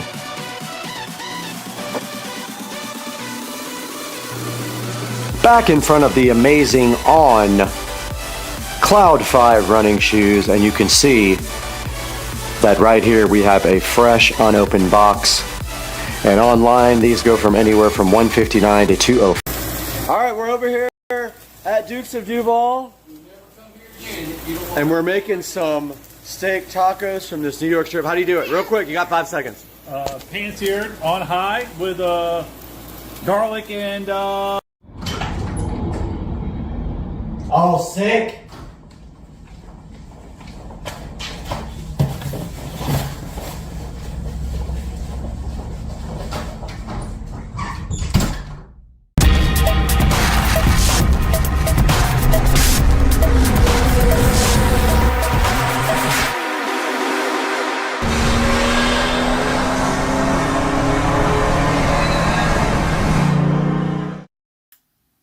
Hey everybody, and welcome back to the channel. It's Supercar Street Racing here after a little bit of a break. Took a vacation up in New York City. Just got back today, and to my surprise, we have this huge Amazon package here ready to be unboxed. You can see here, the seal is still fresh, tight on the package. So what we're gonna do today is take a look at this together and see exactly what we have. Got the Rings of Power seal on it, so you know it's special. Blessed by the Hobbits. And we're gonna go ahead and open this and take a look at it, because you guys are seeing this when I see it. Wanted to make sure that I opened it with my channel. Box is made with less material. You can scan it if you really care. I don't care how much material is made in the box. Honestly, who gives it F? But like, yeah. So here we go. And inside of this, there's this mysterious red barcode, which I don't know what that means. But it's pretty cool and special because it's red. Let me get this thing out of here. And then we have a box inside of a box. So I picked this up the other day on sale. And I'll get you a link in the description, but it was substantially less than normal. And I bought it with a monthly plan for absolutely no reason, just why not? Because it's 0 interest. So we're opening this up now, and I love how it's boxed in box, like one of those little, I don't know what they're called. What are the little Russian egg things called, where you open one and there's a tiny one and a tiny one and a tiny one? That's what it's gonna be like here. And so going inside the box here for the whatever mystery object this is, and we're going to see exactly what this has inside of it. And then inside of this, we have this nice pull-out handle. Wow, Amazon thinks of everything. So inside of this, there's this handle that lets you pull it out of the box, so you don't sit there and struggle, which is kind of cool, honestly. That's awesome. And then look right here, peoples.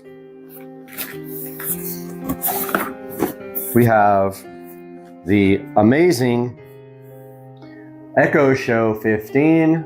Want one of these since it came out.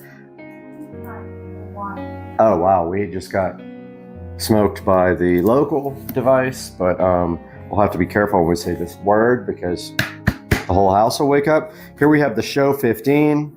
Has a beautiful blue packaging here with it. And on the front, you can kind of see what you can do with it. On the back, it says that it has household harmony with Alexa. And that's about it. Very simple packaging, honestly, for the Echo Show 15. There's not a lot on it. It's got a barcode with a little nom. So it literally says nom. I wish you could see this. It's like eating on the side of the package. It's got the typical little Amazon condom here. You just rip it off with satisfaction to get into the Echo Show 15. And then we're going to take a look at what's inside here. And damn, that is awesome. I am so hyped. I'm so hyped on this Echo Show 15. Do you see this? It's literally, wow. Okay, I'm hyped. Look at this thing. Okay, you see how big I am, right? This is me, and look at the Echo Show 15 chilling next to me and taking up the entire width of my body here. So stoked for this thing. Check this out, guys. Wow. And there's the mounting on the back. Looks like it's got a mount with it, which I didn't know. I literally ordered this on purpose without checking anything on it because I wanted you guys to see it when I saw it. It does have mounting on the back. Inside the packaging, we've got this hello, bonjour, hola. And it looks like that comes out in one piece. And inside of that, you have some sort of mount. Guys, this thing mounts like a television. Pretty exciting. Here's what was inside the box, along with this manual. This power supply here. We've got some screws and drywall inserts. And we've got a manual there. So this guy mounts exactly like a television. So you mount this to the wall. Looks like, I haven't read the instructions, with these mounting screws like this. And then most likely the back of the Echo Show 15 somehow hangs from this. And I'm trying to figure out how that's possible.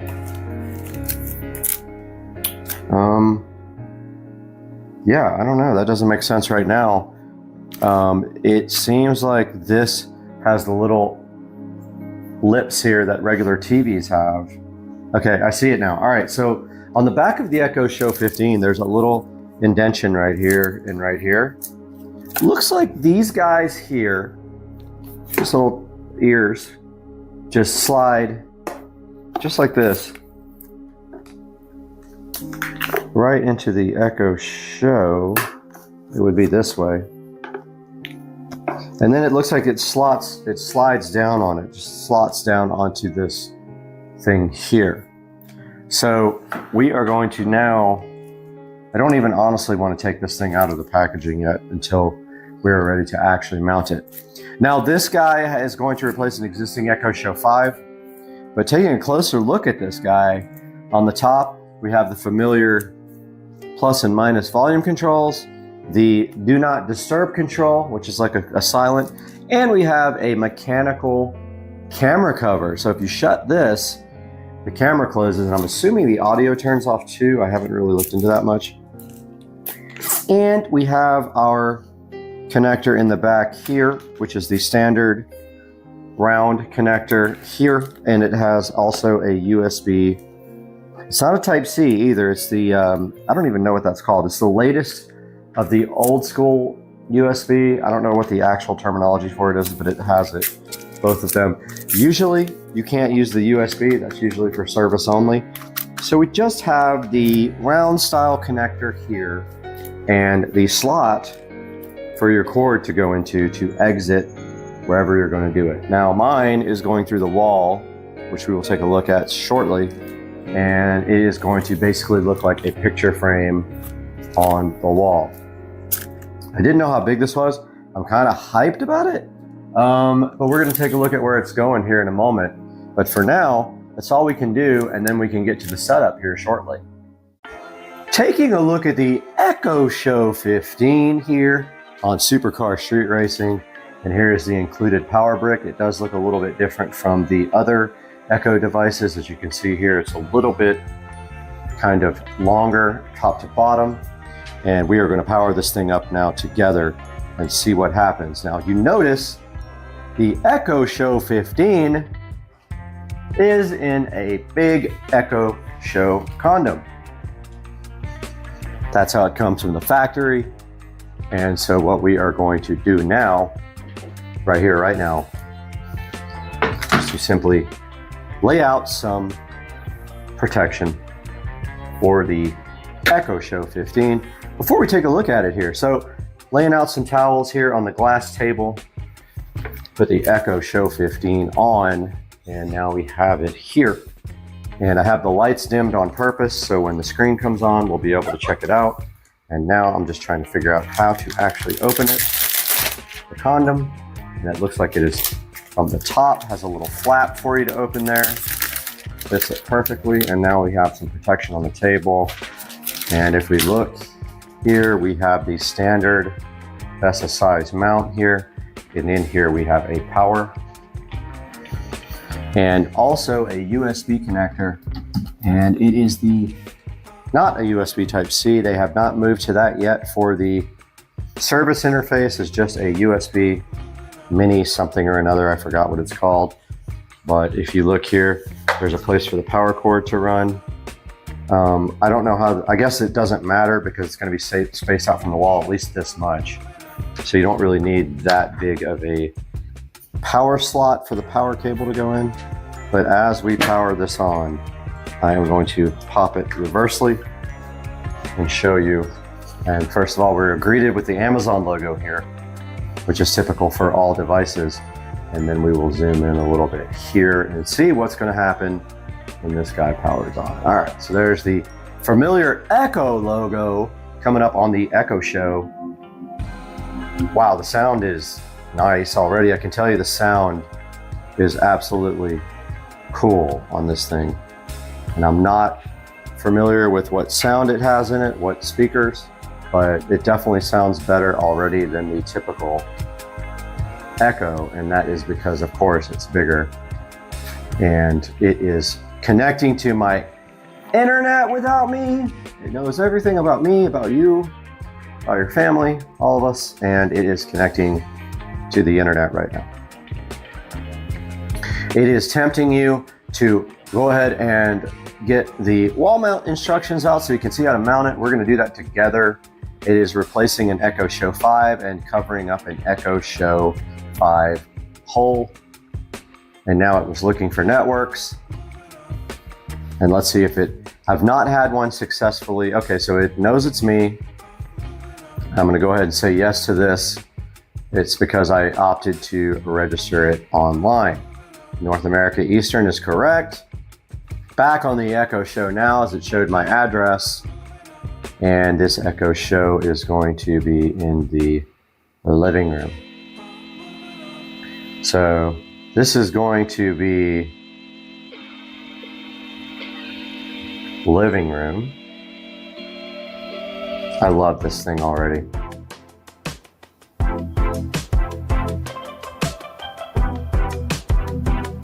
Living room Echo Show. Replace the old device. And device name is already in use. Living room Echo Show new. And we will rename it later. It won't let you have two devices of the same name. Here we go with our Echo Show 15. And at this time you can put what your photo display will be. But for now, we're going to go nature. And it wants to update our Echo Show 15 to the latest updates. And I think we should go ahead and do that now. Updating this device. Wow, thanks a lot, Amazon. Okay, so it's updating now. Do not unplug it. We're going to do this in real time so that we make a 20-minute video, because that's the pay threshold on YouTube, where you make some money finally and you make $1. All right, it says the device is updating now and it will take up to 20 minutes. It's got this beautiful background here for you to stare at of someone's kitchen. And it's telling you that you can do routines. So that means, let's say you want to wake up in the morning and turn on a bunch of devices and turn off a bunch of devices and play music. You can do that with the routines on the device here. It says you can link it to your Google Calendar, which I don't have a Google Calendar, so I don't care at this point. But all this is done with the Alexa app here, and that's how you pretty much set up your whole environment. When you are in the Amazon environment, you use the Alexa app to show. Whoa. So if I say it, every device will literally wake up. So that's how you configure your environment here in this ecosphere. It's telling you how to manage your smart home here. And apparently in the background, it is downloading and updating. So let's pause here while it does that. Echo Show 15 is booting up to the home screen now for the first time. You're going to see this as I see it.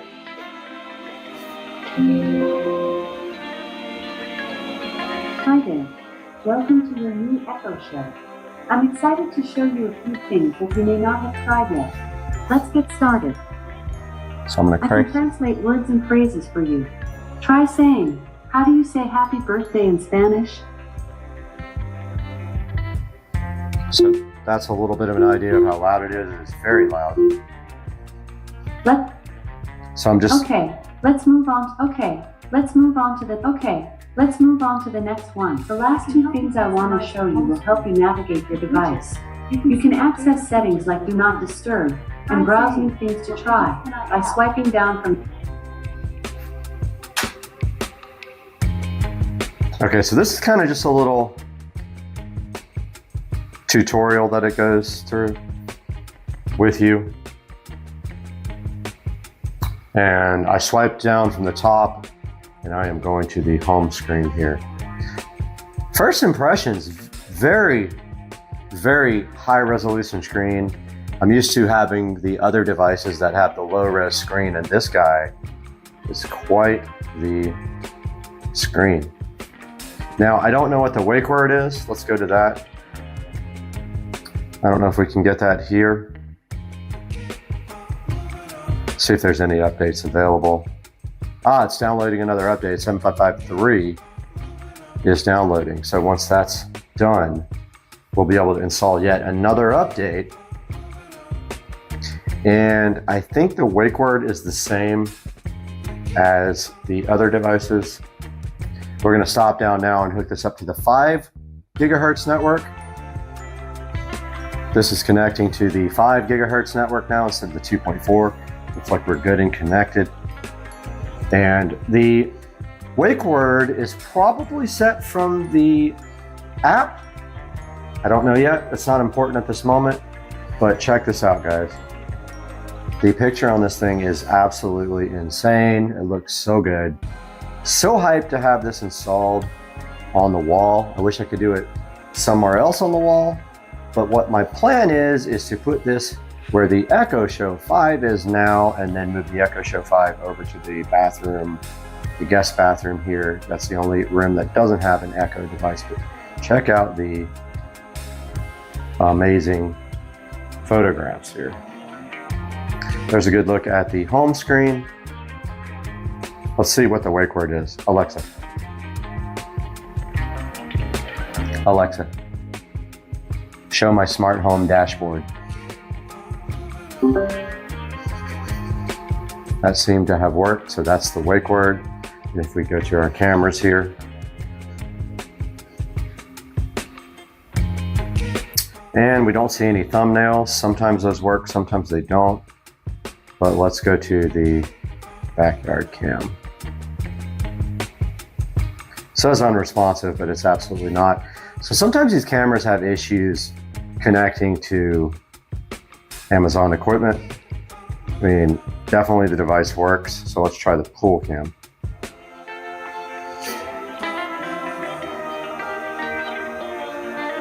And it exited us to the home screen. I was waiting for the Wise Cam.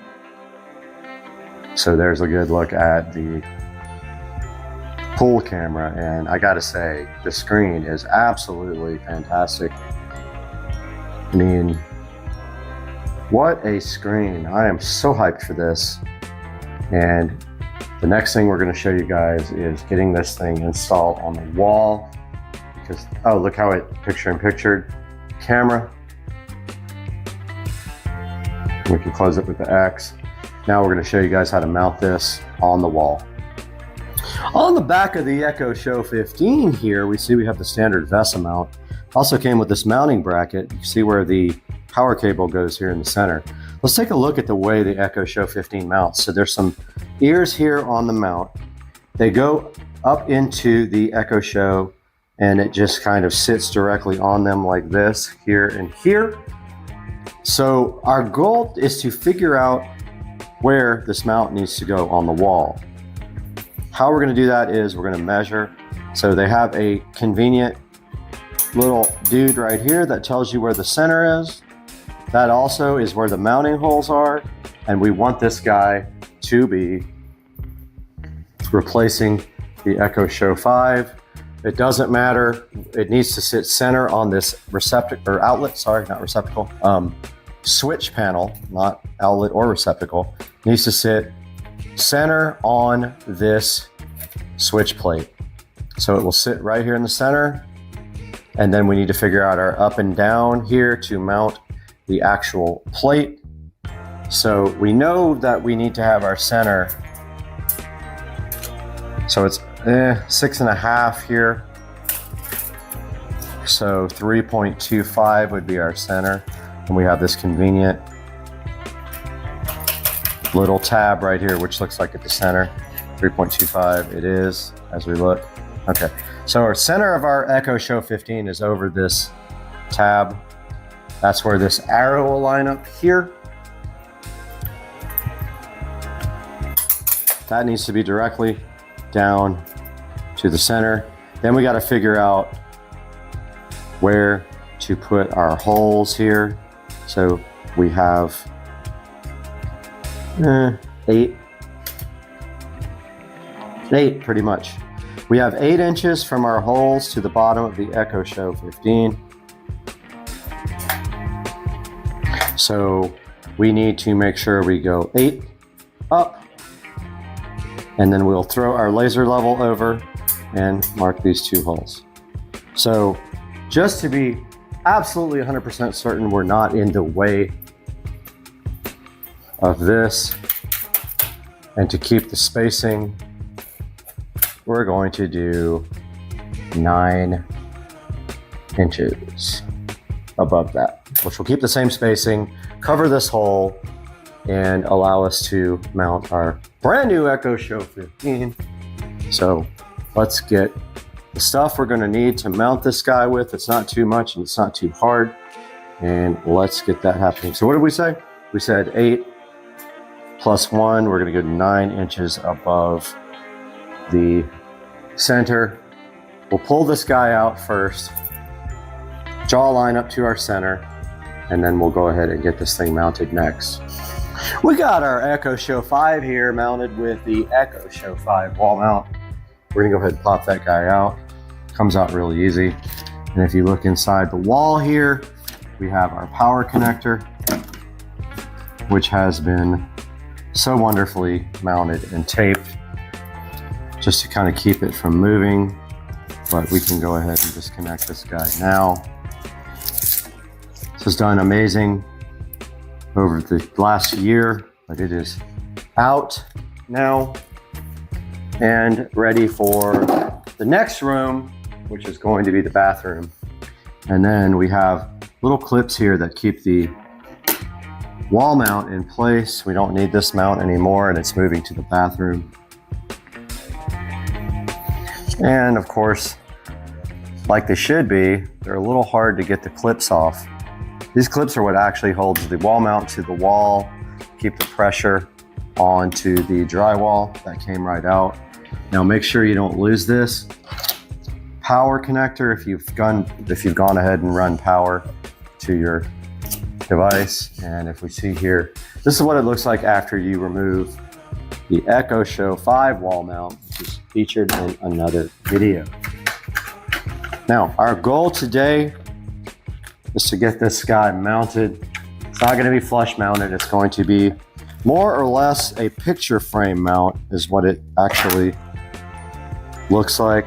And we're going to try to mount this guy 9 inches above the center. And doing that, we need our laser level.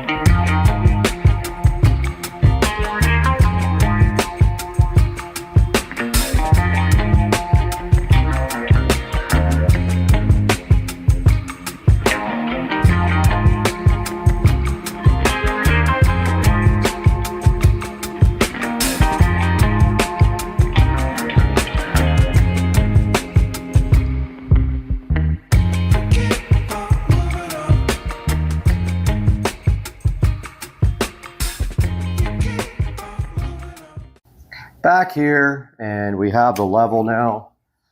We know our center point, so we can go ahead and get at least one hole kind of level. And we got our level here.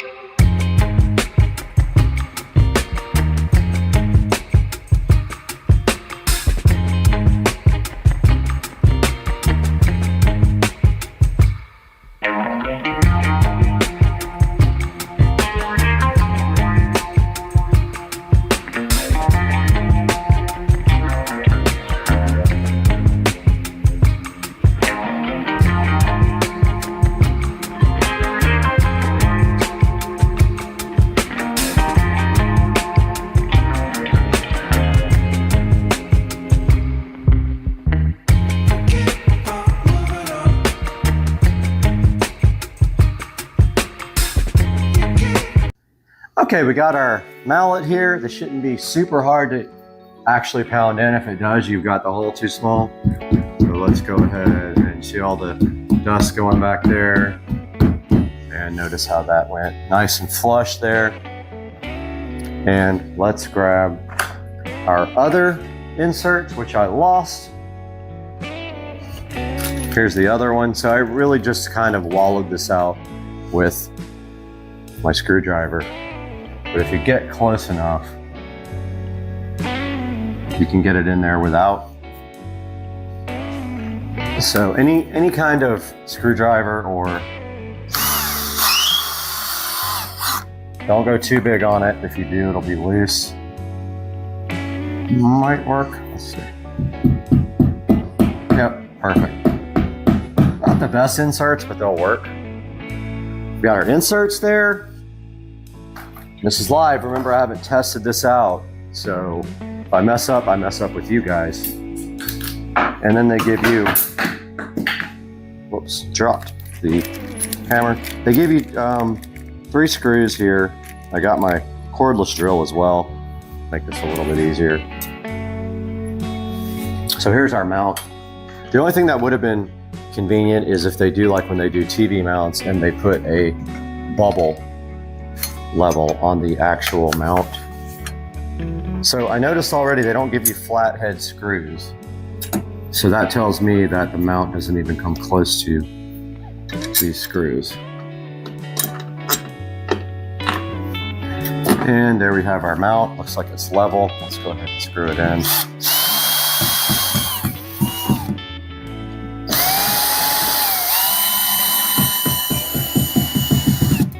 All right, that should be good to go. Moment of truth. Let's mount our Echo Show 15. We did it correctly.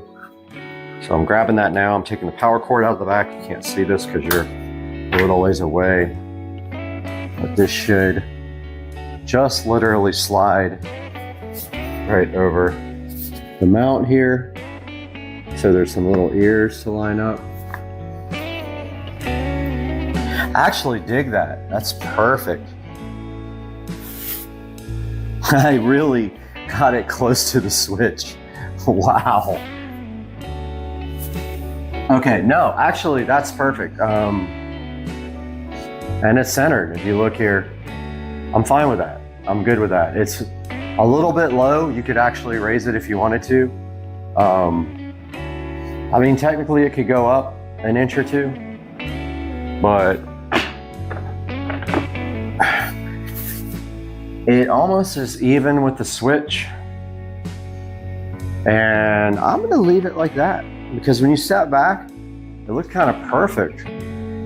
Up close, it's weirder, but it's flat against the wall. It's not hitting the switch. It's also covering the top line of the switch, and that's good. So now all we have to do is get our power cable. I would have wanted that a little bit higher in all reality. I don't know how I was off a little bit, but that's live YouTube for you. Go ahead and plug in our power connector. Tuck that into the wall. Remember, this is code legal because this isn't a permanent installation. We're not covering it. So you can actually do this without being against code. It's when you cover it up and drywall it that becomes an issue. We get our Echo Show 15. Go ahead and plug that up. See how we're going to run the power cable. We're powered up. And there we have our power. Literally, this thing is mounted. If you step back, you don't see it covering the receptacle so much, so it looks less.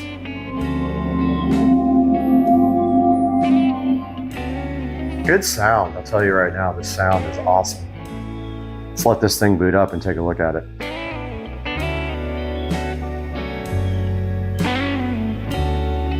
So here comes the Echo Show 15 booting up. And there we have it. Alexa, show my smart home dashboard.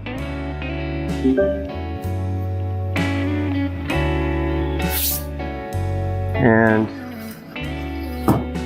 here we go. We go to the cameras and we go to the, okay. So it wants to verify my account. I am going to go ahead and do that now off camera. Went ahead and put the password in for the Amazon account. And now we see the lovely, beautiful Echo Show 15 here booted up, and it looks awesome on the wall. The only way it could really get better is to flush mount it. So if you did that, you would need to cut a hole here, flush it into the wall, and then trim that hole out somehow. And maybe that's an option for a later date. Alexa, play some non-copyright music. I couldn't find any non-copyright songs. Oh, really? What other music do you want to listen to? Perhaps classic rock? No, thank you, Alexa. So this is going to conclude our Echo Show What do you want me 15. to play? Every device is kind of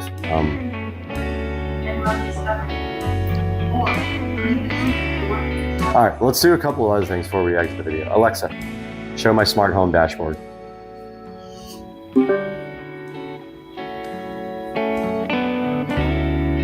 Go to our cameras here, go to pool.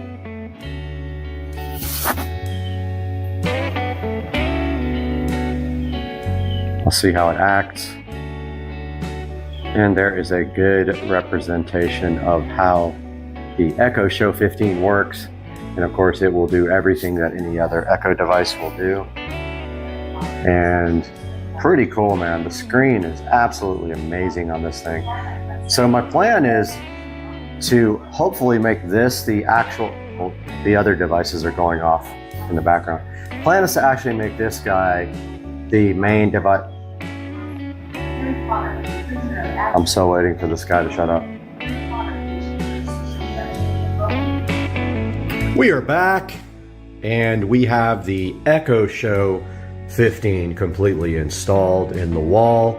I played around with some of the settings for a while, took a look at the resolution, which is awesome, and I was playing with the idea of being able to play videos here, and then they would come out on the whole home audio system.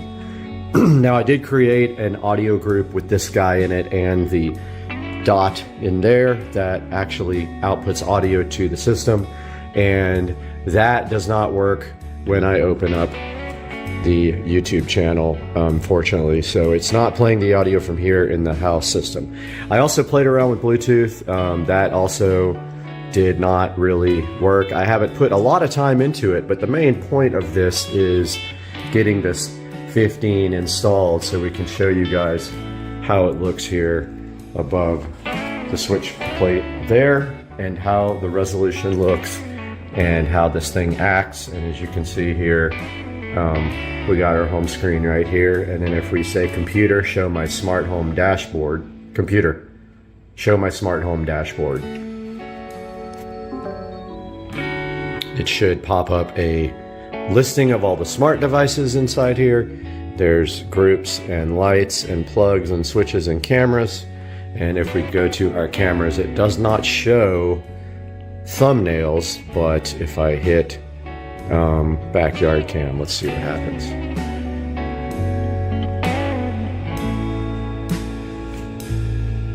So they all are Wise Cam, so it accesses the Wise app to, it's actually the skill to open up your Wise cameras, and that's a good view of how the screen looks. And as you can tell, it is pretty high res. All the information for this guy will be in the description, so you can purchase one. Please use my affiliate links. It helps me out tremendously and supports the channel so that I can buy things like this to review. So far, so good with the Echo Show 15. And that's going to do it for today. If you guys have any questions about this device, hit me up in the comment section, and I hope you guys have a good day.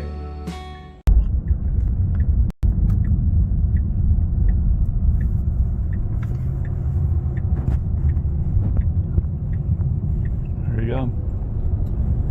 Ready? Yes. If nobody pulls out in front of us, oh, there's somebody behind us.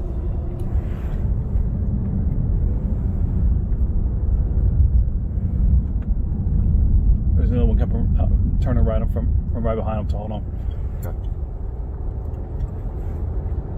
All right, so I have to hold the brake and the accelerator? Oh, fuck, there's more people coming. Somebody probably gonna want to turn out here. Yep. Motherfucker. In the middle. But now you can get over. I can? Yeah, just do it. I gotta stop. Is it ready? Yeah. Stay in the left lane. Stay in the left lane. Stay in the left lane. Just do it. All right, ready? Yep.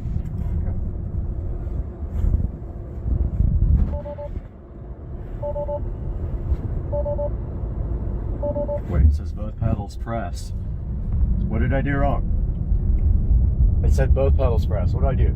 Hold down the brake? Yeah, you hold the brake down. Wait. And then you push both down at the same time, all the way. I did. And you let Wait, Firmly hold the brake down with your left foot. Fully press and hold the accelerator pedal down while holding the brake pedal. Okay, yeah. Try that.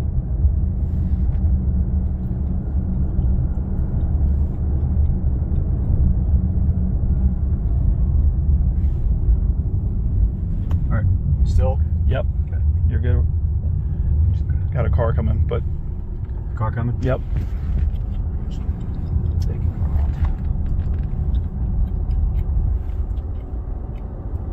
Oh, there's an old lady right there. I don't want to be calling the cops. No, they ain't gonna call the cops. She won't even hear it. She won't even hear it, dude. Come on. All right, here we go.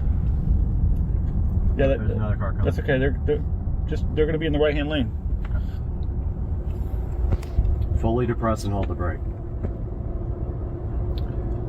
Okay, hold the brake Fully down. Press and hold. Now hold the gas all the way down, and then let off the brake when it's ready. Right? Here we go. You ready? Yep. Preparing for launch. It's squatting.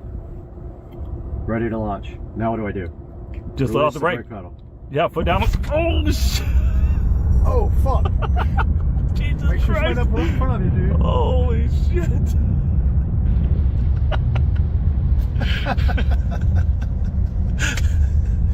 Oh shit! That's crazy. Woo!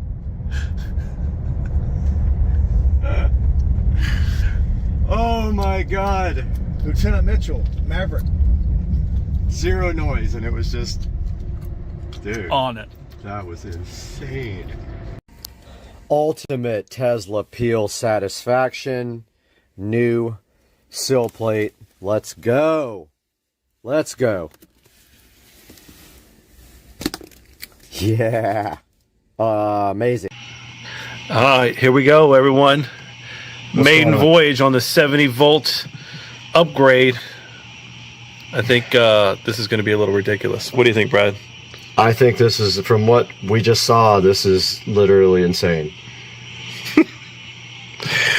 All right. Check motor temperature. What? Oh, wait, it's on demo. It's on demo. Yeah. How do I?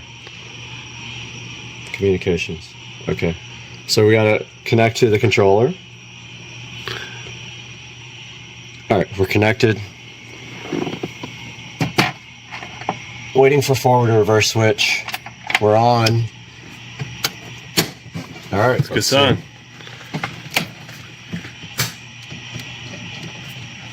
It's moving. All right, that's full throttle. No, it ain't. Just kidding. It can't be, not for what I did earlier. Got him. Oh, my lights don't work! Here, I got you. Okay. All right, Just slowly ease into it.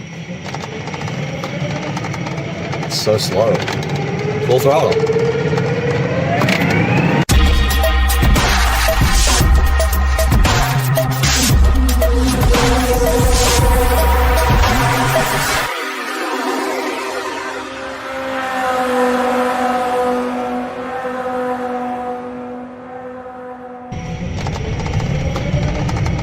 So slow. Full throttle.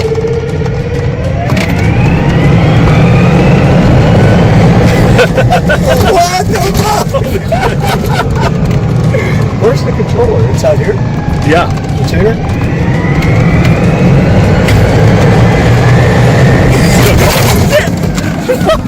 Watch the road, watch the road. It wasn't slowing down. It was still sticking at speed. It wasn't anywhere close to slowing down on the dashboard. We lost our tablet. We hit the bump. I think you just gotta.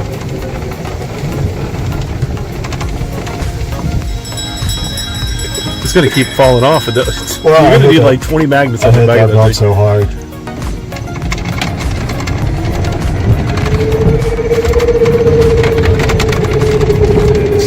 Does this show miles per hour? Yeah. No, that's RPM and miles. Just remember those things in the middle, so avoid them.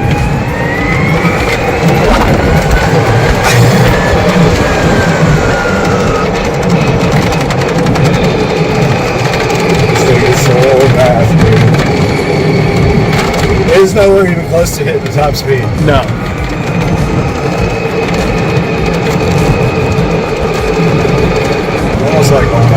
so I can rip it. Yeah, just take it off. But let's get on a straightaway before we make turns. Shit, it's gonna be fucking nuts. It sucks we don't have any lights.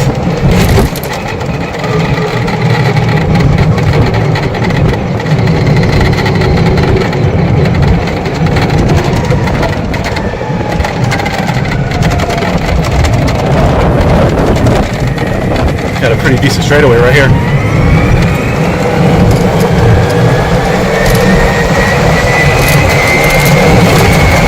Oh! Holy shit! Dude, hold on a second. You want to get your speedometer out? Yeah, I gotta get it out. That's squirrely. That is big time squirrely. Hold on. Lights, man. No, keep going straight.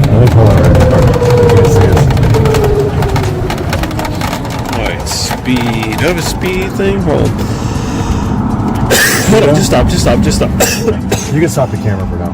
We'll get some video during the day. What's this blocking? See, it's got this like. Oh, that's you too. Figure it out of there.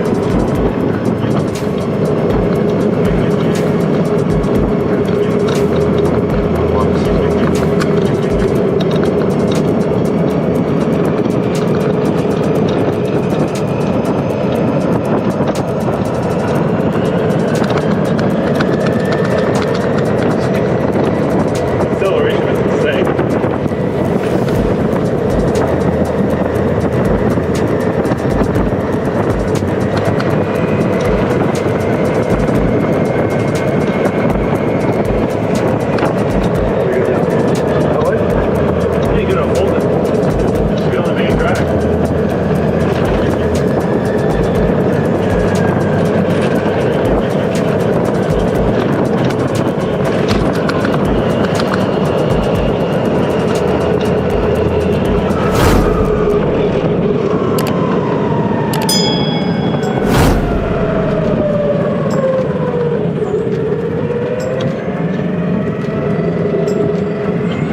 You're gonna be able to open it up and get on the main drag on Monument. Really close.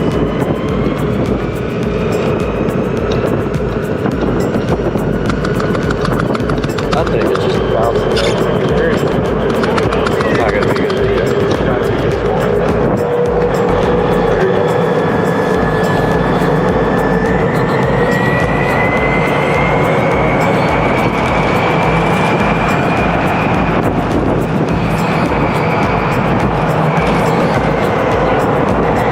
Tires and alignment, everything feels okay? It's okay, it's real bouncy. At those speeds, you probably need your tires balanced. Tires are balanced. They are? Yeah. Well, I got it done at that tire place. They balanced it. Just the whole front end is real bouncy.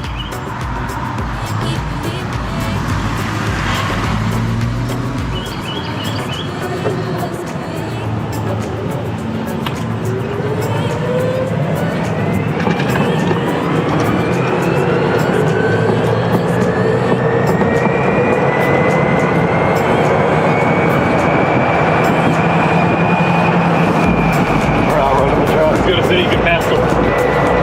That's the truck.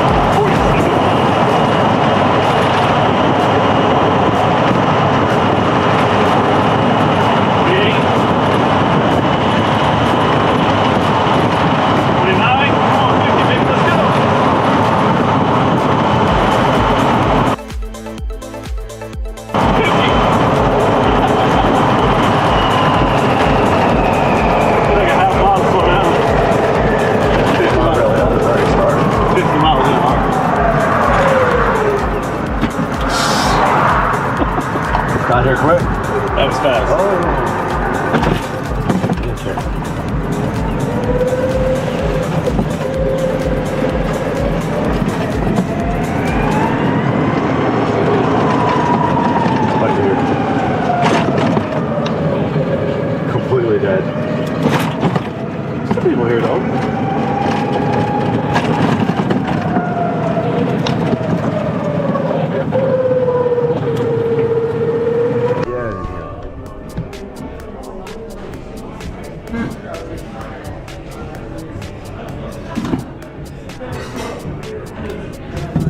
Sally Monday, she's got a job here. She works here now.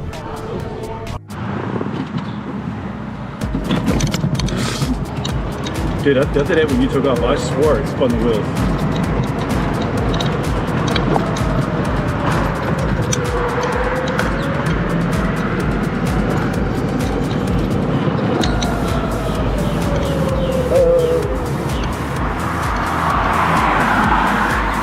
Might go the back way. Yeah, that's fine.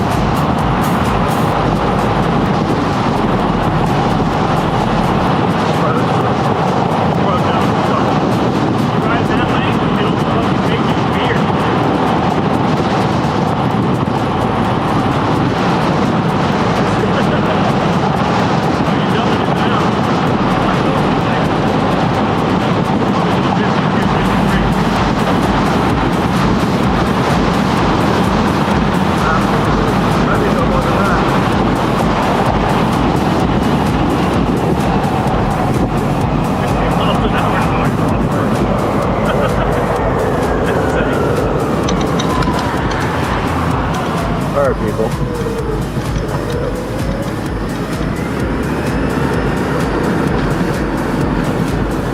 I bet that video is so shaky.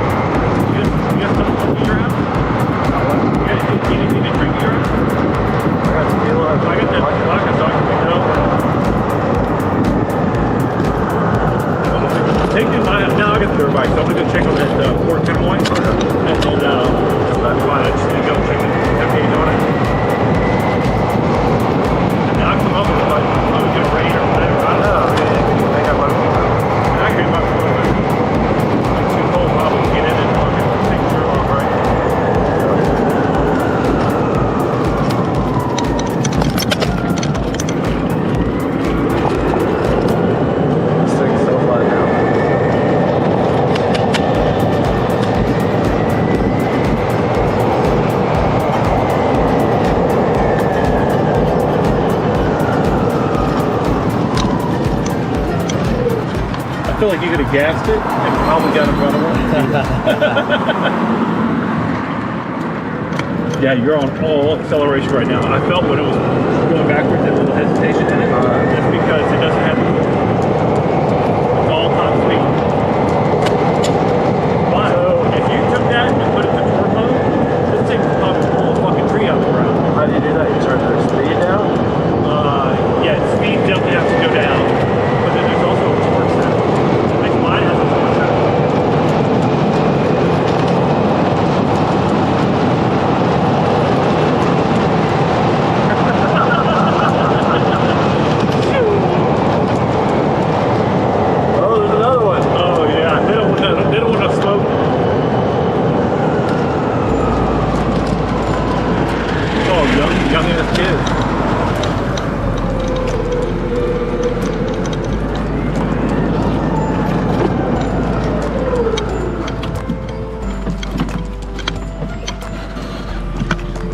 I told Jonathan if we could find your dirt bike before this weekend, man, we could all maybe like Sunday go out dirt bike. Yeah, be sick. I'm hoping that mine gets fixed by then.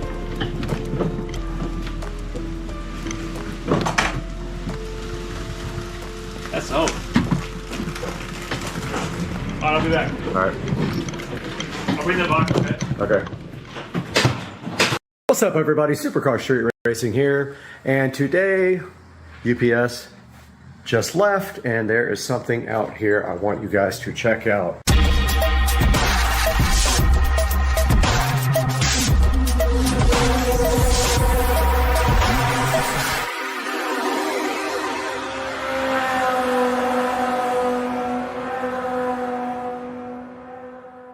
Guys, welcome back to the channel, and today there is a couple of awesome boxes here. Don't make fun of my socks, it's cold and I have hardwood floors, but let's take a look at what's in these boxes. What do you guys think? I mean, I'm so hyped for this. I looked forever for exactly something that I wanted, and I found it and literally ordered it yesterday, and it is here now. And oh, you know what that is. That is the special wheel condom. And underneath that wheel condom, we have, oh man, these are freaking beautiful. Look at the wheels, guys. I am so hyped for these wheels. Look at this. Check out these wheels, guys. We got the little SS center cap, which I really want to turn black. I'll probably end up doing that black, filling that in with the wheelbase marker or whatever, but check this out. So these are 14-inch wheels for the Club Car Precedent, and they look just like some of the wheels for some of the cars, which I used to own, so I'm really, really stoked about this.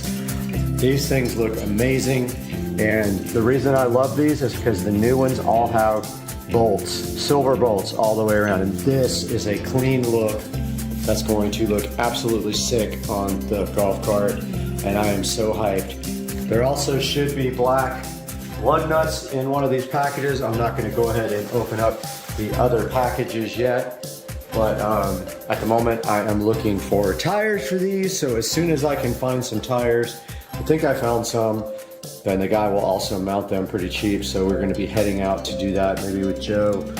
Joe will give us a ride. But yeah, I just wanted to give you guys a little update and let you check out the new wheels that I got. Get you a closer look here. Look at these guys. Things are so awesome. Really, really nice quality wheels, and perfect for a black golf cart if I do get the golf cart to be converted to black somehow. I'm still working on what I'm going to do with that, if I'm going to get the body painted or wrapped or whatever. But stay tuned, guys. These are the new wheels, and I am super hyped about it. All right, guys, I just ordered a VIP carbon fiber dash kit for the Precedent, and I'm about to order the little bezel right here that goes across it in carbon fiber as well. But that is the kit, VIP dash kit here. If we click on it here, it actually has a hole here for a gauge style marine radio. However, I think I'm going to try a tablet on mine and mount it right here over this hole. If that doesn't work out, I will get the marine style, but I really want to do a tablet, like an 8 or a 10-inch tablet on this. I think it would look awesome. But there's a good look at that. And then next I'm going to be ordering the little bezel cover for the dash to match the carbon fiber dash kit for the Club Car Precedent. All right, I know this is confusing because that looks like wood, but this is the carbon fiber dash trim that goes over the top of the dash to round out the carbon fiber dash kit. Hopefully it works out good. The reviews are mixed, so we are going to see. But another place has it, but I already have a credit in Amazon. I'll put a picture of the other place on eBay that has it up on the screen so you know exactly what that looks like. But yeah, I just ordered the dash kit for the marine style bezel gauges, and now I'm going to get the, I think I might even have it up here. Let's see. Oh, we can look at it. Club car precedent, carbon, fiber, dash, trim. So you can see a better picture of what it actually looks like. So here's an actual shot of it right there. So that is what makes out the entire kit and makes it all look great. Guys, just wanted to give a huge shout out to ST Wheels, who were awesome in this transaction, and I didn't want to leave them behind. I'm gonna put a link in the description to ST Wheels on Facebook. This guy's awesome. He shipped the wheels out literally Saturday, and I had them today, so literally 1 day later. Either Friday or Saturday, I can't remember, but it came really fast. He's also in Florida, so it made it easy. Guys, please do the channel a favor. If you need wheels for your golf cart, check out ST Wheels. The link is in the description and below. And I hope you guys enjoyed the video and have a great day. Wait.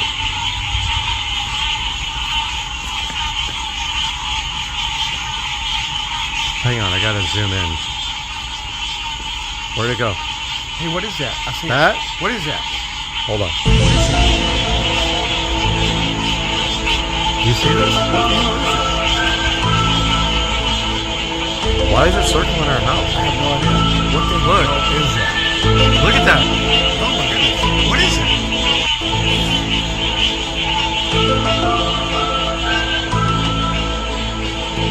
It keeps circling us. All right, guys, welcome back to the channel. Supercar Street Racing here. Today we have a product here we're going to take a look at, see how it works for us. It is the Orion MotorTech Fluid Extractor. We're going to get this thing opened up and see what is actually in the box.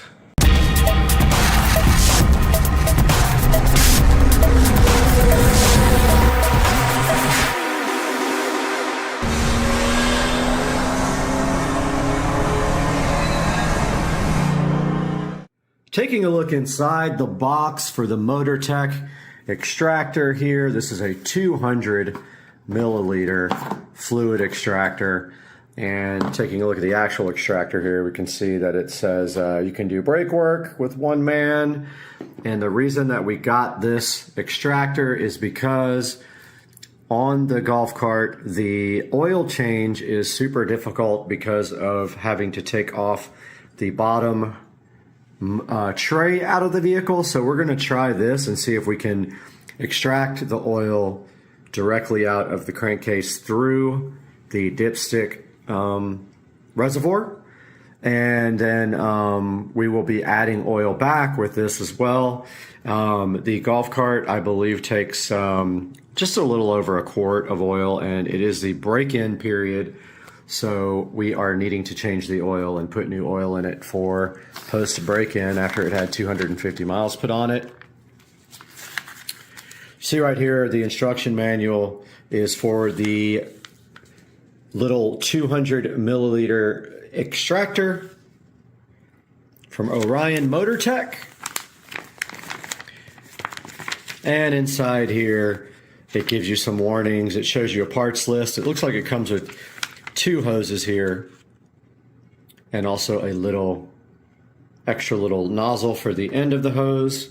It's got one small hose and one large hose here.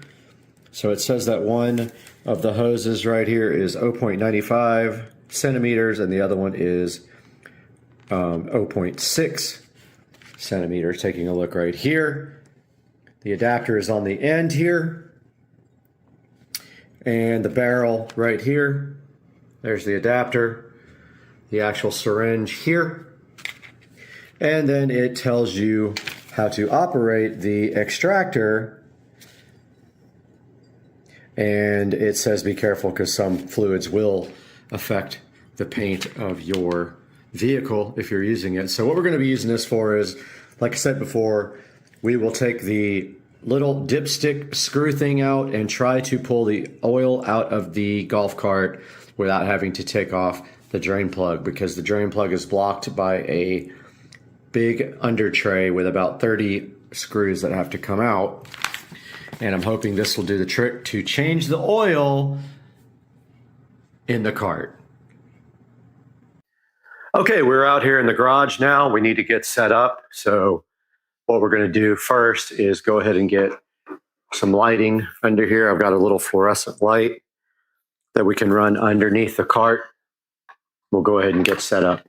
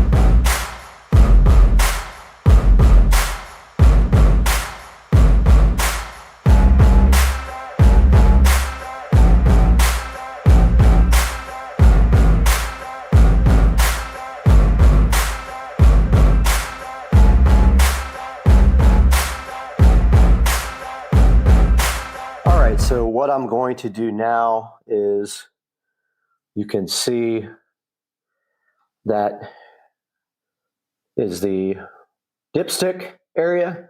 I'm going to get our extractor here and try to extract from that dipstick and put it into this 2-liter bottle that I got right there. Now notice that I did put the cart up on the ramp on this side so that all the oil would flow to the dipstick side of the engine. So I'm going to go ahead and give that a try now with this extractor. And all you have to do to get this extractor going is put the tube directly into the end of this hole, and we will start off with the bigger one. So what you do is, all you do is push it into the hole it's in. To get it out, you pull down on the blue washer and it comes right out. So this thing is ready to go now. Literally just put this into the dipstick and try to suck out the oil, which I've never tried before. So let's do that now. All right, I'm getting my gloves on here to get ready to try this. I'm hoping I don't have to go ahead and put this thing up on ramps and take the bottom tray off, because really you need all 4 wheels off the ground to do that. But let's give this thing a shot.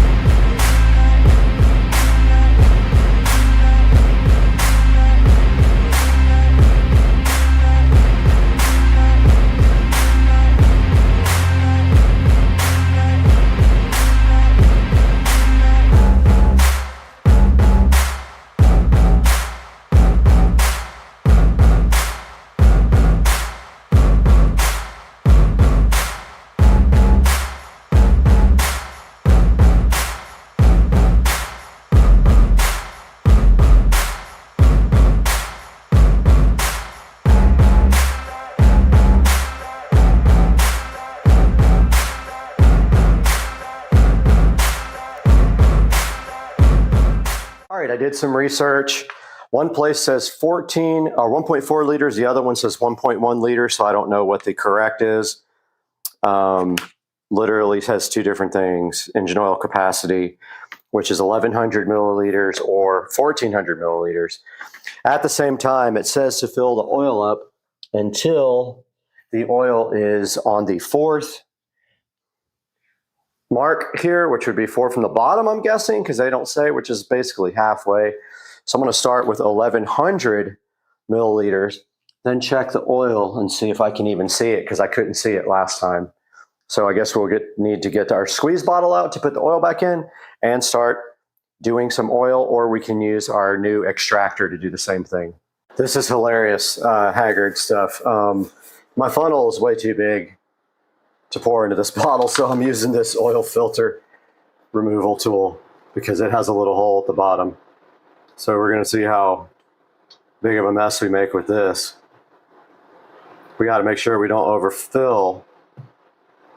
And we are using fully synthetic SuperTech oil from Walmart, which is just as good as any of the other brands that we've done some research on, and we know this stuff is good oil, if not better than a lot of the synthetics that you buy off the shelf.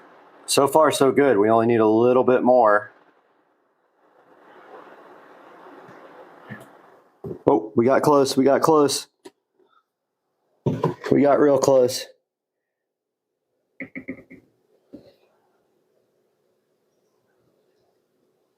And that should do it.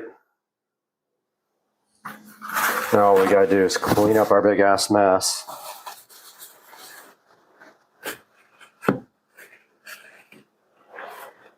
Should be about 1,100. The difficult part's going to be checking it after, because you can't really tell on the dipstick what is what. It's very hard to see.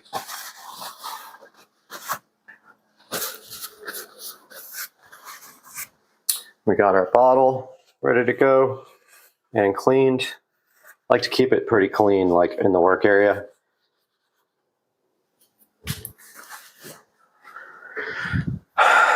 And this is how we will be adding oil back. It is to the top. It couldn't be more full.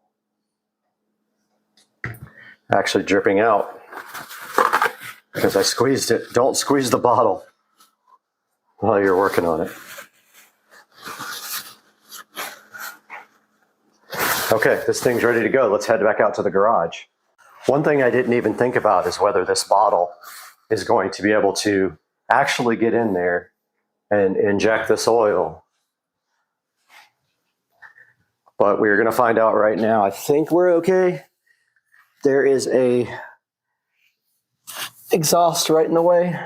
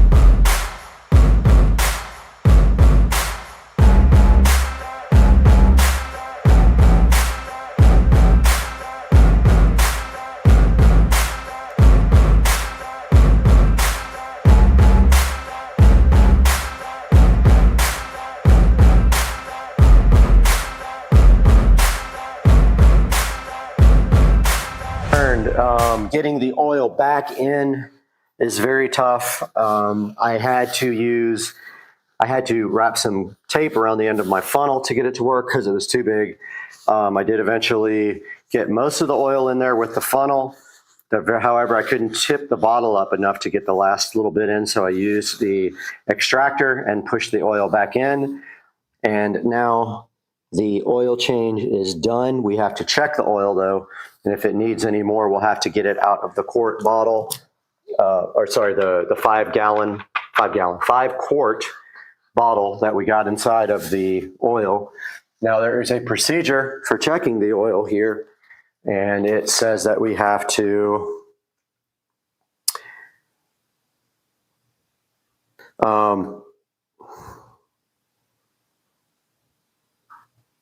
let's see, it just says, it doesn't say. I'm going to look and see how you check the actual oil here. All right, we're supposed to start the engine and let it warm up for a few minutes, turn it off, wait a few minutes, and inspect the level. And it should, this one says, yeah, about halfway up the stick there. Let's go ahead and start the vehicle. Neutral. And that's on.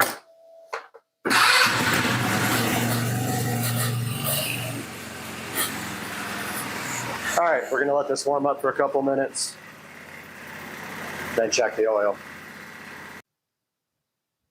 Okay, it's been sitting for a few minutes now. I'm gonna go ahead and see if I can check the oil level, which I tried once before, and it's kind of difficult to see on the dipstick. It's really a dumb kind of system. But I'm gonna go ahead and take that out. Oh yeah, that's hot. That's me getting burned by the exhaust, which is right next to the oil drain plug.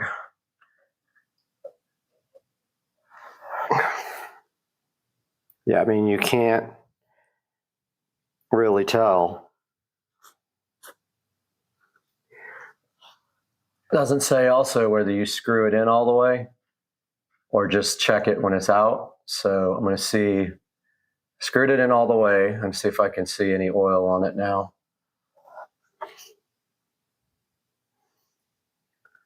Yeah, I mean, you can't tell at all. It's just ridiculous. It's got oil on it even when you don't screw it in all the way. I'm just going to leave it like that. I'm not going to add any more oil. I only put 1100 and it says do not overfill. So I'm going to go ahead and leave it like that.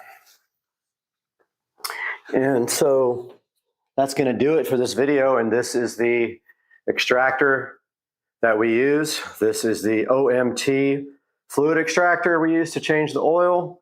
And I would highly recommend it. It works great. Did the job perfectly, actually. So yeah, go ahead and pick up one of these if you can, and we'll see you soon on Supercar Street Racing. Happy Monday morning, guys. And today is a holiday, but unfortunately, you can see here, I am actually at work.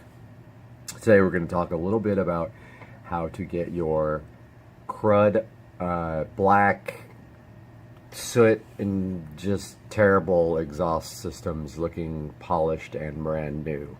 So Saturday morning we took the SL65 over to the exhaust shop, and the technician who was working on the exhaust was going to polish up the exhaust tips for me, and he showed me this very cool thing to use. It's this stuff that usually is used for freeing up bolts and nuts that are stuck, but he was using it for polishing the exhaust.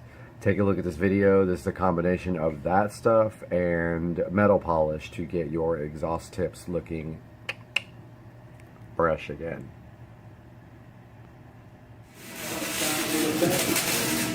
Looks good.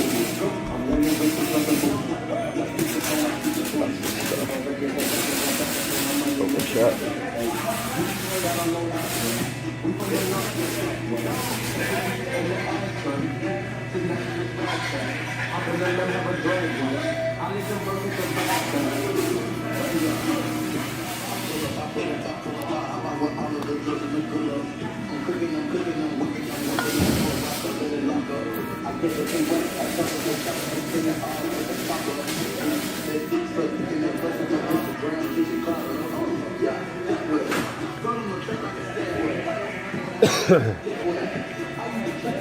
It ain't cheap though. Stuff ain't cheap.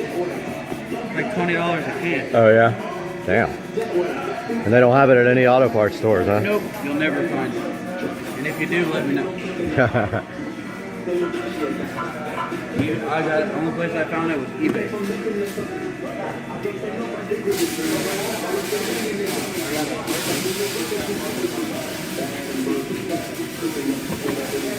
out good, man. But the cool thing is you can use it on a lot of stuff. Right. A lot of stuff. And what it does, it can't, like, say, now that we're doing it like this, you get water spots on it next time, or oxidation or anything, you just wipe it off. It leaves like a oil film on it that protects the tip. Came out good.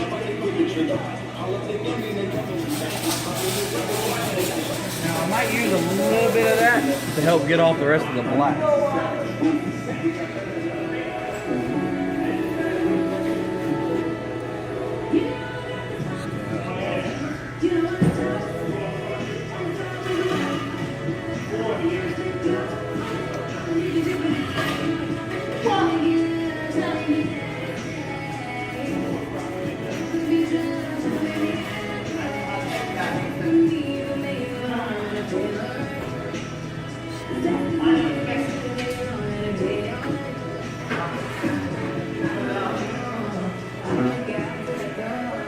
I don't think it works that great.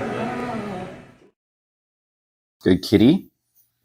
So we have this switch here that we're going to be taking a look at, and we have our kitty cat as well.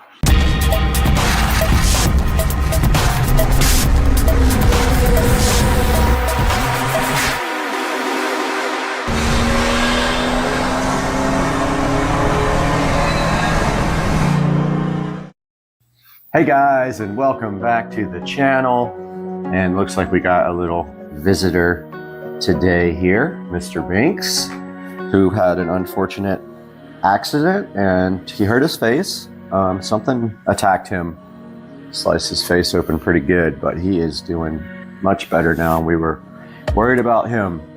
Guys, welcome back to the channel. Today we have the L8 LCD smart switch from a company called Landbond.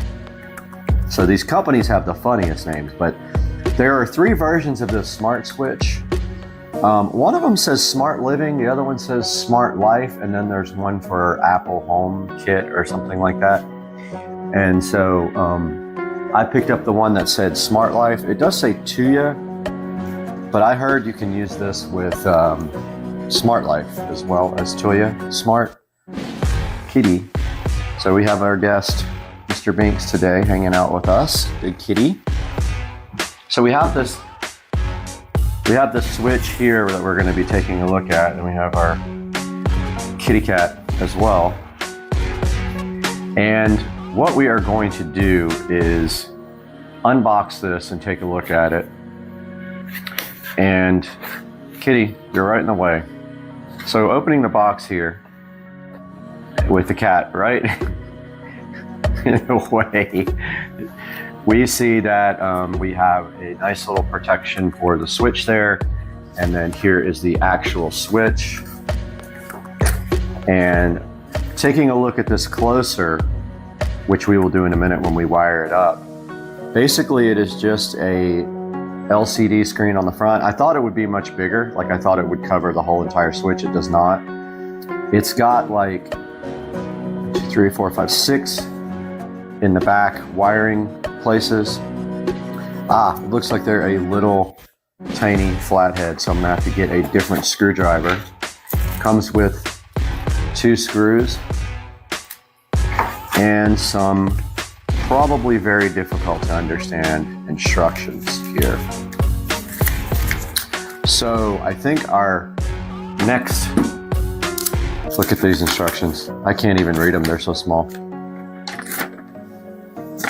Wow. Okay, so this is all instructions here, both sides of the page. I will take, I guess, a couple of pictures of this before we do anything. But actually, just kind of wanted to show you guys the box. And it just says Amazon Alexa and Google Assistant on the back and has some pictures. You can either get it in white or black. It's showing the different models on the back here. But I think let's set up to get this thing powered up so we can take a look at it closer. Okay, Mr. Banks? What do you think? I think that's a good idea, don't you?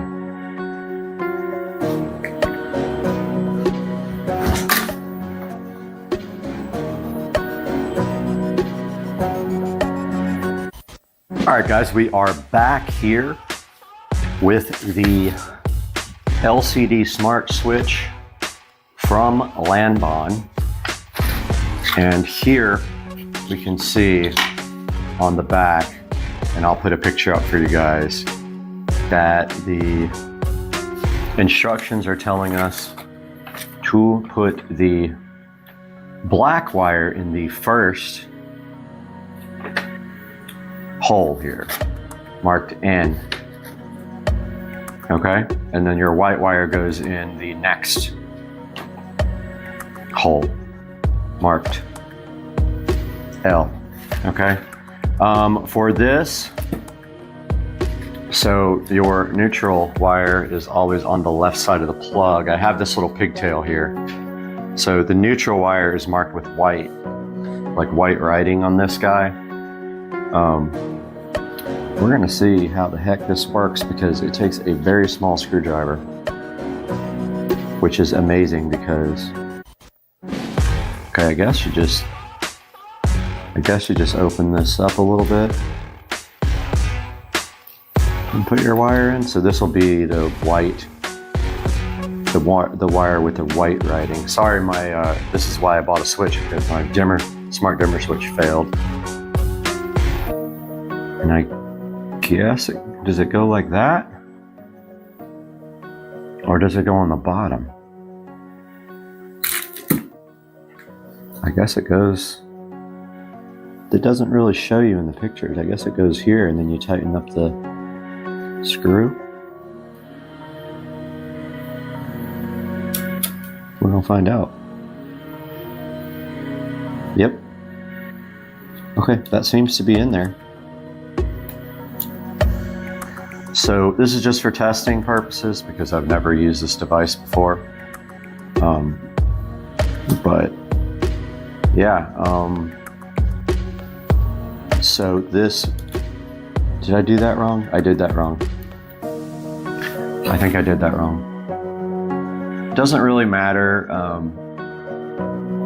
And honestly doesn't matter for the polarity for this testing purposes, but yeah, I did it the wrong way.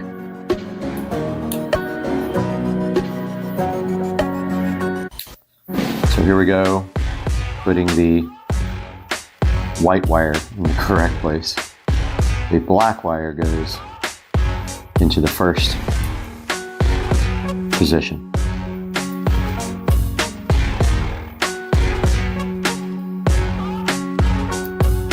Well, that didn't work at all.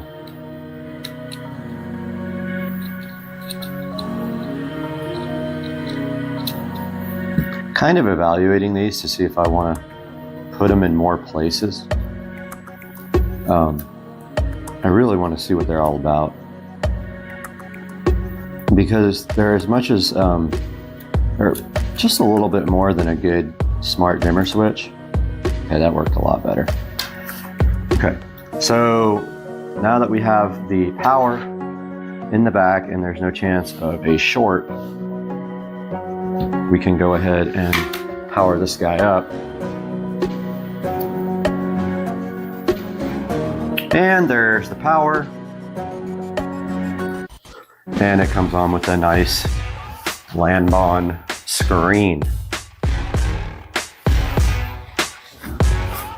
So this is going to be a one gang, and look at that touchscreen. Okay, so here is the edge lighting setting. I'm going to zoom in a little bit more on this for you guys.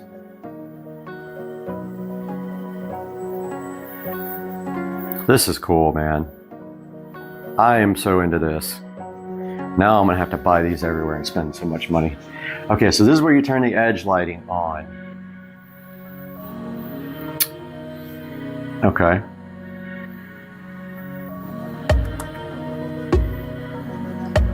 Confirm. Okay, it went back. Confirm. Skip. Tuya network. I'm guessing we're gonna have to get the tablet for this. The computer's over there. Please open the Tuya app and add manually electrical switch Wi-Fi. All right, let's grab the tablet. So it says Tuya Life, but I'm gonna try Smart Life because people said you can use that. So we got our tablet here. And let's zoom out a little bit. Well, let's go ahead and record on the tablet just so we have a good thing you guys can watch. And we're on the tablet now. We're looking for Smart Life. Where is it? Do I not have it on here? There it is. Okay, opening Smart Life on the tablet. The switch says pending connection. Smart Life is still opening up on the tablet. Still opening. Maybe it's not working. It's taking a while.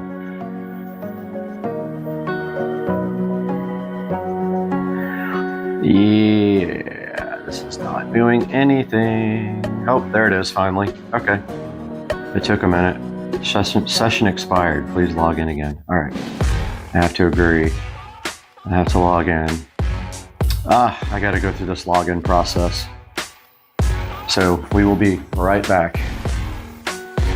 All right, we are back and we got logged into Smart Life. So what we do is go to the plus, add device. It says on the screen what to do. Okay, so it failed because I took too long. Easy mode config. Add manually electrical switch Wi-Fi. So we go add manual, electrical, switch Wi-Fi. There it is. So now we need to select our 2.5 gigahertz network, which we are not logged onto. We're going to go to our standard 2.4 because it's closest. We are connected. And let's go back to Smart Life. And we'll have to blur that part out. It says confirm. It is blinking. It is blinking quickly.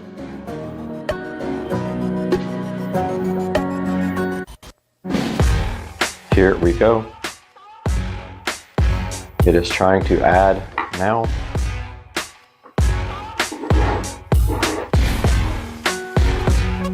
Boom. So it is done.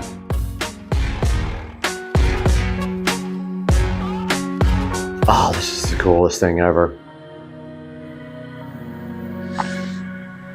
We have to hit plus to add it. Let's edit the name.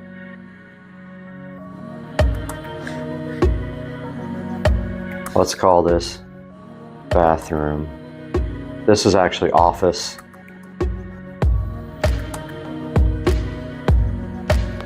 Bathroom.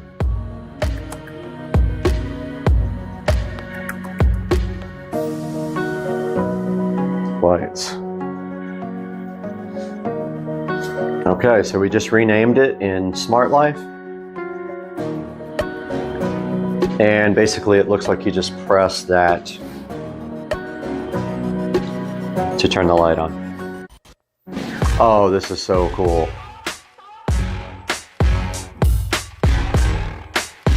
This is awesome.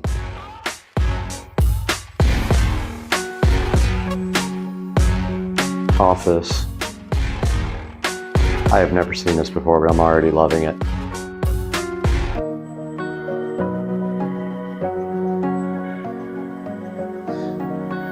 This is so great.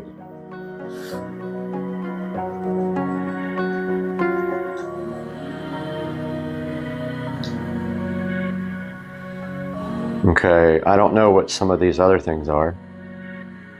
Okay, switch. scheduling,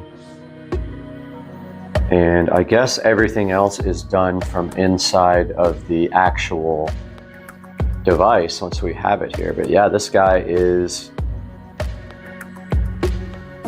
is cool, man. I am stoked. And then we've got our instructions here. And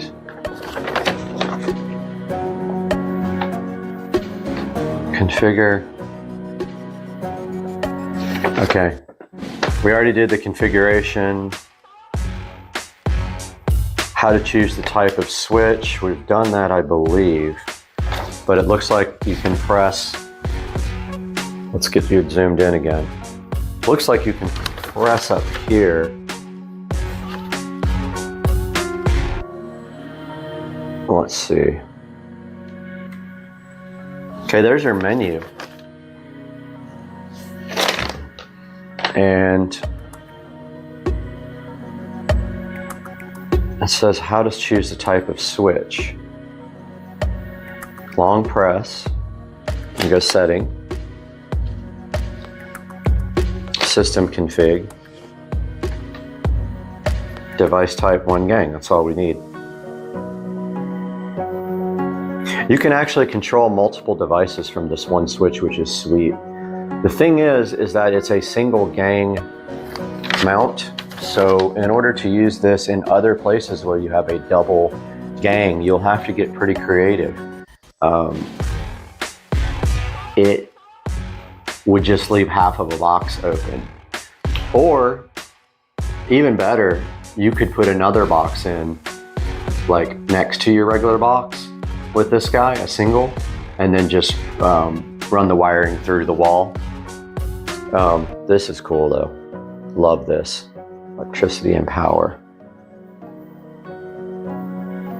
Electric parameter display. Power or electric sum. Let's see what power does. Shows you watts. Okay, it's up here in the corner right there. How to change the style of the switch to match your decoration style. We go back to, so we're going to change the way it looks now. Display effect. You can set the brightness here.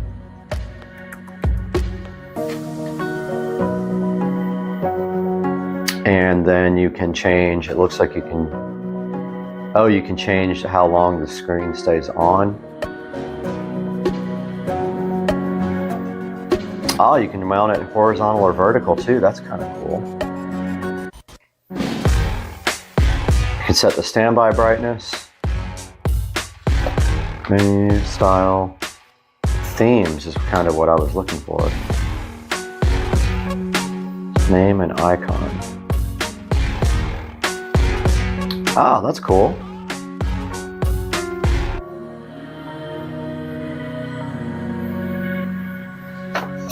This is awesome. Check this out. Just call it bathroom.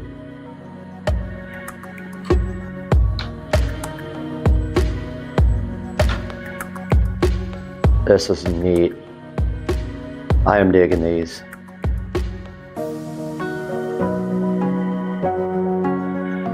This is awesome. I get so excited about this stuff. Setting, system config, wait. Setting, themes, and okay, let's try to change the theme. Display effect. Theme and style, here we go. Okay, so you can change to their pre-selected little things, but you can't add your own, which is kind of a bummer, but I get it. That would be pretty crazy if you could. Let's see what that one does. Oh God, now I'm gonna have to have a bunch of these switches because they're badass. Modern style, classic style. Oh, let's see if there's an upgrade.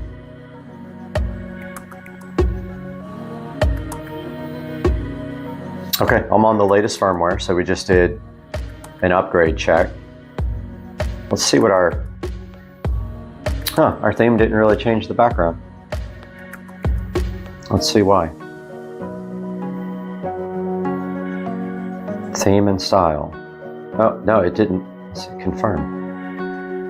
Only the switch, confirm. Let's see if that did it. It did. So we did the decoration. Now we can do the edge lighting, which is really cool. So we go back to the menu.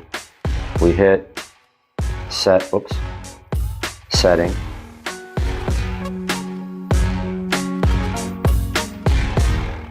Wait a minute, menu.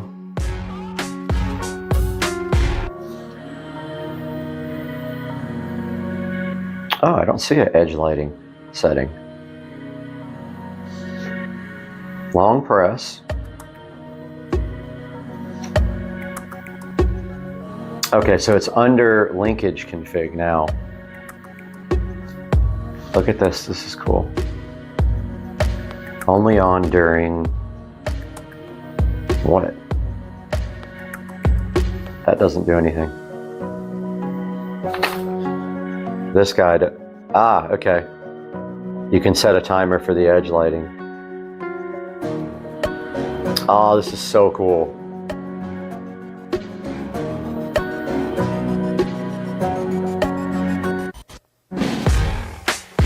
Auto adjust. I wonder what that does.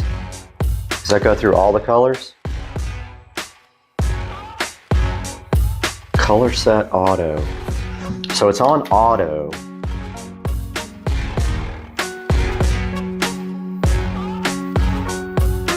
It says when you set the edge lighting to auto, the system will automatically change the color. The customer defined formula will be invalid. Okay.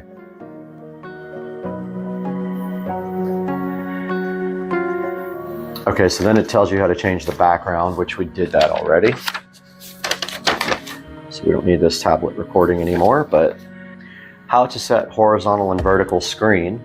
We did take a look at that already. We don't need that right now. How to set real-time display of load power or current power consumption. We took a look at that. Okay, so we do need to connect it to Alexa. So we have to, I wonder if we have to discover it in Alexa.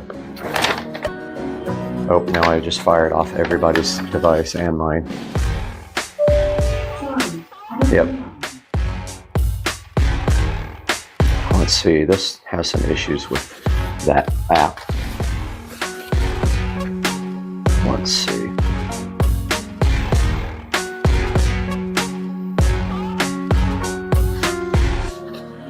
Okay, we are back on the tablet now.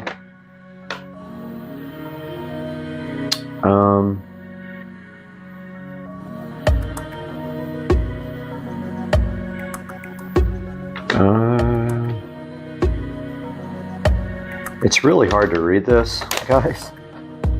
I think we just can discover device if it's not already there.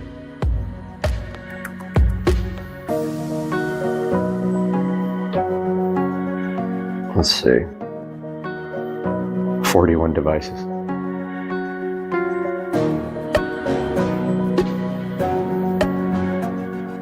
So, not sure if it's in here. Let's go ahead and add device.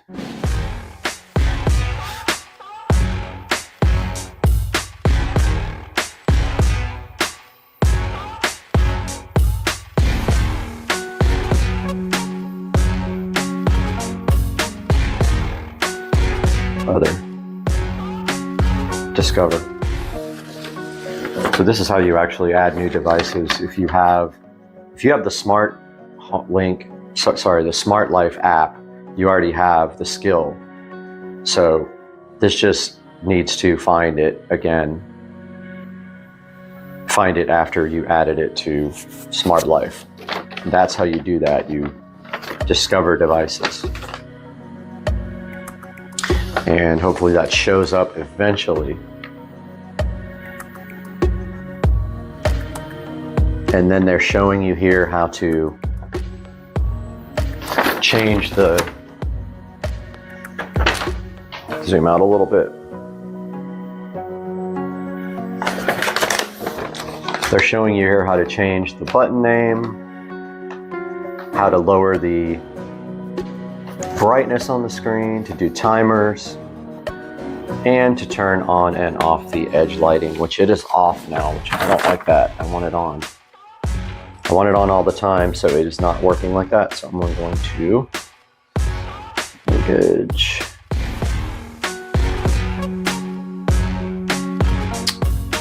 I want it on all the time.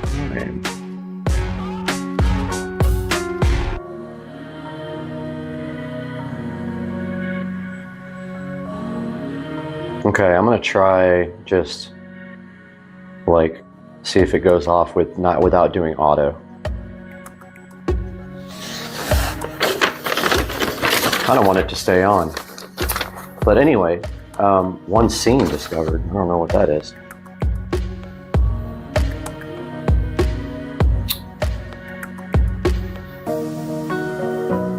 Well, let's see if we see it in here again.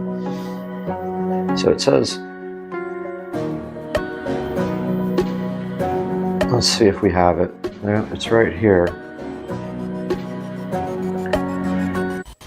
All right, well, we're gonna figure it out and eventually. And we are going to go install this thing now.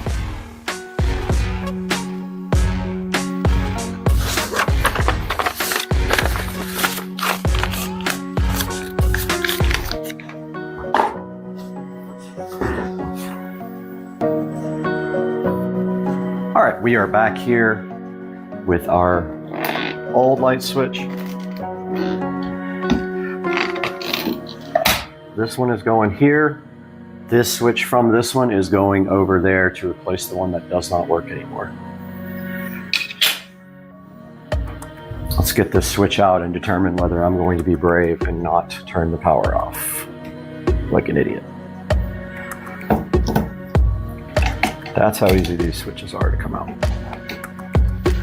This one has a wood screw for some reason. Apparently the box must be stripped. I don't recall why I did that. I guess we could actually turn lights on. So the same switch is broken.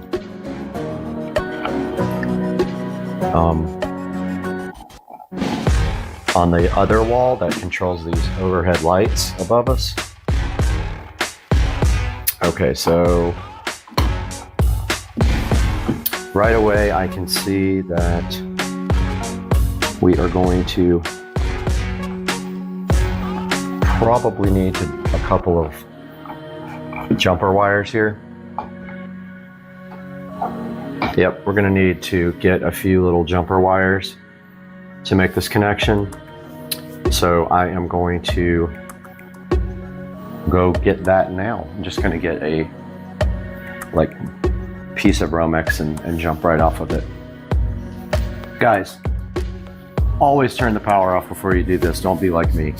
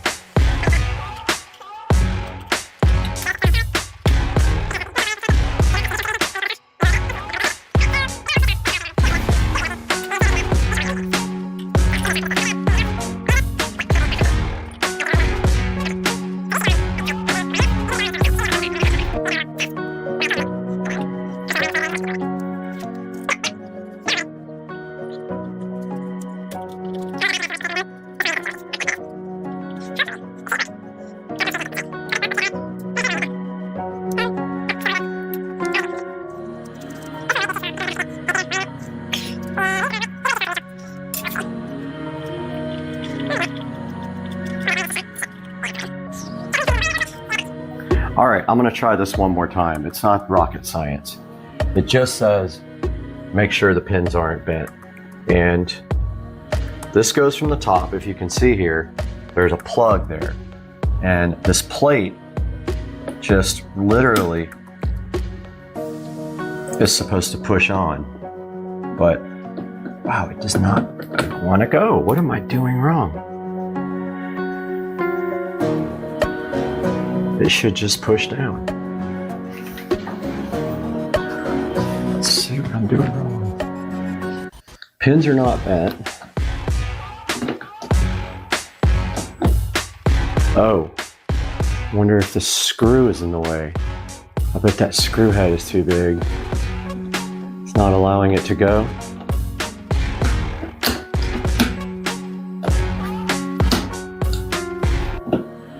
I wonder if that screw is in the way.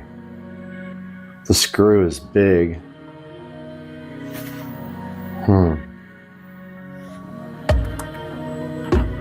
I think the screw head is preventing it from sliding.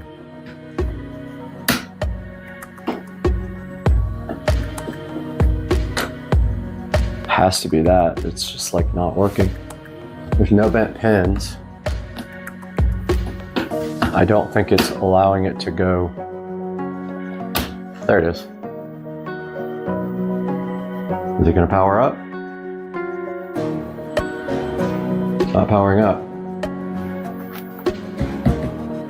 What's happening? It's not working. What the heck?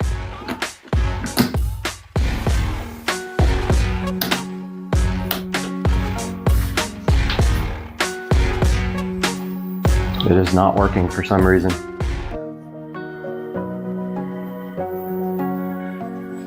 Maybe I have the two loads reversed. Yep, I gotta pull it back out. All right, we're putting the panel back on, and last time it just wasn't pushed enough. So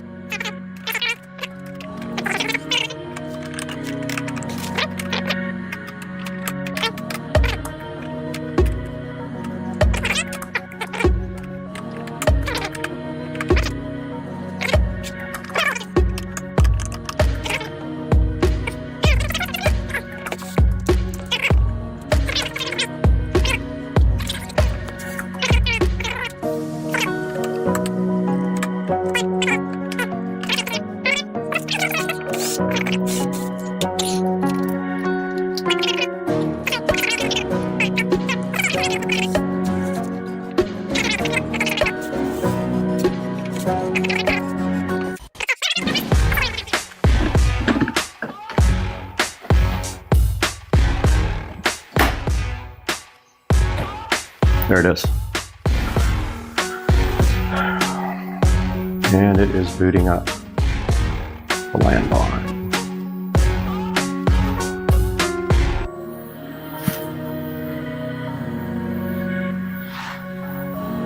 All right, let's see if it actually switches the lights on. It doesn't switch the lights on. What is happening?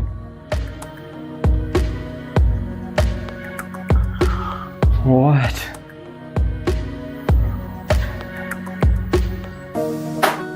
Great.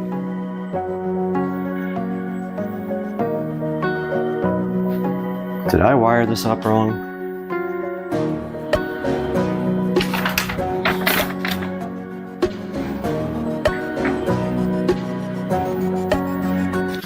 All right, I gotta look into this. It's not working. All right, we are back, and I found the problem. The instructions are completely wrong as far as I should have seen the N. It said, let me just put it this way. It said black wire, but it's actually the neutral wire that goes on the first connector, and that is not black. So that's a problem. All right. So now it should go in without any issues and work. I had to swap around one of the load wires with the neutral wire. This one's kind of hard to put on the top part. Doesn't like to. Yeah. Something's not lining up again to allow the top.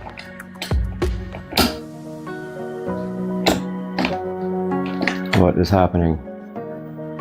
Maybe that screw again. Man, this thing is becoming a pain. This is like a 15-minute project turned into a 2-hour project.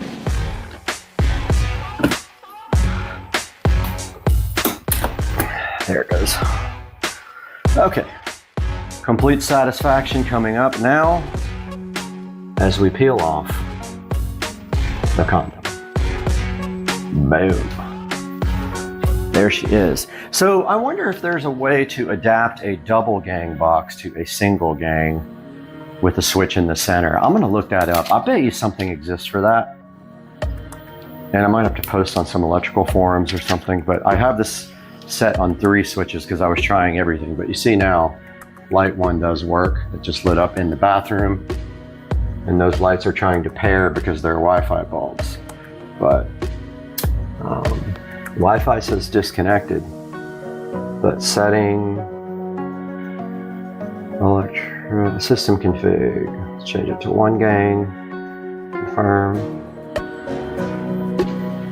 And it looks like Wi-Fi is not working. Huh, that's interesting. Wi-Fi.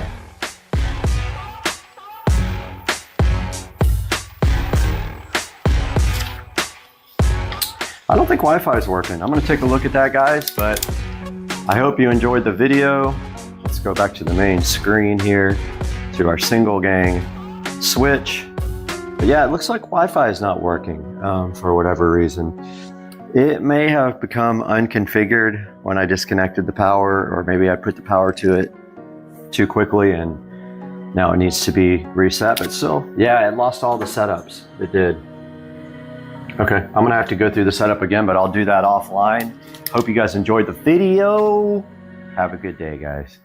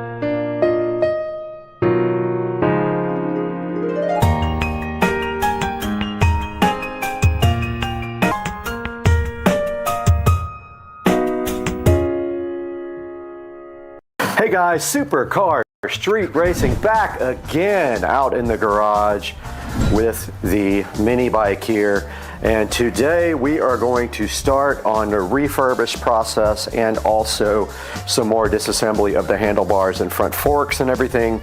But the first thing we're going to do right here, right now, is go ahead and start sanding down these two items right here and get them on the paint block here and get them start painted. So stay tuned, that's happening today on Supercar Street Racing.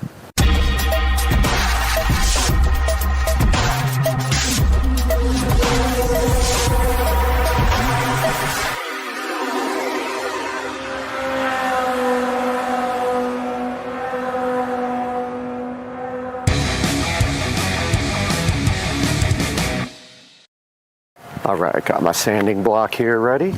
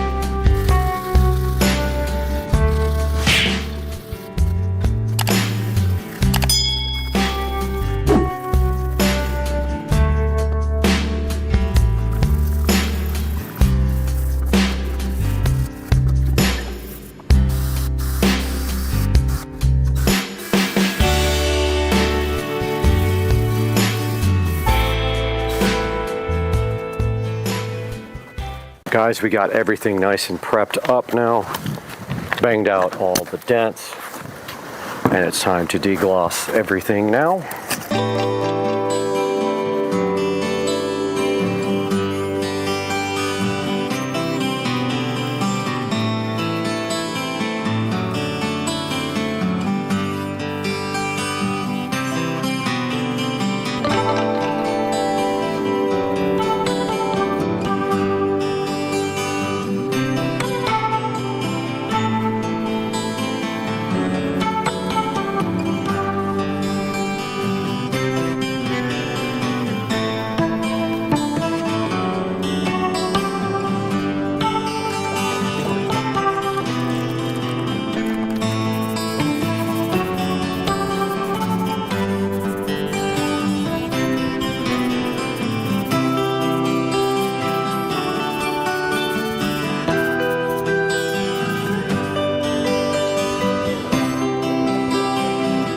Got the gas tank here.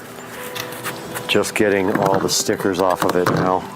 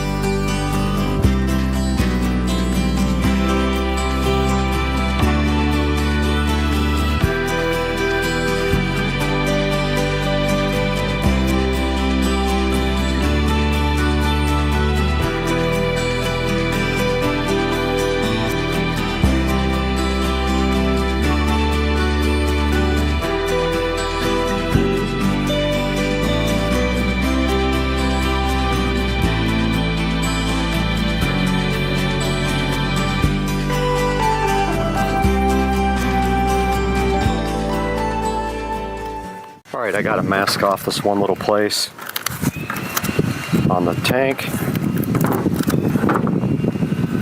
Right here.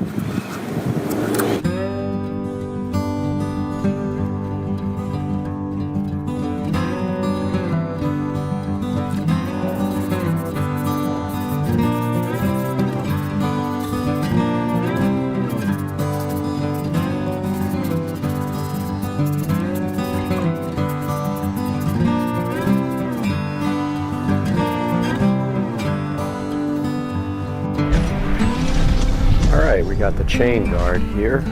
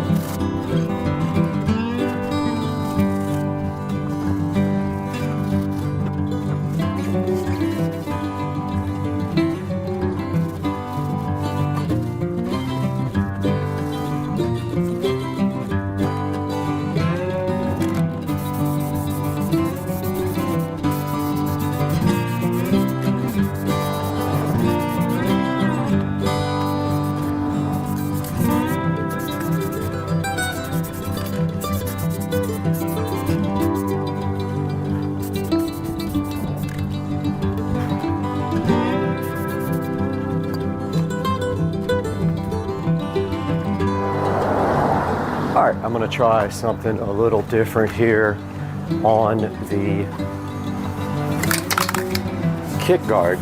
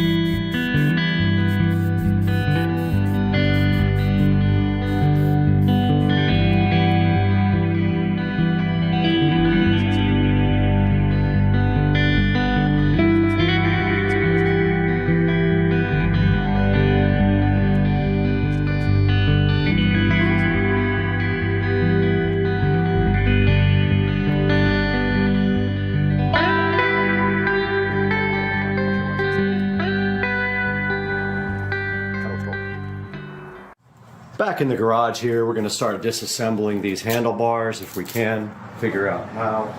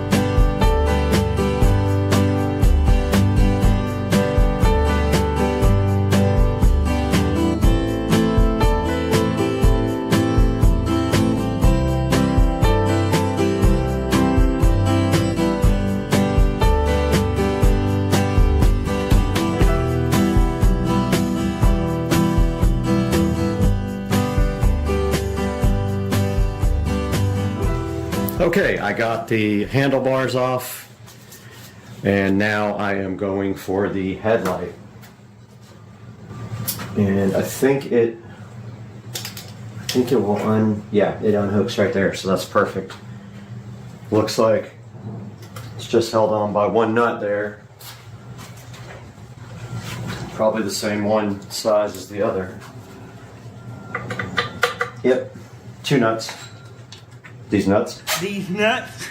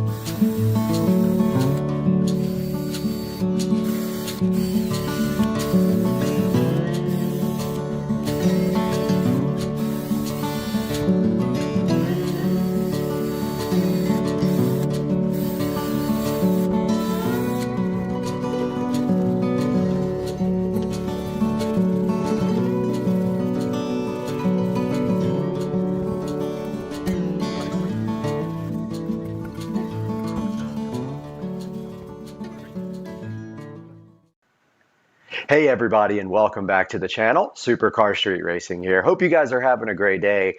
And today on the channel, you are going to see me start on part 5 of the huge golf cart audio install, where I am actually wiring up 12 volts into the front of the golf cart. And what you are going to see here first is me wiring up a USB power supply. Now what that does is takes 12 volt from the block that I put up front. I have the positive and the negative blocks, and it is going to supply 12 volts down to USB power for the actual wire that's going to charge the tablet. So it's going to provide 12 volts for the tablet to charge. Hope you guys like what's on the plate for today, and like and subscribe, and we'll see you again soon.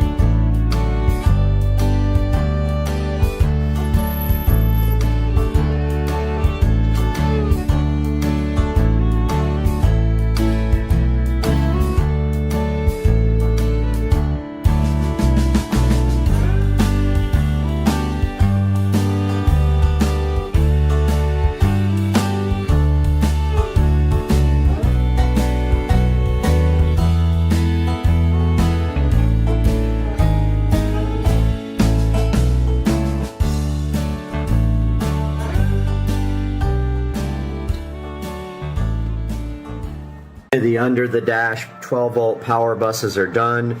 The USB cable is done for the power for the tablet. It comes through the dash. There's already an opening there, and it comes right above the key. It doesn't get in the way of the key, and then it plugs right into the tablet.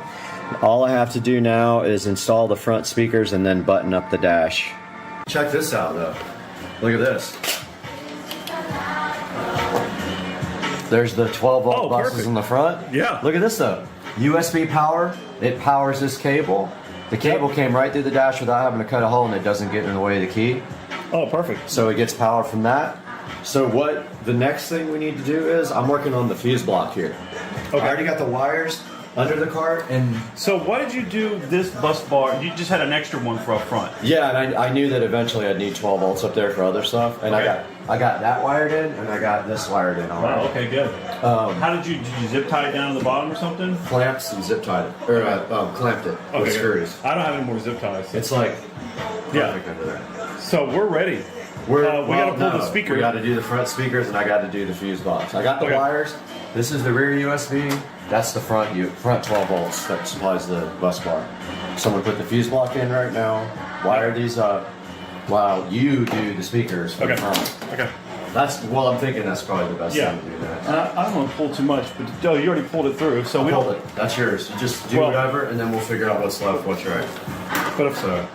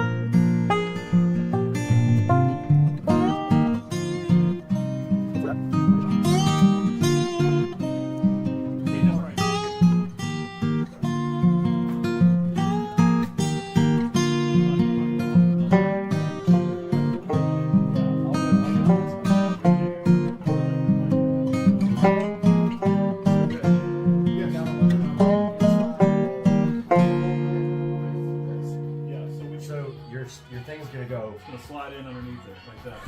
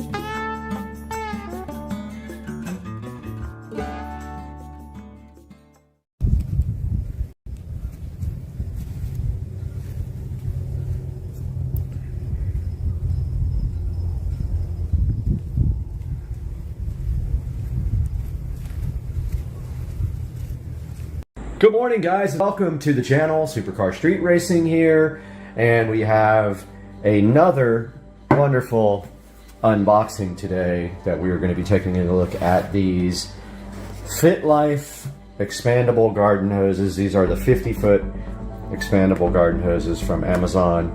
Now, the reason that I purchased these 50-foot hoses is because in the backyard on the pool deck, I actually have added a new spigot for water to be close to the pool deck, which I've never had before, and it's really nice to be able to have water there. I also ordered 2 hose pots, so they look like basically big brown pots. They are like the kind of like the plastic looking things, because I read a lot of reviews and the actual metal pots are very prone to rusting, and they don't last more than 6 months to a year, and they just fall apart. So my plan is now to take these expandable garden hoses, and I've never owned one before. I went ahead and bought 2 pots because I'm going to be putting one out back by the pool deck, and then one on the side of the house where we're getting the concrete laid. There is a spigot there, so I'm going to put one there. If that works out, I actually am going to buy 2 more, one for my well pump and one for the front yard here where the hose comes all the way out to the front. That's the only bummer, is I don't have water out front of the house. The hose does run from this side of the house over here to the front. So that's one thing we got to take a look at. But we got these Fit Life expandable garden hoses, and I believe these were in the $30 range. I bought 2 of these at 50 foot, and then we're going to take a look at those and unbox them and get them inside the pot that I bought as well. The pot will not be here till Saturday. So these actually have pretty good reviews, and there's some good information here. It tells you, like, you know, about the water pressure, the expansion, and they also give you supposed to come with a nozzle. So inside of here there should be a nozzle. So we'll unbox one and see what's in there.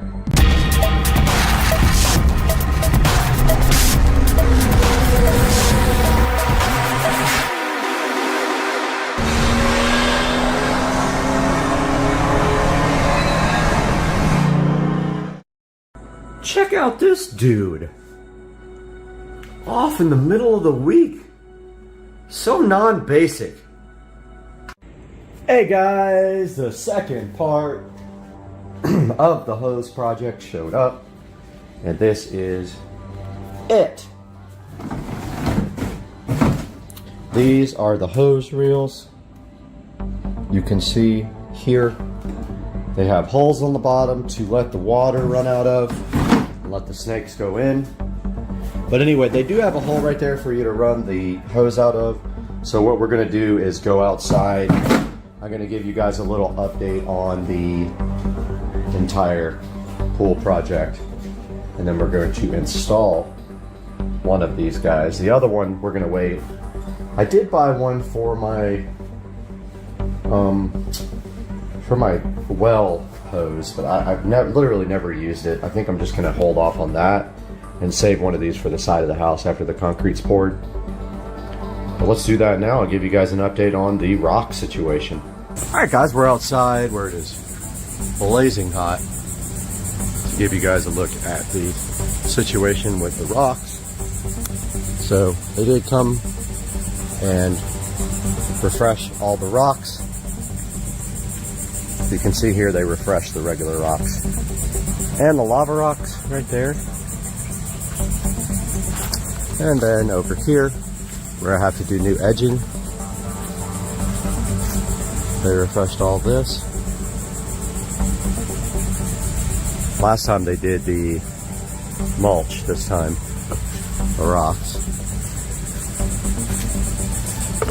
New section of rocks added here for the well, and we will be getting a hose reel to go up on that wall. Let me zoom out here for you guys. All right, we are back and going around to look at the rocks. All this was refreshed. You can see here.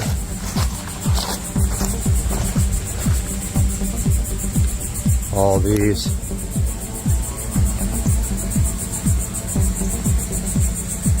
lava rocks here, which has been needing that for a while. All this.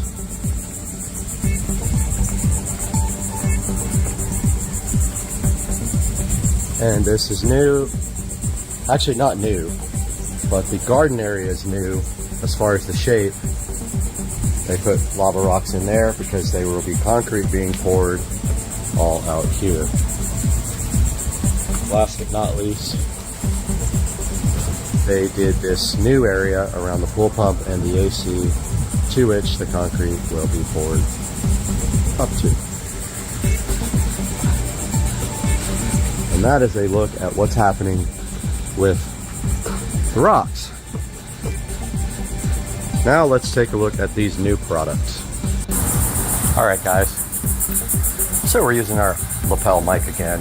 I moved it down a little more because I think it was too high. We are going to be taking a look at this Suncast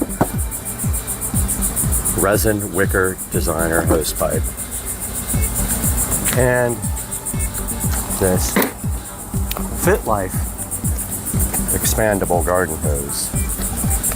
Now we have this typical old hose that's supposedly a lifetime warranty or whatever hose, of course.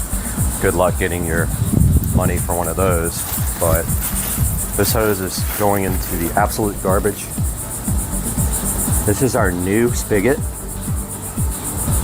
This was put in by the plumber, my sprinkler guy, last week because I never had water back here at the pool. Well, that's kind of a bummer that they put a hole in it to put this stupid tag. So it is very light, so I would say if you can anchor it to the ground or put some kind of weight in it first, that's probably your best bet. What I'm going to try to do eventually is move it down into the rocks a little bit, and I can probably even do that now. And then put some rocks around it to keep it anchored.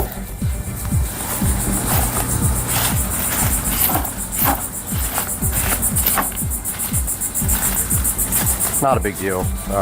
That's going to work out good. The exit hose for the hose, exit hole for the hose is right here. We got a free little bonus piece of plastic where they molded out the plastic from. And it is supposed to come with a new O-ring. Now this old hose had a quick disconnect on it. I'm not going to use that again. I honestly never used it. I'm going to seal this extra O-ring in case it leaks. Got 2 O-rings in this one because it was leaking because this is a short. Looks like there's one left on this too. Yep. I'll save those 2 guys for the new hose, which is right here, the Fit Life expandable garden hose. Let's take a look at this guy. So it does come with its own spigot, I guess you call it, sprayer nozzle. I don't expect a lot out of a free, I wouldn't call it free. This hose is a $30 hose, $35 hose. And inside of the box, we see their spray nozzle, and we see, make sure the washer has been put inside of the hose. That's the first thing. Please put the screw side on your faucet. That is what I plan to do. So, first we have to run the hose through the hole, like so. It's got 1 washer in it. I will be adding the second washer. Oh, nope, I won't be able to. This is too shallow. Yeah, it's too shallow to put a second washer on, I think. Let me see.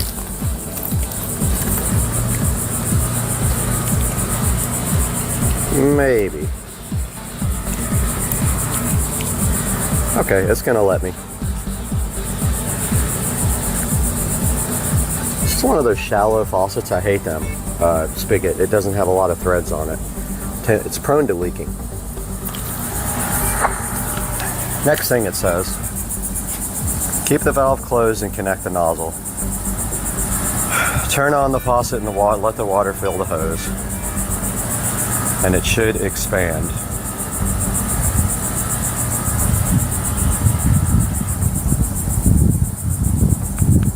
Okay, so it doesn't say anything about putting on their end here, but I am going to do that now.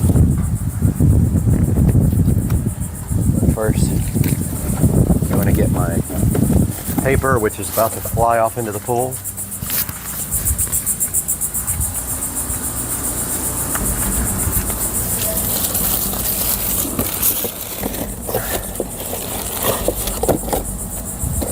So double check when you do this that you have your O-ring inside here, else it will leak.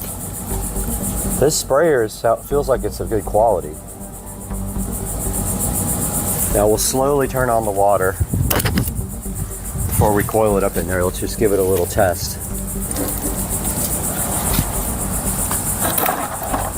Hose is pretty solid. As you can see already, this thing likes to move just with the easiest of pressure. So let's turn it on slowly and see what happens.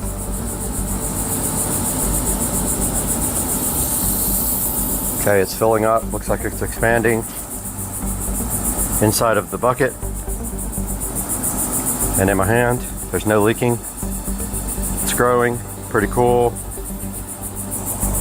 Let's turn this on. Nice high quality, it looks like brass or copper connector here. I like that. No leaks at all here. No leaks at all here around with the extra gasket I put in. Let's turn the hose on, the valve.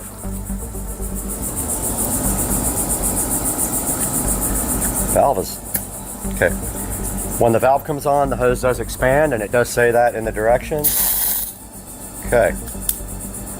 Well, all right, this is working great. I'm gonna move the camera here. Thunder going on.